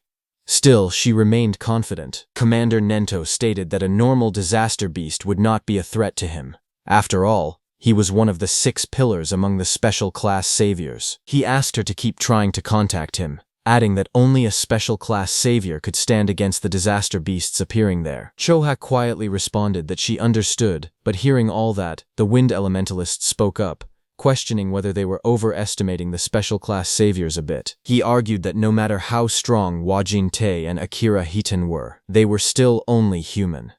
He continued confidently, saying he did not believe there was such a vast gap between the special class saviors and those in the first class. They might struggle a little, but there was no way they could not defeat a disaster beast that a special class savior could. Commander Nento told the Wind Elementalist that it was good to be confident, but thinking one could stand on the same level as a special class savior was another matter entirely. He added that such thinking likely came from never having fought a truly powerful disaster beast before. Just as he said that, suddenly there was a blast in the sky as a huge pillar fell down. Seeing that, the Wind Elementalist reacted instantly, saying a stele was approaching, and a disaster beast was coming with it. He raised his sword as the air trembled around him. As the stele fell to the ground, it created a huge purple barrier. Seeing that, Commander Nento declared that it had finally arrived. At the same time, Choha tried once more to reach Akira Hiton, but her voice shook as she admitted it was useless. She still could not contact him. The Wind Elementalist smirked confidently. He declared that if even a special class savior could not make it, then he was not much to rely on. He told Commander Nento there was no need to worry. They would finish every last one of them off. His expression then turned serious as he looked toward the purple barrier. He boldly stated that he would prove right now that a first class was just as capable as a special class. On the other hand, at Itsuki's side, he entered the green barrier with his Death Hound. Inside the barrier, A strange green glow filled the surroundings. Itsuki walked beside his death hound, quietly observing the area. He noted that the scenery inside the barrier was not any different from the outside. However, he admitted that there was an aura in the air that made him feel uneasy. A system notification appeared, saying mana detection activated. Itsuki focused and sensed the fluctuations of mana inside the barrier from where he stood. But just as he expected, he could not grasp the situation outside. After observing carefully, he concluded that the inside and outside of the barrier seemed to be separate spaces. Just then, his mana detection detected 5 enemy units, which restored 50% of Itsuki's mana. Itsuki calmly observed the surroundings and said that he now had a general idea of where the 5 detected units were located. He then turned to his death hound and gave it a clear order. It was to stay there and wait. If it found any disaster beasts that had fled, it could eat them. After giving the command, he softly praised it, calling it a good boy. Another system notification appeared, showing activating Thunderbreaker, roaring wave. Blue lightning began to crackle around his body as his eyes sharpened with focus. He decided that he should start moving as well. At that moment, 2 muscular disaster beasts charged forward at high speed, their claws digging into the ground as they rushed toward him. Suddenly, electric energy surged through the air as one of the beasts reacted in surprise. It was Itsuki. He activated his Black Wall skill and struck the 2 disaster beasts. With a single attack, he killed both of them by piercing their bodies with Black Wall. Just then, 2 more beasts appeared. Lightning exploded across the battlefield as Itsuki struck the first disaster beast directly. Blue energy tore through its body, and blood burst from its wound as it was slammed into the ground. The second beast immediately rushed forward, but Itsuki's electric current surged between them like a roaring wave. The ground cracked under the force as his attack ripped through both monsters. While Itsuki was killing those 4 one-horn beasts, suddenly a 2-horn beast charged at him. Blue lightning surrounded Itsuki as he drove forward with unstoppable momentum. He dodged the beast's attack and jumped high. A system notification appeared, activating clear orbs piercing sphere. A glowing purple sphere formed around Itsuki's finger. It shot forward with incredible force, piercing straight into the beast's chest and drilling through its armored body. The impact cracked the monster's armor apart as the energy pushed deeper inside. That beast fell to the ground. A system notification appeared, showing critical rate increased by 1%. Itsuki landed on the ground, lightning still flickering around him. His broken critical crystal had reached 3% critical rate.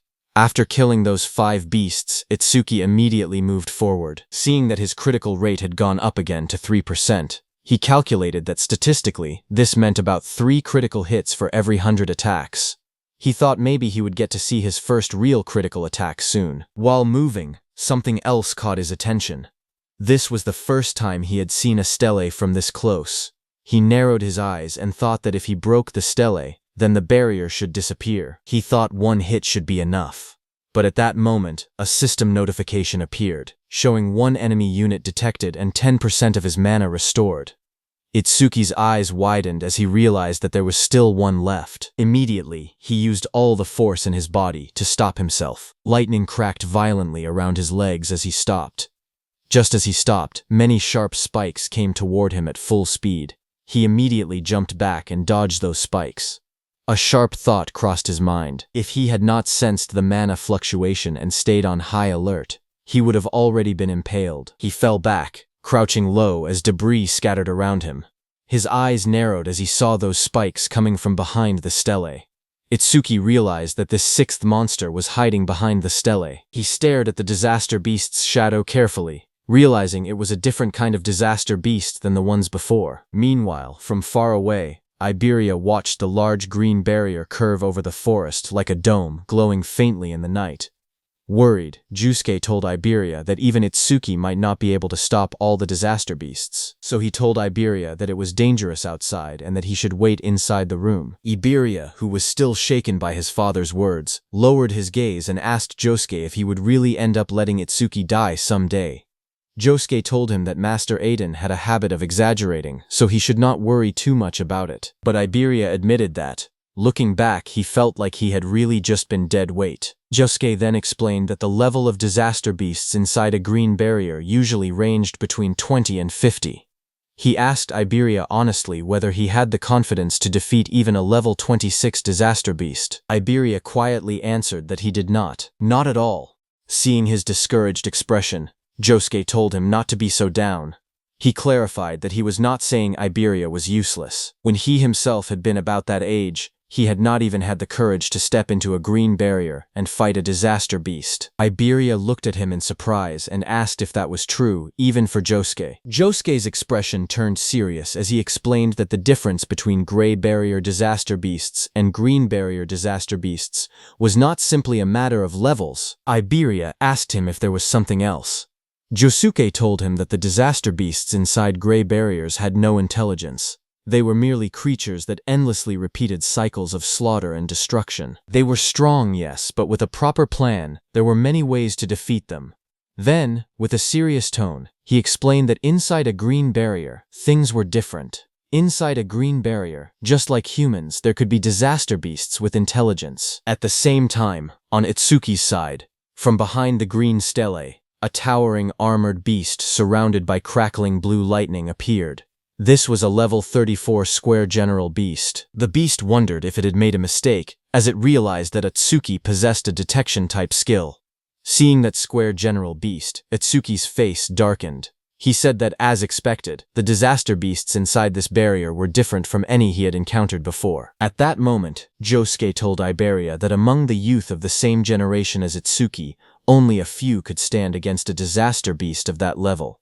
And the reason Iberia seemed like a burden to Itsuki was not because of immaturity, it was simply because Itsuki was too strong. On the other hand, when Itsuki saw that the creature had seen through his skill within seconds, and on top of that, it could even speak the human tongue, a smile formed on his face. He said that he had finally met the intelligent disaster beasts he had only heard rumors about. The beast looked down at Itsuki and asked what he was muttering about. Was he begging for his life? The beast sneered, saying it had thought Itsuki was strong, but he was only level 0. To it, Itsuki was nothing more than a coward who could not stop trembling just from looking at it. Hearing that, Itsuki smiled faintly and admitted that he was simply excited. He revealed that he had wanted to ask their kind something for a long time, and since the creature could speak, he asked it to give him an answer. The disaster beast looked down at him and agreed. It declared that if this was his final wish, it would grant it. Flames suddenly flared around Itsuki as his expression changed. His eyes glowed red, and a dangerous smile spread across his face. Then, with burning intensity in his gaze, he asked the creature a single question. Do he feel pain? Hearing this, the disaster beast sneered at him and mocked him. It declared that a mere human thinking he could make it feel pain was ridiculous. It warned him not to get cocky. With arrogance in its voice, it proclaimed that inflicting pain was their exclusive privilege. In the next moment, the disaster beast launched itself into the air. Its blue spikes came toward Itsuki with overwhelming force. The attack crashed down violently, sending shockwaves through the ground, but Itsuki vanished from his place. Lightning cracked around his body as he rushed straight toward the monster. In an instant, he closed the distance and drove his fist into the creature's chest. The impact echoed loudly as his strike connected, sending the beast flying. It hit the ground, sending dust and debris flying everywhere. Itsuki watched with wide eyes, wondering if he had gotten him, but then realization struck him. The beast's magic was swelling even more. From the smoke, the beast attacked again with its spikes. Itsuki jumped and dodged, but noticed that even the beast's antenna had grown faster. Still, he remained confident, because when it came to speed, he believed he still had the edge. Itsuki used his black ice skill, creating a blade on his hand, but when he struck the beast with it, frustration crept into his thoughts. He cursed under his breath, realizing his power was too low. He could not even cut off the monster's head, and his attacks barely did any damage. The disaster beast stared at him in disbelief. At that level, it said, he should not be able to move that fast. It demanded to know his real level. Then it dismissed the thought entirely, saying that no matter how fast Itsuki was, he was still nothing more than an insect. The beast lashed out again, its massive tendrils slicing through the air and crashing down repeatedly.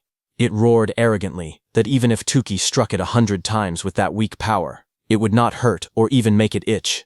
But it warned him that if he took even one of its hits, it would be over. As the beast said that, its massive tendrils slammed down with terrifying force. But suddenly, Itsuki made a move. Blue lightning wrapped around his body as he leaped behind the beast. He twisted mid-air and struck down hard, his attack crashing against the monster's armored head, but the next second, the beast's tendril whipped toward him again at full speed. Sweat rolled down his cheek, but he used his black ice wall skill to defend. The tendril smashed into him and sent him flying backward. His body crashed violently into a tree, splinters and debris exploding into the air as the force drove him deep against the trunk. The disaster beast didn't stop there. It immediately attacked Itsuki with its tendrils again, but Itsuki quickly steadied himself. Lightning flickered around him as he jumped into the air to dodge.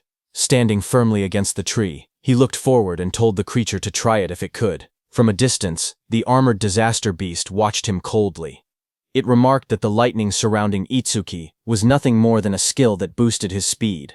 It declared that it would see how long Itsuki's magic could hold out. Saying that, it continued attacking with its tendrils. Itsuki observed the creature carefully and came to a realization. Those antennae were not a skill, they were part of the monster's body. That was why Overmimus would not trigger against them. He got near the beast and struck again as lightning flickered around his body. He wondered how many attacks it had been so far. The 18th? Or maybe the 19th? The monster spread its massive frame and attacked Itsuki with its tendrils, declaring that it was useless. At that moment, a status window appeared before Itsuki, showing he only had 97 magic. He understood the situation immediately. He had been pushing his skills non-stop, and his magic was about to run dry. His stamina was being worn down as well. If this continued, his speed would only decrease. Itsuki's red eyes sharpened with resolve as he decided that he would pour everything into offense. Itsuki charged at the disaster beast, thinking he would boost his attack frequency so that if he could land even one critical hit, he would win. Itsuki was trying to use the power of his broken critical crystal, whose effect was that on a critical hit it increased attack power by 10 times. But currently, its critical rate was only at 3%. With lightning surging violently around him, Itsuki launched forward once more, striking directly at the armored beast. He continually punched the beast with his fists. Sweat rolled down his face as his eyes burned with determination. He told himself that he had to attack more. To trigger a critical hit, all he could do was keep swinging. There was no other choice. His fists slammed into the monster's body with explosive force, the impact echoing loudly. But suddenly a blue tendril flashed through the air as it rushed at Itsuki. It hit and tore through his stomach. Blood spilled from Itsuki's mouth as his body trembled violently in pain. Dark stains spread across his shirt as he struggled to stay upright. The towering beast looked down at him and mocked him coldly. It said that throwing himself at it like that was idiotic. The creature leaned closer, its sharp teeth gleaming as it taunted him again. It asked what was wrong. Wasn't he supposed to make it feel pain? Hearing that, Itsuki simply let out a quiet snort in response. The monster's grin widened. It remarked that he was still alive and admitted that his defense seemed to be quite high. But suddenly Itsuki's red eye flared brightly, veins spreading across his face as a fierce smile twisted his lips. He felt it at last. Finally, it was here. A system notification appeared before Itsuki, telling him that his critical crystal was activated, and his next attack would definitely be a critical hit. Without hesitation, Itsuki moved. In a single explosive step, he closed the distance and drove his fist forward with overwhelming force. Red energy burst outward as his strike slammed directly into the monster's body. The impact shook the air violently. The beast screamed in pain as it was sent flying backward. Its massive body tore through the forest, crashing through trees as splinters and debris scattered everywhere. Smoke and dust rose into the air as the monster landed heavily on the ground. It could only stare in disbelief. It questioned what had just happened and why Itsuki suddenly possessed such terrifying power. Standing calmly amid the fading red glow, Itsuki looked at his fist. His breathing steadied as he admitted quietly that the power was stronger than he had expected. After landing that critical hit, something inside him changed. All kinds of emotions began rising from deep within his chest. Focus sharpened his mind. Satisfaction spread through him. A strange ecstasy followed. He realized he had never felt like this before. Even though blood was pouring out of the wound in his stomach, he did not feel any pain at all. The injury was deep, and his shirt was soaked in red, yet his body felt strangely light. He looked down at the beast calmly and admitted that this feeling was incredible. Itsuki then reached out and grabbed the beast's head, asking whether it felt any pain from that attack. Hearing that, confusion filled the beast's voice. It wondered what kind of human he was. Humans were supposed to be weak and fragile, It even accused him of clearly being over level 40, saying that showing fake stats was cheating. But as Itsuki grabbed the beast's head, it panicked and shouted, asking what he was about to do. Itsuki told the beast that until now, all the disaster beasts he had faced lacked intelligence. Even when they died, they barely screamed. But this one was different. He grabbed the creature firmly and squeezed. The beast let out a loud, terrified scream. A wide grin spread across Itsuki's face as his red eyes glowed fiercely in the darkness. He admitted that a scream from a disaster beast capable of feeling pain was truly pleasant to hear. The creature trembled in terror. It stuttered in disbelief, asking if he was really going to crush its head. Panic consumed it as it declared that he was no human, he was a demon. Ignoring its fear, Itsuki tightened his grip. In the next instant, a violent sound echoed through the forest as he crushed the beast's head without hesitation. Blood splattered across the tree behind them. A system notification appeared, showing his crit rate increased by 1%. Itsuki stood before the fallen body and calmly stated that it was finally done. Another notification followed, saying broken critical crystal crit rate was now at 4%. As the tension faded, Itsuki felt the strange excitement from earlier slowly disappear. The special sensation that had filled his chest was vanishing. Then reality returned. The searing pain from the wound in his stomach began to kick in. He steadied himself and observed the surroundings. The barrier around the area had turned transparent, which meant there were no disaster beasts left inside. He looked at the transparent pillar in front of him and thought that if he crushed it, all that would remain would be the stele. Without hesitation, he pulled back his fist and drove it forward with force. A sharp cracking sound echoed as his punch struck the structure. The ground around the stele shattered, cracks spreading across the area as debris scattered in every direction. Itsuki calmly admitted that it was weaker than he had expected. Exhaustion finally caught up to him. He leaned back against the broken structure, blood still staining his clothes. Before returning to Iberia, he reminded himself that there was something he needed to check. His expression turned serious as he quietly called his death hound. A dark figure rushed overhead. Itsuki lifted his head slightly and ordered it to show its face. Death stepped forward, its red eyes glowing fiercely in the darkness. It looked larger than before, its claws digging into the ground as it growled. Itsuki, sitting on the ground nearby, looked up at it calmly and noted that it seemed bigger than before.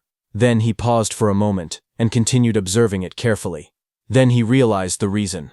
Its level had increased by 3. Not only that, but it had also gained 150 stat points. A system window appeared before him, showing the Deathhound's stats. It was a B-rank Shikigami at level 19. Its skills were Death Smell, a C-rank skill that detected all magic traces in the area and located and tracked their source. And Respawn Desire, a B-rank skill that greatly shortened respawn time after a Shikigami's death. It had 250 attack points, 250 agility, 150 defense, and 150 magic. It also had 150 unassigned stat points. After reading the information, Itsuki understood that as its level increased, its body also grew larger. He realized that it had not been his imagination. This meant that if it gained dozens more levels, it would grow even bigger. He imagined an enormous beast towering over him and calmly admitted that he could not wait to see how large it would become. It was 11:35 p.m. on Prophecy Day 1 when Itsuki destroyed that stellar. Just as he destroyed it, from above the forest, the dark green barrier vanished, leaving the crescent moon shining clearly in the night sky. Iberia and Josuke stood among the trees, staring upward in shock. Iberia pointed toward the sky and shouted that the barrier had disappeared. He declared that Itsuki had done it. Seeing that Itsuki had destroyed the green barrier in about 10 minutes, Josuke admitted that there were probably no intelligent disaster beasts inside, but even so, that speed was incredible. He acknowledged that Itsuki was already far stronger than he himself had been back then. Meanwhile, Itsuki leaned against Death's large body. Blood stained his clothes as he struggled to remain steady. With long-distance travel and continuous battles, Itsuki's stamina was almost gone. On top of that, the blood loss had pushed his body to its limit. Itsuki looked at Death and spoke weakly. He told Death that since it could track magic, he instructed it to follow his magic trail and carry him to Iberia. Death lifted its head and let out a low howl into the night, ready to obey. Its loud, echoing cry rang out across the dark forest. The sound tore through the night, heavy and ominous, making the air feel tense. Josuke narrowed his eyes as he listened carefully. He muttered that it sounded like a disaster beast's cry, but the barrier was supposed to be gone. He questioned why that sound could still be heard. Without hesitation, he turned sharply and ordered Iberia to return to his room immediately. Iberia, while leaving, listened closely and said that the cry felt familiar, as if he had heard it somewhere before. On the other hand, Death's heavy claws slammed onto the ground as it came toward them.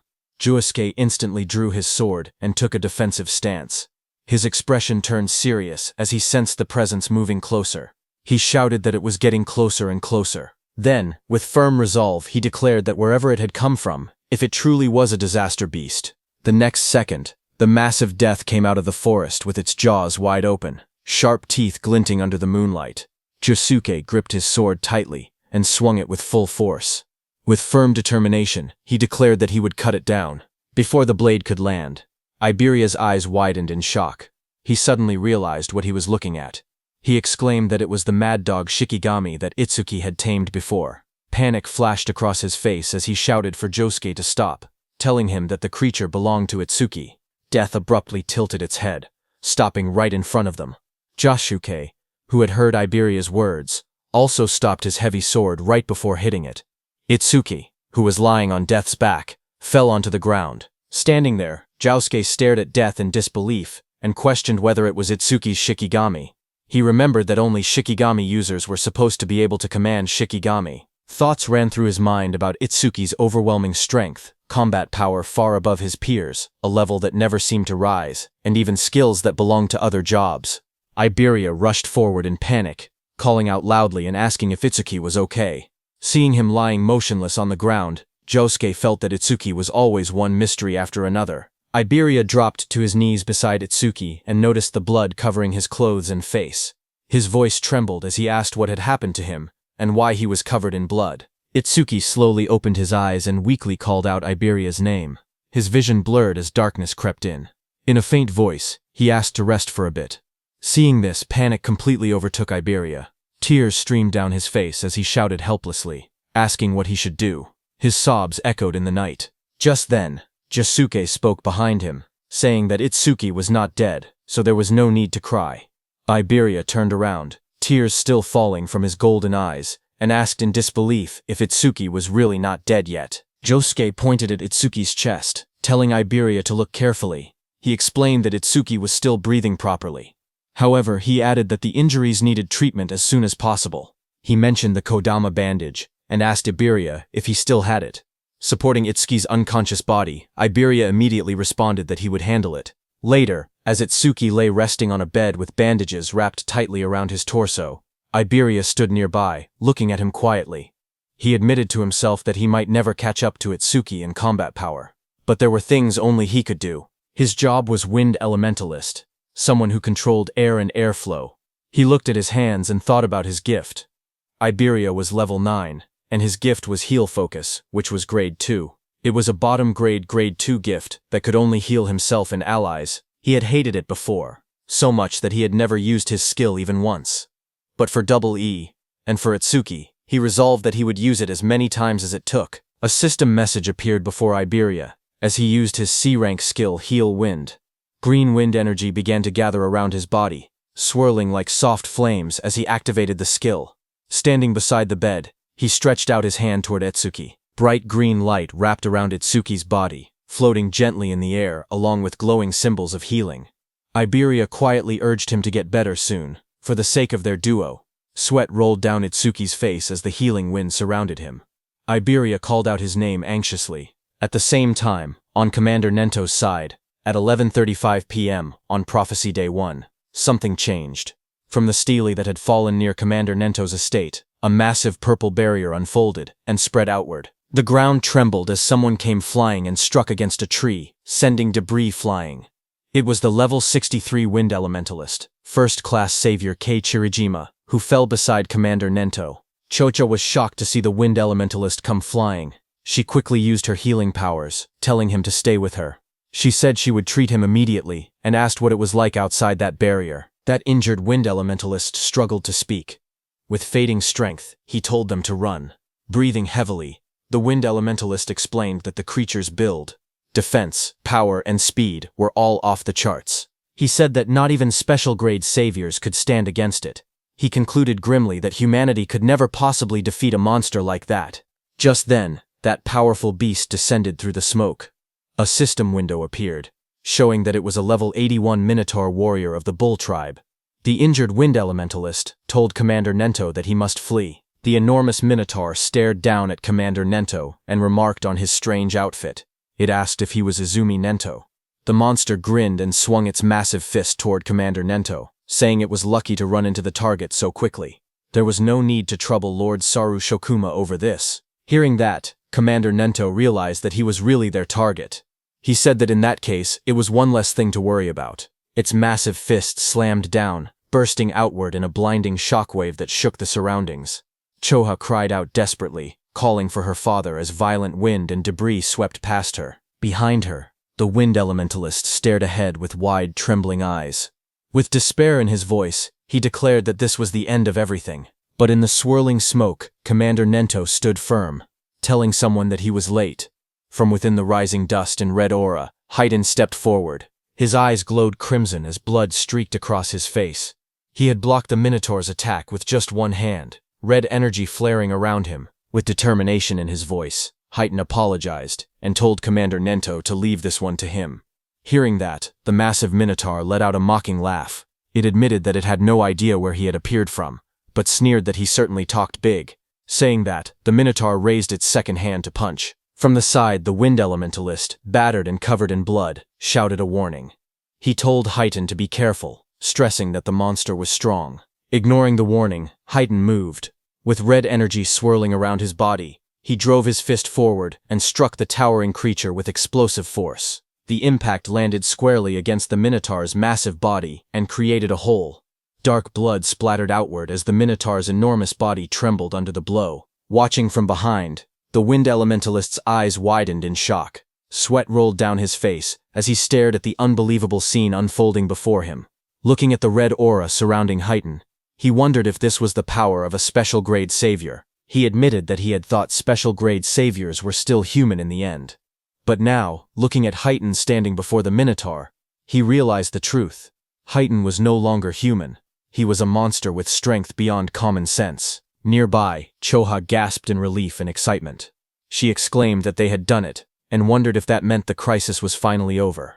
But Haydn's expression remained cold as he declared that the real show was only just beginning. At 11:40 p.m. on Prophecy Day 1, the barrier near Izumi Nento's estate changed from purple to red. Inside the red barrier, a voice wondered how Lord Saru Shokuma would torment humanity. The one who said that was the level 37 Red Flame Demon King. He said he would love to watch it from there. Behind him, another massive being appeared. It was the White Ogre, level 49. The Red Flame Demon King glanced forward and remarked that White Ogre had been thinking the same thing. But then a third voice spoke calmly, warning the others not to do anything unnecessary. Their mission was clear: to capture that person. He added that if they failed, they already knew what would happen. This third figure was a level 87 Demon General, Curse of Frost, the King of Resentment. The Red Flame Demon King asked the Demon General why they had not been sent directly to the target's location, but instead into the same barrier as Lord Saru Shokuma. The Demon General explained that if all three of them were inside the same barrier, it would glow purple and stand out too much. At the same time, one of the 8 Demon Lords, Saru Shokuma, roared as crimson energy surged violently around him. The Demon General explained that the red barrier created by Lord Saru Shokuma would instead attract nearby strong humans. With humans distracted by the red barrier, they would be able to carry out Lord Ringa's mission without interference. The Demon General continued, stating that while Lord Saru Shokuma drew their attention, they would head toward their true destination. The Red Flame Demon King then asked him if he knew where that destination was. The Demon General's eyes glowed beneath his hood as he reassured them not to worry, saying Lord Ringa would guide them through the demon eye left in the human world. That eye had the ability to see coordinates and even the scenery it witnessed. Just as he said that, Itsuki lay on the bed, drenched in sweat as if trapped in a nightmare. Suddenly, his eyes snapped open. One eye remained normal, but the other glowed an ominous red. The Demon General's voice rang out as he told the Red Flame Demon King that right now, the demon eye was in the same place as their target. On Prophecy Day 1, at 11:35 p.m., Itsuki lay asleep on his bed after Iberia healed him. In his dream, He found himself standing in a vast, pale space that felt like a dream. Small Itsuki ran toward his mom and shouted excitedly. He told her that he had finally found a disaster beast that could feel pain, just like they did. His face was filled with pride and joy. He declared that he had crushed its skull, and that now her death had finally been avenged, but before he could finish, his mom gently called out to him. She told him to stop. Her voice was calm but firm. She explained that there were things far more important than revenge. Small Itsuki looked at her in confusion and asked if anything could be more important than wiping out every last disaster beast. His mom gazed at him softly. She told him that he should not use his power for vengeance. Instead, he must use it to protect the ones he loved. Hearing that, Small Itsuki's eyes widened in disbelief as he shouted that it was impossible. His body trembled with rage. With his fist clenched tightly, he declared that he would never forgive the disaster beasts that had killed her and his father. His voice echoed through the empty space as he swore that he would make sure every last one of them was dead. His eyes glowed red with fury, his expression twisted by anger and grief. His mom stood quietly before him, her gaze calm and steady. There was no anger in her eyes, only a gentle understanding. After a moment of silence, she softly told him that it was time for her to go, and slowly started to disappear. Her words froze him in place. Small Itsuki rushed forward in panic, shouting and asking where she was going. His voice trembled as he told her that he still had so much more to say. His mom looked at him gently as her body slowly began to dissolve into drifting light. In a soft voice, she called his name and pleaded with him not to let hatred consume him. Her form continued to scatter into glowing fragments, fading little by little into the surrounding emptiness. Small Itsuki reached toward her desperately, his hand stretching out as if he could still hold on to her. His voice broke as he cried out for his mother. Their fingertips nearly touched, but the light swallowed her hand before he could reach it. Tears welled up in his wide eyes as he stared helplessly at the space where she had been. Moments later, he stood alone. A tear slid down his cheek as he looked upward, his expression lost and hollow. Behind him, a dark presence emerged. A cold voice mocked him, saying that shedding tears for the dead was typical of a lowly creature. Hearing that, Itsuki's jaw tightened. He returned to his adult form. His eyes burned with emotion as he struggled to contain his feelings, fury and sorrow mixing within him. He clenched his teeth as he recognized the presence before him. He called it by name, Linga, the devil of ruin. From the swirling red abyss, a towering demonic figure, Linga, emerged. Its body was muscular and covered in dark, twisted markings. Horns curved from its head, and a crimson aura pulsed around it like a living flame. Linga looked down at him calmly and asked if he had finally come back to his senses. It remarked that he only took the form of a child when he was with that woman. Rage exploded within Itsuki. With blazing eyes, he shouted at the demon, calling it a bastard. His body burned with fury as he jumped toward Linga, shouting that he would kill it. Red energy surged violently around him, but as his punch passed through Linga's body, Linga only sneered. It told Itsuki not to be in such a hurry, promising that he would taste that feeling again soon enough. The air trembled as dark purple power gathered around Linga's body, swirling like a storm that froze Itsuki. Then, in a cold whisper, Linga declared that true despair that was what awaited Itsuki. As he spoke, the space around Itsuki shattered, and he fell into darkness. While falling, Itsuki's muscles tensed, veins bulging as fury burned through him. With blazing red eyes, he roared into the void, shouting that he would kill Linga, no matter what it took. His voice echoed fiercely through the shattered space. In the next moment, everything snapped. He jolted upright, drenched in sweat, his breathing heavy and uneven. His eyes trembled as pain throbbed through them. A dream, he muttered to himself in confusion. In front of him, he saw Iberia and his deathhound standing nearby. Suddenly, Itsuki pressed his hand against his face, wincing. His eyes were not even injured, yet they hurt unbearably. Slowly, realization dawned on him. Come to think of it, he blinked, noticing something strange. His wounds, they had healed. Just moments ago, he had been in critical condition. He wondered if Iberia had used the Kodama bandages to fix him up. He slowly shifted his gaze toward the side of the bed. Iberia was asleep, leaning against the mattress peacefully. Seeing that, he wondered why Iberia was sleeping in a place like this. Then he remembered that Iberia had said he was going to take a break. He reminded himself that he had to make sure Death did not bark, or it would wake him. In the corner of the room, Death stood silently. Its glowing red eye stared forward. When Death saw that Itsuki had awakened, it barked in excitement. The thing Itsuki was trying to dodge eventually happened at the bed. The next second, Iberia's eyes snapped open. Without hesitation, he thrust his hand forward, releasing a burst of swirling energy toward Itsuki, shouting that it was a disaster beast and that he had to protect Itsuki. The wind spiraled through the room, wrapping around Itsuki as he sat on the bed, but he remained calm. He glanced at the rushing force and told Iberia that a light breeze like that would not even make a disaster beast flinch. Iberia's face lit up with relief when he saw Itsuki open his eyes. With a wide smile, he exclaimed that Itsuki was finally awake. He let out a breath of relief and happily said that his treatment had actually worked. Without hesitation, he threw himself forward and hugged Itsuki tightly. Itsuki, still sitting shirtless on the bed, looked slightly stunned. In his mind, he noted that Iberia still had the habit of hugging people whenever he got excited. After a moment, Itsuki calmly asked how long he had been unconscious. Iberia replied that it had been about 3 hours, though it did not feel that long to him. Itsuki calculated quietly.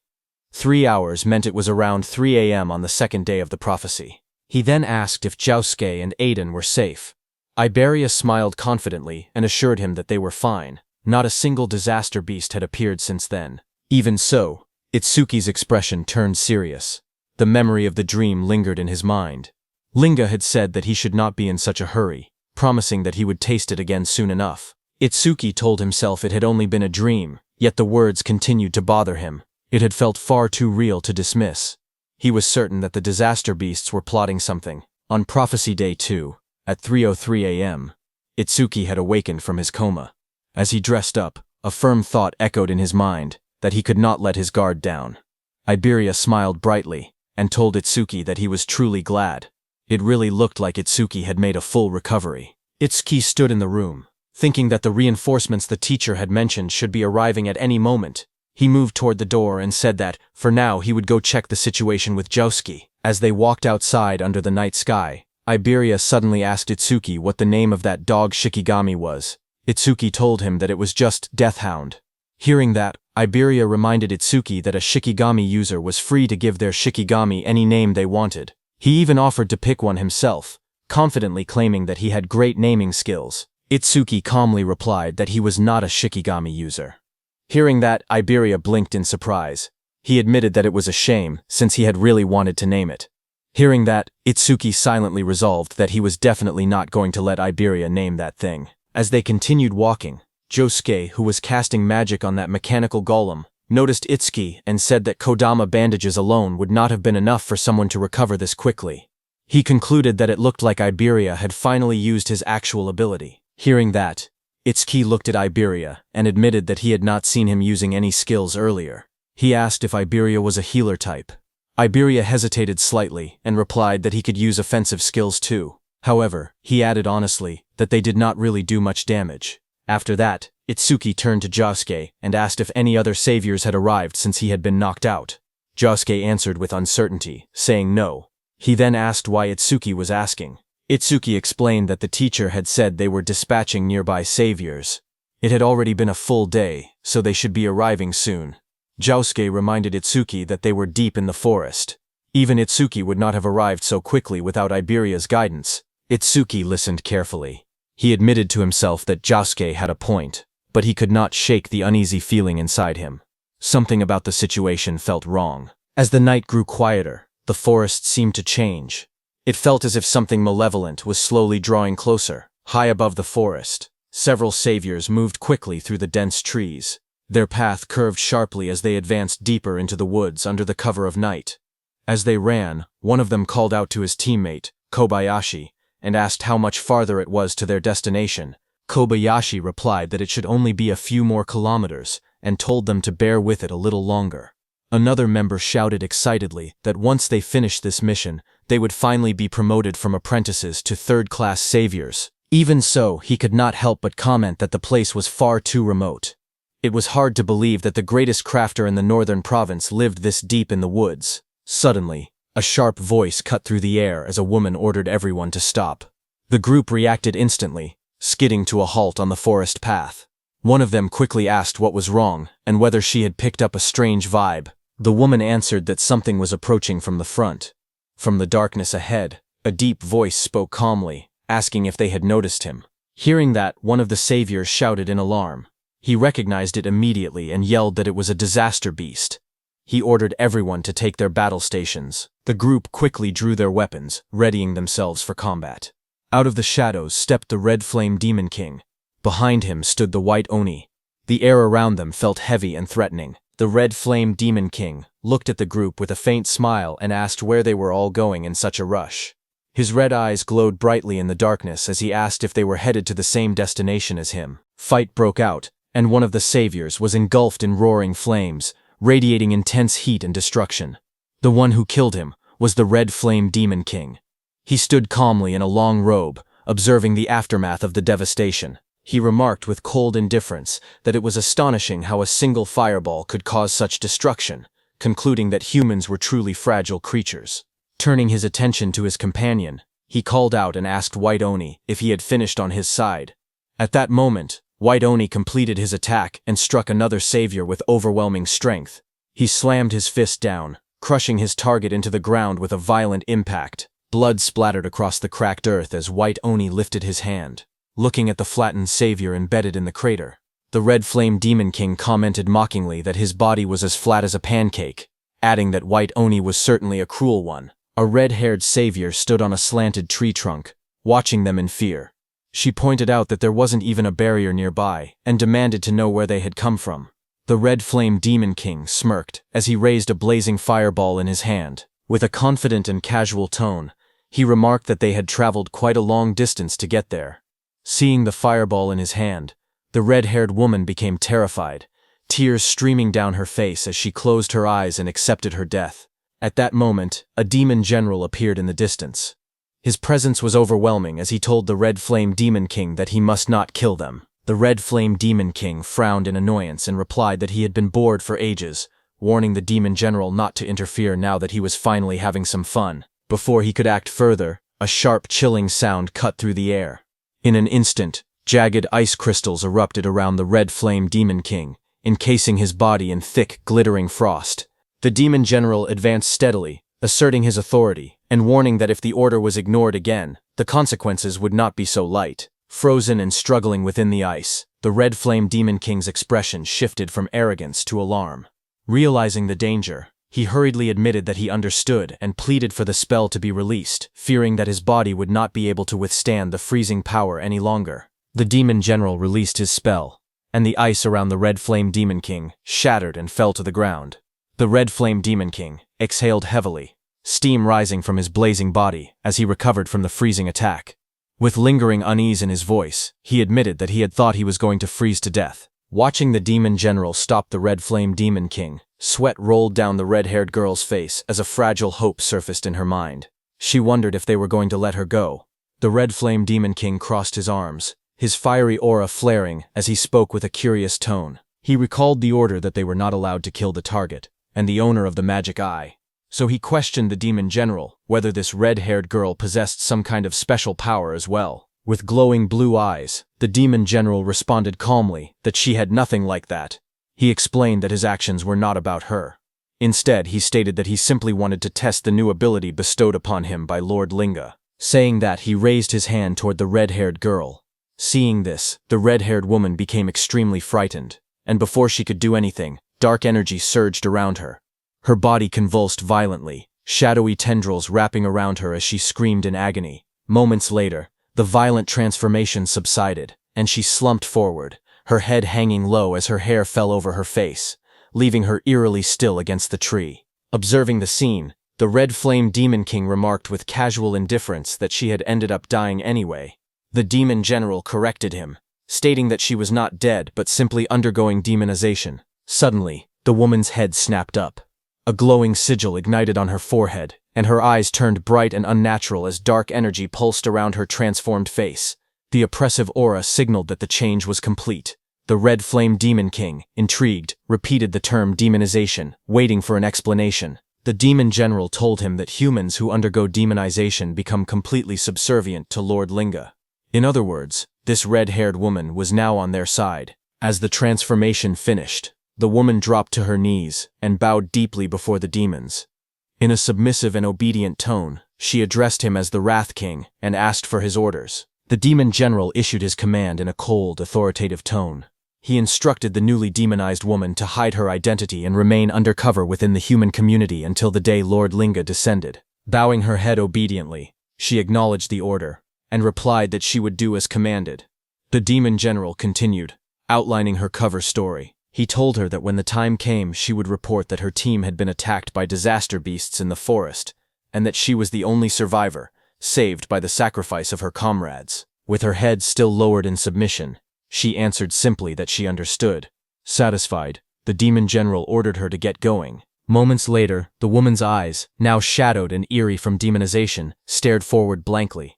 But in the next instant, her expression shifted. Shock flashed across her face, as if a fragment of her original will had resurfaced. Startled, she stumbled backward in the forest, her breathing quick and uneven. Realizing the danger and urgency of her situation, she turned and fled at full speed through the trees.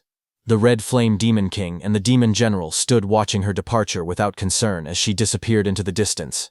After she left, the Red Flame Demon King questioned the decision with a hint of disdain, stating that while making humans do their bidding was fine, he did not see the point of recruiting such a weakling. In response, the Demon General explained that it was not just about her. He revealed that tens of thousands of humans had already been demonized, including the awakened. He said that when Lord Linga unified the world, these infiltrators would play a crucial role. With the explanation given, the Demon General walked ahead and ordered them to stop dawdling and follow him, emphasizing that the mission was more important than ever. On the other hand, at Prophecy Day 2, at 3:05 a.m., the golem that Otsuki had destroyed before was completely repaired, its glowing eyes and sturdy frame radiating power. Observing it, Josuke explained that the Iron Golem's stats were roughly equivalent to a level 30 awakened, making it a valuable asset to compensate for their labor shortage. However, Iberia remarked that they likely would not even need such assistance if Josuke and Itsuki were present. While discussing their preparations, Josuke suddenly brought up Itsuki, asking where he was. Iberia replied that Itsuki had gone to the workshop. He explained that Itsuki wanted to ask his father something about the critical crystal. Inside the workshop, Itsuki stood beside Eden as they discussed the recent battle. Eden asked if Itsuki had truly landed a critical hit during the fight with the disaster beast, and inquired about his critical rate at the time. Itsuki revealed that his broken critical crystal had originally given him a 3% critical rate, but after defeating the creature, it had increased to 4%. Hearing that, Eden remarked that achieving such a feat with only a 3% critical rate was incredibly lucky. Itsuki agreed that he thought so as well. He then explained that after landing that critical hit, it was not just his concentration that had improved. He described entering a strange state, where he felt as if he were omnipotent, and asked whether this was also an effect of the critical crystal. Hearing this, Eden reacted with surprise. He asked if it was a sensation where a person's senses become sharp enough to perceive everything around them, yet they remain calm and completely unaffected. Itsuki thoughtfully touched his chin, and agreed that the description perfectly matched what he had experienced. Hearing this, Eden expressed his surprise, realizing that Itsuki had entered a flow state. Itsuki repeated the unfamiliar term in confusion, and asked Eden to explain. Eden explained that a flow state occurs when a person becomes completely immersed in a task. In this state, one's sense of time becomes distorted, and both concentration and excitement reach their peak simultaneously. Hearing that, Itsuki became more confused and tried to understand. Eden then simplified the explanation, saying that, in short, it meant being in the zone. To illustrate, he described how a painter might forget to eat because they are so absorbed in their work. He added that an athlete whose body moves instinctively during a match is also in a flow state. Likewise, a student who loses track of time while solving a difficult problem is experiencing the same phenomenon. He concluded by explaining that when an awakened individual enters a flow state, they do not merely gain heightened focus, their senses become extraordinarily sharp. He explained that when someone enters a flow state, their stats and skill effects increase simultaneously to 120% of their original values. Hearing this, Itsuki expressed his surprise. He admitted that he had never heard about such a phenomenon from his teacher or any other awakened individual. He added that he had never met anyone who had actually entered a flow state before. Eden responded with astonishment, emphasizing that only a handful of people were capable of achieving such a state. He went on to explain that entering a flow state requires the awakened individual's own skill, a clear and focused mind, and a great deal of luck. If even one of these elements is missing, entering a flow state becomes impossible. Itsuki, absorbing this information, remarked that he had not realized the requirements were so strict. Eden then stated that it was no exaggeration to say that entering a flow state marks the boundary between a genius and an average person. He added that among the awakened across the 5 continents, including Wajin-Tae, there was not a single person who could enter a flow state at will. Itsuki was shocked to hear that not even Wajin-Tae could do that. Eden told Itsuki that he had first entered a flow state 2 years after becoming an awakened. He noted that while 2 years was considered quite early, for Itsuki to achieve it after only a month of being awakened was truly extraordinary. But suddenly Eden noticed Itsuki's distracted expression and paused, asking if he was listening. Itsuki snapped back to attention, his gaze sharpening as he sensed something unusual. Turning slightly, he informed Eden that 3 individuals with immense mana were approaching. Eden initially speculated that they were likely awakens sent by Nento Izumi to act as his guards. However, as Itsuki focused more closely on the energy, his expression hardened. The rough and stagnant aura did not feel like that of awakened individuals. It felt more like the presence of disaster beasts. Without hesitation, he decided to investigate just in case. Moving swiftly, he headed for the exit. As he went, he reflected that he had already wiped out the disaster beasts within the barrier and that there were no signs of new ones being deployed nearby. Even so, an uneasy feeling lingered, and he hoped it was merely his imagination. In the next moment, he slid open the door and stepped outside. As Itsuki stepped outside, Iberia greeted him with a bright expression, saying that Itsuki was finally out. Noticing Itsuki's tense demeanor, Josuke beside him asked what was wrong and why he seemed so on edge. Itsuki, still alert, explained that he had felt a sudden surge of mana and thought it might be a disaster beast. Josuke reassured him, stating that there were no barriers being generated in the area, so that shouldn't be the case. Iberia added that even if it were a disaster beast, he had already reactivated the Iron Golem, meaning they could easily handle any common threat. Before his words could settle, Iberia's expression froze in shock, as a violent impact shattered the Iron Golem. The massive golem was destroyed in an instant, its body cracking and collapsing amid sparks and debris. Everyone was stunned, realizing that the Iron Golem had been taken down before it could even react. Josuke immediately raised his weapon, while Itsuki stood ready with electricity crackling around him. In the distance, 3 terrifying figures emerged, and one arrogantly declared that since there were only 3 opponents, it would be an easy task. It was the Demon General, the Red Flame Demon King, and White Oni.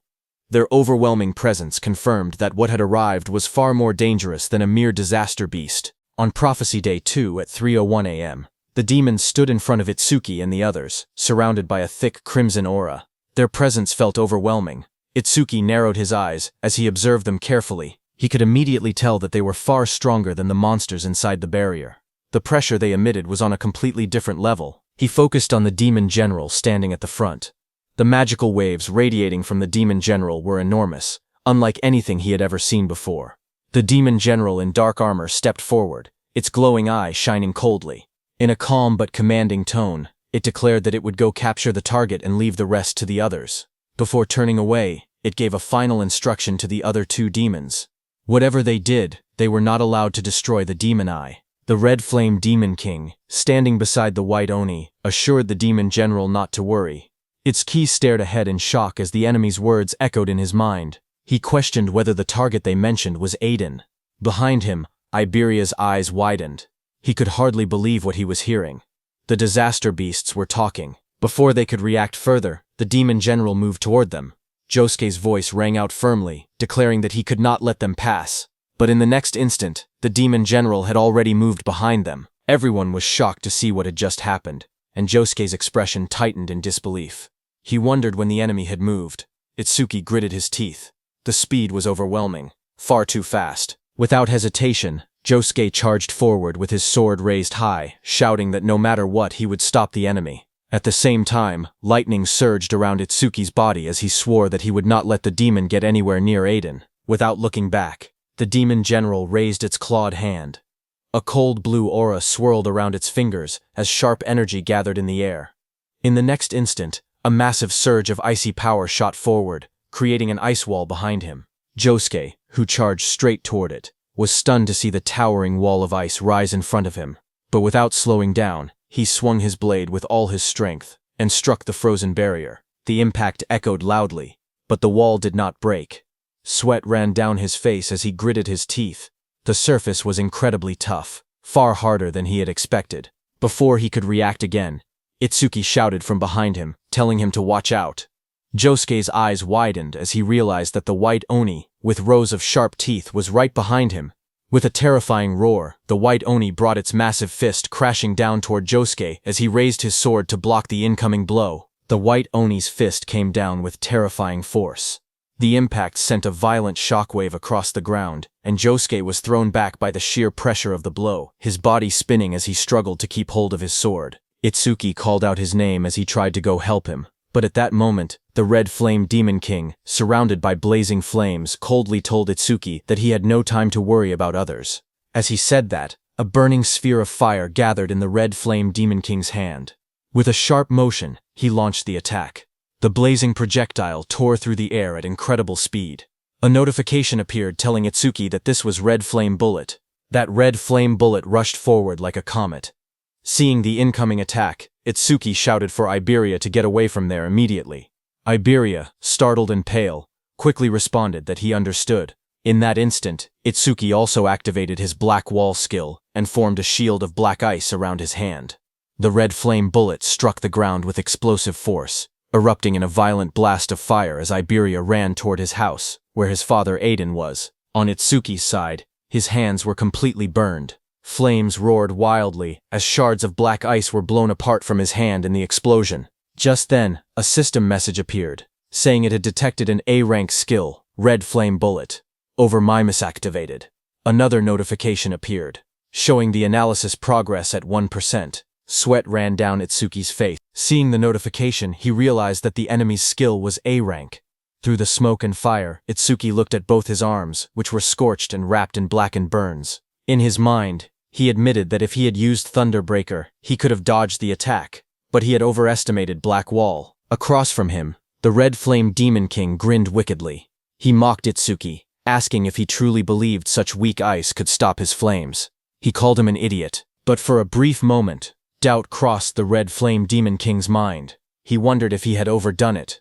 His red eye narrowed slightly as he considered the possibility that Itsuki might be the Demon Eye Bearer. But when he gazed at Itsuki again and looked at his stats, he found that Itsuki was a human whose level was fixed at 0.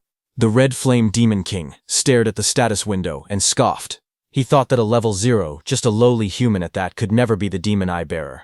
A cruel grin spread across his face. Confident now, he declared that he could burn Itsuki to death without any worry. But at that moment, petals of light scattered through the air as Itsuki stretched out his hand and summoned his Deathhound. Energy gathered around as a large Deathhound materialized beside him. The massive Deathhound stood at his side, its red eyes glowing fiercely. The Red Flame Demon King looked down at them and sneered, asking if he was planning to fight 2-on-1 with his Shikigami. Flames coiled around the Red Flame Demon King's arm as he threw the Red Flame Bullet again. Fire surged forward in a blazing arc. He mocked Itsuki, saying that even if he summoned 10 more Shikigami, he still would not be able to beat him. Standing beside the Deathhound, Itsuki remained calm. Without panic, he told Death that he was counting on him. The Red Flame Bullet crashed down violently, exploding against the ground in a storm of fire and smoke. For a brief moment, the battlefield was swallowed by the blast. But then the Red Flame Demon King saw a shadow and realized that Itsuki had dodged his attack. The Red Flame Demon King's eyes narrowed as he looked for Itsuki's Shikigami. He saw the Deathhound running in the opposite direction from Itsuki. He realized that Itsuki's Shikigami was heading toward their target. He turned toward Itsuki and mocked him, asking if he really thought he could beat him alone. Hearing that, Itsuki realized that this demon was looking down on him. He thought that if he kept acting weak, the demon probably would not kill him right away. At that moment, Overmimus's analysis progress was at 36%. Looking at it, Itsuki thought that he could buy time for the analysis. But then a faint smile slowly formed on his lips, because he could not bring himself to act cowardly against a disaster beast. He lifted his head slightly. With a calm yet defiant tone, he said, "Yeah." He thought that so what? Blue lightning began to crackle faintly around him. Itsuki grinned wickedly, his red eyes glowing as blue lightning wrapped around his body. He stared straight at the demon and told him that it was because he looked weak as hell. Hearing that, the Red Flame Demon King's face darkened instantly. With flames blazing behind him, he called Itsuki a lowly race for acting that arrogantly. Flames spiraled upward as the Red Flame Demon King raised his hand. Fire roared violently around him. He declared that he had been planning to toy with him, but had now changed his mind. He shouted that he would turn him to ash right away. Saying that, he threw a massive red flame bullet at Itsuki. Itsuki dashed through the blazing attack, lightning flashing around him. He observed calmly that the demon's attack had grown bigger, but his speed had not changed. He quickly analyzed the situation and realized that this demon was a skill-based, long-range type. Itsuki's eyes sharpened with determination as he charged at the demon, thinking that if he closed the distance, that demon was finished. Seeing Itsuki, the Red Flame Demon King's eyes widened in surprise. He was stunned by Itsuki's speed, who, in a single instant, closed the distance between them. The Red Flame Demon King stared in disbelief, realizing that the gap had vanished in the blink of an eye. But then a slow grin stretched across the Red Flame Demon King's sharp teeth. Before Itsuki's strike could land, a wall of blazing fire appeared between them. Itsuki's eyes widened in surprise as he recognized that it was a flame shield. The Red Flame Demon King raised his hand and created another red flame bullet.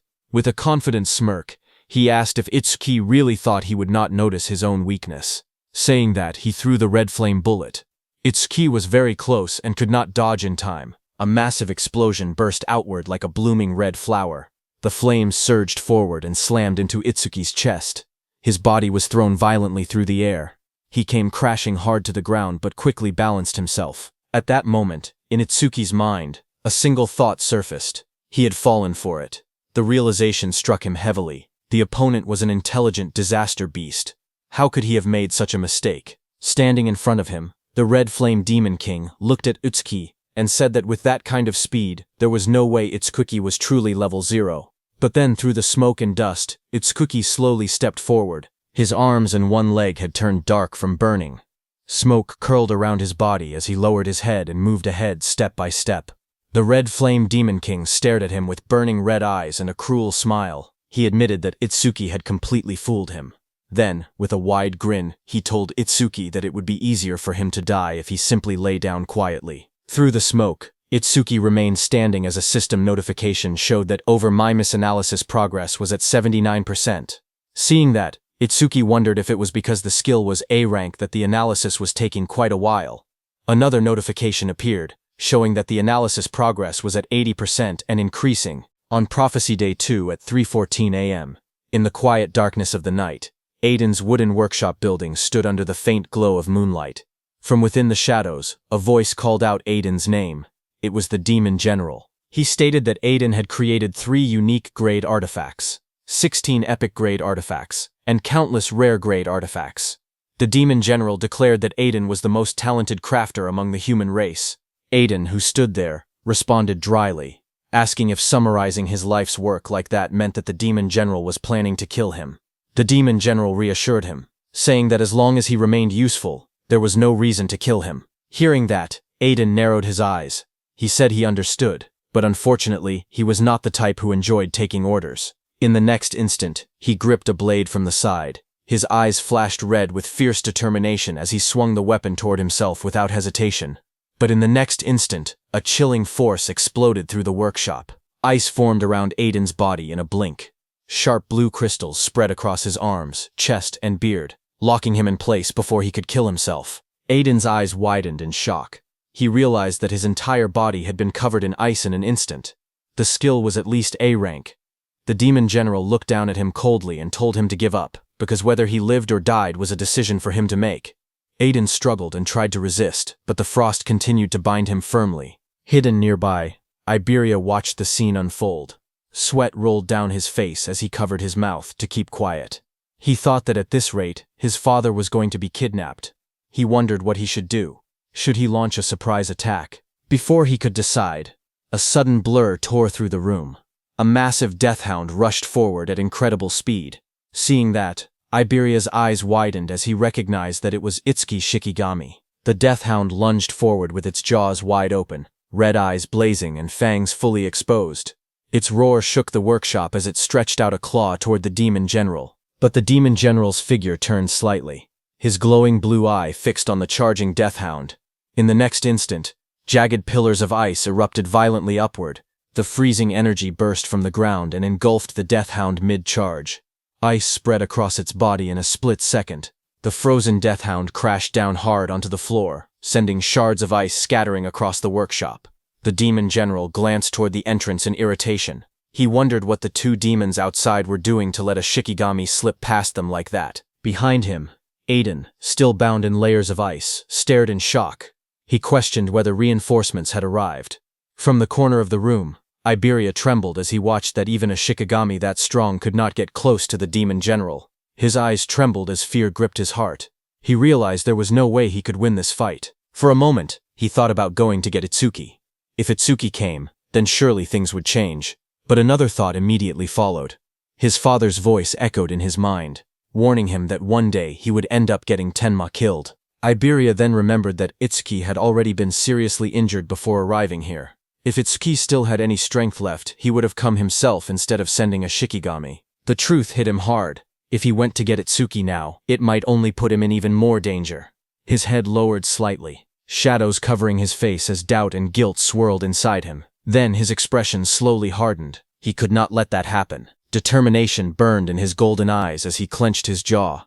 He decided that he would save his father himself. As his gaze sharpened, he suddenly remembered that there was something he could use. The dragon gear. A surge of hope flashed through his mind. If he had the dragon gear, then even he might stand a chance of winning. Without hesitation, he rushed out of the workshop, remembering that it should be under his father's bed. Sweat ran down his cheek as he clenched his teeth. He told his father to hang on, promising that he was coming to save him. Back in the workshop, the demon general let out a cold scoff. He remarked that someone had been hiding nearby, but ran away instead of helping, calling them a pathetic coward. Hearing that, Aiden realized that it was Iberia. He said that was fine, because the demon general was an opponent even Tenma and Josuke might not be able to defeat together. No matter what he did, Iberia must not come back. In the next moment, the demon general declared that he was taking Aiden to their destination now. He added that the cleanup would be left to the other two demons outside. At the same time, outside, flames burst violently into the sky as the Red Flame Demon King unleashed a blazing attack, shouting the name of his technique, Red Flame Bullet. At that instant, Itsuki activated his black ice wall. He forced himself to move despite the pain. His leg had been badly burned, but he decided to use black ice wall to cover it.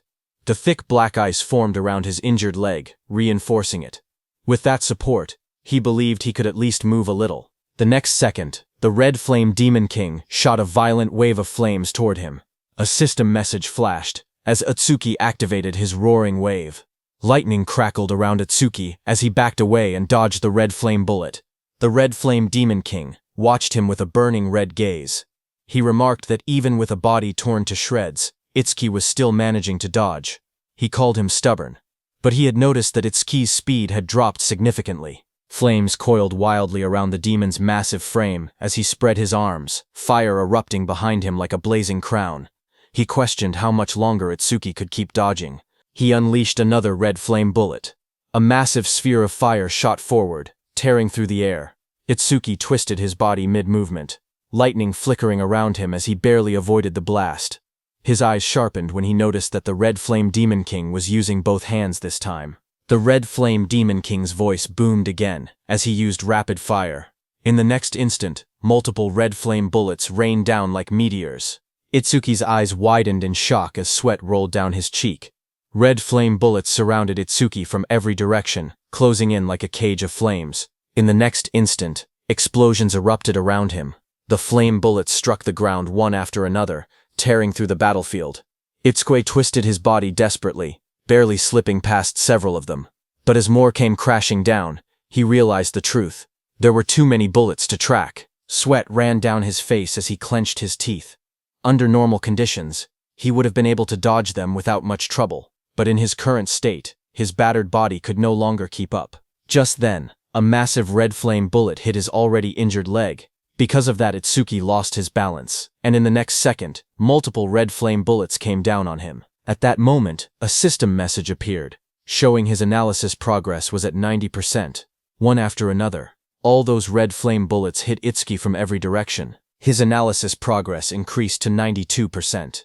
Flames continued to crash into Itsuki's body as he endured the burning storm. His analysis progress rose to 94%. The fire swallowed him whole, exploding against his chest and shoulders. His body was thrown backward by another violent blast. His analysis progress reached 96%. The flames intensified, roaring like a raging sea. A massive explosion struck him head-on, slamming him down as fire spread across the ground. His analysis progress was still at 98%. His body lay engulfed in flames, smoke rising from the battlefield. Fire wrapped around him from every direction. Through the blazing heat, a thought crossed his mind. His mother's last moment flashed before his eyes, where she was burning in blue fire, but she wore a faint smile as she looked at Itsuki. Back on the battlefield, the red flame demon king grinned viciously.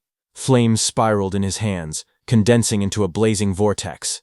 He thrust his hands forward, and a massive spear-like projectile of red fire shot downward with terrifying speed. This was Red Flame Bullet, Penetrate. The blazing red flame bullet tore through the air, descending toward Itsuki with overwhelming force.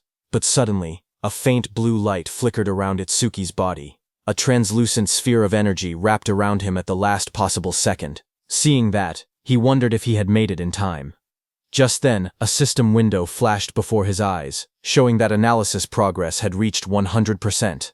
Immediately, a blue energy lotus formed around Itsuki, and the red flame bullet of the Demon King passed through, hitting the ground behind and exploding. The red flame Demon King narrowed his eyes, staring at the strange blue glow that had blocked his attack, and wondered what it was. On the other side, inside that blue lotus, a system notification appeared, saying Red Flame Bullet Analysis Complete, obtained Black Ice Wall Level 3. This was just as Itsuki had thought. He did not gain a new skill. Instead, the level of Black Ice Wall had simply increased. Another window opened, explaining the skill Black Ice Wall Level 3. Its active effect was that when activated, it continuously generates ice on the body's surface by consuming mana. It can block fire element skills of A rank or lower. Its passive effect was that it increases defense by 15% when blocking a fire element skill of A rank or lower. More messages followed. As Itsuki obtained Black Ice Wall Level 3, all his stats increased by 50, all debuffs were removed, and his wounds were fully healed. His status screen updated instantly. Attack increased from 330 to 380. Agility from 330 to 380. Defense from 330 to 380. Mana from 330 to 380. Total increased from 1320 to 1520. Blue ice-like energy flowed across Itsuki's body, covering the burns and injuries. The charred flesh on his face slowly restored, feeling the surge of power within him. Itsuki realized that all his stats had increased by 50 at once. Itsuki stood up and calculated the increase in his strength, and realized that it was equivalent to gaining 4 levels for a normal awakened. It was not bad at all. With this boost, he no longer had to fear the Red Flame Demon King's red flame bullets. He concluded that once he closed the distance between them, victory would be his. Across from him, the Red Flame Demon King narrowed his glowing eyes. He noticed that the red flame bullet had not even grazed Itsuki. Suspicion rose in his mind as he questioned whether it was some kind of defensive skill. Still, he sneered and declared that with a body already in that condition, Itsuki would not be able to maintain such a defense for long. The next second, that blue lotus opened, spreading like frozen petals. Seeing that, the Red Flame Demon King's lips curled into a wicked grin. He said he knew it. Flames roared in his hand. With a confident smirk, he declared that the games were over, and that it was time to end everything. But in the next instant, his red eyes widened in shock. He stared ahead in disbelief, stunned by what he was seeing. Itsuki stood upright as blue energy swirled around him. The torn fabric hanging from his shoulders fluttered lightly, but his body was no longer damaged. The wounds that had covered him moments ago were completely gone. The Red Flame Demon King stared at him in disbelief, pointing out that his body had been in tatters just a moment ago, yet now it was fully restored. Itsuki lowered his head slightly, his voice calm and steady. He admitted that he had originally planned to leave the demon for later, and go save Aiden first. However, he added that the demon's flames had brought back some unpleasant memories. Because of that, he had changed his mind. Then the atmosphere immediately shifted. His eyes glowed red in the darkness, his expression turning cold and merciless. With a low, unwavering voice, he declared that he would crush the demon first. On the other hand, at Josuke's side, a violent gust of wind tore through the forest, scattering leaves in every direction as the shockwave pushed everything back. Josuke was sent flying through the air, his massive sword held tightly in both hands. His eyes widened as he realized just how overwhelming the force behind that attack was. He gritted his teeth as he struggled to stabilize himself mid-air. If he had not blocked White Oni's attack with his karma tool, he knew he would already be dead. His body slammed across the ground. He tried planting his blade into the ground to stop himself from being pushed away. Dust and debris exploded around him before he finally managed to plant his sword down hard, forcing himself to stop. Breathing heavily, he looked around at the distance he had been pushed, wondering how far he had been blown away. His red eyes sharpened with urgency as he steadied himself and rose to his feet. Realizing that none of those guys were ordinary, he tightened his grip on the sword and decided that he had to get back fast. But suddenly the ground in front of him shattered as something massive slammed down, cracking the earth. Yusuke's red eyes narrowed in the darkness as he immediately realized what was happening.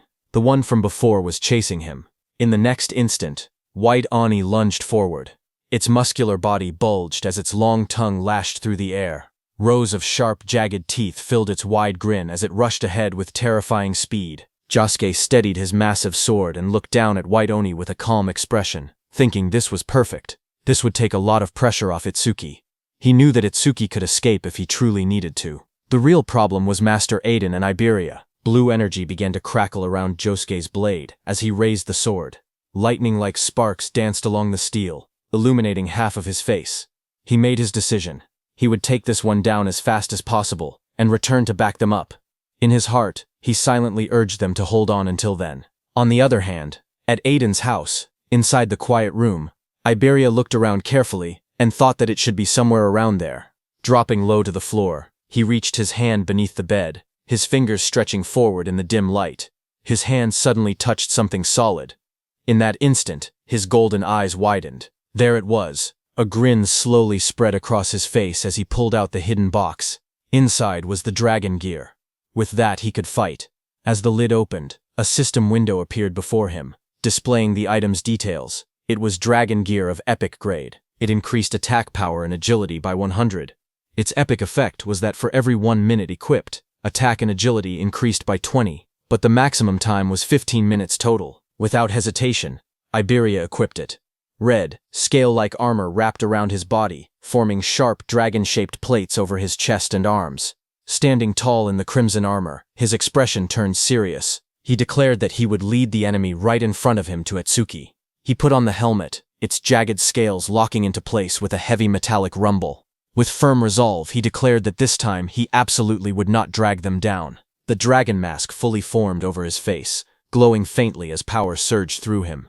He remembered his father's warning. Dragon gear caused serious side effects if worn for more than 15 minutes. Even so, he steeled his heart. No matter what, he would save his father within 15 minutes. In the next instant, he kicked off the ground. The floor shattered beneath his feet as debris exploded outward. A system notification appeared, showing dragon gear equipped for 1 minute. Attack increased by 120, and agility also by 120. Elsewhere, beneath the moonlit sky, the demon general moved with Aiden through the forest. Aiden was trapped inside jagged crystal ice, carried along helplessly. While being carried, he questioned whether it was truly fine to be so relaxed, warning that others would soon catch up. The demon general responded calmly that among humans, only special-grade saviors posed any real threat to him. He added that they were all currently occupied with the demon lord. Aiden was shocked to hear that. He thought that if something at the demon lord level had been deployed, then the demons must have other goals as well. Calmly, he decided to test the waters. Looking toward the demon general, he asked whether all of this trouble had been for the sake of capturing him alone. The demon general responded coldly, telling him not to flatter himself. It was not only for him. They had several other objectives too. Hearing that, Aiden silently muttered that it was just as he had suspected. Aiden began to speak again, asking what exactly their group was planning. But before he could finish, the demon general clicked his tongue in irritation, calling them a persistent bunch. In the next instant, a shadow shifted across the forest floor, as if someone had just arrived at great speed. Still encased in ice, Aiden's eyes widened as he wondered if it was Josuke or Itsuki who had come. Yet even with reinforcements, he knew the truth. Alone, the odds of winning were slim. Just then, a red blur tore through the forest at terrifying speed, slicing through the air as it rushed straight toward the dark figure below. It was Iberia. He jumped at the demon general. With burning rage in his voice, Iberia shouted for him to give his father back. At that moment, a system message flashed before his eyes. He had equipped the dragon gear for 2 minutes, granting him 140 attack and 140 agility.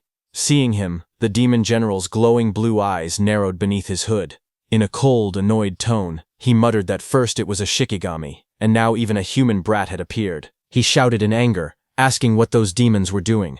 The one he was talking about was the Red Flame Demon King, who was fighting Itsukuo. The Red Flame Demon King stood facing Itsuki, who had just come out of the Blue Lotus after recovering.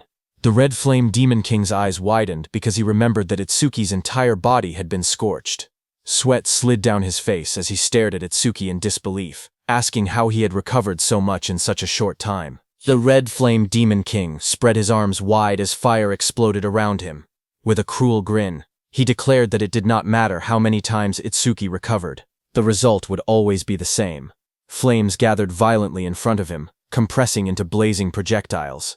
He roared out the name of his attack, Red Flame Bullet, Rapid Fire. In the next instant, countless fire bullets rained down like meteors, tearing through the air with explosive force. But Itsuki stood firm in the center of the inferno, as the red flame bullets closed in from all directions. At that very moment, a system message flashed, saying Black Wall activated. The next second, the fire bullets crashed against Itsuki one after another, detonating in a storm of flames that swallowed the entire area. Watching the explosion, the Red Flame Demon King sneered. He mocked Itsuki for standing his ground instead of running, shouting that he would turn him into charcoal. But as the smoke slowly cleared, a figure emerged from the flames. Itsuki stepped forward calmly, his body unharmed beneath the Black Wall's protection. He stated coldly that that level of flame no longer worked on him. Another system notification appeared, saying he had blocked an A-rank fire element skill with Black Wall, and his defense increased by 15%.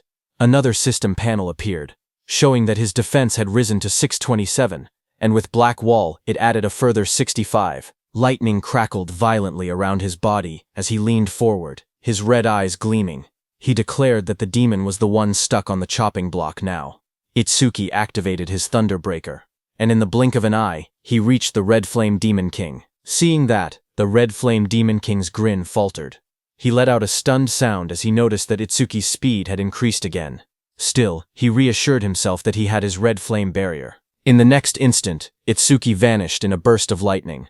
With a savage smile, he declared that first, he would strip the scales, every last one of them.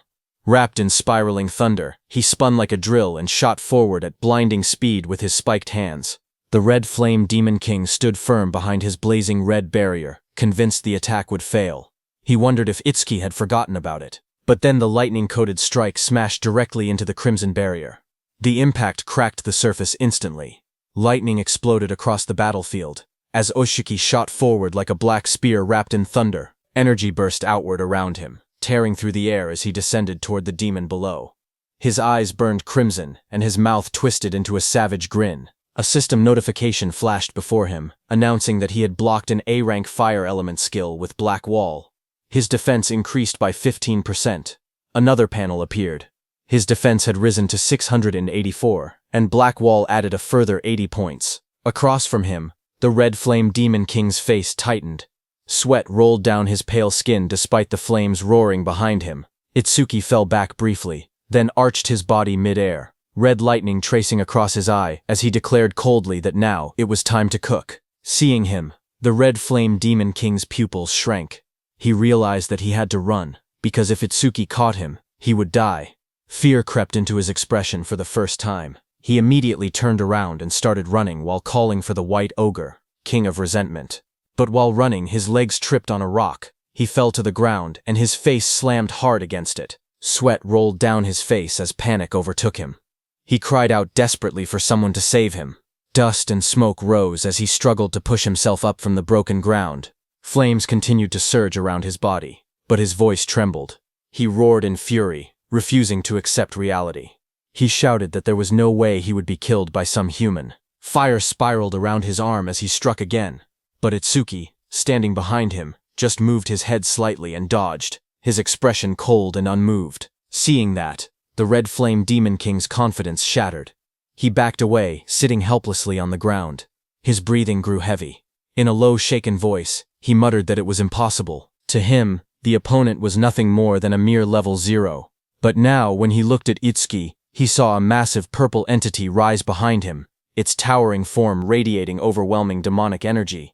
Its glowing eyes burned in the darkness as violet power swirled violently around them both. A system notification appeared, telling Itsuki that his broken critical crystal was in effect, and that his next attack would 100% trigger a critical hit.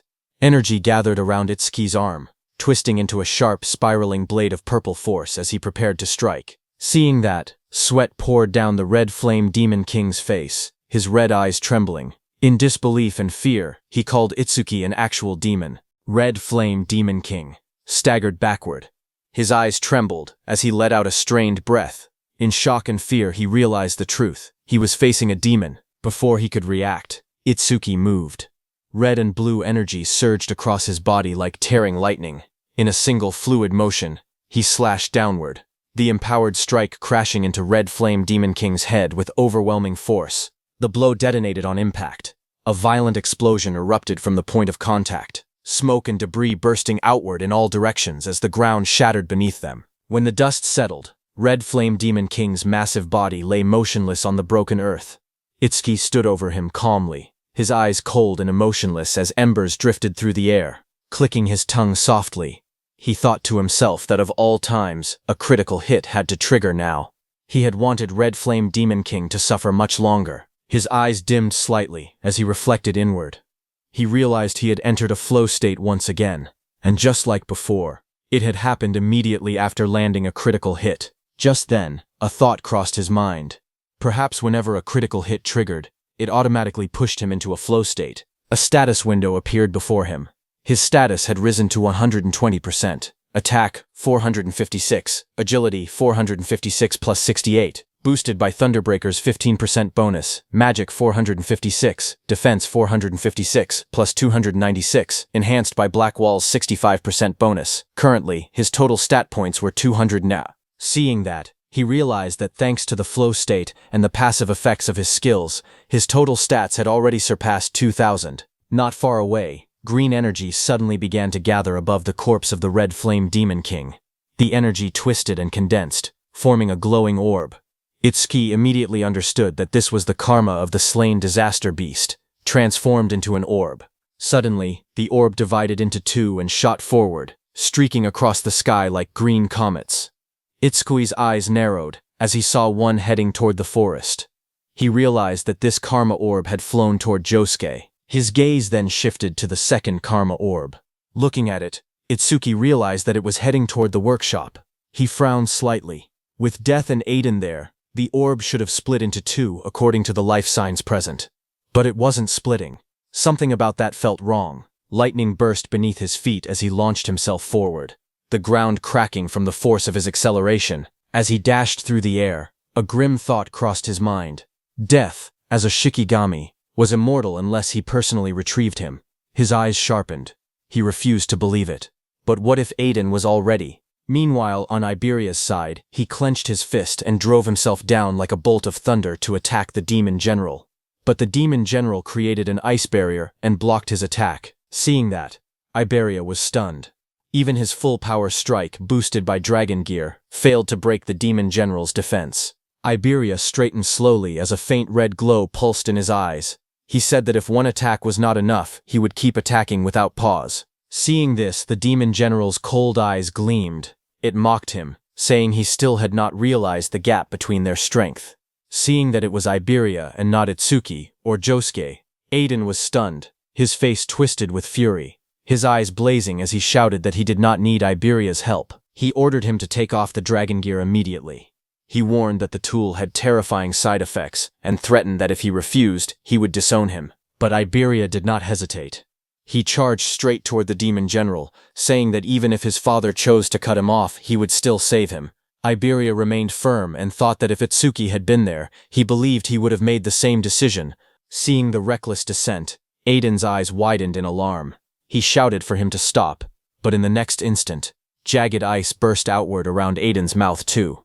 He gritted his teeth, struggling inside the frozen prison as a low groan escaped him. The Demon General watched coldly. In a mocking tone, it muttered that this was what humans called family love. To it, Humans were nothing more than disgusting creatures, ruled by their strange emotions. As Iberia continued to charge at him, the demon general raised one clawed hand lazily and declared that it no longer had time to play with him. In the next instant, Iberia's whole body froze within massive ice spikes. His body was covered by jagged crystal and swirling frost. The demon general then turned around and started leaving with Aiden, telling Iberia to know his place. Aiden, still encased in ice, let out a pained groan. He struggled to reach his son, but he could do nothing and could only watch Iberia frozen there. As they left, Iberia was left behind in the forest, trapped in thick ice, unable to even move. A system message flashed coldly in the darkness, telling him that he had equipped the dragon gear for 3 minutes. On the other hand, on this prophecy day 2 at 3:20 a.m., the second karma orb arrived at the warehouse where Itsuki's Deathhound had been frozen by the demon general. It was absorbed by Deathhound. Immediately, a system notification appeared, saying Deathhound leveled up from level 19 to level 20. With a deafening roar, Deathhound shattered the ice completely, its fur bristling and its red eyes glowing fiercely in the night. Just then, Itsuki also arrived and was surprised to see only his Deathhound there. Seeing Itsuki, Deathhound bared its fangs and let out a furious roar. Itsuki immediately noticed that Deathhound's level had increased. He realized that the karma orb had been absorbed by Death. Deathhound lowered its head slightly, its glowing eyes flickering as it growled. Itsuki turned his gaze toward it and asked what had happened to Aiden and the disaster beast. Deathhound turned its head toward the direction where the demon general had taken Aiden. Seeing that, Itsuki turned his head in that direction, and suddenly his eyes widened in shock. Not far away, there was a huge hole in the wall surrounded by jagged shards of ice. Seeing that, Itsuki was stunned, wondering what on earth had just happened. When Itsuki stood in front of that hole in the wall, a powerful surge of purple energy hit him hard. Itsuki stared at it in shock. He could clearly feel an intense magical wave. Blue lightning crackled violently around Itsuki's body as he dashed forward at lightning speed, knowing that he did not have time to wait for Josuke. On the other hand, on Josuke's side, a crimson slash tore across the battlefield, cutting down one of White Oni's arms. But White Oni did not fall. It twisted its massive body and retaliated instantly. Its muscular frame blurred with speed as it swung a heavy strike downward. Josuke barely managed to block with his sword, the shockwave blasting him backward across the ground. Dust and splinters scattered as he skidded to a halt. White Oni straightened its glossy black body. The next second, the arm that had been cut down by Josuke started regenerating. Josuke's eyes narrowed when he saw that the spot he had cut earlier had already healed. He realized that this was a disaster beast with regeneration, and an opponent like that was his worst matchup. But before he could attack again, suddenly the karma orb from Itsuki's defeat of the Red Flame Demon King hit him. Josuke stared at the swirling green energy in shock, his eyes widening as realization struck him. This was a karma orb. He thought that if that was true, then Itsuki had already taken one demon down. Gritting his teeth, he tightened his grip on his sword, and resolved that he had to hold his own as well. Red energy flared around his blade as his eyes glowed fiercely. He analyzed the situation quickly. White Oni's had regeneration, but whenever he aimed for its head or the nape of its neck, it instinctively blocked with its arms.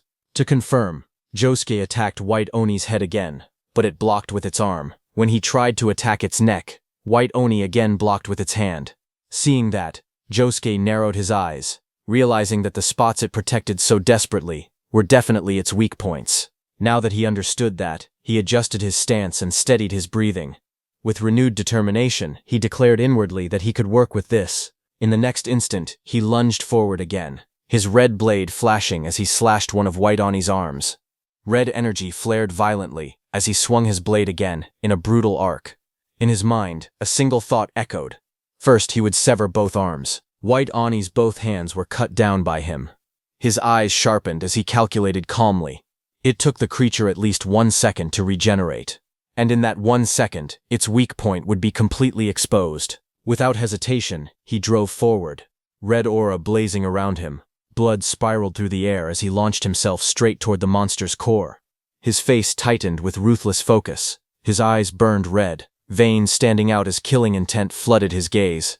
In that brief opening, he thrust his blade forward with all his strength. The strike pierced deep into White Oni's head. A massive burst of blood erupted from White Oni's body as the blade tore through its exposed weak point. The impact shook the surroundings, crimson splashing in every direction. For that single second, he did not hold back, and the monster paid the price. The massive white Oni collapsed to the ground with a heavy crash, its body slamming against the earth. Josuke stood in front of it, breathing steadily, his expression dark. He thought to himself that for him to struggle this much against a mere mute disaster beast was unacceptable. Without wasting another second, he turned away from the fallen creature. Smoke and dust drifted through the forest as he decided he needed to link up with Itsukoki quickly. His eyes narrowed, because he knew that the ice-wielding disaster beast was a real pain. On the other hand, Aiden trembled as sharp shards of ice covered his mouth. His face twisted with strain, and he let out a rough sound of agony. Seeing that, the demon general remarked that Aiden had looked like he had something to say for a while now. It removed the ice from Aiden's mouth and told him to go on and speak. Through clenched teeth, Aiden shouted that whatever their conditions were, he would accept them. He only begged them to let his son go. Hearing that, the demon general's eye flickered coldly. In a low, emotionless tone, it replied that from that distance it could no longer control the ice. Besides, it added, Aiden would soon be completely under their control anyway. The demon general then stared at Aiden and said that, even at a glance, it could tell that the armor the brat was wearing was made from the demon dragon tribe, wasn't it? It explained to Aiden that the demon dragon tribe possessed incredibly strong vitality. Even after death, their blood, flesh, organs, and even their scales could develop a will of their own. It said that the weapons made from demon dragons retained a residue of that will. If someone wore them for too long, the user's consciousness would gradually be swallowed. In the end, the wearer's entire body would be taken over, becoming a genuine dragon. As it said that, Iberia, who was trapped in the ice, lost his mind and roared like an animal. He shattered the ice with brutal force and broke free. His body twisted and expanded as scales formed across his crimson skin. Smoke poured from his mouth, and his eyes burned with a feral glow. He had lost his reasoning and completely turned into a dragon. The scene shifted back in time. It was Prophecy Day 1. While Itsuki was heading towards the green barrier, Iberia walked behind him, watching his back with concern. In his heart, he quietly prayed for Itsuki to stay safe. As Itsuki disappeared into the forest, Josuke suddenly asked Iberia if he really looked up to Tenma that much. Iberia clenched his fist slightly and answered without hesitation that he wanted to become someone like Itsuki. Josuke turned to him and simply asked why. Caught off guard, Iberia blinked in surprise. He stammered as he tried to answer. Josuke's expression remained calm, but his eyes were serious. He told Iberia that by now he had already met many amazing people. Aiden, Tidwajin, and Izumi Nento. Josuke continued, saying that even he himself had gained more fame and battle experience than Tenma. He looked at Iberia with a calm but piercing gaze and asked why it was specifically Tenma he wanted to become like. The question caught Iberia off guard. His golden eyes widened and he hesitated, unsure how to respond. Seeing his reaction, Josuke lightly patted Iberia's shoulder and told him not to worry. He said he was just asking casually. Iberia lowered his head slightly, his expression turning thoughtful. He admitted that, now that he thought about it, he had never really considered the reason before. A question echoed in his mind. Why did he want to become someone like Itsuki? The scene shifted to the past. 10 years earlier, a young Iberia stood in a bright courtyard, holding up a wooden sword with excitement. He shouted joyfully, full of energy and innocence. Behind him, his mother watched with a warm smile. She asked him if he liked his birthday present. Without hesitation, the young Iberia beamed and answered happily that he did. The young Iberia suddenly raised his wooden sword with excitement and declared that he had made up his mind. With sparkling eyes, he proudly announced that he was naming it the Justice Unbeatable Hero Sword. His mother paused for a moment, slightly surprised by the grand name, but she forced a gentle smile and told him it was a nice name. Young Iberia laughed brightly under the sky, lifting the sword high above his head. He boldly declared that he was an awakened one, and told the disaster beasts to prepare themselves. Without hesitation, he began running across the courtyard, shouting that he was going to show everyone. From the doorway, his mother watched him with worry in her eyes and told him to be careful out there. Behind her stood Aiden with a stern expression. He glanced at her and asked quietly whether Iberia had any friends. Later, Iberia stood proudly with his wooden sword resting against his shoulder. His eyes closed with confidence as several children gathered around him in admiration. But in the next moment, the atmosphere shifted. A faint, unsettling smile appeared on those children's faces. One of the boys stepped forward slowly, stretching out his hand toward the wooden sword. His face was calm, but his eyes carried something dark as he admitted that he felt jealous. He asked to see it for a bit. Young Iberia froze, clutching the sword tightly to his chest. The children began to gather around him. Voices surrounded Iberia from every direction, asking if his dad was a famous crafter. They pointed out that if that were true, then his father could make things like that as much as he wanted. They assured him they would give it right back. Standing alone in the center, young Iberia's body trembled. He stared down at the sword in his arms, thinking that he had just gotten it. It was his. He told himself that he had to refuse clearly. Suddenly, one boy leaned close, his face darkened by shadow. In a low voice, he asked if he was really not going to lend it. Sweat rolled down young Iberia's cheeks. His lips trembled as he forced a stiff smile. After a moment of hesitation, he gave in. With a shaky voice, he said it was okay, and slowly offered the sword forward. That boy took Iberia's sword and shouted proudly that he was an awakened one. He declared that the disaster beasts should prepare themselves as he charged forward. Young Iberia stood there as those boys took his sword, watching from a distance. He lowered his head slightly, his teeth clenched, and a bead of sweat running down his cheek. In a trembling voice, he told them they had to give it back. Later, he returned home. His mother sat calmly on a bench with a book in her hands, while his father was forging swords. Noticing him, his mother smiled warmly and asked if he had fun. Young Iberia forced a bright smile, and with a cheerful tone, he answered that yes, it had been really fun. But his mother's eyes widened slightly as she looked at her son. A hint of confusion crossed her face as she suddenly asked where the wooden sword was. Aiden glanced toward young Iberia and muttered that those brats must have taken it again. Hearing that, his mother clutched her book tightly, saying that if it had been taken, they needed to get it back. But Aiden said that even if they retrieved it, other children would just take it again next time. He swung his hammer down with force and shouted that Iberia could not even protect something precious to him, and that he did not even have the courage to call for help. The words cut deeply. He declared harshly that he had not raised Iberia to be this spineless. That night, young Iberia curled up alone in the darkness, hugging his knees tightly to his chest as the echo of those words lingered in his mind. Tears rolled down his cheeks as he lay on his side, staring into the darkness. His golden eyes trembled as a question echoed in his heart. Why was it that he looked up to Etsuki? Then a few months later, inside a quiet hospital hallway, chaos broke out. Aiden grabbed the doctor by the collar, his voice shaking with anger as he demanded to know what it meant that there was nothing more they could do. The doctor, trying to remain calm, apologized and said they had done everything possible. He explained gently that his wife had been frail from the very beginning. Aiden's face twisted in despair. He shouted bitterly, asking if they were supposed to just sit and wait for her to die. The doctor lowered his gaze and asked him to please stay by her side for now. He added softly that she did not have much time left. Inside the hospital room, Aiden's wife lay weakly on the bed. Soft light filtered through the window as she turned her head and called out to Iberia.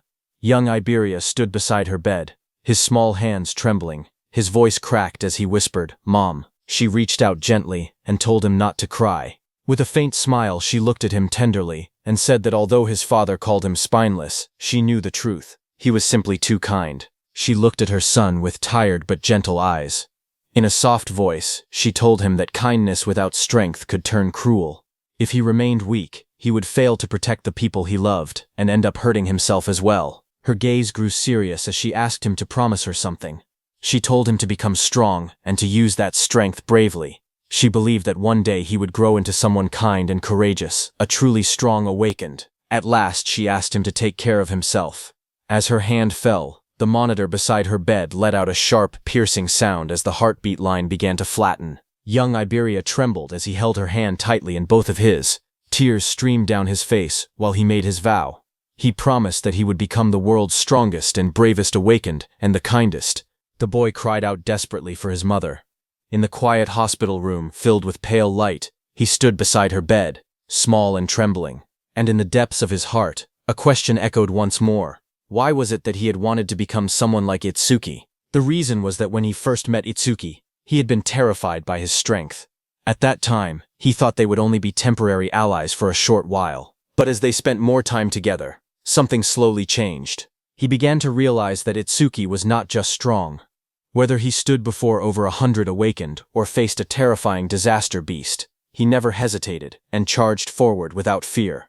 He possessed an insane courage that never allowed him to flinch, and behind that stern, unyielding face, he sometimes showed a quiet and gentle kindness toward his comrades. In the middle of danger, he would shield them without a word, placing himself in harm's way without complaint. Standing beneath a sky lit with an eerie green glow, Iberia finally understood the truth in his heart. He told Josuke that the reason he had wanted to become someone like Itsuki was because of that strength, that courage, and that hidden kindness. Hearing that, Josuke was surprised and asked if Iberia was still thinking about it.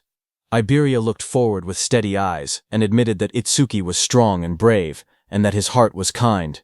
To him, Itsuki was exactly the kind of awakened he had always dreamed of becoming. Hearing that, Josuke smiled and told Iberia that if Tenma ever heard those words, he would probably be deeply moved. But then Iberia said that a coward with no talent like him could likely never become an awakened like Itsuki.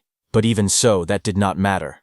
If he could simply stand by Itsuki's side and fight together with him, that alone would be enough. Back in the present, Iberia, who had been inside the dragon gear for so long, had started to lose all his senses. He exhaled heavily, and his body radiated heat as smoke rose from his armor. Just then, someone arrived and called out Iberia's name. Iberia's red eyes gleamed as he bared his sharp teeth, breathing out hot air in slow, menacing bursts. Sparks drifted through the air as he turned his head. Across from him, Itsuki stood alone without stepping back. Seeing him, Iberia let out a small growl, not recognizing that it was his friend Itsuki. On Prophecy Day 2, at 3:31 a.m., under the dark night sky, Iberia loomed above the forest, his armor glowing faintly as smoke poured from its mouth. Its sharp teeth were bared, and its presence alone made the air feel heavy. Below, Itsuki looked up with narrowed eyes.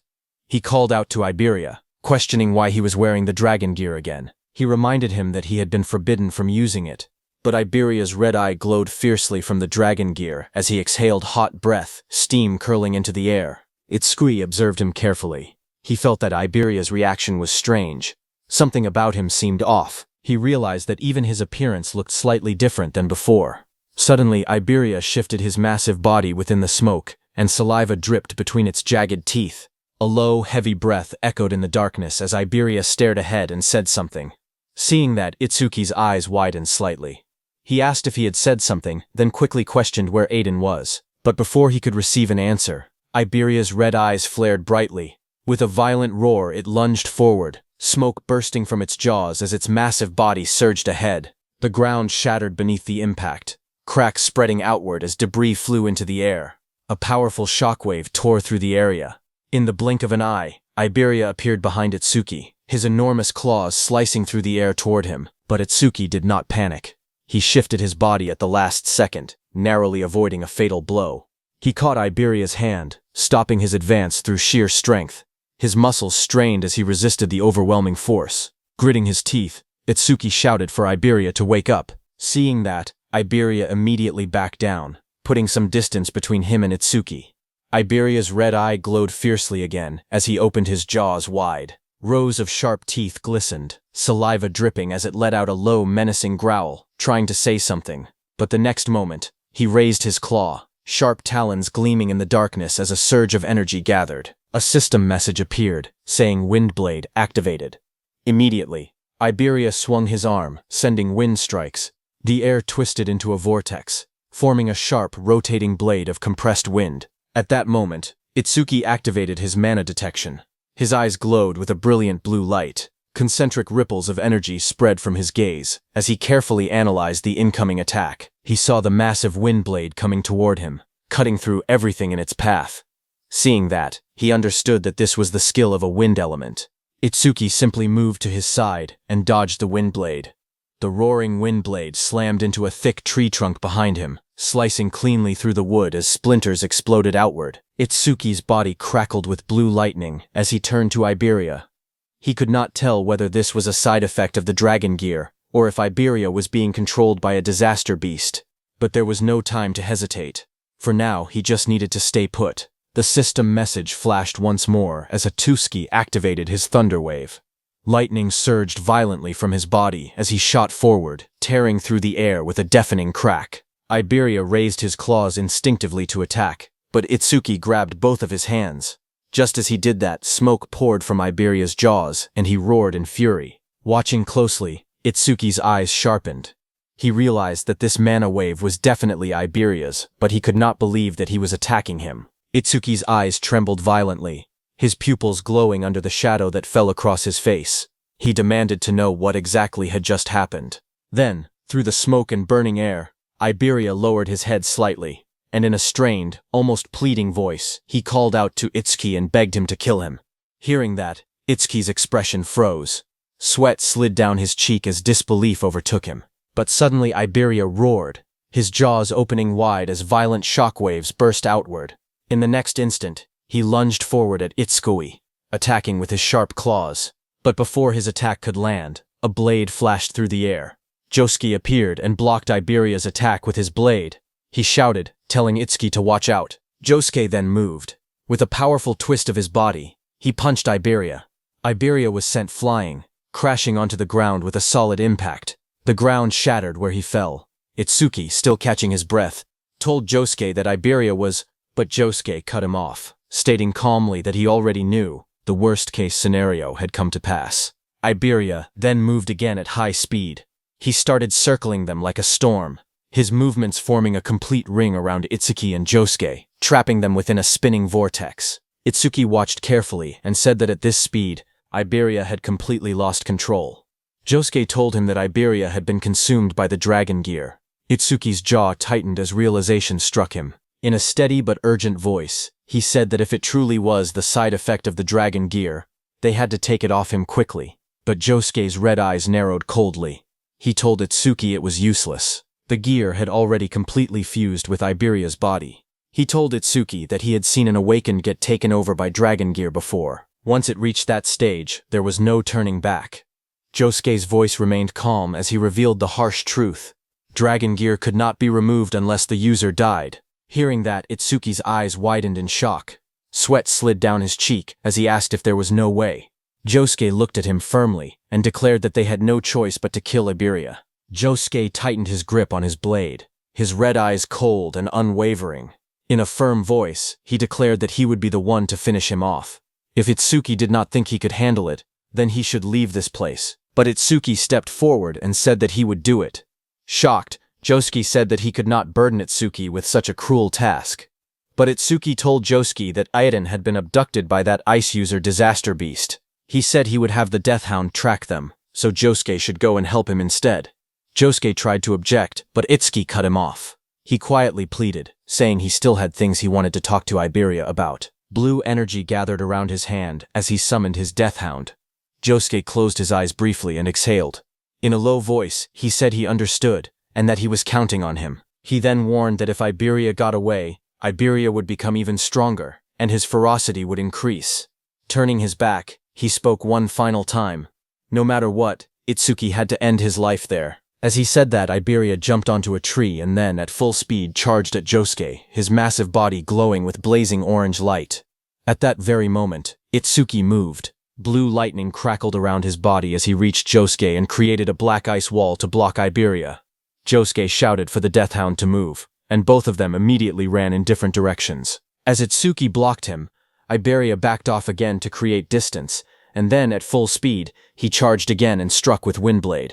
The compressed air sliced through the battlefield and slightly touched Itsuki before passing through. Itsuki narrowed his eyes, observing that Iberia had fired a skill but Overmimus had not activated. Seeing that, Itsuki realized that just as he had thought, Iberia did not truly want to hurt him. Across from him, Iberia roared loudly, shaking the air around him. He lunged forward, tearing through the air with explosive force. His glowing red eyes locked onto Itsuki as he activated his 1,000 wind blades. At once, countless streams of compressed wind spiraled into existence. The air twisted violently as wind blades rushed toward Itsuki in waves. But Itsuki did not dodge them and continued walking toward Iberia. Glowing wind blades surrounded him from every direction. For a moment, everything went still. Then blood exploded from all over Itsuki's body as the wind blades tore through him. But even then, Itsuki did not stop and continued walking toward Iberia. Seeing this, Iberia let out a thunderous cry. Tears streamed from his blazing eyes, the sound of his cry echoing across the battlefield. Meanwhile, inside the demon world, one of the Right Demon Kings, Yama, knelt on the ground and reported to Lady Ringa that they had successfully captured Aiden. However, he added that the Red Flame Demon King and the White Oni had both been killed by humans. Lady Ringa remained calm. She stated that there were countless fighters at that level, and as long as Aiden had been captured, that was enough. Yama continued, informing her that Lord Saru Shokuma seemed to be struggling. Lady Ringa replied coldly that it did not matter. They had never expected the elimination of Izumi Ento anyway. His role was simply to hold back most of the special class saviors. Yama then revealed that it seemed Saru Shokuma was fighting only one special class opponent. Hearing that, Lady Ringa's eyes narrowed slightly. She wondered aloud if there was a human besides Tiwajin who could hold Saru Shokuma off alone. She then asked for that man's name. Yama raised his head and told Lady Ringa that according to their insider, that man possessed the strongest body, and his name was Heitan Akira. At the same time, on Commander Nento's side, a massive shockwave tore across the battlefield as Demon King Saru Shokuma and Hiden's fists collided, carving a deep trench through the ground. In the next instant, a streak of red lightning split the sky. Wrapped in violent crimson energy, Demon King Saru Shokuma slammed his fist downward. The impact exploded outward in a thunderous blast, sending debris and dust flying in every direction. The shockwaves continued to ripple across the area, streaks of red electricity tearing through the air like raging serpents. In the distance, Commander Nento, along with Choha and that wind elementalist, watched in disbelief as the destructive force spread without pause. That wind elementalist stared wide-eyed and muttered in shock, wondering how the battle that had started yesterday afternoon was still going. He realized that even his own wounds had almost completely healed during that time. Just then, another explosion erupted, shaking the surroundings once more. Demon King Saru Shokuma and Hiten continued throwing punches at each other. Seeing this, that wind elements trembled, overwhelmed by the sheer intensity. He thought that to witness a battle of this level from such close range was almost unimaginable. Amid the collapsing ground and rising dust, Demon King Saru Shokuma, with blazing red eyes and a savage roar, punched the ground with full force. The earth shattered beneath his hand, the battlefield trembling under the weight of his power. Choha stared at the battlefield with trembling eyes, sweat sliding down her face. She could hardly believe what she was witnessing. Haiten was enduring blows powerful enough to shatter the earth itself. She knew that if Haiten fell, no one would be able to stop that disaster beast. Panic tightened in her chest, and she resolved that she had to do something. But just as she prepared to move, a hand landed firmly on her shoulder. It was her father, Commander Nento. With a calm voice, he reassured her not to worry, saying Haiten was not weak enough to die from attacks like that. In the distance, the battlefield had been torn apart. Saru Shokuma split the land, smoke and debris rising into the sky. Watching the devastation, that wind elementalist stammered in disbelief, unable to comprehend this level of power. Commander Nento beside Choha spoke steadily, saying all special class fighters were monsters standing at the very top of humanity. They were not to be underestimated. Choha steadied herself and looked back toward the battlefield, fully aware that she was witnessing a clash between beings far beyond ordinary limits. Suddenly, Demon King Saru Shokuma's massive fist that had slammed into Hiten slowly started to lift. Demon King Saru Shokuma's eyes widened in surprise. Far below his enormous arm, Hiten stood up again, lifting its massive hand. He was still alive, still full of power. Watching from the side, Commander Nento said it had been a long time since he had seen Haiten's second form. Choha, beside him, turned in surprise. She repeated the words in disbelief, asking what the second form was. Amid swirling dust and a rising crimson aura, Haiten emerged. His body was engulfed in a dark red energy that writhed like flames. His eyes glowed ominously. Watching that, Choa swallowed nervously. She said that his presence felt completely different from before, as though he had become an entirely different person. Commander Nento explained that whenever Haiten entered this state, all of his abilities increased explosively. But there was a price. In exchange for that overwhelming power, he became extremely aggressive and cruel. Hiten roared in fury, steam bursting from his mouth as his crimson eyes burned even brighter. He pushed back the massive Demon King Saru Shokuma with just his brutal force. Commander Nento continued explaining that the nickname given to him in this form was something entirely different. In the next instant, Hiten vanished. Like a streak of blazing red lightning, he shot forward. Behind him, a monstrous phantom seemed to rise, an enormous demonic visage with glaring eyes and twisted features, as though the embodiment of wrath itself had taken shape. Haiten's fist drove upward with terrifying speed. The punch collided with the Demon King Saru Shokuma's body in a violent explosion of force. Blood sprayed through the air as the Demon King was sent reeling backward. Before the Demon King could react, Heighten punched a hole in its chest and came down to the ground. Demon King Saru Shokuma's body came crashing down onto the ground, its impact thundering across the battlefield and sending debris flying skyward. Heighten just stood there as the red aura around him flared like burning embers, carving a path through dust and debris. In the next moment, he started moving again. From behind, his back was a canvas of blood and scars, muscles tense beneath torn clothing. Crimson energy crackled faintly around his silhouette, his long hair whipping wildly in the air. In the distance, Choha stammered in confusion, asking where he was going. Commander Nento answered that he was probably heading to destroy the stone pillar maintaining the barrier. Hearing that, Choha admitted that she had thought Hitten would simply rampage without direction. Yet even in that state, he was still able to keep his reason just as expected. Commander Nento told her that if Heighten had attacked without caring about friend or foe, then even if his power increased, it would only bring disaster. Such recklessness would mean he could never become a true special-class protector of humanity. On the other hand, Heighten reached the stone pillar.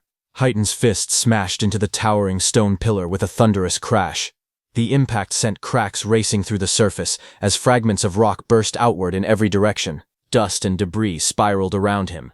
The red aura surrounding him flared violently for a brief moment, then completely disappeared, and Heighten returned to his original self. As the dust began to settle, Heighten stood there with blood smeared across his face and torso. He looked down at himself and wondered why he was there.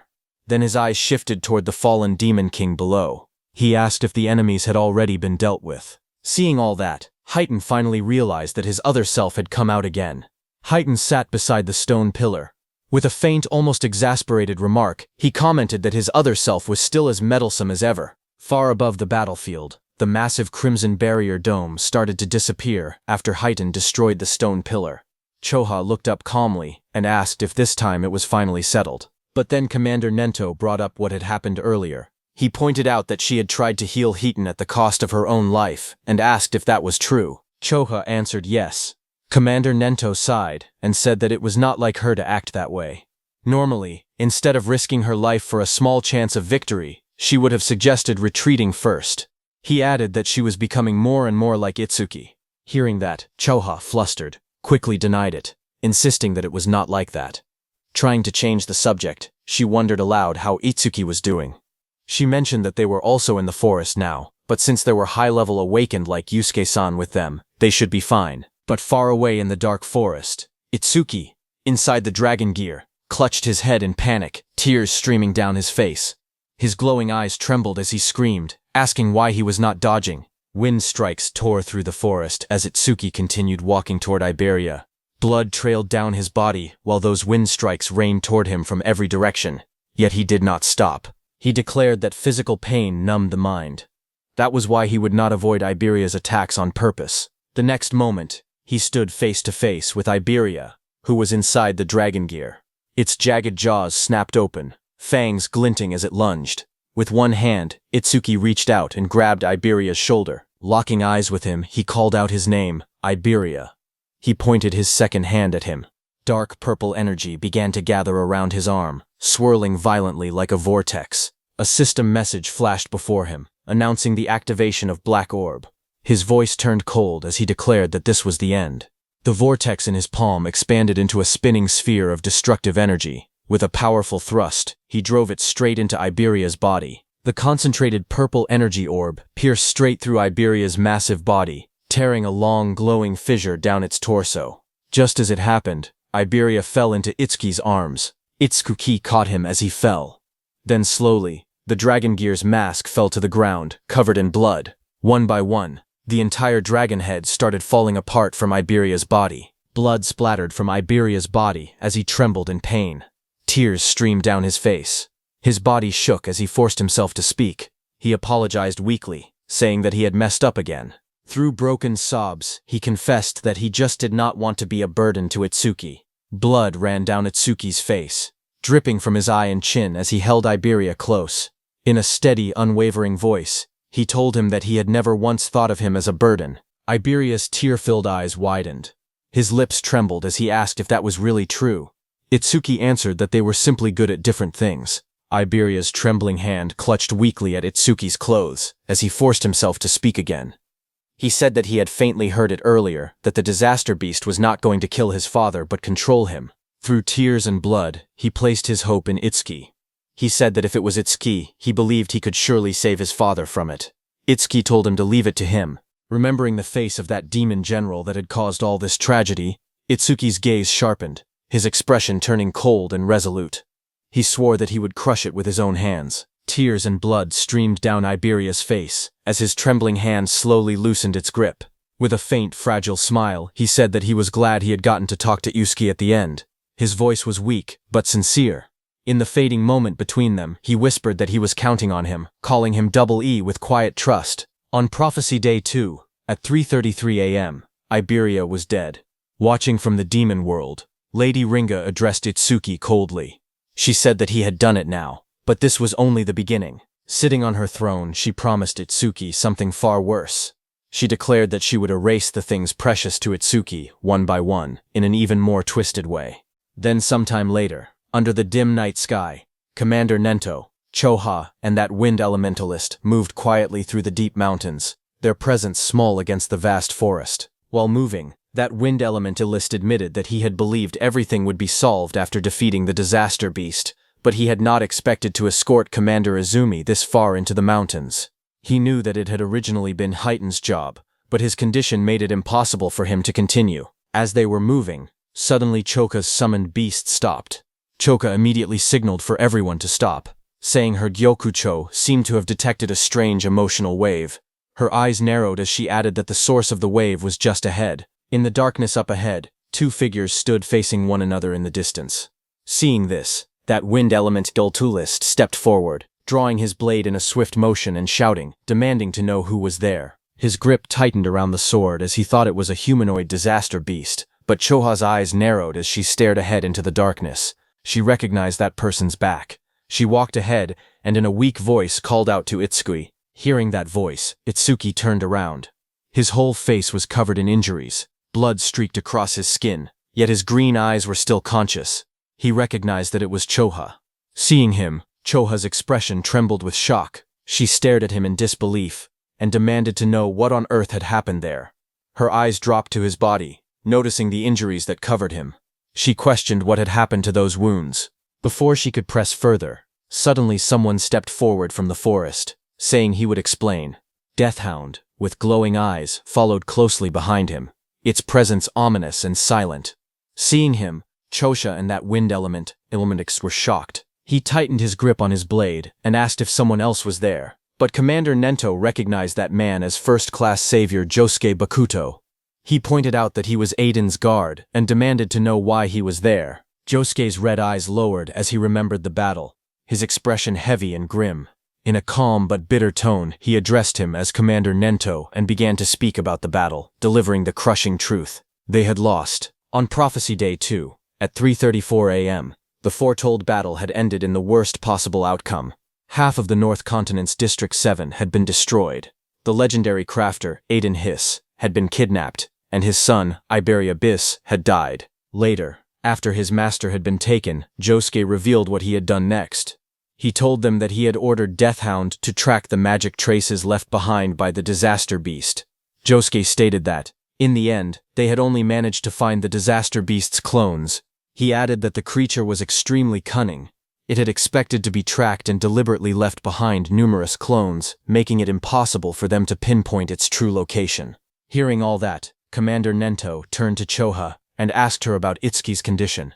She explained that most of his wounds were only scratches, and the bleeding had already stopped. However, she admitted with concern that he stubbornly refused to accept her treatment. A bead of sweat slid down her cheek as she confessed that she could feel the flame of anger inside him burning even stronger than before. Choha's voice grew heavier as she warned that, at this rate, his heart would eventually be swallowed by hatred. On the other hand, Itsuki sat alone on his bed, his head lowered in silence. Deathhound remained nearby, watching over him. He sat quietly in his dim room, his gaze fixed on a framed photograph resting on the shelf. The picture showed a warm family scene. Aiden smiling proudly, his wife beside him, and young Iberia standing between them, laughing brightly. Seeing that, the memory of Iberia stirred something deep within him. He remembered the past, how Iberia had introduced himself with a cheerful grin. Later, when Iberia got injured, he had helped him, carrying him on his shoulder. And while they created a team, Iberia hugged Itsuki, declaring that he would never leave Itsuki's side. His voice had been firm, filled with unwavering loyalty. He remembered the time when Iberia excitedly told him about Shikigami users, explaining that they could freely name their Shikigami. With bright confidence, he offered to come up with a name himself, boasting proudly about his naming sense. Those lively words echoed faintly in Itsuki's mind as he continued staring at the photograph. Itsuki slowly lifted his head. His green eyes were cold and distant, the pain etched across his bruised body no longer drawing even a flicker of hesitation from him. Deathhound stood before him, its glowing eyes fixed on its master. In a steady voice, Itsuki told it to move. Deathhound responded with a low growl, its presence heavy and ominous. A blue system panel appeared, revealing its status. Deathhound, B rank, level 20.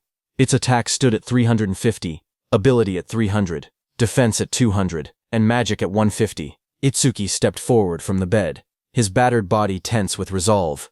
He declared that they would catch that disaster beast. Then his voice darkened as he declared that he would crush it. A red glow flickered in his eye, burning with ruthless determination. Without another word, he turned and walked toward the door, his broad back streaked with blood, his fists clenched tight. Deathhound silently followed him. But just as he opened the door, he saw Commander Nento standing in front of him. Itsuki was surprised to see him there. He asked why his teacher and everyone else had suddenly come. Along with Commander Ninio, Choha, Josuke, and that wind elementalist entered the room. That wind elementalist looked at Atsuki and acknowledged that this injured brat was Izumi-san's second disciple. He had heard that Atsuki alone had created a green barrier and defeated a disaster beast over level 30. But he had also heard that Atsuki had killed his own friend. That wind element thought that there was no denying Itsuki's strength, but he was certainly cold-hearted. Commander Nento asked Itsuki where he was going. Without hesitation, Itsuki replied that he was going to find the ice attribute disaster beast and save Aiden. But Commander Nento rejected his decision. Hearing that, Itsuki's green eyes flared sharply as he demanded to know why. Commander Nento answered calmly that Itsuki was not a savior yet. The Savior Alliance had already classified the incident as a special class danger. He told Itsuki that, to join the rescue, one had to be at least a second-class savior. With a cold voice, he told Itsuki that he did not meet that qualification. Hearing that, blood streaked across Itsuki's face as his expression darkened. His red eyes burned with fury. He asked if that meant that because he was not a savior, he did not even have the right to go and help. Clenching his fists tightly, he shouted that he had promised Iberia he would definitely save Aiden. Even if they tried to oppose him, he would still go. Hearing him, that wind elementalist was stunned and questioned how Itsuki dared speak to Izumi-san like that. Choha thought that her father did not have to say it so bluntly, and wondered whether he understood Itsuki's mental state right now. Silence filled the air, heavy and suffocating. Then Commander Nento's voice cut through the tension as he asked Itsuki a single question. Would it truly be acceptable if someone died because of him? The words struck hard. Itsuki's eyes widened, his breath faltering as the weight of that possibility pressed down on him. Commander Nento continued calmly. He said he understood Itsuki's feelings. What had happened was the result of his own mistake. He had believed the disaster beast was only targeting him, and because of that misjudgment, he had neglected Aiden's protection. He told Itsuki that, after going through so much trouble to capture Aiden, the enemy would not kill him so easily. Still, with Itsuki's current strength, challenging that disaster beast would only mean dying for nothing. Hearing that, Itsuki stood there in silence, his fists trembling at his sides. But then Commander Nento told Itsuki that he possessed limitless potential. Surpassing special class was not merely a dream. As he said that, the sun also rose into the sky, casting golden light into the room. In a calm voice, Commander Nento said that, if the time came, he would tell the Alliance to let Itsuki handle Aiden's rescue himself. Hearing that, Itsuki's battered face lifted slightly. His green eyes were filled with frustration and urgency as he asked what he could do right now to surpass special class. The room fell quiet for a moment. Then Commander Nento told him to join the Apex camp. Tenma repeated the words in disbelief, not knowing what that was. Commander Nento explained to him that Awakened who ranked in the top 10 of the Savior Alliance National Tournament preliminaries were invited to attend the Apex camp in Nakasu, hosted by the Savior Alliance. He said that strong humans like T.Y. and Hitan Akira had all endured that brutal training. Those who survived and overcame it became key forces in protecting humanity. His voice lowered as he revealed one final piece of information.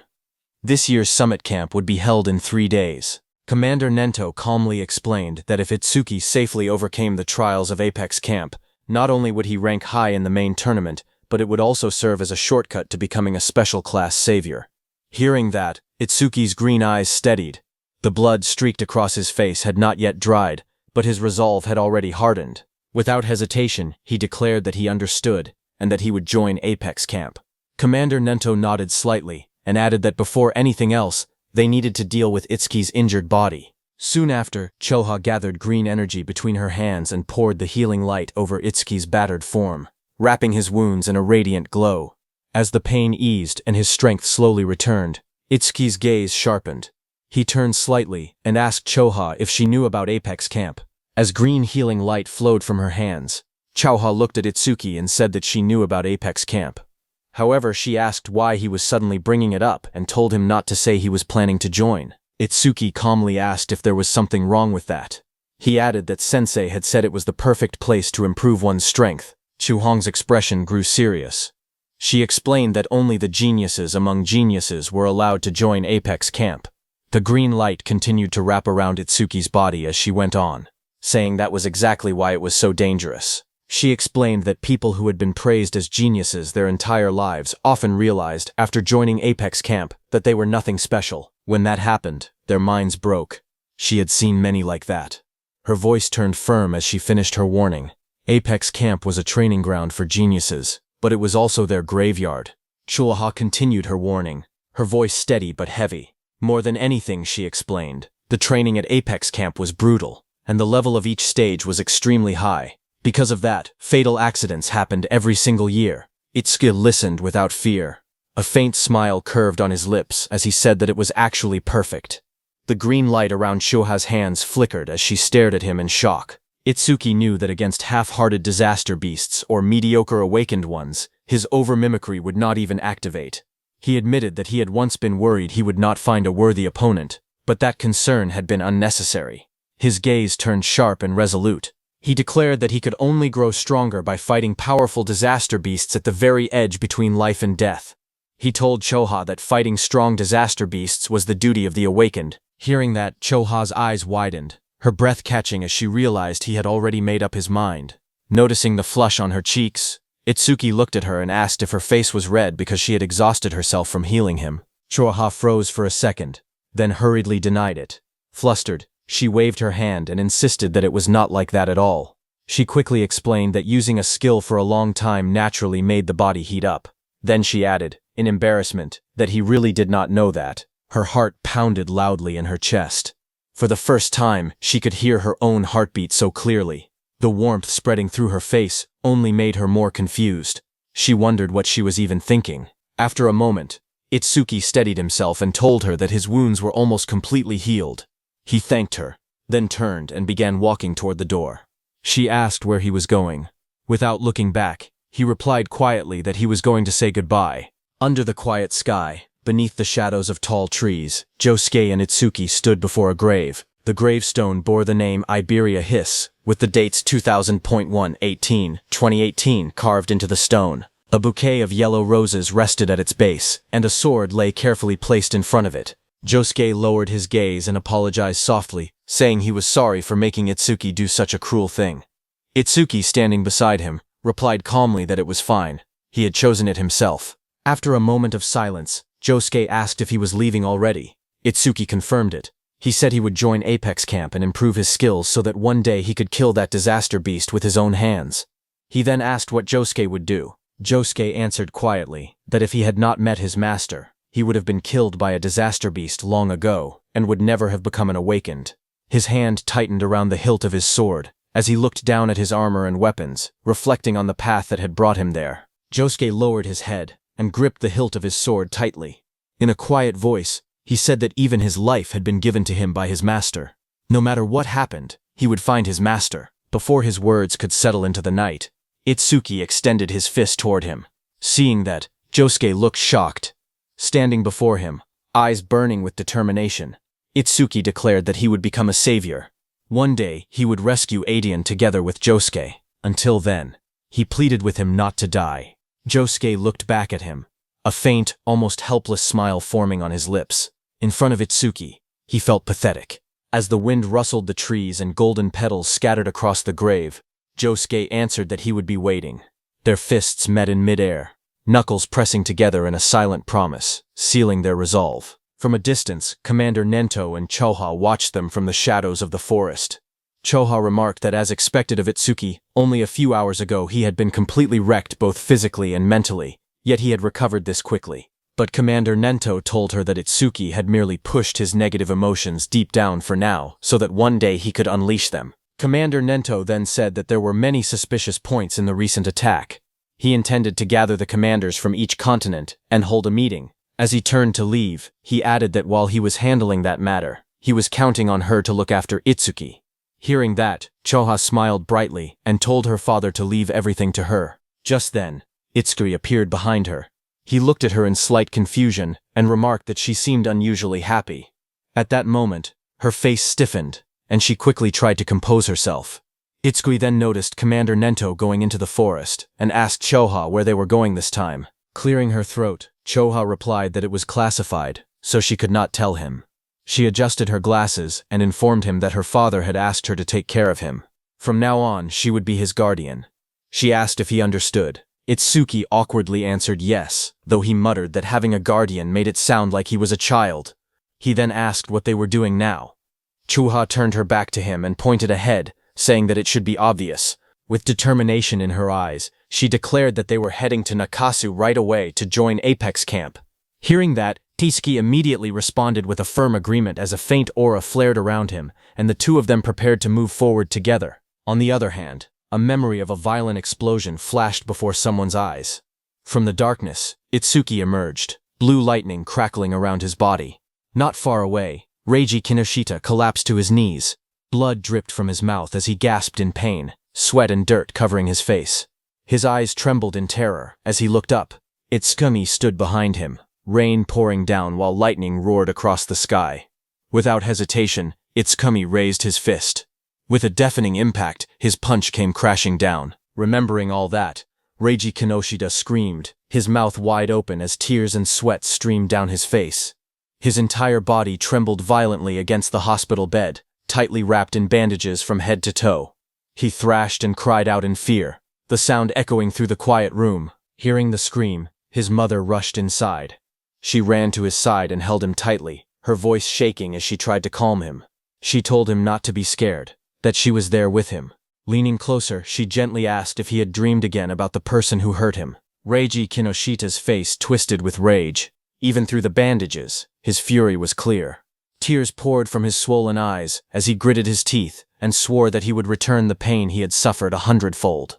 He vowed to make them experience a living hell. Hearing that, his mother's expression darkened, her eyes turned cold and sharp. In a low, steady voice, she told him not to worry. His big brother had returned, and he would surely avenge him. Hearing that, Reiji Kinoshita looked behind his mother. Behind her, a tall, broad-shouldered man stepped into the room. His presence was overwhelming, his body outlined by a faint red glow that made the air feel heavy. It was Reiji Kinoshita's brother. In a low voice, he said that it must have hurt Reiji. Hearing him, Reiji's emotions surged again. Tears streamed from beneath his bandages as he cried out to his big brother. He begged him to punish the enemy, the one who had done this to him. His brother's expression darkened. He calmly asked if the attacker's name was Itsuki Tenma, the one responsible for all of this. Reiji shouted that it was him. He added bitterly that Itsuki was just an orphan with no family. Apparently, he had even taken first place in the preliminaries, but his level was still 0. He was not even close to his big brother's strength. Hearing that, his brother fell silent for a moment. He said that first place in the preliminaries meant that Itsuki would certainly participate in Apex Camp. A sinister smile slowly spread across his face, his eyes glowing with a fierce red light. He said that, in that case, he would crush him there. On the other hand, Choha led Itsuki to the training camp. The moment they stepped inside, Choha looked ahead calmly and announced that they had arrived. Before them stood a massive structure, a breathtaking dome made of interwoven glass and steel, shining under the sky. Behind her, Itsuki lifted his gaze, his green eyes widening in awe. He admitted that it was spectacular, nothing like he had imagined. As they approached the grand entrance, he added that it was just like she had said. Groups of people walked proudly toward the dome with their heads held high. The atmosphere was filled with confidence and ambition. Everyone looked so proud. Choa adjusted her glasses and spoke again. She told him that she could not go in, so he would be on his own from there. He nodded and replied that he understood. She then handed him a bracelet, saying it was his recording bracelet, and that he would need it for the camp. He accepted it politely and thanked her. As she handed over the bracelet, she gave him one last warning. She told him not to stand out too much. If he did, he would only make himself a target. Without turning back, he raised a hand slightly and replied that he knew. She watched him walk away toward the arched entrance of the dome, her expression tightening as she admitted to herself that, with Itsuki's personality, she could not help but worry. Inside the registration area, he approached the counter calmly and politely said that he would like to register. The staff member behind the desk did not look up from his phone. He simply extended his hand and told him to show his bracelet. Itsuki handed it over without hesitation. Inside the registration room, the staff member placed the bracelet onto a scanning device. Blue energy surged to life, swirling around his body like a current of wind. The machine hummed as light gathered beneath his palm. Watching from behind, Itsuki narrowed his eyes slightly. He quietly noted that even the reception staff were over level 40. That was only natural for a place like this. A screen flickered on, displaying his information in clear letters. Name Itsuki Tenma, Level 0, Job Order Breaker, Gift Special Grade. The staff member's expression darkened as he read the data. He muttered that Itsuki had gotten in at level 0 and guessed that he had probably pulled some strings in the qualifiers. But he added that tricks like that would not work there. Without the strength to back it up, it would only be a matter of time before he broke. Itsuki remained calm, offering no reaction. After a brief pause, the staff member waved a hand dismissively and told him to pick a room and then pay the fee. Itsuki's eyes widened in disbelief, a bead of sweat sliding down his cheek as the realization struck him. He blurted out that it actually cost money to stay there. The staff member shot him a flat look and replied that it was not a charity. Of course it cost money. Hearing that, Itsuki lowered his head slightly, his expression darkening. He quietly wondered why Choha had not told him. In an embarrassed voice, he admitted that he did not have any money. The staff member frowned and reminded him that he had passed the qualifiers, so he should have earned some points. Itsuki blinked in confusion and asked what points were. The staff member raised a finger and began explaining that all resources there were based on the points earned during the qualifiers. For example, if someone earned 1,000 points in the qualifiers, they would have 1,000 points the moment they entered. He continued that participants could also earn more points by completing missions. There, points functioned as currency. They were used for food, daily necessities, and even for paying for a room. Itsuki nodded slightly and admitted that he understood now. So the points really were that important. Resting his fingers against his chin, he thought it through. He had earned quite a bit during the qualifiers. It should be enough. The staff member, growing impatient, slammed his stamp onto the desk and barked at him to hurry up and choose a room because he was still waiting. Itsuki lifted his gaze calmly and asked how much the most expensive room cost. The staff member was surprised to hear that. He then told Itsuki that a normal room of 35 square meters cost 100 points per month. A luxury room of 75 square meters required 500 points per month, and a villa of 200 square meters demanded 2,000 points per month. Itsuki considered it carefully.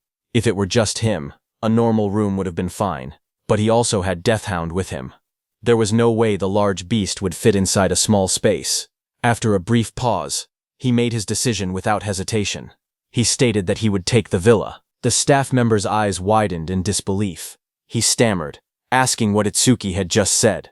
Still staring at him, he warned that although Itsuki might have a lot of points right now, he should not waste them. Points would be needed for every little thing in that place. Itsuki remained calm and stated that he had already decided, then asked the staff member to hurry up and process it.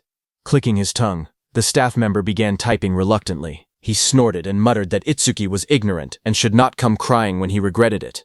After a moment, he took out a metallic wrist device and handed it over, telling him to take it. He then added that once he entered the camp, everyone's status would become private. He would no longer be able to see other people's names or their gift levels. Itsuki accepted the device and replied with a brief acknowledgement, As he walked away toward the camp entrance, the staff member watched his back and muttered to himself that Itsuki had really chosen the villa. He wondered just how many points Itsuki had earned during the qualifiers. The staff member clicked the mouse casually, expecting nothing unusual. A second later, his eyes nearly popped out of their sockets. Sweat rolled down his face as he stared at the screen in disbelief. He muttered to himself, wondering if this was some kind of bug. His gaze trembled as he focused on the number of points displayed. The screen clearly showed points, 106,600. His voice cracked as he shouted that it was over 100,000. He could hardly believe it. He slumped back in his chair, dazed. In a low voice, he admitted that he himself had only managed to earn 1,600 points. Watching Itsuki walk away toward the camp, he could only sigh bitterly. Kids these days were truly terrifying. On the other hand, Itsuki, who was going inside, suddenly came to a halt. A cold realization struck him.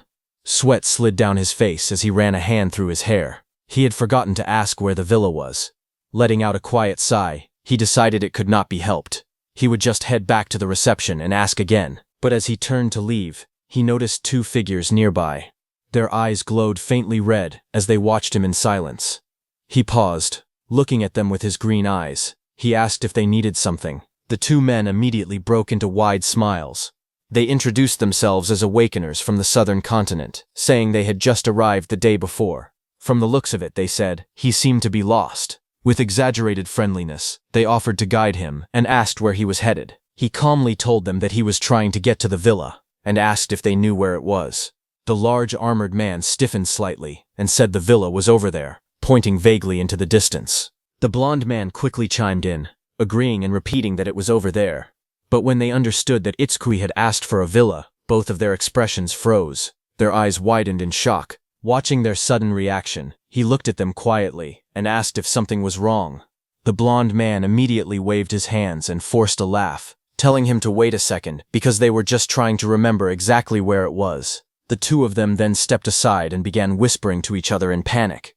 From a short distance away, Itsuki observed them calmly, wondering why they needed to whisper just to remember a direction. A faint suspicion crossed his mind. Were they up to something?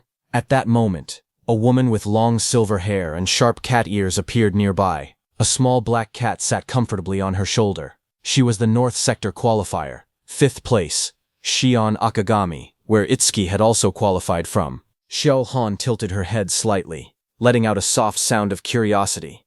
Looking toward the two men, she remarked that those guys were scamming newbies out of their points again, using guiding as an excuse. The black cat on her shoulder let out a small neigh, as if agreeing with her. Xian watched from a distance with a faint, amused smile. She casually wondered which idiot was foolish enough to fall for that obvious scam. Then her eyes shifted toward Itsuki standing calmly before the two swindlers. Her expression changed instantly. Her purple eyes narrowed sharply in recognition, as realization struck her like lightning. She immediately recognized that it was the monster who had scored over 100,000 points in the qualifiers. Meanwhile, the two scammers were still hunched over in panic, whispering to each other without realizing who they were dealing with. Xian slowly brought a finger to her lips, her smile deepening with intrigue. She murmured to herself that this was going to be interesting. The two scammers huddled together, whispering nervously. The armored man muttered that if Itsuki was staying in a villa, then maybe he was the preliminaries' first-place winner from some continent. The blonde man quickly shook his head, and replied that even a first-place winner would not waste 2,000 points on lodging. After a brief pause, he smirked, and suggested that Itsuki was probably just a rich, spoiled brat who did not understand how valuable points were. The big man asked what he meant. With narrowed eyes and greedy grins, the blonde man concluded that greenhouse-raised rich boys were always weaklings, perfect prey. They decided they would take all the points he had. Meanwhile, Itsuki stood calmly behind them. Seeing them hesitate, he said that if they could not remember the way, then he would just find it himself. The two men immediately broke into wide smiles again. The blonde man laughed and claimed he suddenly remembered. He insisted that he would take him there. In the distance, the academy grounds stretched out beneath the setting sun. Large, futuristic dome-shaped buildings surrounded by walkways and groups of awakeners moving about. Some students stood at a distance, watching the scene unfold under the fading light of sunset. One of them recognized the pair leading Itsuki and asked if those were the South Continent outcasts, Fumiya Futaki and Ichitora Asano. The other nodded slightly and remarked that it looked like the kid in the middle had fallen straight into their trap. With a dismissive tone, he added that the boy already looked weak, and now he would probably lose all his points. He even muttered that it was a pity. But Itsuki continued walking calmly between the two swindlers, his hands in his pockets, and his expression remained steady and unreadable. Nearby, a red-haired fighter carrying a massive spear-like weapon over his shoulder passed by, but then he turned and looked back in Itsuki's direction. He wondered aloud if that was not the same boy who had asked strange questions before the preliminaries. Then, with mild disdain, he commented that, of all people, the boy had ended up getting caught by those two. After a brief pause, the red-haired man decided it was none of his concern. He reminded himself that he had only one goal to surpass Itsuki Tenma, the North Continent Preliminaries' first-place winner. This boy was Gaku Oe, the North Continent Preliminaries' third-place finisher, who competed with Itsuki. Meanwhile, the trio arrived before a large modern building. The blonde man announced that this was the villa area. Itsuki stared up at the structure and said it was big. Itsuki stood calmly in front of the two swindlers, his face shadowed and unreadable as they grinned behind him. The blonde man rubbed his hands together and told him it was time to pay the guide fee. He let out a greedy chuckle, clearly expecting resistance or panic. Instead, Itsuki turned his head slightly, and in a calm voice, said that since they had guided him this far, he should at least give them a tip. The two scammers froze. They stared at him in disbelief, wondering if he was really going to hand over the points that easily. Itsuki then asked how much they wanted. The armored man hesitated before blurting out that it should be at least 500, but before he could finish, the blonde man snapped at him and shouted that he was an idiot. They should make it 1,000. They demanded 1,000 points instead. Itsuki calmly agreed that 1,000 points was a bit much, but said it was fine. The two men stared at him in disbelief, as he extended his hands slightly and asked if that amount was acceptable. Then he casually asked how to transfer points to someone else. Hearing that, the blonde man leaned in and whispered that Itsuki was not only weak but dumb too. He could not believe someone would pay 1,000 points just for directions. The armored man then added that, in that case, they should not take it personally. They apologized, saying that it had taken longer than expected, so he would have to pay extra. The armored man quickly changed his tone and shouted that the total should be 5,000 points. Their expressions twisted into something far more sinister as they demanded that, if it was not enough, Itsuki should hand over everything he had. Just as they said that, the atmosphere shifted instantly. Itsuki lowered his head slightly and muttered that he understood. When he lifted his face again, his eyes glowed red in the shadows.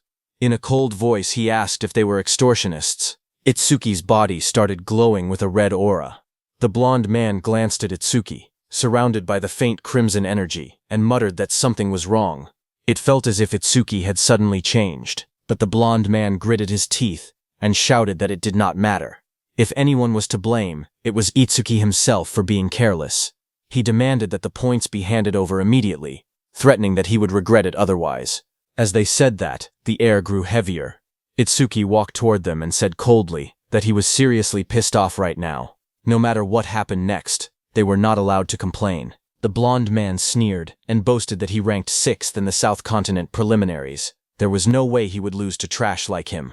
Purple lightning crackled violently around his body as he roared that he would turn him to ash with his lightning punch. A notification flashed as he activated his ability. B-rank skill, Lightning Punch.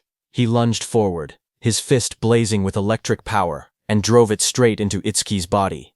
But Itsuki didn't dodge, and just as he hit him, a notification appeared saying that Itsuki had absorbed the B-rank lightning element skill, Thunder Roar Wave. His agility increased by 10%. Absorption count, 2 out of 5. Then another system window flashed, showing that Itsuki's agility had risen to 475, increased by 25% from Thunder Roar Wave. The blonde man stared in disbelief, sweat running down his face. He muttered that Itsuki had not even moved. In the next instant, Itsuki simply slapped him, and his body was sent flying backward. He crashed hard onto the ground, his vision spinning from the impact. The armored man's eyes widened. Even while focusing his sight, he admitted that he could not keep up with Itsuki's movements at all. He was simply too fast. Gritting his teeth, the armored man decided that against a speed-type opponent, he would end it in one blow. A surge of power flooded into his arm. A notification appeared as he activated his Z-rank skill, Body Enhancement, Right Arm. His right arm swelled grotesquely, muscles bulging and veins protruding as immense strength gathered into a single punch. He swung it down with terrifying force. the air tearing apart from the pressure, but Itsuki raised his own fist and met the massive strike head-on. He blocked the armored man's attack easily. Seeing that the armored man used the ability to alter his own body, Itsuki realized that this armored man possessed the same power as him. He was an order breaker. The armored man threw his head back and roared. Veins bulged across his body as power surged through him. He declared that both arms were enhanced, and demanded to see if his opponent could handle this.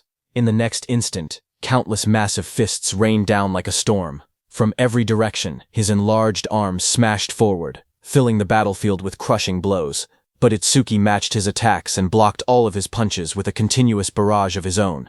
Yet all of this was very easy for Itsuki, and he thought that the armored man was too slow. Before the armored man could react, Itsuki shot forward. The ground cracked beneath his step as he dashed straight toward his opponent. A thunderous impact followed. The armored man screamed as his massive arm twisted unnaturally under the force. His confidence shattered in an instant. Staring down at his trembling arms, he muttered in disbelief that it was impossible. His enhanced arms possessed nearly 300 attack and defense. He looked at Itsuki standing before him and demanded to know what he was.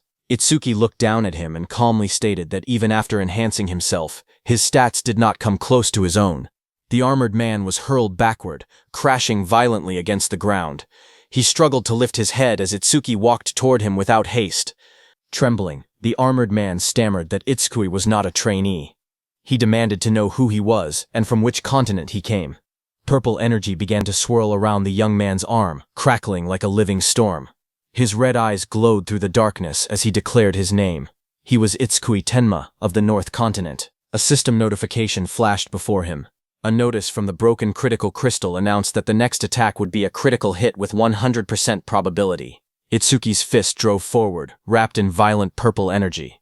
The armored man's eyes widened in terror as the punch descended. But right before hitting him, Itsuki stopped. As the armored man saw that Itsuki had stopped right in front of him, he became terrified. Itsuki looked at his clenched fist and thought that if a critical punch landed directly, his opponent's head would definitely be blown off. He admitted to himself that the outcome would have been almost irreversible. Lifting his gaze slightly, he coldly told the man to get lost. Terrified, the two turned and fled down the street. One of them screamed to run, shouting that he was a monster. From a distance, Shi-hong, with her animal-like ears, watched the scene unfold. She remarked that the opponents had ranked 5th and 6th in the South Continent, and she had expected Itsuki to struggle at least a little. Instead, it had ended in an overwhelming victory. With a faint smile, she admitted that Itsuki truly was a terrifying man. Just then, a loud announcement suddenly echoed through the plaza. All participants were ordered to gather at the Apex Plaza immediately. Another message followed, declaring that the Apex Camp entrance test would begin shortly. Shion stretched lazily, as her small black cat let out a soft meow. She told Michan that it was time to get to work. Nearby, Itsuki glanced up at the speaker. He recalled that according to Choha, 50% of participants were eliminated at this stage of the entrance test. As he began walking forward, his resolve hardened. He decided that he would have to give it everything he had. A vast crowd gathered beneath the open sky, warriors from every corner of the world standing shoulder to shoulder. Looking at them, Itsuki quietly observed that these were the elites from each continent. They all looked impressive. Walking calmly through the middle of them, he kept his head slightly lowered, his hands in his pockets, his expression unreadable. But suddenly, a hand tapped his shoulder. In the next instant, his body reacted on instinct. His eyes flashed red as he spun with explosive speed, launching a punch without hesitation. But the one behind him was Saya. With bright green eyes, she stared at him in surprise as his fist stopped just inches from her face. Seeing her, Itsuki blinked, startled. He muttered her name in confusion. Saya tilted her head slightly and remarked that it was quite a greeting all of a sudden. Beside her was Rikuru, who stretched lazily while watching the scene with amusement. With a teasing tone, he told Itsuki that he had gotten bold, throwing a punch at Saya-chan. Saya looked at him with a slightly troubled expression as he withdrew his hand. Itsuki apologized quietly, explaining that he had thought she was an enemy. Saya let out a sigh and remarked that he was still as paranoid as ever. Rikuru crossed his arms and asked where Iberia was, pointing out that the two of them were always together like glue. At the mention of Iberia's name, Itsuki's expression darkened. A painful memory flashed across his mind, of Iberia covered in dirt and blood, tears streaming down his face. Saya noticed the change in his expression and grew uneasy. She wondered if he had been injured in the last attack. Lifting his head slightly, Itsuki answered that Iberia had stayed home. Seeing his gloomy face, Rikuru placed a hand on his shoulder and told him not to look so down. If it was only an injury, he would recover with rest. Then, with a more serious tone, he told Itsuki to listen carefully. Ever since that attack had started, Saya had been spacing out during training because she had been worried about him. Hearing that, Saya became very embarrassed and smacked Rikuru hard on the head. Rikuru clutched his head while she stood there with an annoyed expression. Ignoring the commotion, Itsuki lowered his head and spoke in a calm but heavy voice. He admitted that the last attack had made him realize just how weak he truly was. He declared that he would get stronger there, no matter what it took, using everything he had. Hearing that, Rikuru stared at him in disbelief, repeating his words in shock. Saya also looked at him, surprised that he would call himself weak. Before either of them could say more, a powerful voice boomed across the area, ordering everyone to be silent.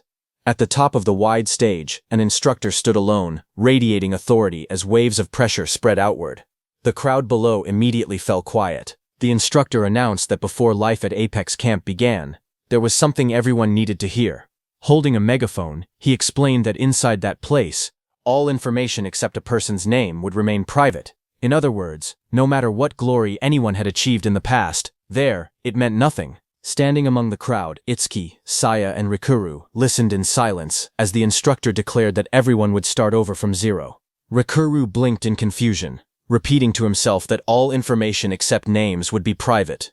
Determined to confirm it, he said he would show his status screen so they could check for themselves. A glowing blue panel appeared before them. His name showed Rikuru, but level was private, gift was private, skills were private, and status was private. After reading it, Itsuki admitted that everything truly was private. Then, above the massive stage, a brilliant blue portal flared to life, energy swirling within its circular frame. Through the megaphone, the instructor announced that the entrance test would now begin. He then ordered everyone to enter the venue one by one, in proper order. The crowd began to move forward beneath the shining portal, while an instructor stood at the top with his megaphone raised as he watched Itsuki's group in silence. As they stepped through the entrance, Rikuru looked around in awe and exclaimed that it was huge inside, far bigger than the preliminaries venue.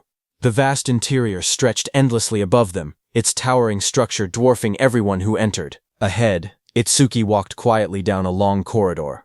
But suddenly, a voice called out from behind him, asking if he was the one who had insulted people from the South Continent. Itsuki paused and turned slightly in confusion. Standing before him was Kagen Imamichi, first place in the South Continent preliminaries, and behind him were the guys who had tried to extort points from Itsuki but were beaten instead. One of those men angrily pointed at Itsuki and declared that he was the one. He claimed they had guided him to his house, and when they asked for payment, he suddenly attacked them. Not only that, he added that Itsuki had mocked the awakened from the South Continent as nothing more than a worthless mob.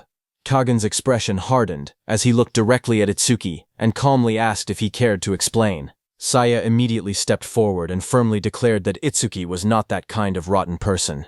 She insisted that it had to be a misunderstanding. With a sharp glare, Rikuru added that those two had probably tried to extort points from Itsuki and ended up getting beaten instead. Rikuru then pointed directly at Kagen and bluntly stated that Itsuki had simply educated his underlings on his behalf, so he should be thanking him instead. Without warning, Kagen moved. In a flash, his figure blurred forward as a powerful aura burst around him like cascading light. His aura slammed into Rikuru, sending him crashing back in an instant. Kagen's voice turned icy as he warned him not to touch him with filthy hands, threatening that he would rip his arm off. Rikuru gritted his teeth in fury, but Itsuki grabbed him from behind, stopping him. He then stepped forward and faced Kagen. Itsuki coldly stated that he had no intention of explaining every little thing. After a brief pause, Itsuki's expression changed in an instant. A crimson light flared within his eyes, glowing intensely against the dark as killing intent poured out of him like a storm. His voice dropped to a deadly whisper as he warned Kagen not to lay a single finger on his friend or he would kill him. The air trembled between them as both of them released their aura and killing intent at each other. One was wrapped in a dark purple aura, while the other was covered in a cold blue aura like two comets about to collide. But before the clash could escalate further, Saya's voice cut through the tension, telling Atsuki to stop already because the test was about to begin. Those two men hurriedly warned Kagan that if he started a fight there, he would be penalized. Kagan clicked his tongue but remained composed. He remarked that there was apparently a training ground in the camp where trainees could fight each other without punishment. He suggested going there after the test. Itsuki's gaze steadied as the red light in his eyes faded. He replied that it was fine by him. Just then, the circular blue portal stopped. People were shocked to see the entrance. On top of that, there was no light inside at all. It was completely pitch black. As the pitch black space swallowed the light, someone's uneasy voice echoed through the darkness, questioning how they were supposed to conduct a test in an environment like that. But just then, a stage light flickered on, casting pale blue light across the room. A silver-haired instructor stepped between Itsuki and Kagan. With a faint smile, he remarked that he was glad to see everyone so fired up and said he hoped they would keep that same energy until the test ended. Turning his back to the group, he announced that he would now explain the rules of the entrance test. Then, after a brief pause, he added that there was not much to explain because this test had no rules. The words struck the trainees like a bolt of lightning. Several of them stared in disbelief, demanding to know what he meant by saying there were no rules.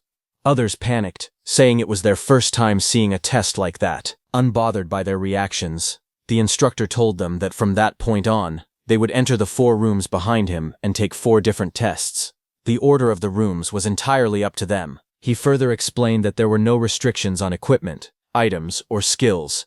In the end, there was only one goal: to raise their stats as much as possible and pass. The instructor's voice echoed calmly, as he explained that they would be graded based on their performance. A large display appeared before them, outlining the evaluation criteria. Scores above 80 would be considered excellent and would receive bonus points. Scores between 60 and 80 would be marked for observation and given additional training. However, scores below 60 would be considered a failure, and those who fell short would be expelled. The trainees quickly reacted to the earlier announcement about having no restrictions on equipment and items. Some stared in disbelief, questioning whether it was truly allowed. Others grinned confidently, claiming the test would be easy. One trainee even pulled out a glowing potion, convinced that the freedom to use items gave them an advantage. But not everyone shared that confidence. Rikuru regretted not bringing more supplies from their sensei, realizing that being empty-handed might put them at a disadvantage. Trying to lift the mood, Saya insisted that they had trained hard for this and would definitely be fine. Rikuru then turned to Itsuki and asked which stat test they should start with. Itsuki remained calm and replied that any would be fine, since they would have to take them all anyway. For now, he suggested starting with the nearest one. Rikuru glanced at him and commented that he seemed awfully relaxed. As he looked toward the nearest room, his expression suddenly brightened with excitement. With a wide grin, he exclaimed that it was perfect. Itsuki and his teammates stopped in front of a massive door labeled Defense. Without hesitation, Rikuru declared that he was a metal element user, so he was confident in his defense. The 3 of them stepped inside the vast empty chamber. The room was wide and long, with reinforced walls and a single figure standing at the far end. Rikuru pointed ahead and asked if that was the examiner. As they drew closer, a powerful aura radiated from the man waiting inside. Saya muttered that he looked strong. The man introduced himself calmly, welcoming them and stating that he was the examiner for the defense test. A display identified him as a level 40 earth element user. Golden energy flickered around his body as he raised his hands and explained that from that moment on, he would attack them with 5 kinds of rocks, with difficulty levels ranging from 1 to 5. Chunks of stone began to rise into the air around him. He finished his instructions by saying that their job was simple. They had to block them. The examiner's voice echoed across the training hall as he ordered the trainees whose names were called to step forward. He began with the first name, announcing North Continent's Rikuru.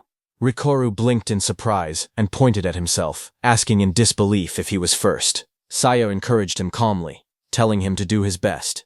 Itsuki stood beside her with his arms crossed, watching silently. Rikuru smirked confidently and told them to relax, saying he could easily withstand a few rocks. Across the hall, the examiner reminded him that the test would start soon, and that he could use his skills beforehand. Rikuru grinned and declared that he would go all out right away. A metallic sheen suddenly spread across his arms as he activated his ability. A system message appeared, identifying it as a C-rank skill, metallization, increasing his defense by 50%. He clenched his fists, fully coated in shining metal, and shouted for the examiner to bring it on. A status display appeared, showing that his defense was at 258. The examiner calmly raised his hand, golden energy swirling around him as he announced the first attack, difficulty level 1. A small glowing rock formed above his palm, spinning slowly as flames of earth element energy wrapped around it. With a sharp motion of his fingers, he launched the rock forward. It shot across the hall at high speed and slammed directly into Rikiru. The impact echoed through the chamber, but Rikiru did not move an inch. His metal-coated arms blocked the strike effortlessly. He smirked and declared that it did not even hurt, asking if that was all. Then he looked toward the examiner and said that this was boring, telling him to skip straight to level 2. The examiner responded calmly, saying very well. Another rock formed in his palm, larger this time, spinning violently with compressed earth energy. With a swift flick of his hand, he sent it flying. The blazing projectile roared through the air, hurtling toward Rikiru at far greater speed and force than before. Rikiru stepped forward and thrust both metal-coated arms out to block it head-on. The glowing rock slammed into his guard with explosive force, sending shockwaves across the hall. For a moment the impact roared through the chamber, but Rikiru held his ground. The spinning orb pressed against his crossed arms, grinding with intense friction. From the sidelines, Saya called out anxiously, asking if Rikiru was okay. Rikiru grinned confidently and gave a thumbs up, assuring everyone that there was no problem. At the same time, Itsuki quietly activated his magic detection skill. His glowing eyes analyzed the projectile carefully.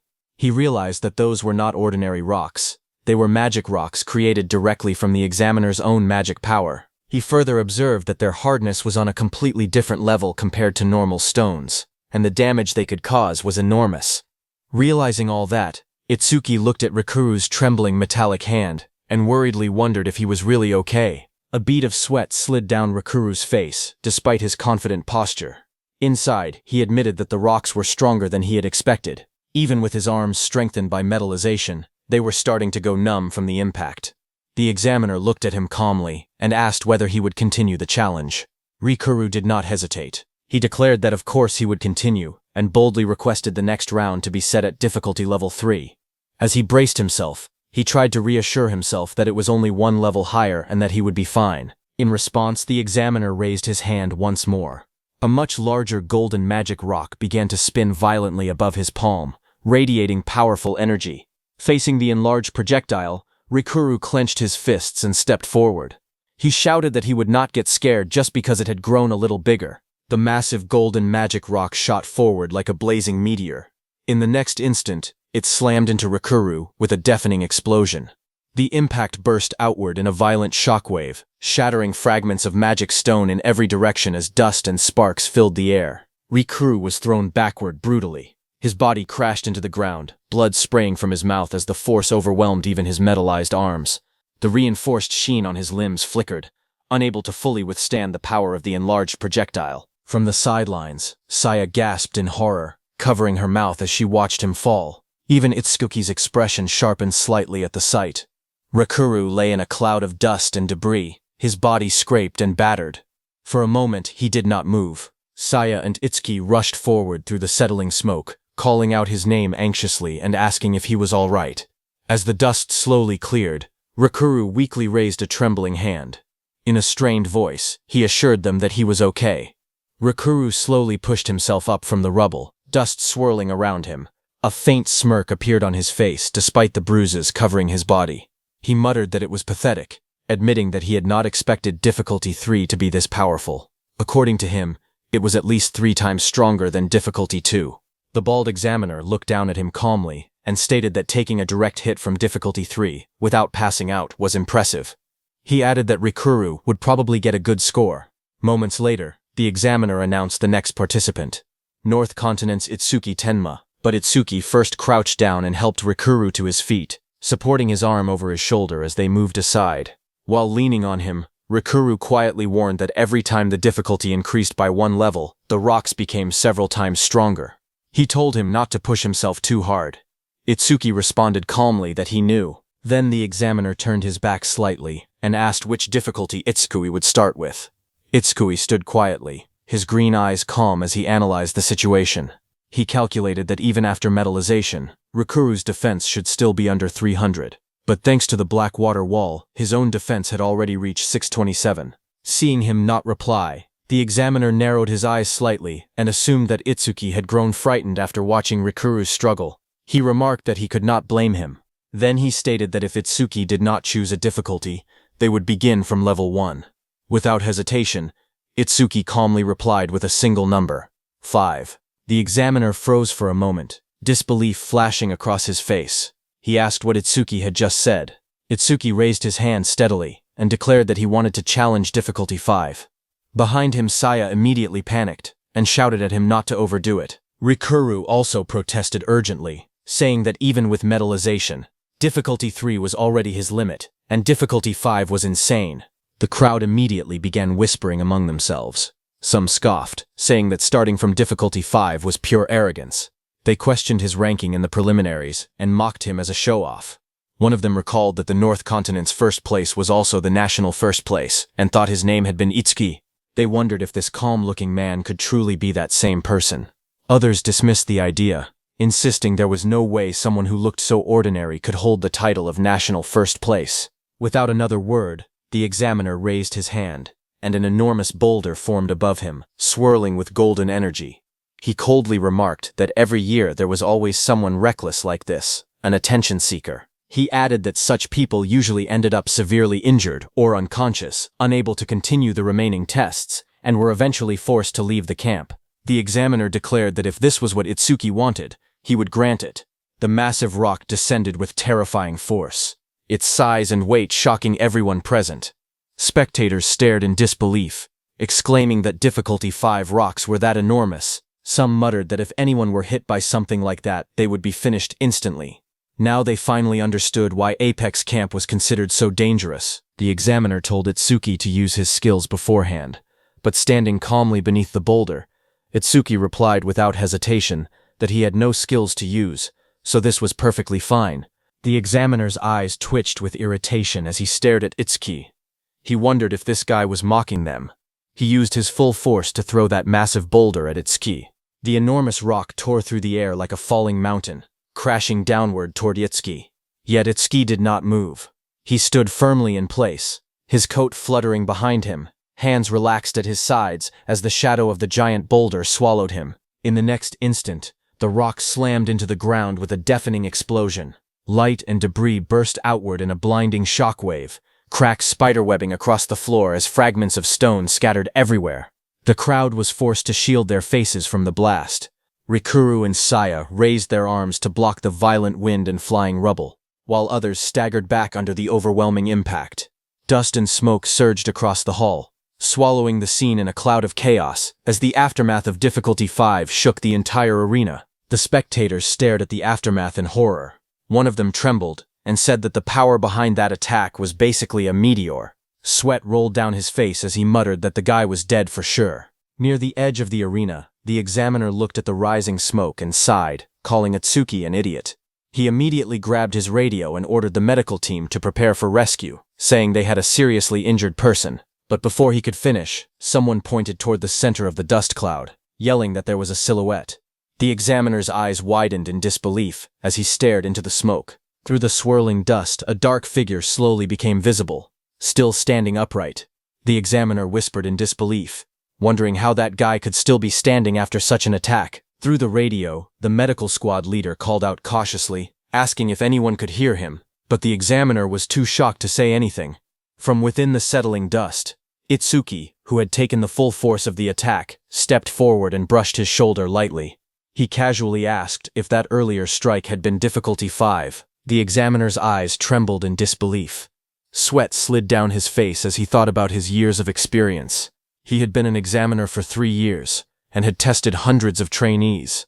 Yet someone who endured a difficulty 5 magic rock without using any skills and without even a scratch was something he had never witnessed before. It was a first. Itsuki adjusted his coat and calmly excused himself, walking away as the crowd stared in stunned silence. Meanwhile, the examiner stood frozen, overwhelmed by what he had just seen. In his heart he acknowledged the truth.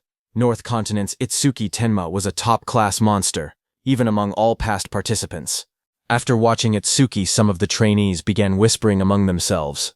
A few wondered if Itsuki truly had been the national first-place winner in the preliminaries. Others noticed that his aura felt completely different from before, and urgently told everyone to back away. As people subtly distanced themselves, Itsuki looked around in confusion and quietly wondered why everyone seemed to be avoiding him. Soon, a cheerful voice called out to him. Saya rushed over with bright eyes and praised him, saying he was amazing. Beside her, Rikuru admitted that he had thought he could beat Itsuki in defense this time, but instead, the gap between them had only grown wider again. Itsuki smiled calmly and replied that there was no such thing as a perfect awakened. He added that he was sure there were still things Rikuru could surpass him in. Rikuru's expression immediately changed.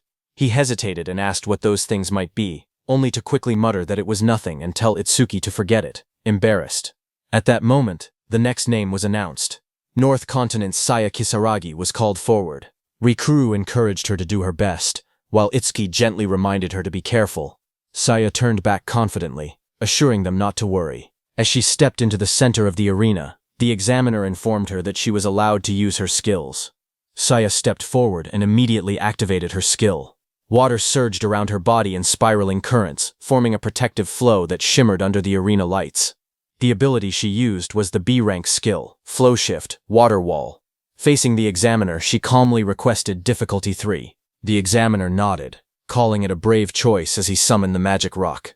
A glowing, blazing mass formed in his hand before shooting forward at tremendous speed. The massive rock tore through the air, crackling with power as it hurtled toward her. Saya narrowed her eyes, sweat forming on her forehead as she focused. The swirling water condensed into a dense barrier, meeting the incoming rock head-on. With a thunderous impact, the fiery projectile slammed into the spinning wall of water. Steam and energy burst outward as the currents twisted and redirected the force. The water wall held firm, the raging flow absorbing and dispersing the impact while Saya stood at its center, unwavering and determined. The massive rock crashed down in front of her, grinding against the floor as steam and dust filled the air. Saya stood with her head lowered, breathing heavily. Small puffs of air escaped her lips as she steadied herself. Though sweat rolled down her face, she remained standing. The examiner looked at her and calmly said that her choice had been smart. Instead of forcefully blocking the attack, she had used the flow of water to redirect the rock's impact. By guiding the force away, rather than resisting it directly, she minimized the damage. He added that such adaptable battle sense was the most important quality for a savior. Saya turned toward him and politely thanked him. Itsuki remarked that her performance had been amazing.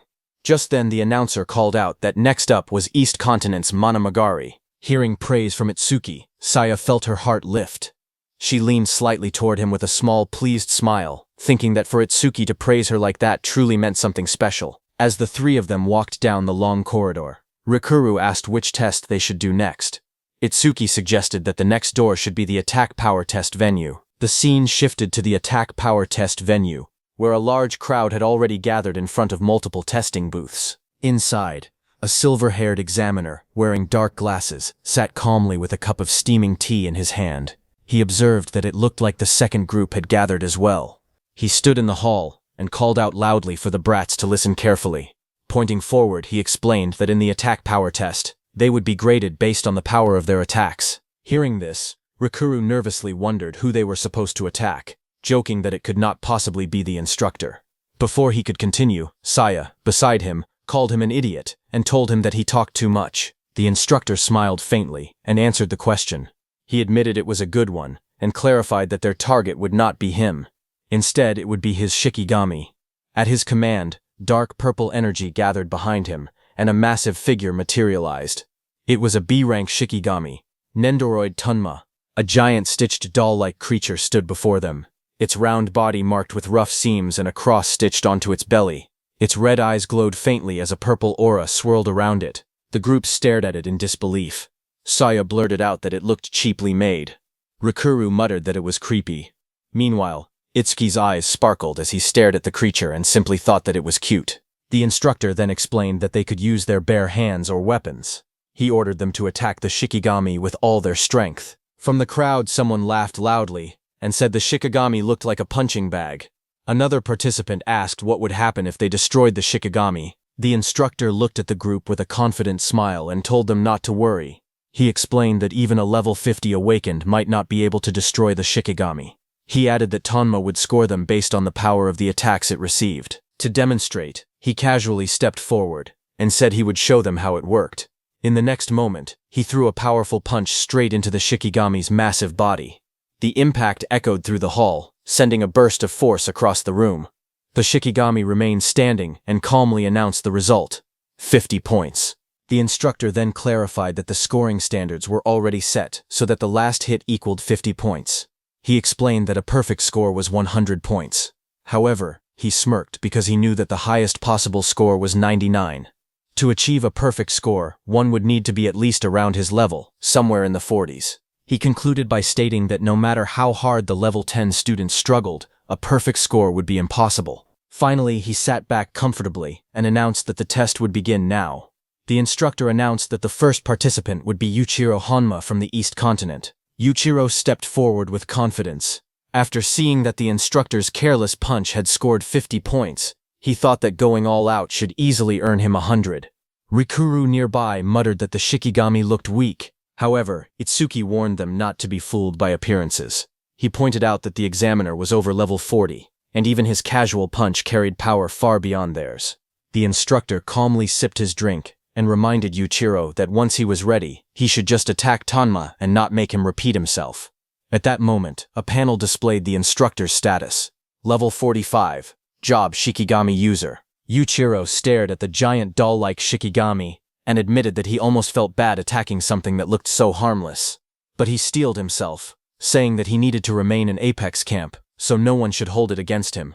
Green energy erupted around his body, as vines of power coiled around his arm. With a fierce expression, he thrust his fist forward and roared for the Shikigami to at least return to the dirt. Yuichiro's punch, wrapped in swirling green energy, slammed into the giant Shikigami's body with a heavy thud. The impact echoed through the hall, but the massive doll barely reacted. A voice coldly announced the result: 37 points. Yuichiro stared up in disbelief.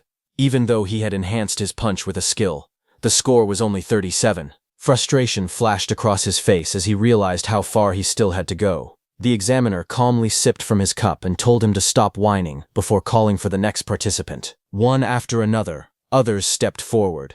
A fiery punch struck the Shikigami and earned 28 points. A swift, sweeping slash followed, scoring 49. Another powerful blow infused with blue energy landed harder than the rest and reached 77 points. After reviewing the results without much interest, the examiner announced the next name, North Continent's Gaku Oe. As he adjusted his sunglasses and casually flipped through a magazine, Gaku Oe stepped forward and remarked that none of them could even reach 80 points. He called their performance pathetic. He narrowed his eyes as he stared at the massive Shikigami. He admitted to himself that the creature must actually be incredibly tough. But he did not waver. A fierce red aura ignited around his body as he declared that he had absolute confidence in his power. Gripping his weapon tightly, he swung with explosive force. A blazing arc of energy tore through the air and slammed into the Shikigami's enormous body, sparks scattering across the hall as the impact echoed loudly. The examiner lowered his magazine slightly and glanced over the top of his sunglasses, saying, "Not bad." Dust rolled across the floor as the Shikigami's long neck shifted from the blow. After a brief pause, the Shikigami calmly gave its verdict: 91 points. Gaku Oe clicked his tongue in annoyance.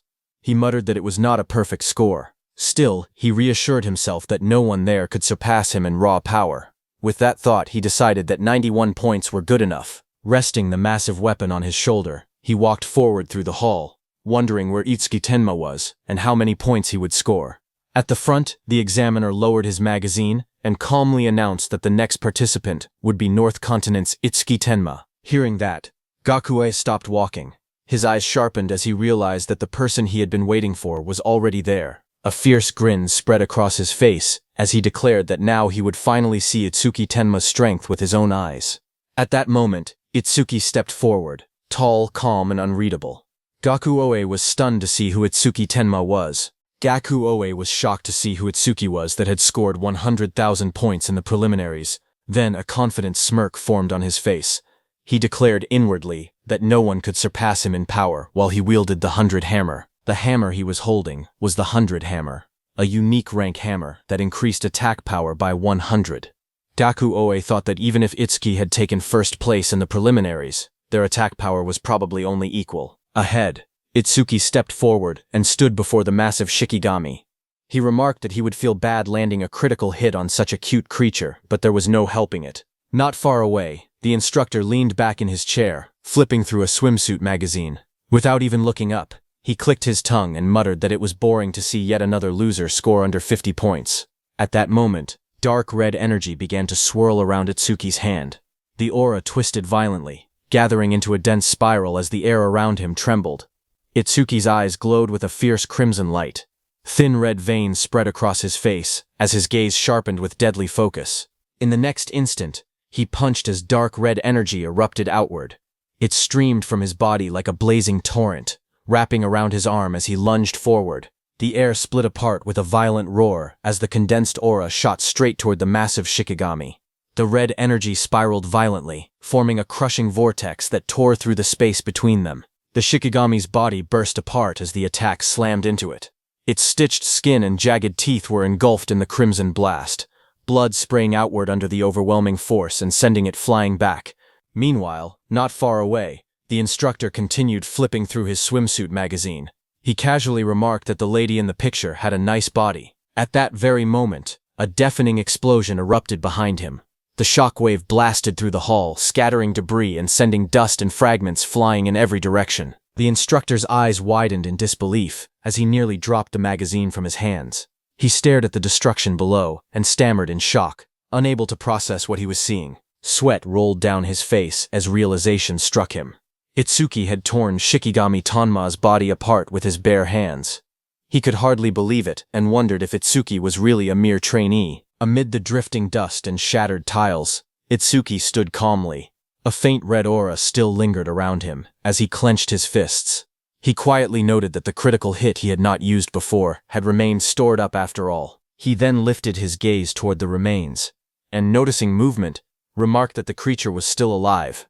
The grotesque Shikigami's severed head lay on the ground, its red eyes flickering faintly as dark fluid dripped onto the tiles. Itsuki stepped forward without hesitation and pressed his hand firmly against the monster's head. With a steady voice, he asked what his score was. After a brief pause, the Shikigami responded that it was 100 points. Hearing that, all the trainees stared in stunned silence. One of them blinked in disbelief and muttered that it was a perfect score. Another questioned how that was even possible, recalling that the Shikigami was supposed to be unbreakable, even for those above level 50. Someone else added that even bare-handed, he had scored 9 points higher than Gakuoe, who had used a hammer. Gakuoe, gripping the large hammer, stood frozen as sweat streamed down his face. He slowly shook his head, correcting them.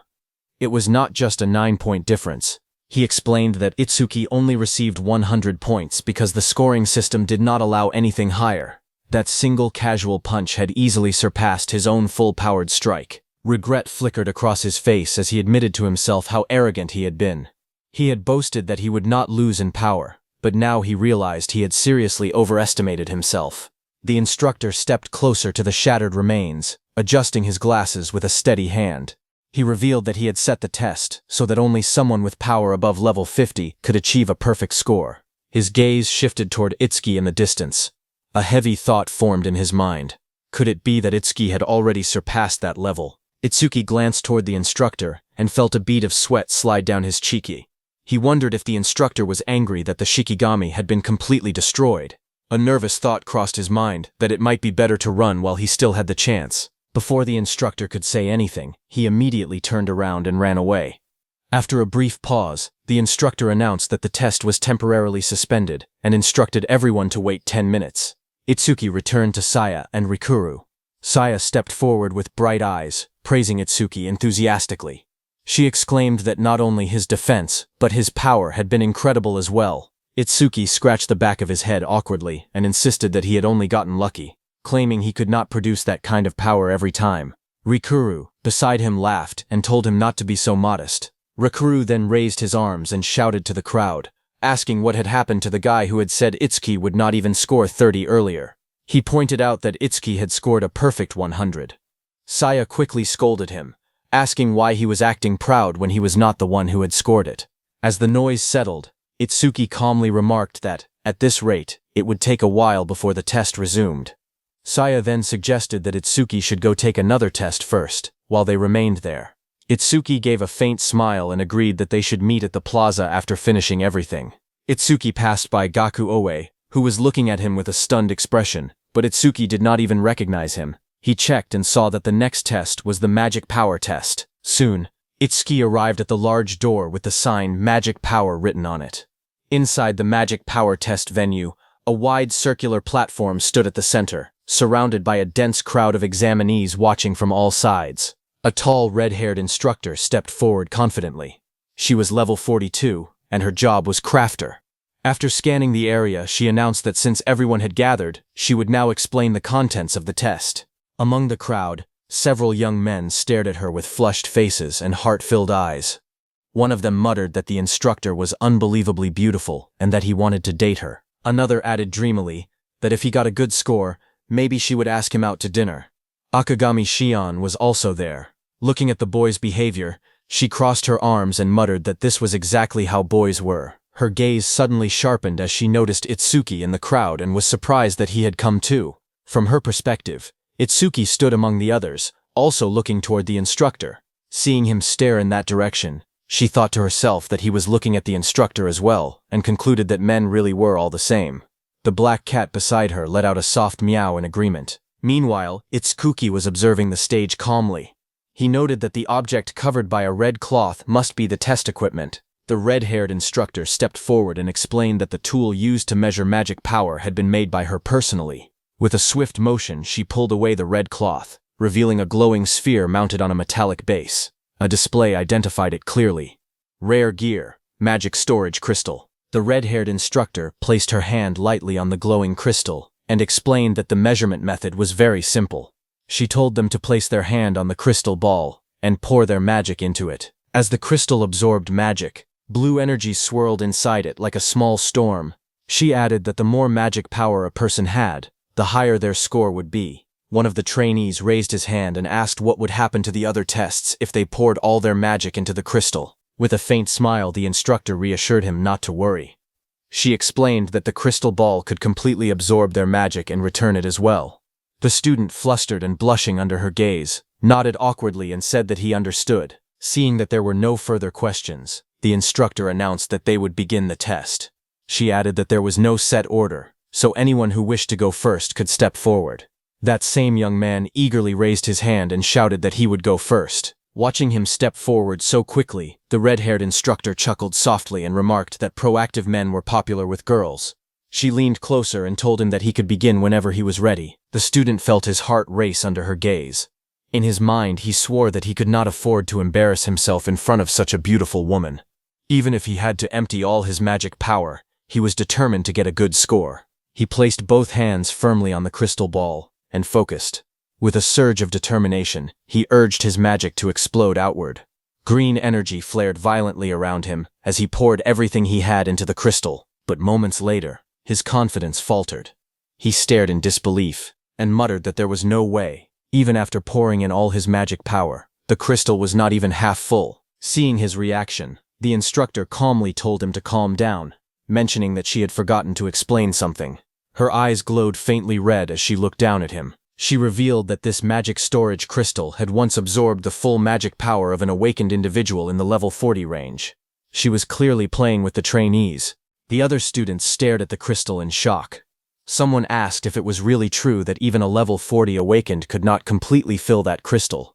Another muttered that if that was the case, then people in their level 10 range would not even be able to get it halfway full. The female instructor calmly told the young man to hold still, saying she would return his mana now. Blue energy flowed from the crystal back into him as she controlled it with ease. Leaning closer, she quietly told him that, just between the two of them, she could tell what kind of person someone was by the mana they poured into the crystal.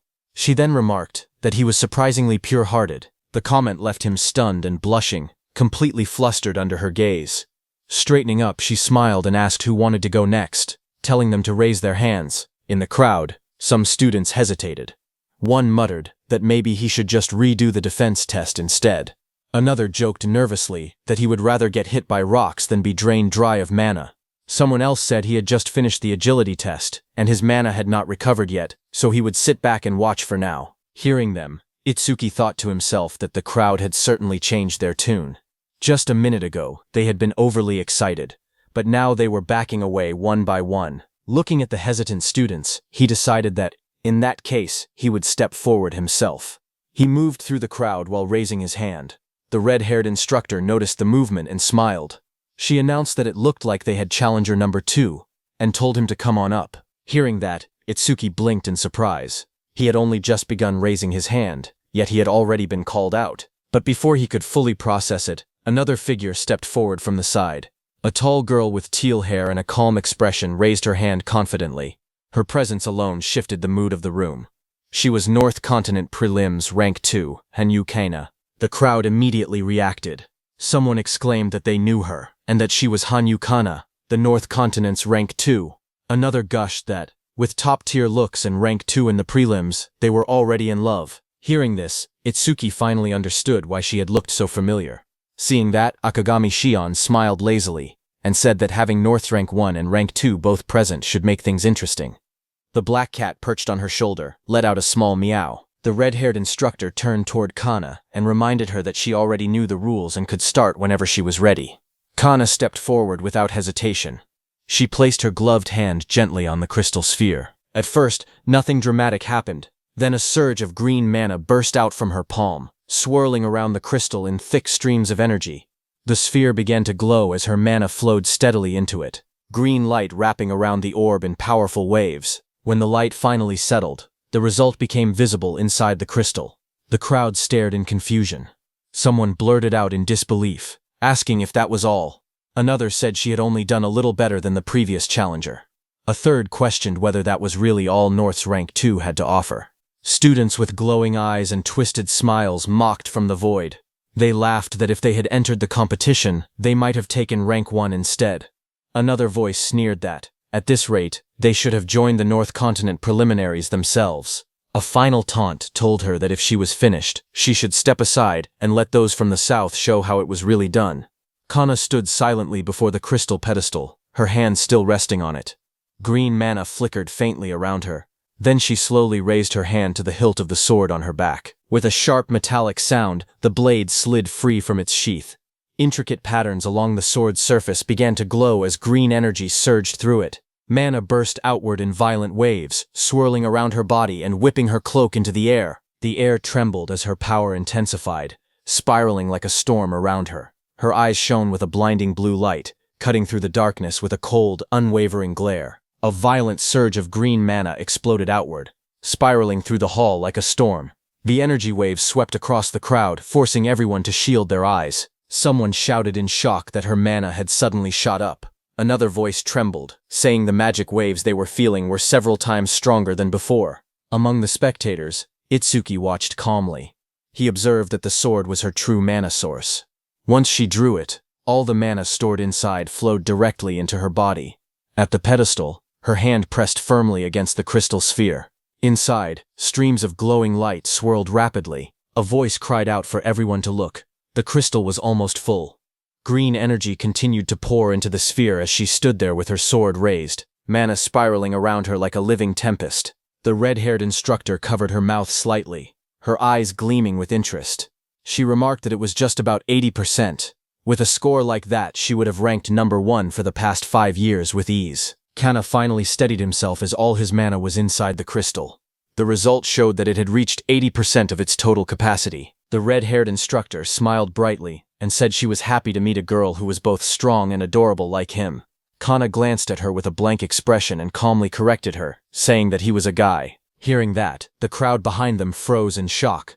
Several voices cried out in disbelief, demanding their fluttering hearts back. Others insisted that his name and face were completely girl-coded. Even Itsuki admitted he had seriously thought Kana was a girl the entire time, since his voice and appearance did not match at all. The instructor blinked in surprise and muttered that the boys must be crushed. After a brief pause, the instructor told Kana that she would now send his mana back, asking if he was ready. Kana answered yes. Moments later, the instructor let out a tired sigh and said that sending back that much mana at once was far more exhausting than it looked. The red-haired instructor lifted her hand with a bright smile and asked who would go next, telling everyone to raise their hands. From the crowd, Itsuki raised his hand and asked to be chosen, politely asking her to let him go next. The instructor looked at him and smiled with interest, calling him handsome as well. Then she told him to start by introducing himself. He stepped forward calmly and introduced himself as Tenma Itsuki from the North Continent. Whispers immediately spread through the crowd. Someone muttered that it was the North again. Others recognized the name and questioned whether he was North's prelims rank 1. A few doubted him, saying he did not look stronger than Kana at all. While passing by, Kana turned his sharp gaze toward Itsuki and told him to show what he had. More voices chimed in from the side, claiming he did not look like someone with a magic-focused job and suggesting that mana might be his weak point. Another person pointed out that he did not even carry a weapon and insisted there was no way he could beat Kana. The atmosphere grew tense as all eyes focused on Itsuki, waiting for him to begin. As Tenma stepped forward, the instructor joked that she would put 50 points on it, betting that Itsuki's mana would top out at 300. Itsuki also knew that his base mana was only 380, so he would not even fill half of the crystal. However, he had Mana Detection's passive ability on his side. As he extended his hand toward the crystal, a status window appeared, saying, "Mana Detection Level 1 is active." Its active effect was that it continuously consumed mana after activation and detected mana flows within a 1,200-meter radius. Its passive effect was that each time one enemy unit was detected, Itsuki's own mana recovered by 10%. Itsuki placed his hand on the crystal, and a surge of dark purple energy burst outward from him, spreading like massive wings across the hall. Itsuki knew that as long as he detected one mana user within a 1,200-meter radius, his mana would increase by 10%. In other words, everyone present, including the instructor, was his mana source. The purple aura deepened and expanded, engulfing the entire space as Itsuki stood at the center of it all. Every awakened person in the hall became part of the flow. With the swirling energy rising around him, he declared that they were all his mana source. Itsuki declared that as long as they were there, his mana was bottomless. System messages began flashing repeatedly. One enemy unit detected. Mana increased by 10%. Again and again the notifications stacked, each detection restoring more of his energy. The crowd stared in disbelief. Someone shouted that he was still not out of mana. Another pointed out that he was doing it bare-handed, without even using a karma tool, something even Kana had needed. The red-haired instructor narrowed her eyes, a bead of sweat sliding down her cheek as she observed the crystal. She murmured that it was almost full. Under Itsuki's palm, the crystal glowed brighter and brighter, filling with dense, swirling purple light. Itsuki observed that it looked full, but there was still room to take more. His eyes glowed violently, with steady focus. Itsuki decided he would keep pouring mana into the crystal until it could not take any more. The red-haired instructor stared at the crystal in shock. She realized that the crystal was already full, yet Itsuki's mana still was not letting up. At this rate, something was bound to happen. She raised her hand and shouted that it was enough, warning that any more would be dangerous. Itsuki glanced up in confusion, but his hand remained pressed against the crystal. Suddenly, a sharp cracking sound echoed. Fine fractures spread across the glowing crystal's surface as violent purple energy surged inside. The entire room trembled as waves of mana burst outward. From afar, it looked as if the crystal might explode. The red-haired instructor shielded herself, her eyes wide as she yelled in disbelief, wondering if it was going to blow and cursing under her breath. Someone in the crowd stammered that they had just heard something crack. At the center of it all, Itsuki stood with his coat whipping around him, still pouring mana into the crystal as it vibrated violently within the testing device. Then, in an instant, the crystal shattered under the overwhelming force. After the surge subsided, Itsuki scratched his cheek awkwardly and admitted that he had only been pouring mana into it, and that it had simply shattered on its own. He then asked the instructor nervously whether he would be made to pay for it. The shattered remains of the crystal ball lay scattered across the testing platform. The crowd stared in disbelief. Some wondered whether the crystal ball had really burst because it could not withstand Itsuki's magical power. Others looked at him as if he were some kind of monster. The red-haired instructor stood silently, deep in thought. She wondered how many years it had been since such a thing had happened. Then she remembered the last person who had accomplished the same feat. 10 years ago, there had been another extraordinary individual. It was Tiwajan, the world's strongest. Back then, he had also overwhelmed a crystal ball with his magical power and shattered it. Realizing this, the instructor's eyes narrowed.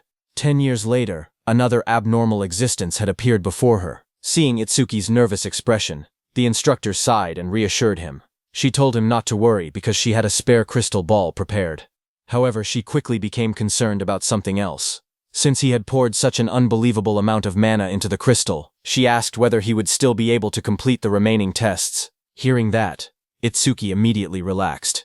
He was relieved that he would not be charged for the destroyed crystal. Then, with complete confidence, he told her not to worry about the tests, because he still had magical power left.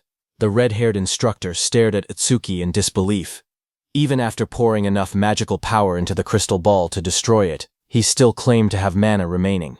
The thought left her speechless. Curious, she sensed a faint trace of his magical power still lingering around. Wanting to understand what kind of person he truly was, she carefully reached out and touched the remaining mana. The moment her fingers made contact, her consciousness was dragged into a terrifying vision. The instructor's eyes widened in shock. Sweat poured down her face as she stumbled backward, struggling to breathe. What is this? She wondered in horror. An endless storm of negative emotions crashed into her mind.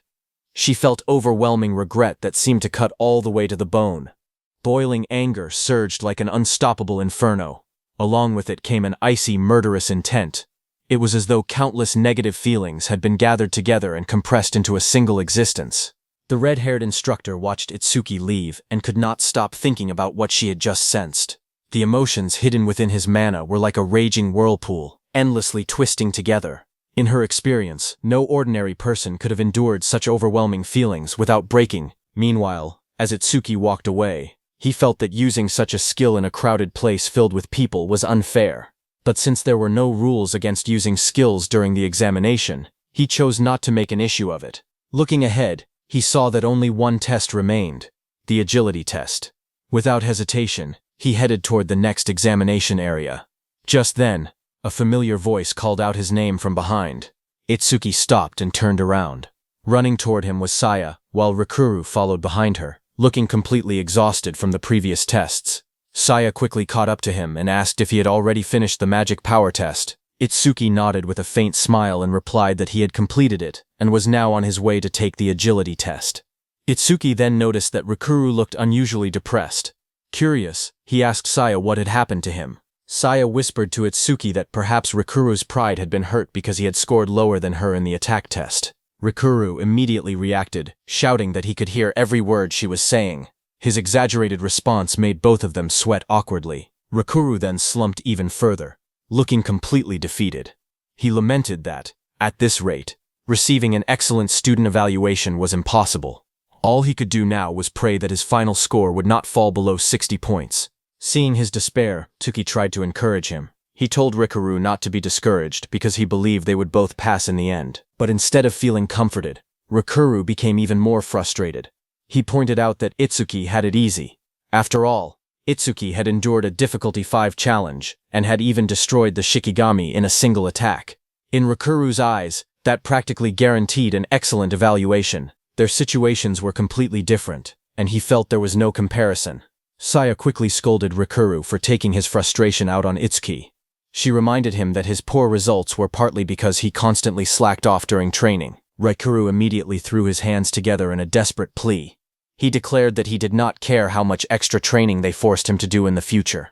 All he wanted was to avoid failing the examination. After Rikuru's dramatic outburst, Saya smiled and told Itsuki not to worry about him. She urged Itsuki to focus on the final test instead, adding that she and Rikuru would also give it everything they had. Then her expression softened. She noticed how exhausted Itsuki looked after everything he had already been through, and gently reminded him to get some rest once the examinations were over. Itsuki nodded quietly and agreed. Although he responded calmly, his tired appearance showed just how much energy he had spent during the earlier tests. A moment later, he turned to leave for the agility test. Before departing, he looked back at the two of them and simply told them to do their best. Saya cheerfully called out that she would see him later, waving with a bright smile. However, as soon as Itsuki left, Saya's calm expression disappeared. Frustration surged through her, and she immediately punched Rikuru, asking why he would say something like that to Itsuki right before the final test. Rikuru rubbed the back of his head awkwardly and tried to reassure her.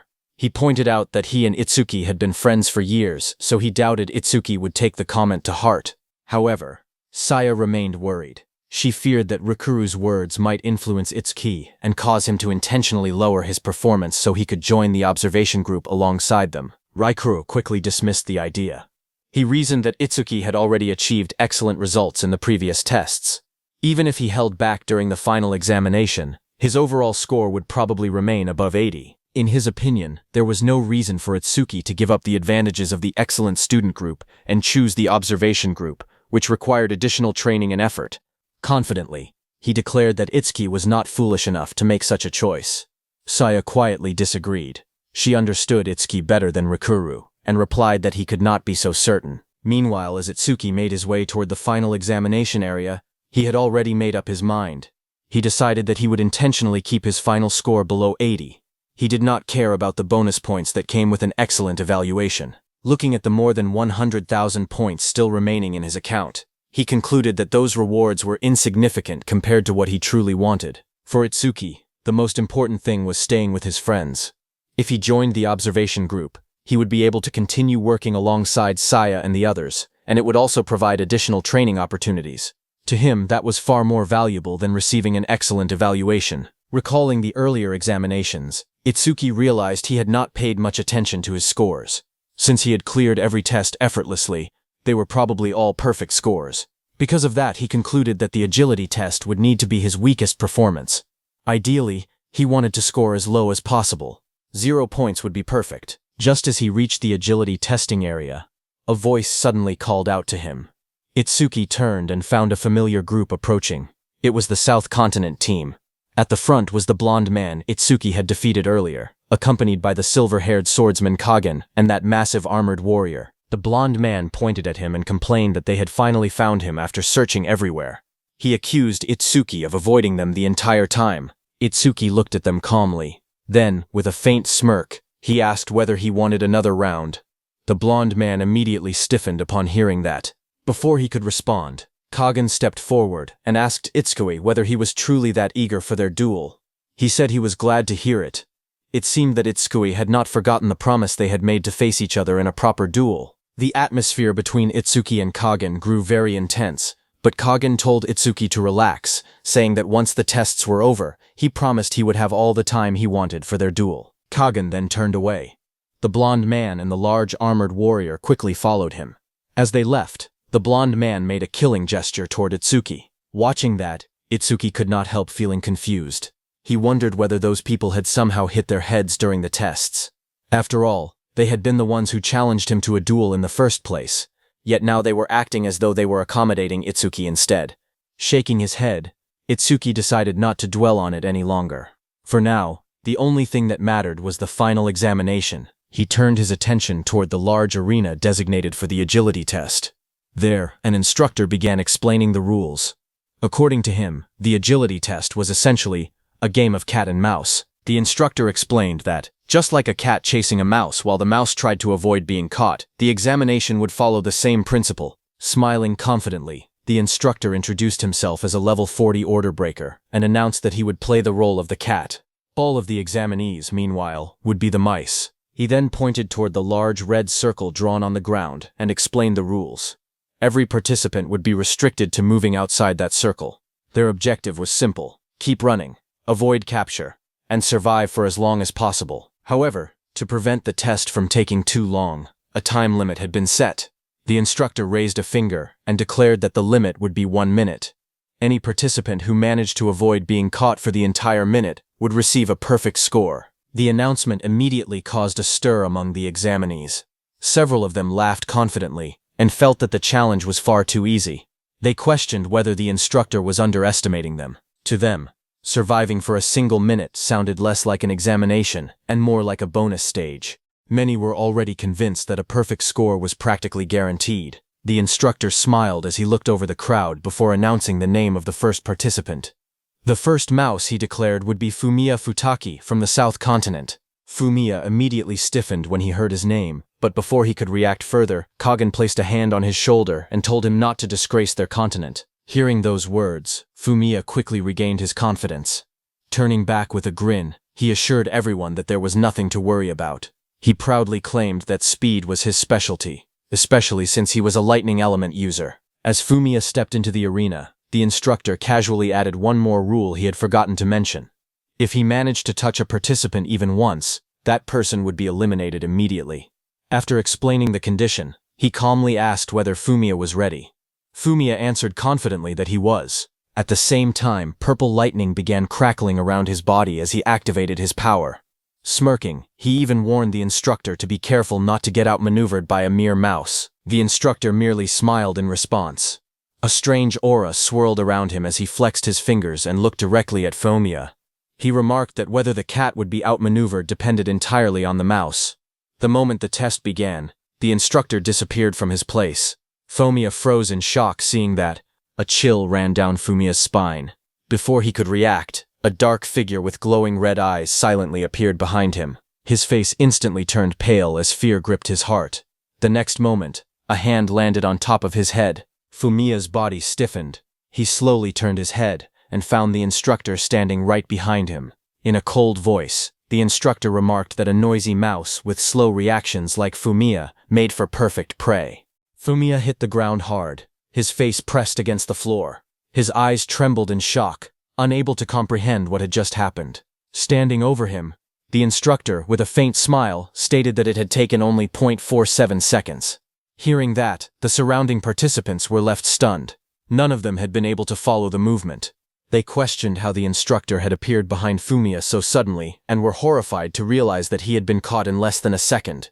Some of them admitted they had not seen anything at all, as the entire exchange had happened far too quickly. Among the observers, only Itsukui and Kagen realized that rather than relying purely on natural speed, the instructor had likely used some kind of skill. While they acknowledged that his speed was undeniably overwhelming, they believed it was not so absolute that it could not be tracked or countered. Meanwhile, the instructor, turning away from the defeated Fumiya, casually announced that it was time to choose the second mouse. He then selected another participant from the South Continent, Kagen Imamichi. As Kagen stepped forward, his armored teammate loudly cheered for him, urging him to do his best.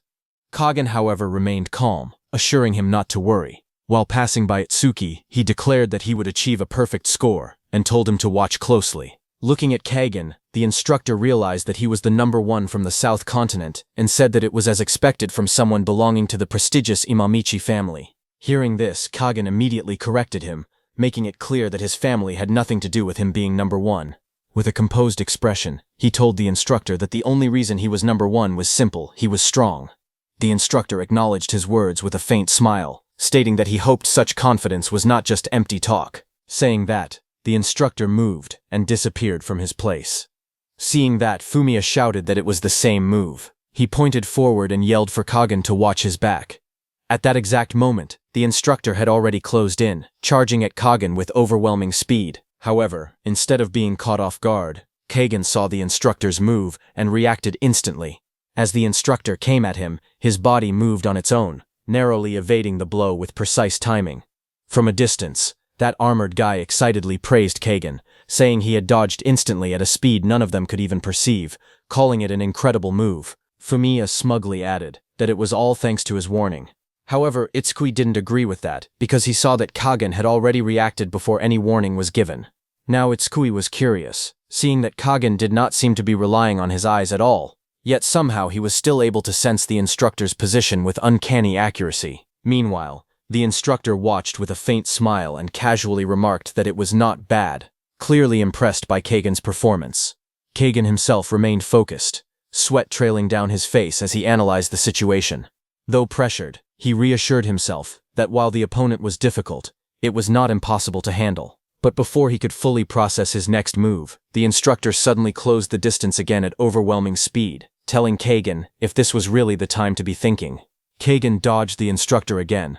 Realizing that the instructor was right, he understood that against an expert like him, he needed 100% concentration. Kagen turned and ran in different directions, but the instructor instantly turned and followed him, telling Kagen that there was no more time to rest. The battle intensified as Kagen and the instructor attacked and dodged at a speed that left most of the trainees completely stunned. To them, the clash was little more than a blur. They could only see the afterimages left behind by the two combatants, yet even that was enough to amaze them. Many began questioning whether Kagen was truly a trainee like the rest of them. Others remarked that the South Continent's number one was clearly no ordinary talent. At this rate, They believed that earning a perfect score might actually be possible for him. Meanwhile, Itsuki calmly observed the battle. After activating Thunder Roar Wave, he could clearly track both fighters' movements. From what he could tell, Kajin was likely using some kind of overload state that temporarily boosted his physical abilities to an extraordinary level. However, as the fight continued, Itsuki noticed a flaw. Kagin was still dodging effectively, but his speed was gradually declining. Realizing this, Itsuki concluded that Kagin was approaching his limit. If he could not increase his speed again, getting caught by the instructor would only be a matter of time. The instructor noticed the same thing. A sinister smile appeared beneath his mask as he accelerated forward and declared that the little mouse had finally shown its tail. Kagin immediately sensed the danger and attempted to flee, pushing his exhausted body to move even faster. Sweat streamed down his face. Inwardly, he compared himself to Tuojin, admitting that the legendary genius would undoubtedly have lasted longer in the same situation.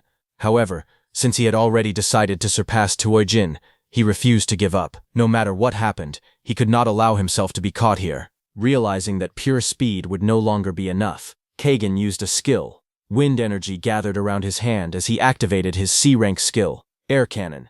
The technique compressed the surrounding air to its limit before releasing it in an instant. Although the skill dealt almost no direct damage and produced a powerful recoil that many wind element users considered a drawback, Kagin saw an opportunity where others saw a weakness. At the critical moment, he unleashed Air Cannon and used the tremendous recoil to forcefully alter his body's trajectory. The sudden shift allowed him to slip away from the instructor's grasp at the last second. Observing the maneuver, the instructor quickly understood that Kagin had cleverly used the skill's recoil to evade the capture. The instructor admitted that it was pretty smart, but looking down at Kagin's awkward position after the evasive maneuver, he charged at him, asking how Kagin planned to dodge in that position. Knowing he had no other choice, Kagin immediately gathered even more wind energy into both hands and activated Air Cannon at full power. A massive burst of compressed wind erupted from his hands, blasting toward the instructor and sending him flying away. The instructor was stunned, seeing that Kagin had restricted his movement while creating distance to buy time and recover stamina. He admitted that it was a brilliant strategy. Kagin went flying and created a huge distance between himself and the instructor.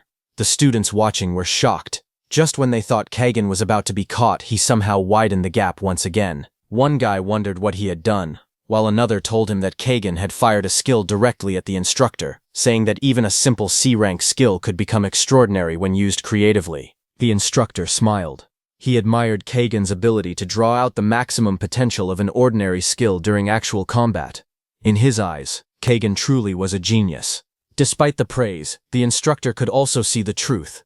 Kagin was breathing heavily, and the repeated use of Air Cannon had drained nearly all of his stamina. The instructor walked toward Kagin with a smile. A cat's projection appeared behind him as he looked at Kagin and told him that the game was over. Looking at Kagin, Itsuki admitted that the instructor was right. Kagin had almost no stamina left. If he could somehow gain just a few more seconds to recover, he might be able to continue a little longer.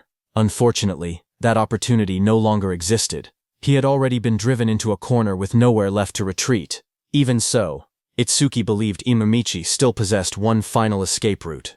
The answer was simple: the air itself.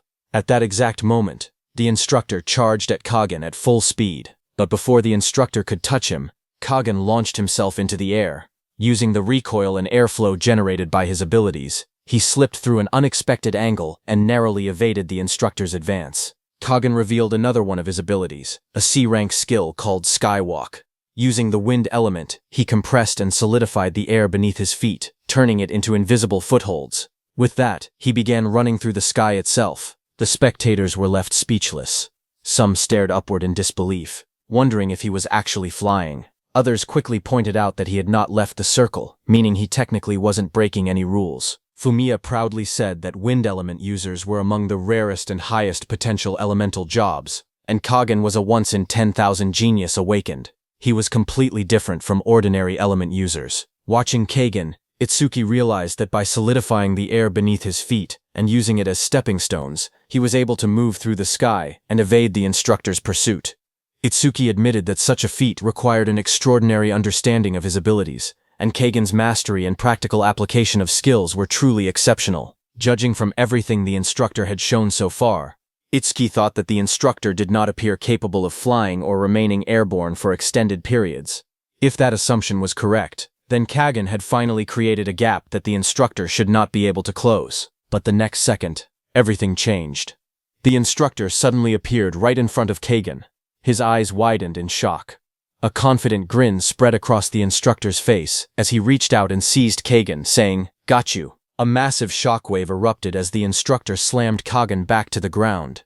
The impact sent dust and debris flying in every direction, shaking the entire arena. Imamishi struggled to rise, coughing heavily as exhaustion overwhelmed him. The instructor stood calmly above him, holding a small timer in his hand. He smiled and admitted that Kagan had come remarkably close to succeeding. Then he announced the final result. Kagan had survived for 1 minute and 2 seconds. The instructor congratulated him on his achievement and extended his hand. Hearing the result, Kagan smiled with satisfaction as sweat covered his face, and every muscle in his body screamed from exhaustion. As soon as the result was announced, the crowd erupted in excitement. The spectators cheered loudly, praising Kagan's performance. Many declared that the top-ranked participant from the preliminary rounds had proven that his reputation was well-deserved. Others admitted that the chase had been so intense that they felt their hearts might burst from the tension. Among the audience, Itsuki watched quietly. He acknowledged Kagan's remarkable talent. Kagan had carefully managed his stamina throughout the test and demonstrated an exceptional ability to draw out the full potential of every skill he possessed. Seeing such mastery made Itsuki genuinely look forward to facing him in a future duel. Meanwhile, Kagan's teammates celebrated enthusiastically. The armored guy proudly proclaimed that Kagan was the pride of the southern continent. The instructor then approached Kagan and offered him a hand. Kagan, still breathing heavily from exhaustion, accepted the gesture and slowly got back to his feet. Smiling warmly, the instructor told him that during the past 9 years, he had seen countless trainees, yet among all of them, Kagan stood out as one of the most exceptional talents he had ever seen. He added that if Kagan continued progressing at this pace, becoming a special-class savior who could carry humanity's future would no longer be just a dream. He encouraged him to keep working hard. Kagan respectfully thanked him for the praise. Although exhausted, he felt honored by the instructor's words. As he turned to leave, a faint blush appeared on his face. After Kagan's test ended, the instructor announced that the next participant would be Ichitora Sano from the southern continent. It was the large armored guy from Kagan's team. Feeling inspired by Kagan's performance, Sano confidently declared that he had already figured out most of the instructor's movement patterns. He believed that watching Kagan had shown everyone the key to surviving longer against the instructor. Hearing this, Kagan simply wished him good luck. Kagan then approached Itsuki. Looking directly at him, Kagan stated that he would decide whether Itsuki was worth his attention after watching his performance in the next test. He warned Itsuki not to waste his time, but Itsuki remained calm and replied that Kagan might end up disappointed. Before Kagan could fully process the response, the next test's results were announced. Ichitora Sano's survival time was just more than 5 seconds. Sano lay frozen in shock. He could not understand what had happened. He had expected the instructor to attack from behind based on the patterns he had observed. However, the instructor told him that a cat never hunts using only one pattern. Standing nearby, Itsuki looked at Kagan with a faint smile and remarked that Kagan's demonstration had not been a very good example after all. Kagan immediately stiffened in embarrassment and frustration. Sano looked completely defeated. With a pained expression, he apologized to Kagan, saying that he had embarrassed him. Kagan immediately smacked the side of his head and told him that the one he had embarrassed was not him, but the entire southern continent. The instructor then announced that after the southern continent, it was time for the north continent's representative to take the test. He recalled that there was only one trainee from the north continent participating at this venue. He called Itsuki to step forward. When Itsuki's name was called, the crowd instantly became excited. Many trainees whispered among themselves, recognizing him as the #1 talent of the North Continent and the top-ranked trainee in the nation. After witnessing Kagan's performance, they felt fortunate that they would also get the chance to watch the national #1 compete. But as Itsuki walked toward the testing area, many people were skeptical. Some admitted that they could not sense the overwhelming presence that Kagan had displayed. To them, Itsuki did not look like someone capable of lasting even a full minute against the instructor. Itsuki listened to the comments without reacting. Originally, he had planned to stand still, get caught immediately, and intentionally score 0 points. However, After watching Kagan's test, his thoughts had changed. The performance had sparked his curiosity and made him interested in trying the challenge for real. On the other hand, Sano asked Kagan to leave, saying that they still had the magic power test left. Fumiya complained that if he had not wasted so much time during the attack power test, he would have already finished everything by now. He wondered who had been strong enough to destroy the Shikigami during the previous examination. Growing tired of the complaints, Kagan told them to shut up and watch Itsuki's test. Kagan watched Itsuki with sharp eyes. He wanted to see for himself how capable the national #1 really was. On the other hand, as Itsuki entered the red circle, the instructor recognized him as the person who had surpassed the record once set by the legendary Itsuki Tenma. He said that he had been looking forward to meeting him for a long time. Itsuki stretched his body, deciding to last 5 seconds against the instructor. With that thought, he told the instructor that he might end up disappointing those expectations. The instructor smiled, telling him there was no need to be so modest. Saying that, he launched himself forward at incredible speed. His figure became a blur as he rushed straight toward Itsuki. But Itsuki moved to his side and dodged. Seeing that, the instructor admitted that Itsuki was fast, just as expected from the nation's #1 trainee. Itsuki then turned and ran in the opposite direction at full speed. The instructor also moved at incredible speed, chasing after Itsuki while confidently asking where he thought he was going. Meanwhile, Itsuki remained calm. In his mind, he counted the passing seconds. 2 seconds had passed. Itsuki moved in a zigzag pattern, but the instructor followed his movements without any trouble. Watching the match, the audience realized that Itsuki's speed was no weaker than Kagan's. However, many of them were confused. Instead of creating distance, Itsuki kept retreating all the way toward the boundary line. To them, it looked as if he was cutting off his own escape route. Some spectators assumed that Itsuki was panicking and simply running on instinct. Even Kagan reached a similar conclusion. He had initially believed Itsuki might become a worthy rival, but now he felt that Itsuki was only digging his own grave. Seeing this, Kagan lost interest and prepared to leave. Noticing that, Sano asked if he was no longer going to watch. Kagan replied that the result had already become obvious. In his opinion, the moment Itsuki had been cornered in less than 3 seconds, the outcome had already been decided. Continuing to watch would only be a waste of time. As the chase continued, the instructor grew increasingly confused. He carefully observed Itsuki and realized that he was not using any skills, was not accelerating, and was not trying to interfere. On top of that, Itsuki had chosen what seemed to be the worst possible route.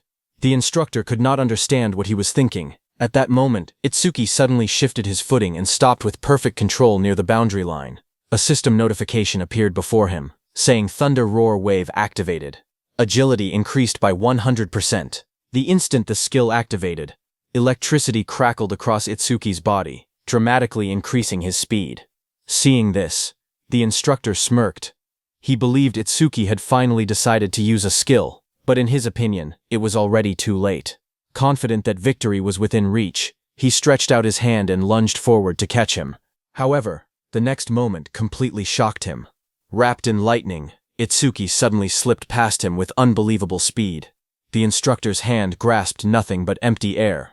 His eyes widened in disbelief after seeing that Itsuki had dodged. The instructor was left in shock.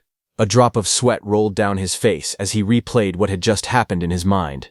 Itsuki had accelerated so suddenly that even he could not track his movement for an instant. What shocked him even more was that, while dodging, Itsuki had lightly tapped his shoulder on the way past. To the instructor, it felt as though Itsuki was openly mocking him. Meanwhile, Itsuki remained calm. In his mind, he had only tapped the instructor's shoulder to warn him and avoid an accident. However, judging by the instructor's reaction, it seemed to have had the opposite effect and only made him angrier. The instructor's expression darkened. As a cat, he had caught countless mice. Some were interesting and had required a little effort, but in the end, they had all been nothing more than a game to him. But this time felt different. This was the first time he had gone all out against a mouse that was not just a game. The instructor's eyes gleamed with excitement as a wide grin spread across his face. Looking directly at Itsuki, he said that for a mere mouse, Itsuki sure had mocked him, the cat. The instructor's killing intent exploded, and he jumped toward Itsuki with lightning speed. His aura surged through the arena like a raging storm as he swore to make Itsuki regret provoking him. Moving at terrifying speed, he charged straight toward Itsuki, saying he would finish this before the information from Itsuki's optic nerves even reached his brain. As his hand was about to reach Itsuki, Itsuki suddenly turned and looked at him while counting in his mind that 4 seconds had passed. The instructor's eyes widened in shock. He could hardly believe that Itsuki had caught his movement. A split second later, a tremendous impact erupted across the arena, sending energy and debris flying in every direction and leaving everyone watching stunned. The spectators stared at the battlefield in confusion. Some asked what had just happened, while others wondered if Itsuki had managed to dodge again. However, Kagan calmly shook his head and declared that the match was already over. As the dust settled, Itsuki was pressed against the ground, while the instructor stood over him, with his hand planted firmly on Itsuki's chest. But the instructor felt something was wrong. If Itsuki had truly reacted to his movements, then why had he not dodged the attack? At that moment, Itsuki looked completely calm despite being pinned. In a relaxed voice, he quietly announced the time. 5 seconds. The instructor frowned in confusion. He had no idea what Itsuki meant. Then he glanced down and pulled out the stopwatch used for the test. His eyes widened in shock.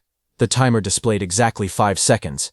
The instructor stared at the stopwatch in disbelief. Sweat rolled down his face. The result shocked him so much that he could barely process it.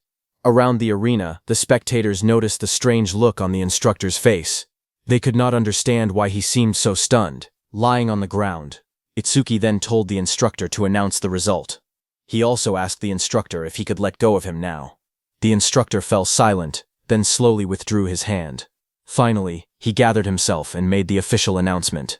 North Continent's Itsuki Tenma's survival time was 5 seconds. After hearing the result, Itsuki adjusted his clothes and thought that surviving only 5 seconds would likely keep his score low. Even if he received perfect marks in the previous 3 tests, he believed he would still end up in the observation group, which was exactly what he wanted. As he was thinking, Kagan approached him with a confident smile. He admitted that Itsuki was fast, but mockingly said that his combat sense and adaptability were laughably lacking.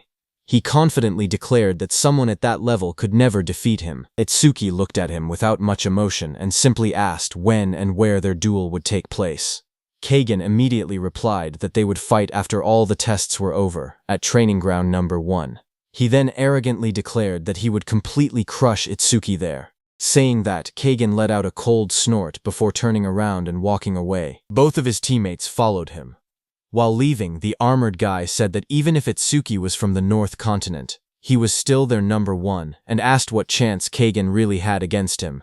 Kagan smirked and said that he had told them before, Itsuki could not defeat him. Hearing that, Fumiya praised Kagan, saying that across the entire South Continent, only a handful of people his age could survive even 3 minutes against him. Even the number 1 trainee of the North Continent would probably last only 6 minutes at most. Sano agreed and proudly declared that Kagan was the strongest trainee of the year.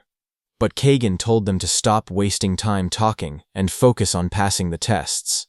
He warned that anyone who failed should not even call themselves a member of the South Continent. Fumiya and Sano responded nervously and hurried away. A short while later, they arrived at the magic test. Sano looked around in confusion and asked why there were suddenly so many people gathered in the hall. Another trainee quickly explained what had happened. During the magic power test, a certain participant had poured so much magic into the crystal ball that it could not withstand the energy and exploded. Because of that, the instructor had gone to the storage room to get a replacement crystal ball. Hearing this, Kagan became interested and asked for the person's name. After thinking for a moment, that trainee replied that the person was probably the number 1 trainee from the North Continent. He tried to remember that person's name. Kagan asked if that person's name was Itsuki Tenma. That trainee immediately confirmed that it was indeed him. Curious, the trainee asked whether Kagan knew Itsuki and whether he was from the North Continent as well. Hearing that, Fumiya became furious and told that trainee not to be stupid. He told the trainee that they were from the South Continent. Hearing this, that trainee laughed and said that he had heard the number 1 fighter of the South Continent was incredibly powerful. He wondered who was stronger, the South Continent's number 1 or the North Continent's number 1. Fumiya and Sano immediately answered with confidence that Kagan was obviously stronger. But Kagan signaled them to stop. At that moment, the red-haired instructor returned with a new crystal ball and announced that anyone who wanted to take the test should raise their hand. Kagan stepped forward. He said that strength could not be decided through words alone. True strength was determined by ability and results. With that, he raised his hand and confidently introduced himself. He declared that he was Keigen Imamichi from the South Continent. As Keigen stepped forward for the test, the red-haired instructor could not help but stare at him. She was surprised by his appearance, quietly noticing his silver hair and silver eyes. The instructor began explaining the rules, but Keigen calmly interrupted. He already knew what to do. All he had to do was pour his magic power into the crystal ball. Meanwhile, the spectators started discussing the comparison everyone was curious about. Some wondered who possessed greater magical power, Keigen Imamichi or Itsuki Tenma. One person immediately answered that it had to be Itsuki. After all, Itsuki had poured so much magic into the previous crystal ball that it exploded. But Fumiya disagreed. He insisted that when it came to pure magical power, Keigen would not lose to anyone. According to Keigen himself, his magical power was supposedly limitless. As Keigen continued channeling energy into the crystal ball, the red-haired instructor suddenly smiled and invited him to have a meal with her after the test. However, Keigen paid little attention to her words. In his mind, he had originally planned to stop as soon as he reached a perfect score. But when he heard that Itsuki Tenma had managed to make the crystal ball explode, he changed his mind. Thinking about that, Keigen decided that if Itsuki Tenma could make a crystal ball explode, then he would do the same. The crystal ball quickly filled with magical energy until it was completely saturated. Seeing this, the red-haired instructor smiled in admiration. She praised him for filling the entire crystal ball and jokingly told him not to worry because she would return all the magic afterward. However, Keigen had no intention of stopping. The purple aura surrounding him grew even stronger. The overwhelming energy caused the instructor's expression to change. At first, she tried to stop him, warning that he had already done enough. But as she felt the frightening amount of magic still pouring into the crystal ball, she wondered if Keigen was about to do the same thing Itsuki had done. The next moment, a blinding burst of purple light exploded from the crystal ball. The tremendous amount of magical energy shattered it completely, sending shockwaves throughout the testing area. The crowd erupted into excitement. The spectators stared in disbelief and shouted that Keigen had blown up the crystal ball as well. Some called him a monster, unable to believe anyone possessed such terrifying magical power. Fumiya proudly declared that he always knew Keigen could accomplish it. After Keigen shattered the crystal ball, he calmly told the instructor that there was no need to return the magic power because he still had plenty of magic power left. Hearing this, the instructor could only stare at the destroyed crystal ball in disbelief and sadness. Sano could hardly believe that Keigen had destroyed a crystal ball capable of absorbing the magical power of a level 40 awakened. To him, such a feat was incredible. Fumiya immediately declared that first place in the test was already guaranteed to belong to Keigen. However, Keigen did not care about the ranking at all. In his eyes, earning first place in a low-level test like this was meaningless. There was only one thing that interested him now. Meanwhile, Rikuru was shocked to see that Itsuki had survived only 5 seconds in the agility test. Itsuki explained that the instructor's movement speed had been absurdly fast. He added that speed was not his specialty anyway. But Saya did not believe him and looked at him with suspicion. Itsuki noticed Saya's sharp stare and nervously wondered if she had realized that he had intentionally held back during the previous test. But then Rikuru proudly celebrated his result. Laughing loudly, he boasted that he had managed to last 8 whole seconds. He even joked that he had never expected there to be a test where he could outperform Itsuki. After all the entrance tests were completed, an announcement echoed through the examination hall. The participants were informed that the scores were being calculated, and that each person's results would be sent directly to their record bracelet within 1 minute. Hearing that, Seiya thought it was convenient that the results could be viewed directly on the bracelet. Meanwhile, Rikuru clasped his hands together and prayed desperately, hoping to score at least 60 points. A moment later, his bracelet lit up and displayed the results. Rikuru quickly checked his score and saw that he had earned 61 points. His breakdown was 11 points in attack, 15 in agility, 18 in magic power, and 17 in defense. The overall evaluation stated that observation was required. Seeing that, Rikuru immediately celebrated with excitement. He shouted happily that he could stay. However, Saya looked at him in disbelief and pointed out that he had only barely passed, yet he was acting as if he had achieved a perfect score. Soon after, Saya checked her own results. She had scored 62 points in total, with 12 points in attack, 16 in agility, 16 in magic power, and 18 in defense. Her evaluation also stated that observation was required. After seeing Seiya's result of 62 points, Rikuru immediately smiled and congratulated her. He joked that she had managed to score a whole point higher than him. Since both of them had been placed in the observation group, he cheerfully suggested that they get along from now on. Meanwhile, Itsuki silently calculated his own score. Since he saw in Rikuru's result that surviving for 8 seconds in the agility test was worth 15 points, he estimated that surviving for 5 seconds should still earn around 10 points. The realization made him uneasy. If his calculation was correct, he might end up in the excellent student group, which was exactly what he wanted to avoid. Thinking back, he regretted not simply standing still during the test. Curious, Saya asked Itsuki how many points he had received. Before he could answer, Rikuru confidently said there was no need to ask. In his opinion, Itsuki was obviously in the excellent student group. After all, Itsuki had achieved perfect scores in the other 3 tests, and even a small score in agility would be enough to push him into the top category. Itsuki simply smiled and agreed, making it seem as though he expected the same outcome. A moment later, all 3 of them looked at the result displayed on Itsuki's bracelet. The sight left them stunned. Rikuru and Saya stared in disbelief, wondering if Itsuki had somehow angered the instructor. Itsuki's results showed 25 points in attack, 25 points in magic power, and 25 points in defense. However, he had received only 5 points in agility, giving him a total score of exactly 80 points. His overall evaluation still read, "Observation required." Rikuru could hardly believe it. If Itsuki had earned just 1 more point in the agility test, he would have entered the excellent student group. Instead, he had missed it by the smallest possible margin. After learning that he had been placed in the observation group, Rikuru tried to comfort Itsuki. He said that although missing the excellent student group was frustrating, there was no reason to be too upset. Now the 3 of them could continue training together just like before. Itsuki nodded and agreed. On the surface, he calmly said that staying with everyone was not bad either.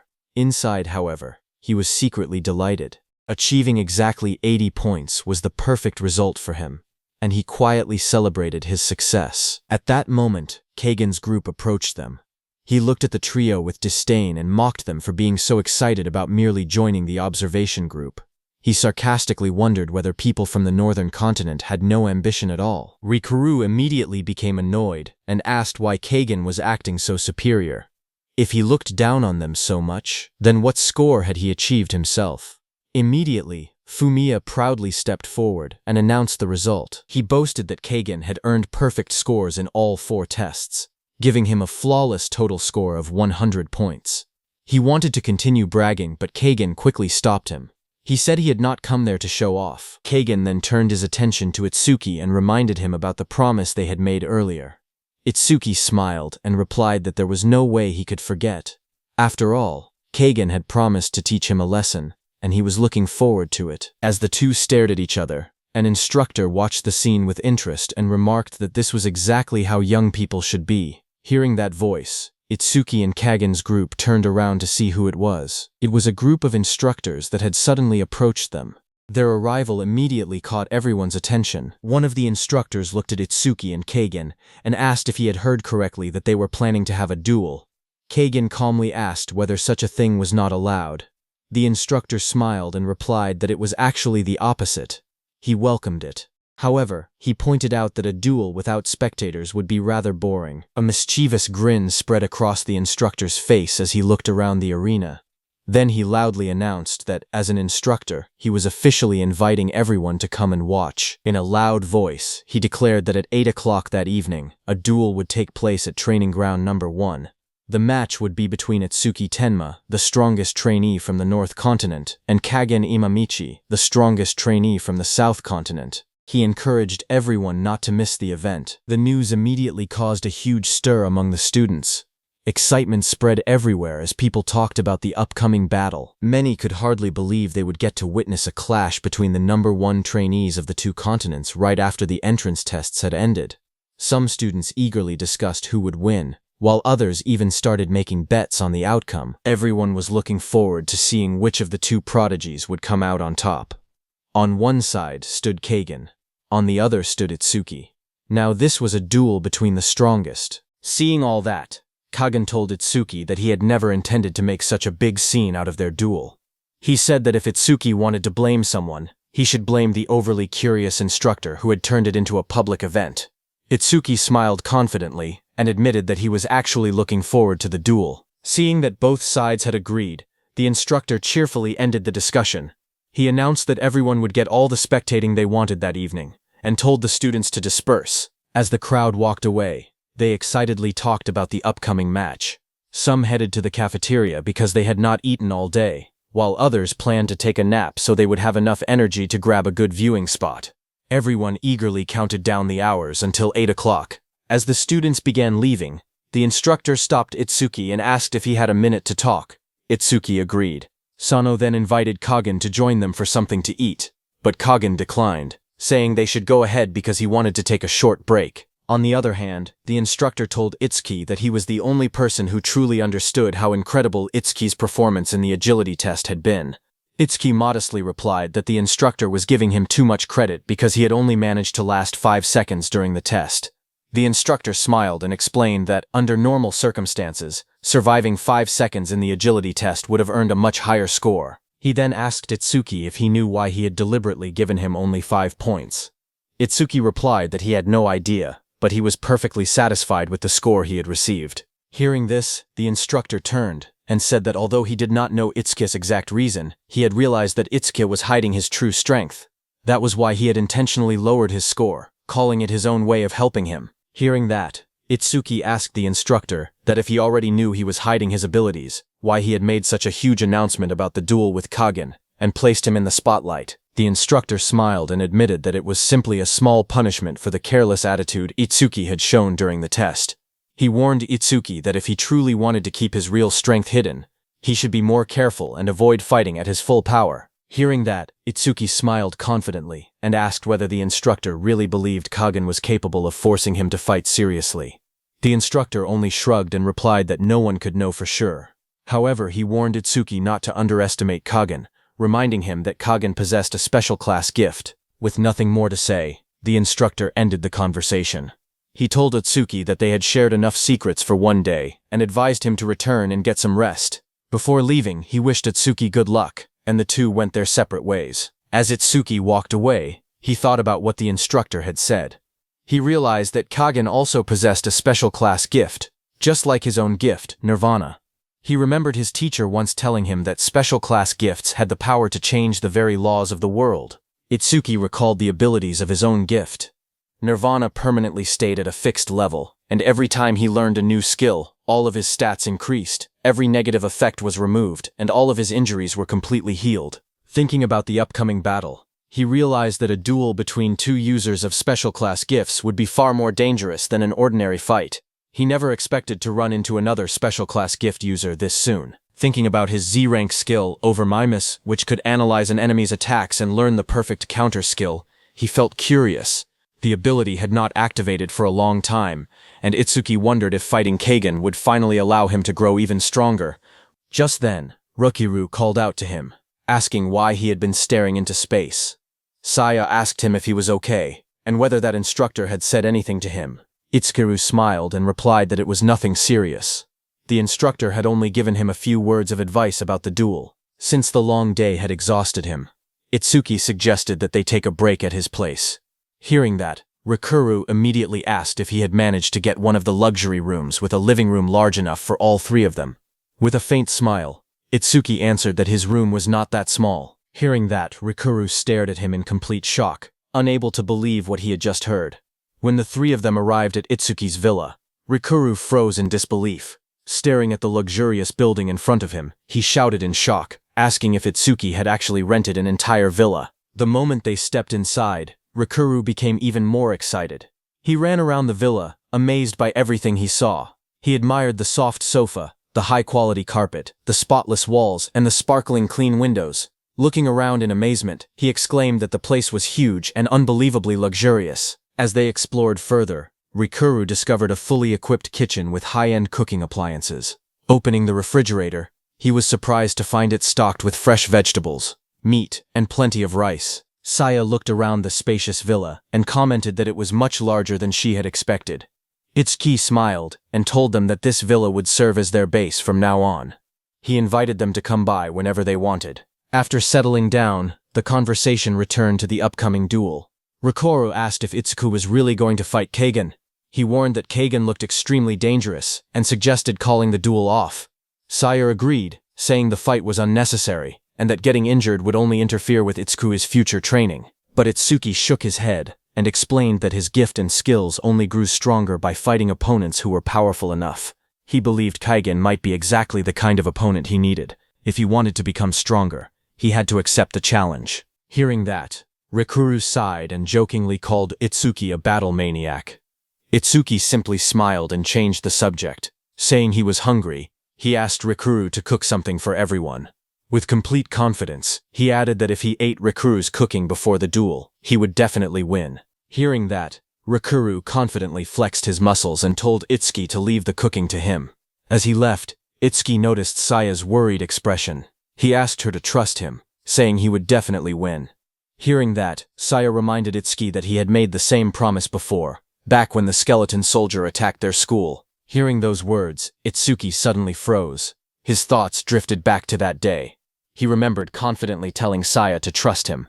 Itsuki said that although he had defeated the skeleton soldier, Saya had disappeared afterward. With tears in her eyes, Saya told Itsuki that he had broken his promise. She reminded him that he could have avoided the skeleton soldier's attack, but instead he had blocked it with his own body. Itsuki tried to explain that he had done it because of his skill, but she stopped him before he could reveal anything. Saya reminded him that order breakers were forbidden from telling other people what their skills did. Even she was not allowed to know the details. Itsuki could only remain silent, knowing she was right. Saya said that it was true that after Itsuki was injured, he summoned a giant blue lotus. His wounds healed, and he defeated the skeleton soldier. She believed he had taken the attack because he was sure he could heal himself. Even so, she angrily told him there were safer ways to win. She said it made her furious that he had put himself in danger on purpose. Itsuki apologized and asked her not to be so mad. She then told him that when a girl was truly angry, she would not simply say she was angry. She called him an idiot for not understanding girls. Itsuki innocently asked if that meant she was not angry. Saya scolded him again, saying he had always tried too hard ever since they were children. She reminded him that he was not alone because he had her and Rikuru with him. She told him to take better care of his own life. Just then, Rikuru arrived with the food. He smiled and joked that it looked like Saya was lecturing Itsuki again. Saya quickly denied it and said she was not giving him a lecture. After calming everyone down, Rikuru placed the food on the table and invited them to eat, saying there was plenty for everyone. He reminded them that no one could fight well on an empty stomach. Later that evening, at 7:55 p.m., everyone gathered at Apex Camp, Training Ground Number 1, for the long-awaited duel. The trainees excitedly began placing bets using their points. Some confidently bet 10 points on Itsuki Tenma, while others believed Kagen Imamichi had the clear advantage because he had achieved a perfect score, whereas Itsuki had only scored 80 points. Even though a few admitted that Itsuki might have a hidden trump card, they still wagered all their points on Kagen's victory. Not only the trainees, but Kana, Gaku Oe and Shion with her black cat had also come to watch the match.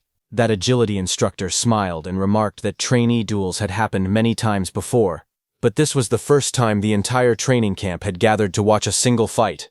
The red-haired instructor admitted that even she was curious about the outcome.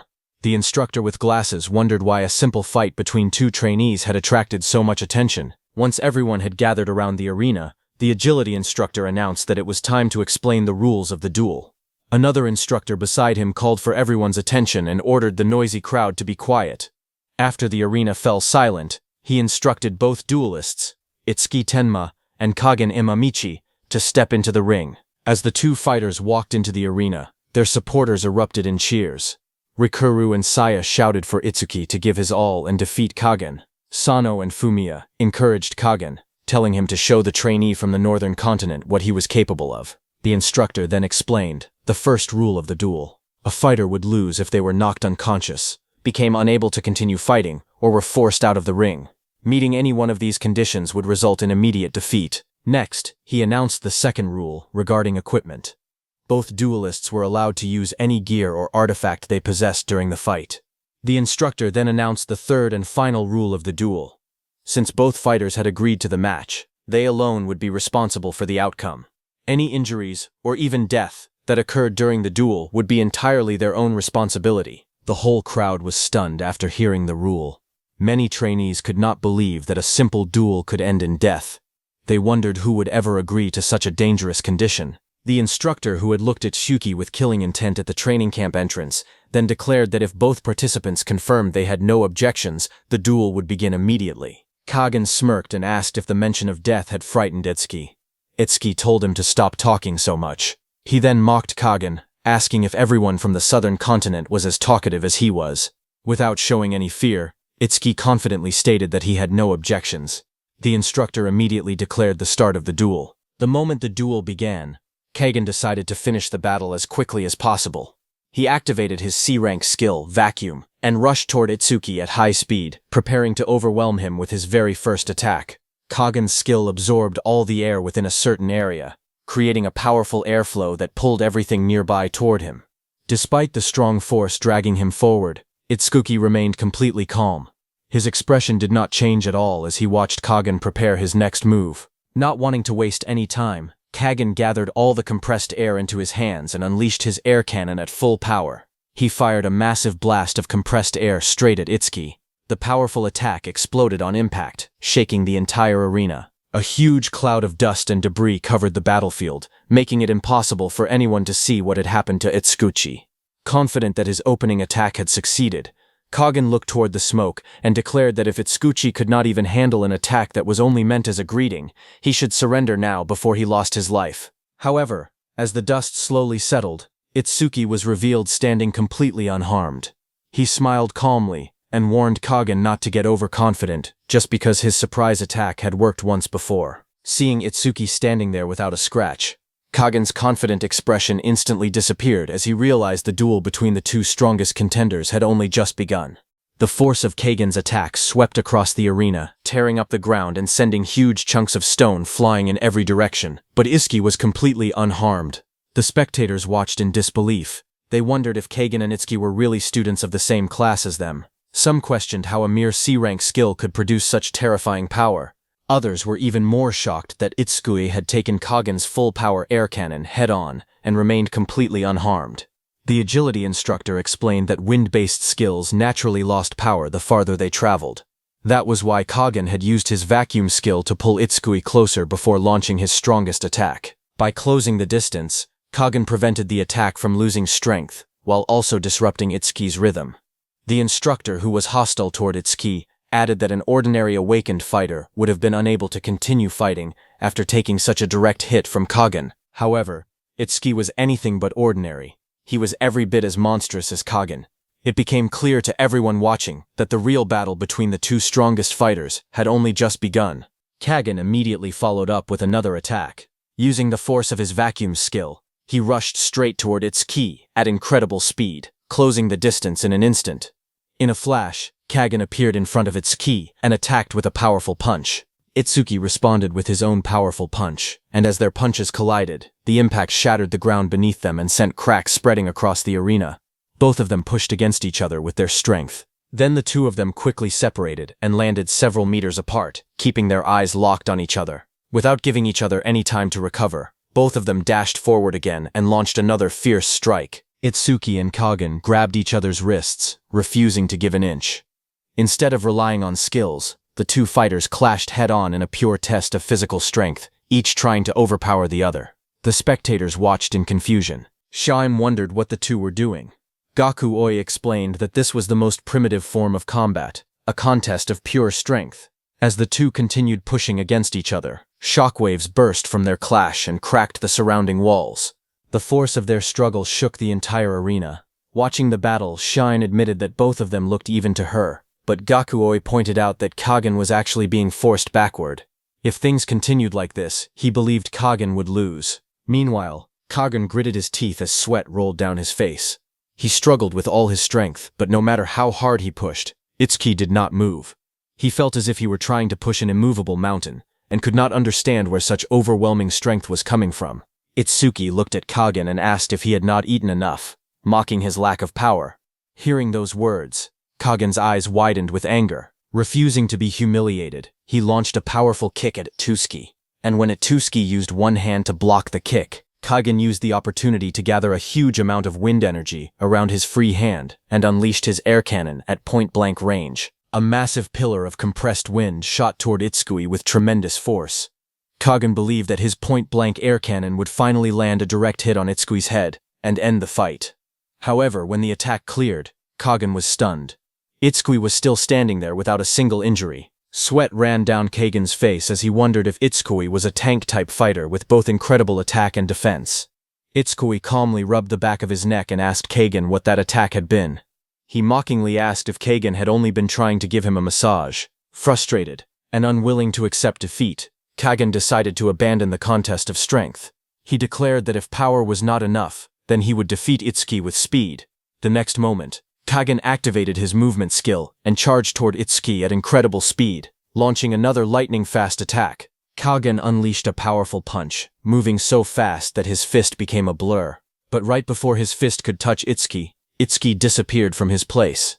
The next second, Itsuki appeared behind Kagen and looked down at him. Kagen's eyes widened after seeing Itsuki's speed. He immediately turned around to use his C-rank skill, air cannon, to attack Itsuki. But before Kagen could fully activate his skill, Itsuki suddenly closed the distance and delivered a powerful punch straight into Kagen's stomach. The devastating blow knocked the air out of Kagen's lungs. He screamed in pain as his body was blasted backward like a cannonball before crashing violently into the ground, creating a massive impact. Fumiya and Sano watched in shock as Kagen was sent flying. They shouted his name in disbelief. Everyone was confused and wondered what had just happened. They could not understand how Kagen had been blasted away the moment he charged at Itsuki. Some even questioned whether Itsuki's punch had actually landed. Others were stunned that a single punch possessed the same destructive power as Kagen's full-powered air cannon. To them it felt almost unfair. Kagen slowly climbed out of the rubble. Itsuki walked up to him and asked if he was still holding back. Itsuki asked if Kagen was avoiding using his full strength because he did not want to kill him. Looking at him, Itsuki thought that it was the first time an opponent had unintentionally given him a handicap. At this pace, the battle would end before he could activate Overmimus. He realized he needed to provoke Kagen enough to awaken his true killing intent. Deciding on a plan, Itsuki thought that he would play the role of the villain for a while. With a faint smirk, Itsuki looked down at Kagen and mockingly asked if, after acting so arrogantly, that was really all Kagen was capable of. Itsuki grabbed Kagen by the throat and lifted him into the air with one hand. Wearing a mocking smile, he asked Kagen if he was not embarrassed by his pathetic performance. Kagen struggled and tried to break free from Itsuki's hand, but before Kagen could do that, Itsuki slammed him back into the ground with tremendous force, creating another explosion of dust and debris. Looking down at the battered Kagen, Itsuki coldly told him to take a look at his pathetic face in a mirror. He continued provoking him, saying that such a one-sided fight could no longer be called a match. It was nothing more than a beating. Finally, he called Kagen a coward. Hearing that from the sidelines, Fumiya and Sano became furious. They shouted angrily, demanding to know what Itsuki had just said, and warned him not to insult Kagen.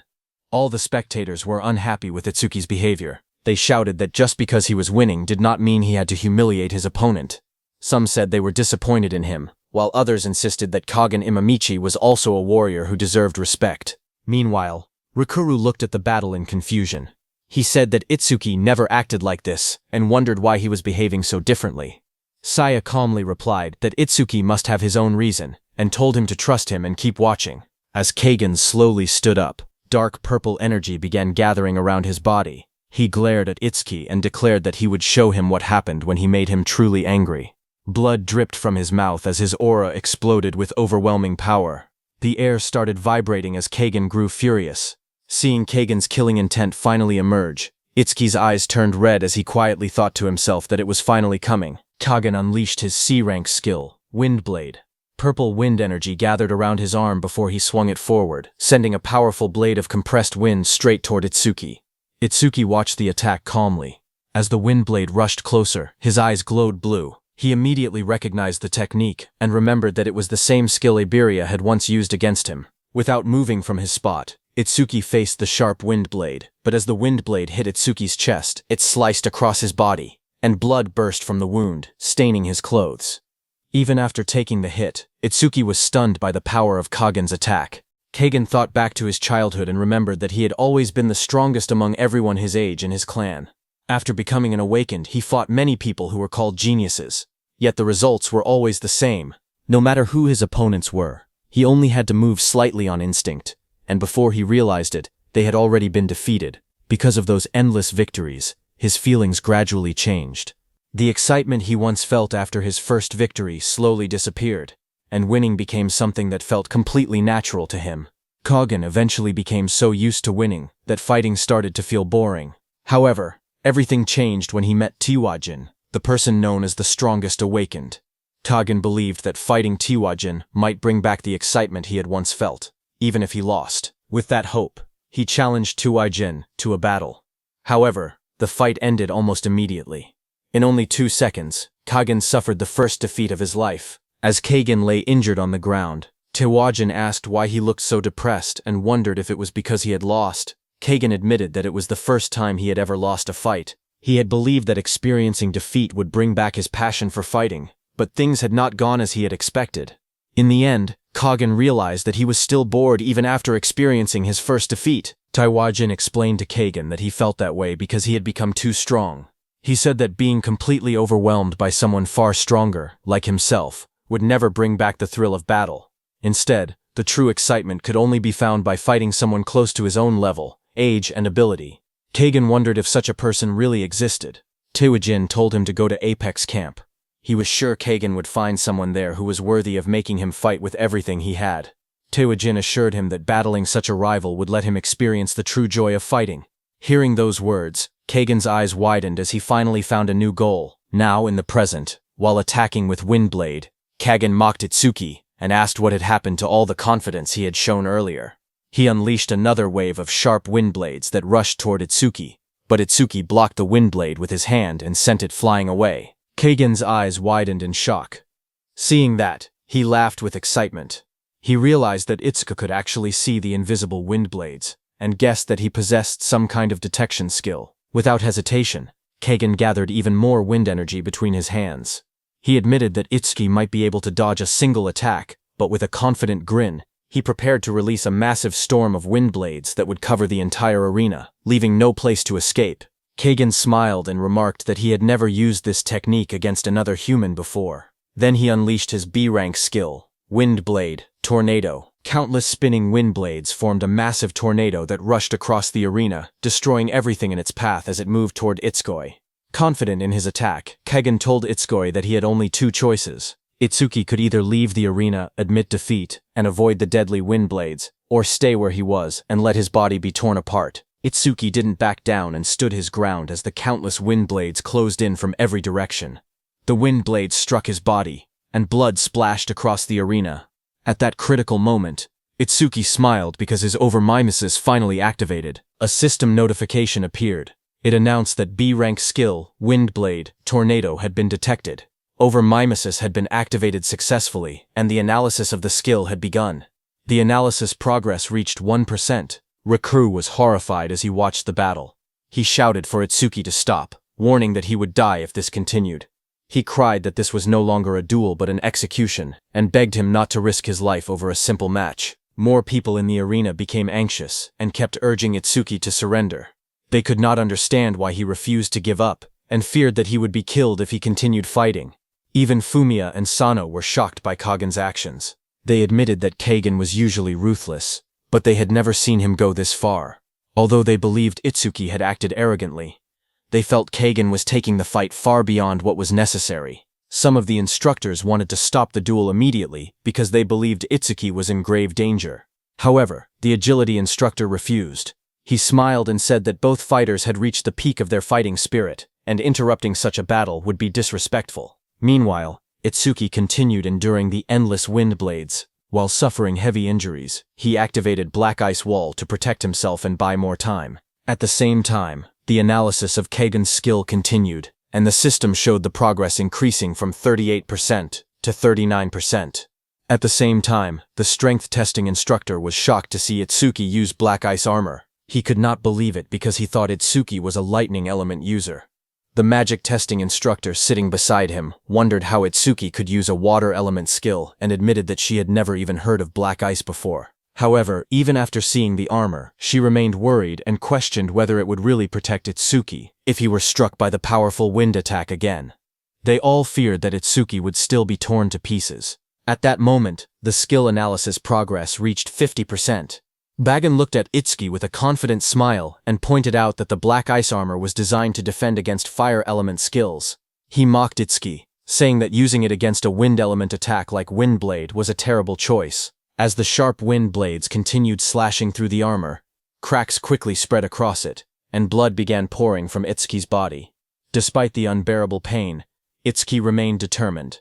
He believed that if he could endure the attack until the analysis was complete, victory would be his. Itsuki's system continued analyzing Kagen's technique, while Kagen maintained the pressure with his B-rank skill, Wind Blade, Tornado. The system showed that the analysis progress had already reached 75%. But Itsuki continued to suffer as countless wind blades cut across his body.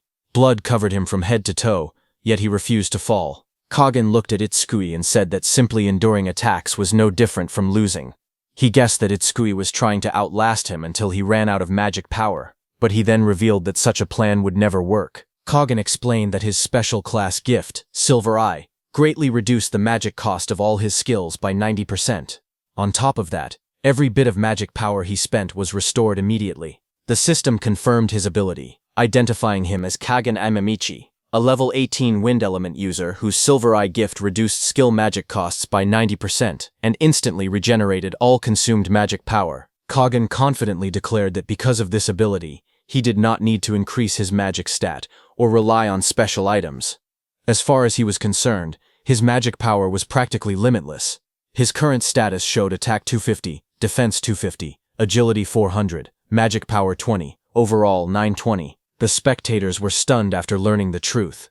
They could not believe that someone with only 20 magic power could use skills endlessly, even with beginner-level magic. They realized that Kagen's special class gift completely broke the normal rules of magic. Seeing such an unbelievable ability, many concluded that Itsuki's defeat was now almost certain. Shihong could not understand why Itsuki kept fighting after learning that Kagen had virtually unlimited magic power.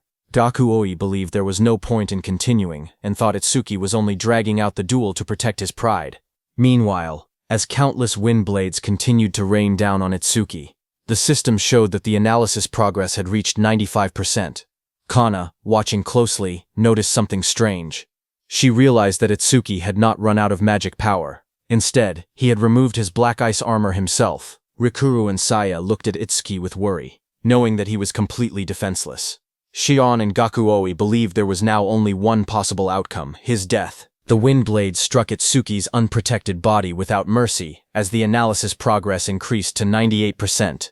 Blood flew through the air, but he continued to endure the attack. Then, at the very last moment, bright blue energy burst from his body as the analysis progress climbed to 99%. Itsuki looked up with a faint smile despite being covered in blood. He quietly said, "Finally." At that exact moment, the system announced that the analysis progress had reached 100%. Immediately, a powerful blue aura burst out around Itsuki, forming the shape of a lotus. Itsuki had finally completed the analysis of Kagen's B-rank skill, Wind Blade, Tornado. As the energy lotus wrapped around Itsuki's battered body, another system message appeared, announcing that he had successfully acquired Magic Detection Level 2. Standing inside the energy lotus, Itsuki was surprised to see that his magic detection had advanced to Level 2. Another system notification appeared, telling him that Magic Detection Level 2 had 3 effects. Its active ability continuously consumed magic power to detect the flow and true nature of magic within a 500-meter radius. Its passive ability restored 20% of his magic power whenever it detected an enemy. It also gained a special effect that automatically released magic power and launched a counterattack whenever it detected a B-rank or lower wind element skill.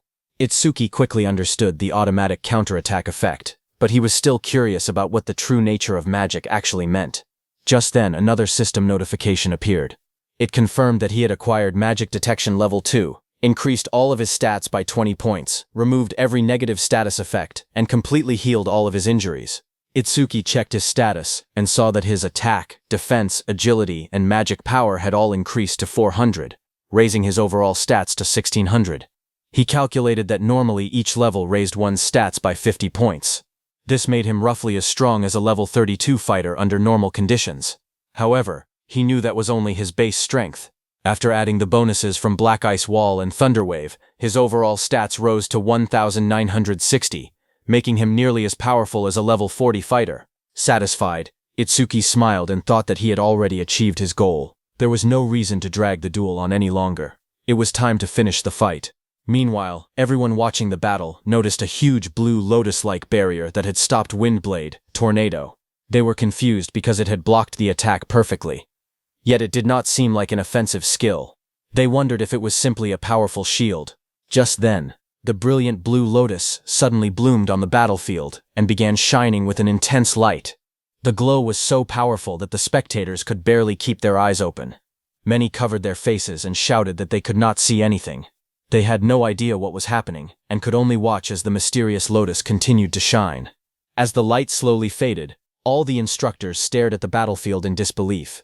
The power testing instructor was shocked to see that Itsuki's injuries had completely disappeared. He rubbed his eyes, wondering if he was dreaming. Standing calmly in the middle of the glowing lotus, Itsuki looked completely unharmed. His body had been fully restored, and not a single injury remained.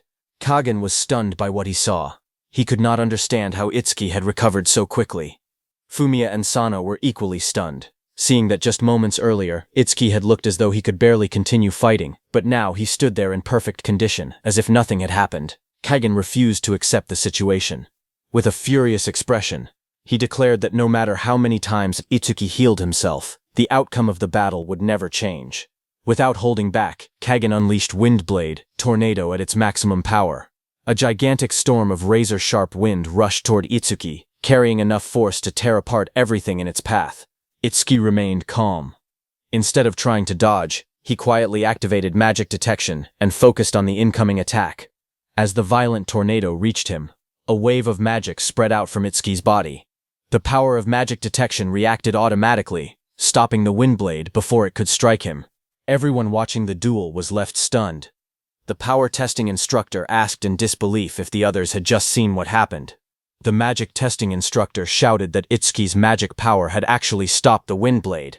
The agility testing instructor could not understand why Itsuki had not used such an incredible technique from the very beginning of the fight.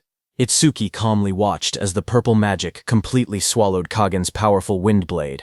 A satisfied smile appeared on his face as he realized that magic detection had stopped the attack exactly as he had hoped. He admitted to himself that the skill's additional effect was even stronger than he had imagined. Kagen stared at Itsuki in shock.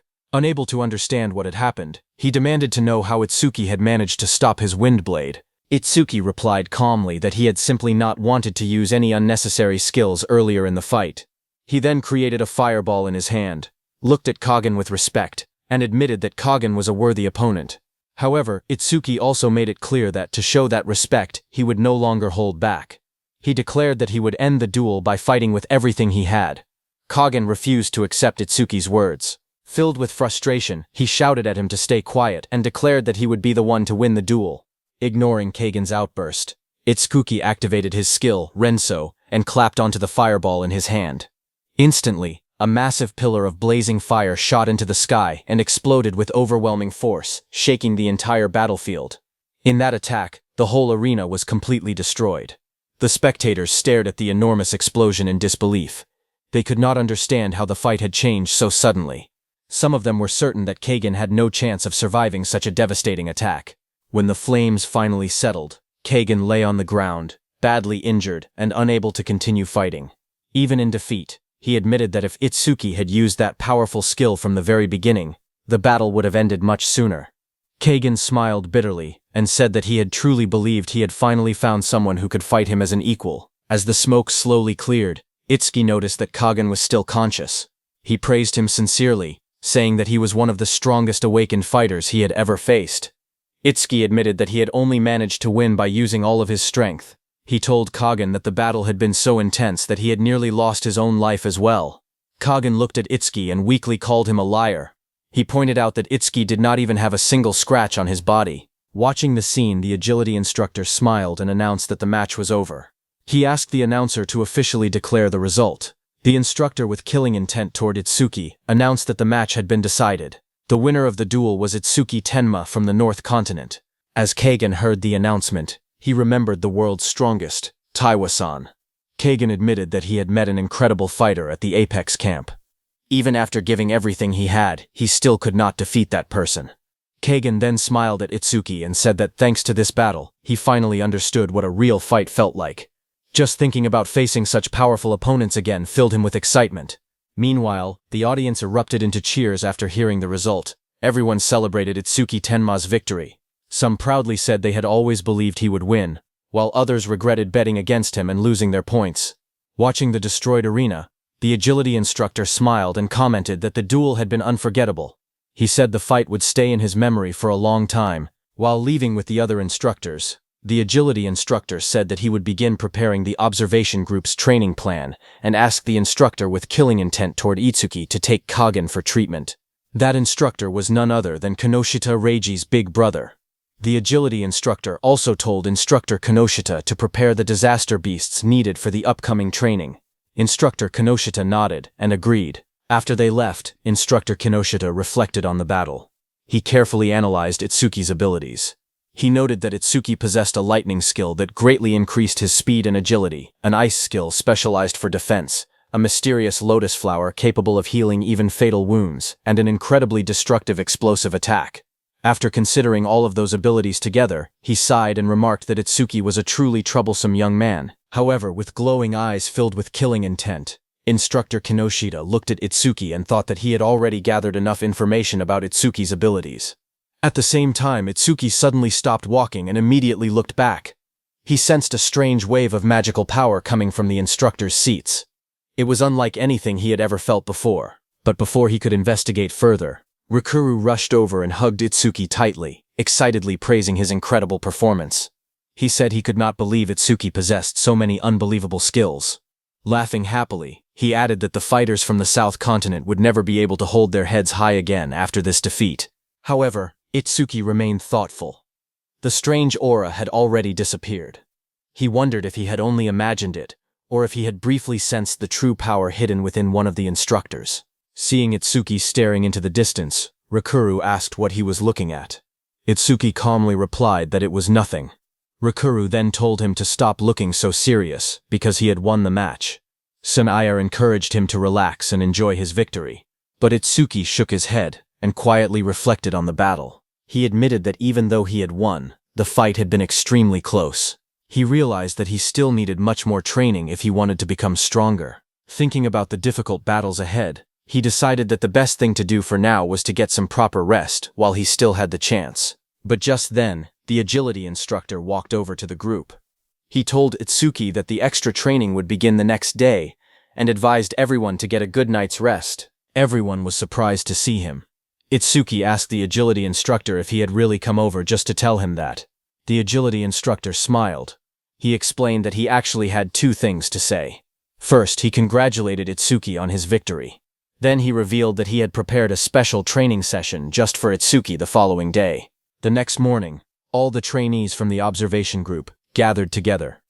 A large screen lit up, and the agility instructor greeted them with a teasing smile, calling them the trainees who had almost been disqualified. Hearing that, Rikuru muttered that the way the instructor spoke was extremely annoying. The agility instructor then explained the rules for the extra training. He said that their resources were limited, so only 15 trainees could be trained at the same time. Since the honor group had already taken 6 of those spots, only 9 places remained for the observation group. The trainees were immediately shocked. There were more than a dozen of them competing for only 9 openings. The agility instructor confirmed that there were 18 people in the observation group. However, after the extra training ended, only the top 9 performers would be allowed to remain, while the others would be eliminated. Hearing that, Rikuru complained that eliminating half of the observation group was far too harsh. Ignoring the complaints, the agility instructor asked Instructor Kinoshita to explain the rules for the extra training. Hearing that name, Rikuru remembered that Kinoshita was the instructor who had officiated their duel. Hearing his name, Itsuki remembered Kinoshita Reiji and silently looked toward him. Instructor Kinoshita stepped forward and explained that the extra training would use a special format called Survival Race Tag. He told the trainees that they would soon be transported to Area A. Their objective was simple: reach Area B on the other side of the river. Anyone who reached Area B would complete the training. The trainees were free to choose any route they wanted. Kinoshita then revealed that Area A was filled with disaster beasts, ranging from level 5 to level 25. Hearing that, the trainees were stunned. Rikuru nervously pointed out that they were only around level 14, and asked how they were supposed to survive against level 25 monsters. Thinking calmly, Saya said that most of the disaster beasts were slow.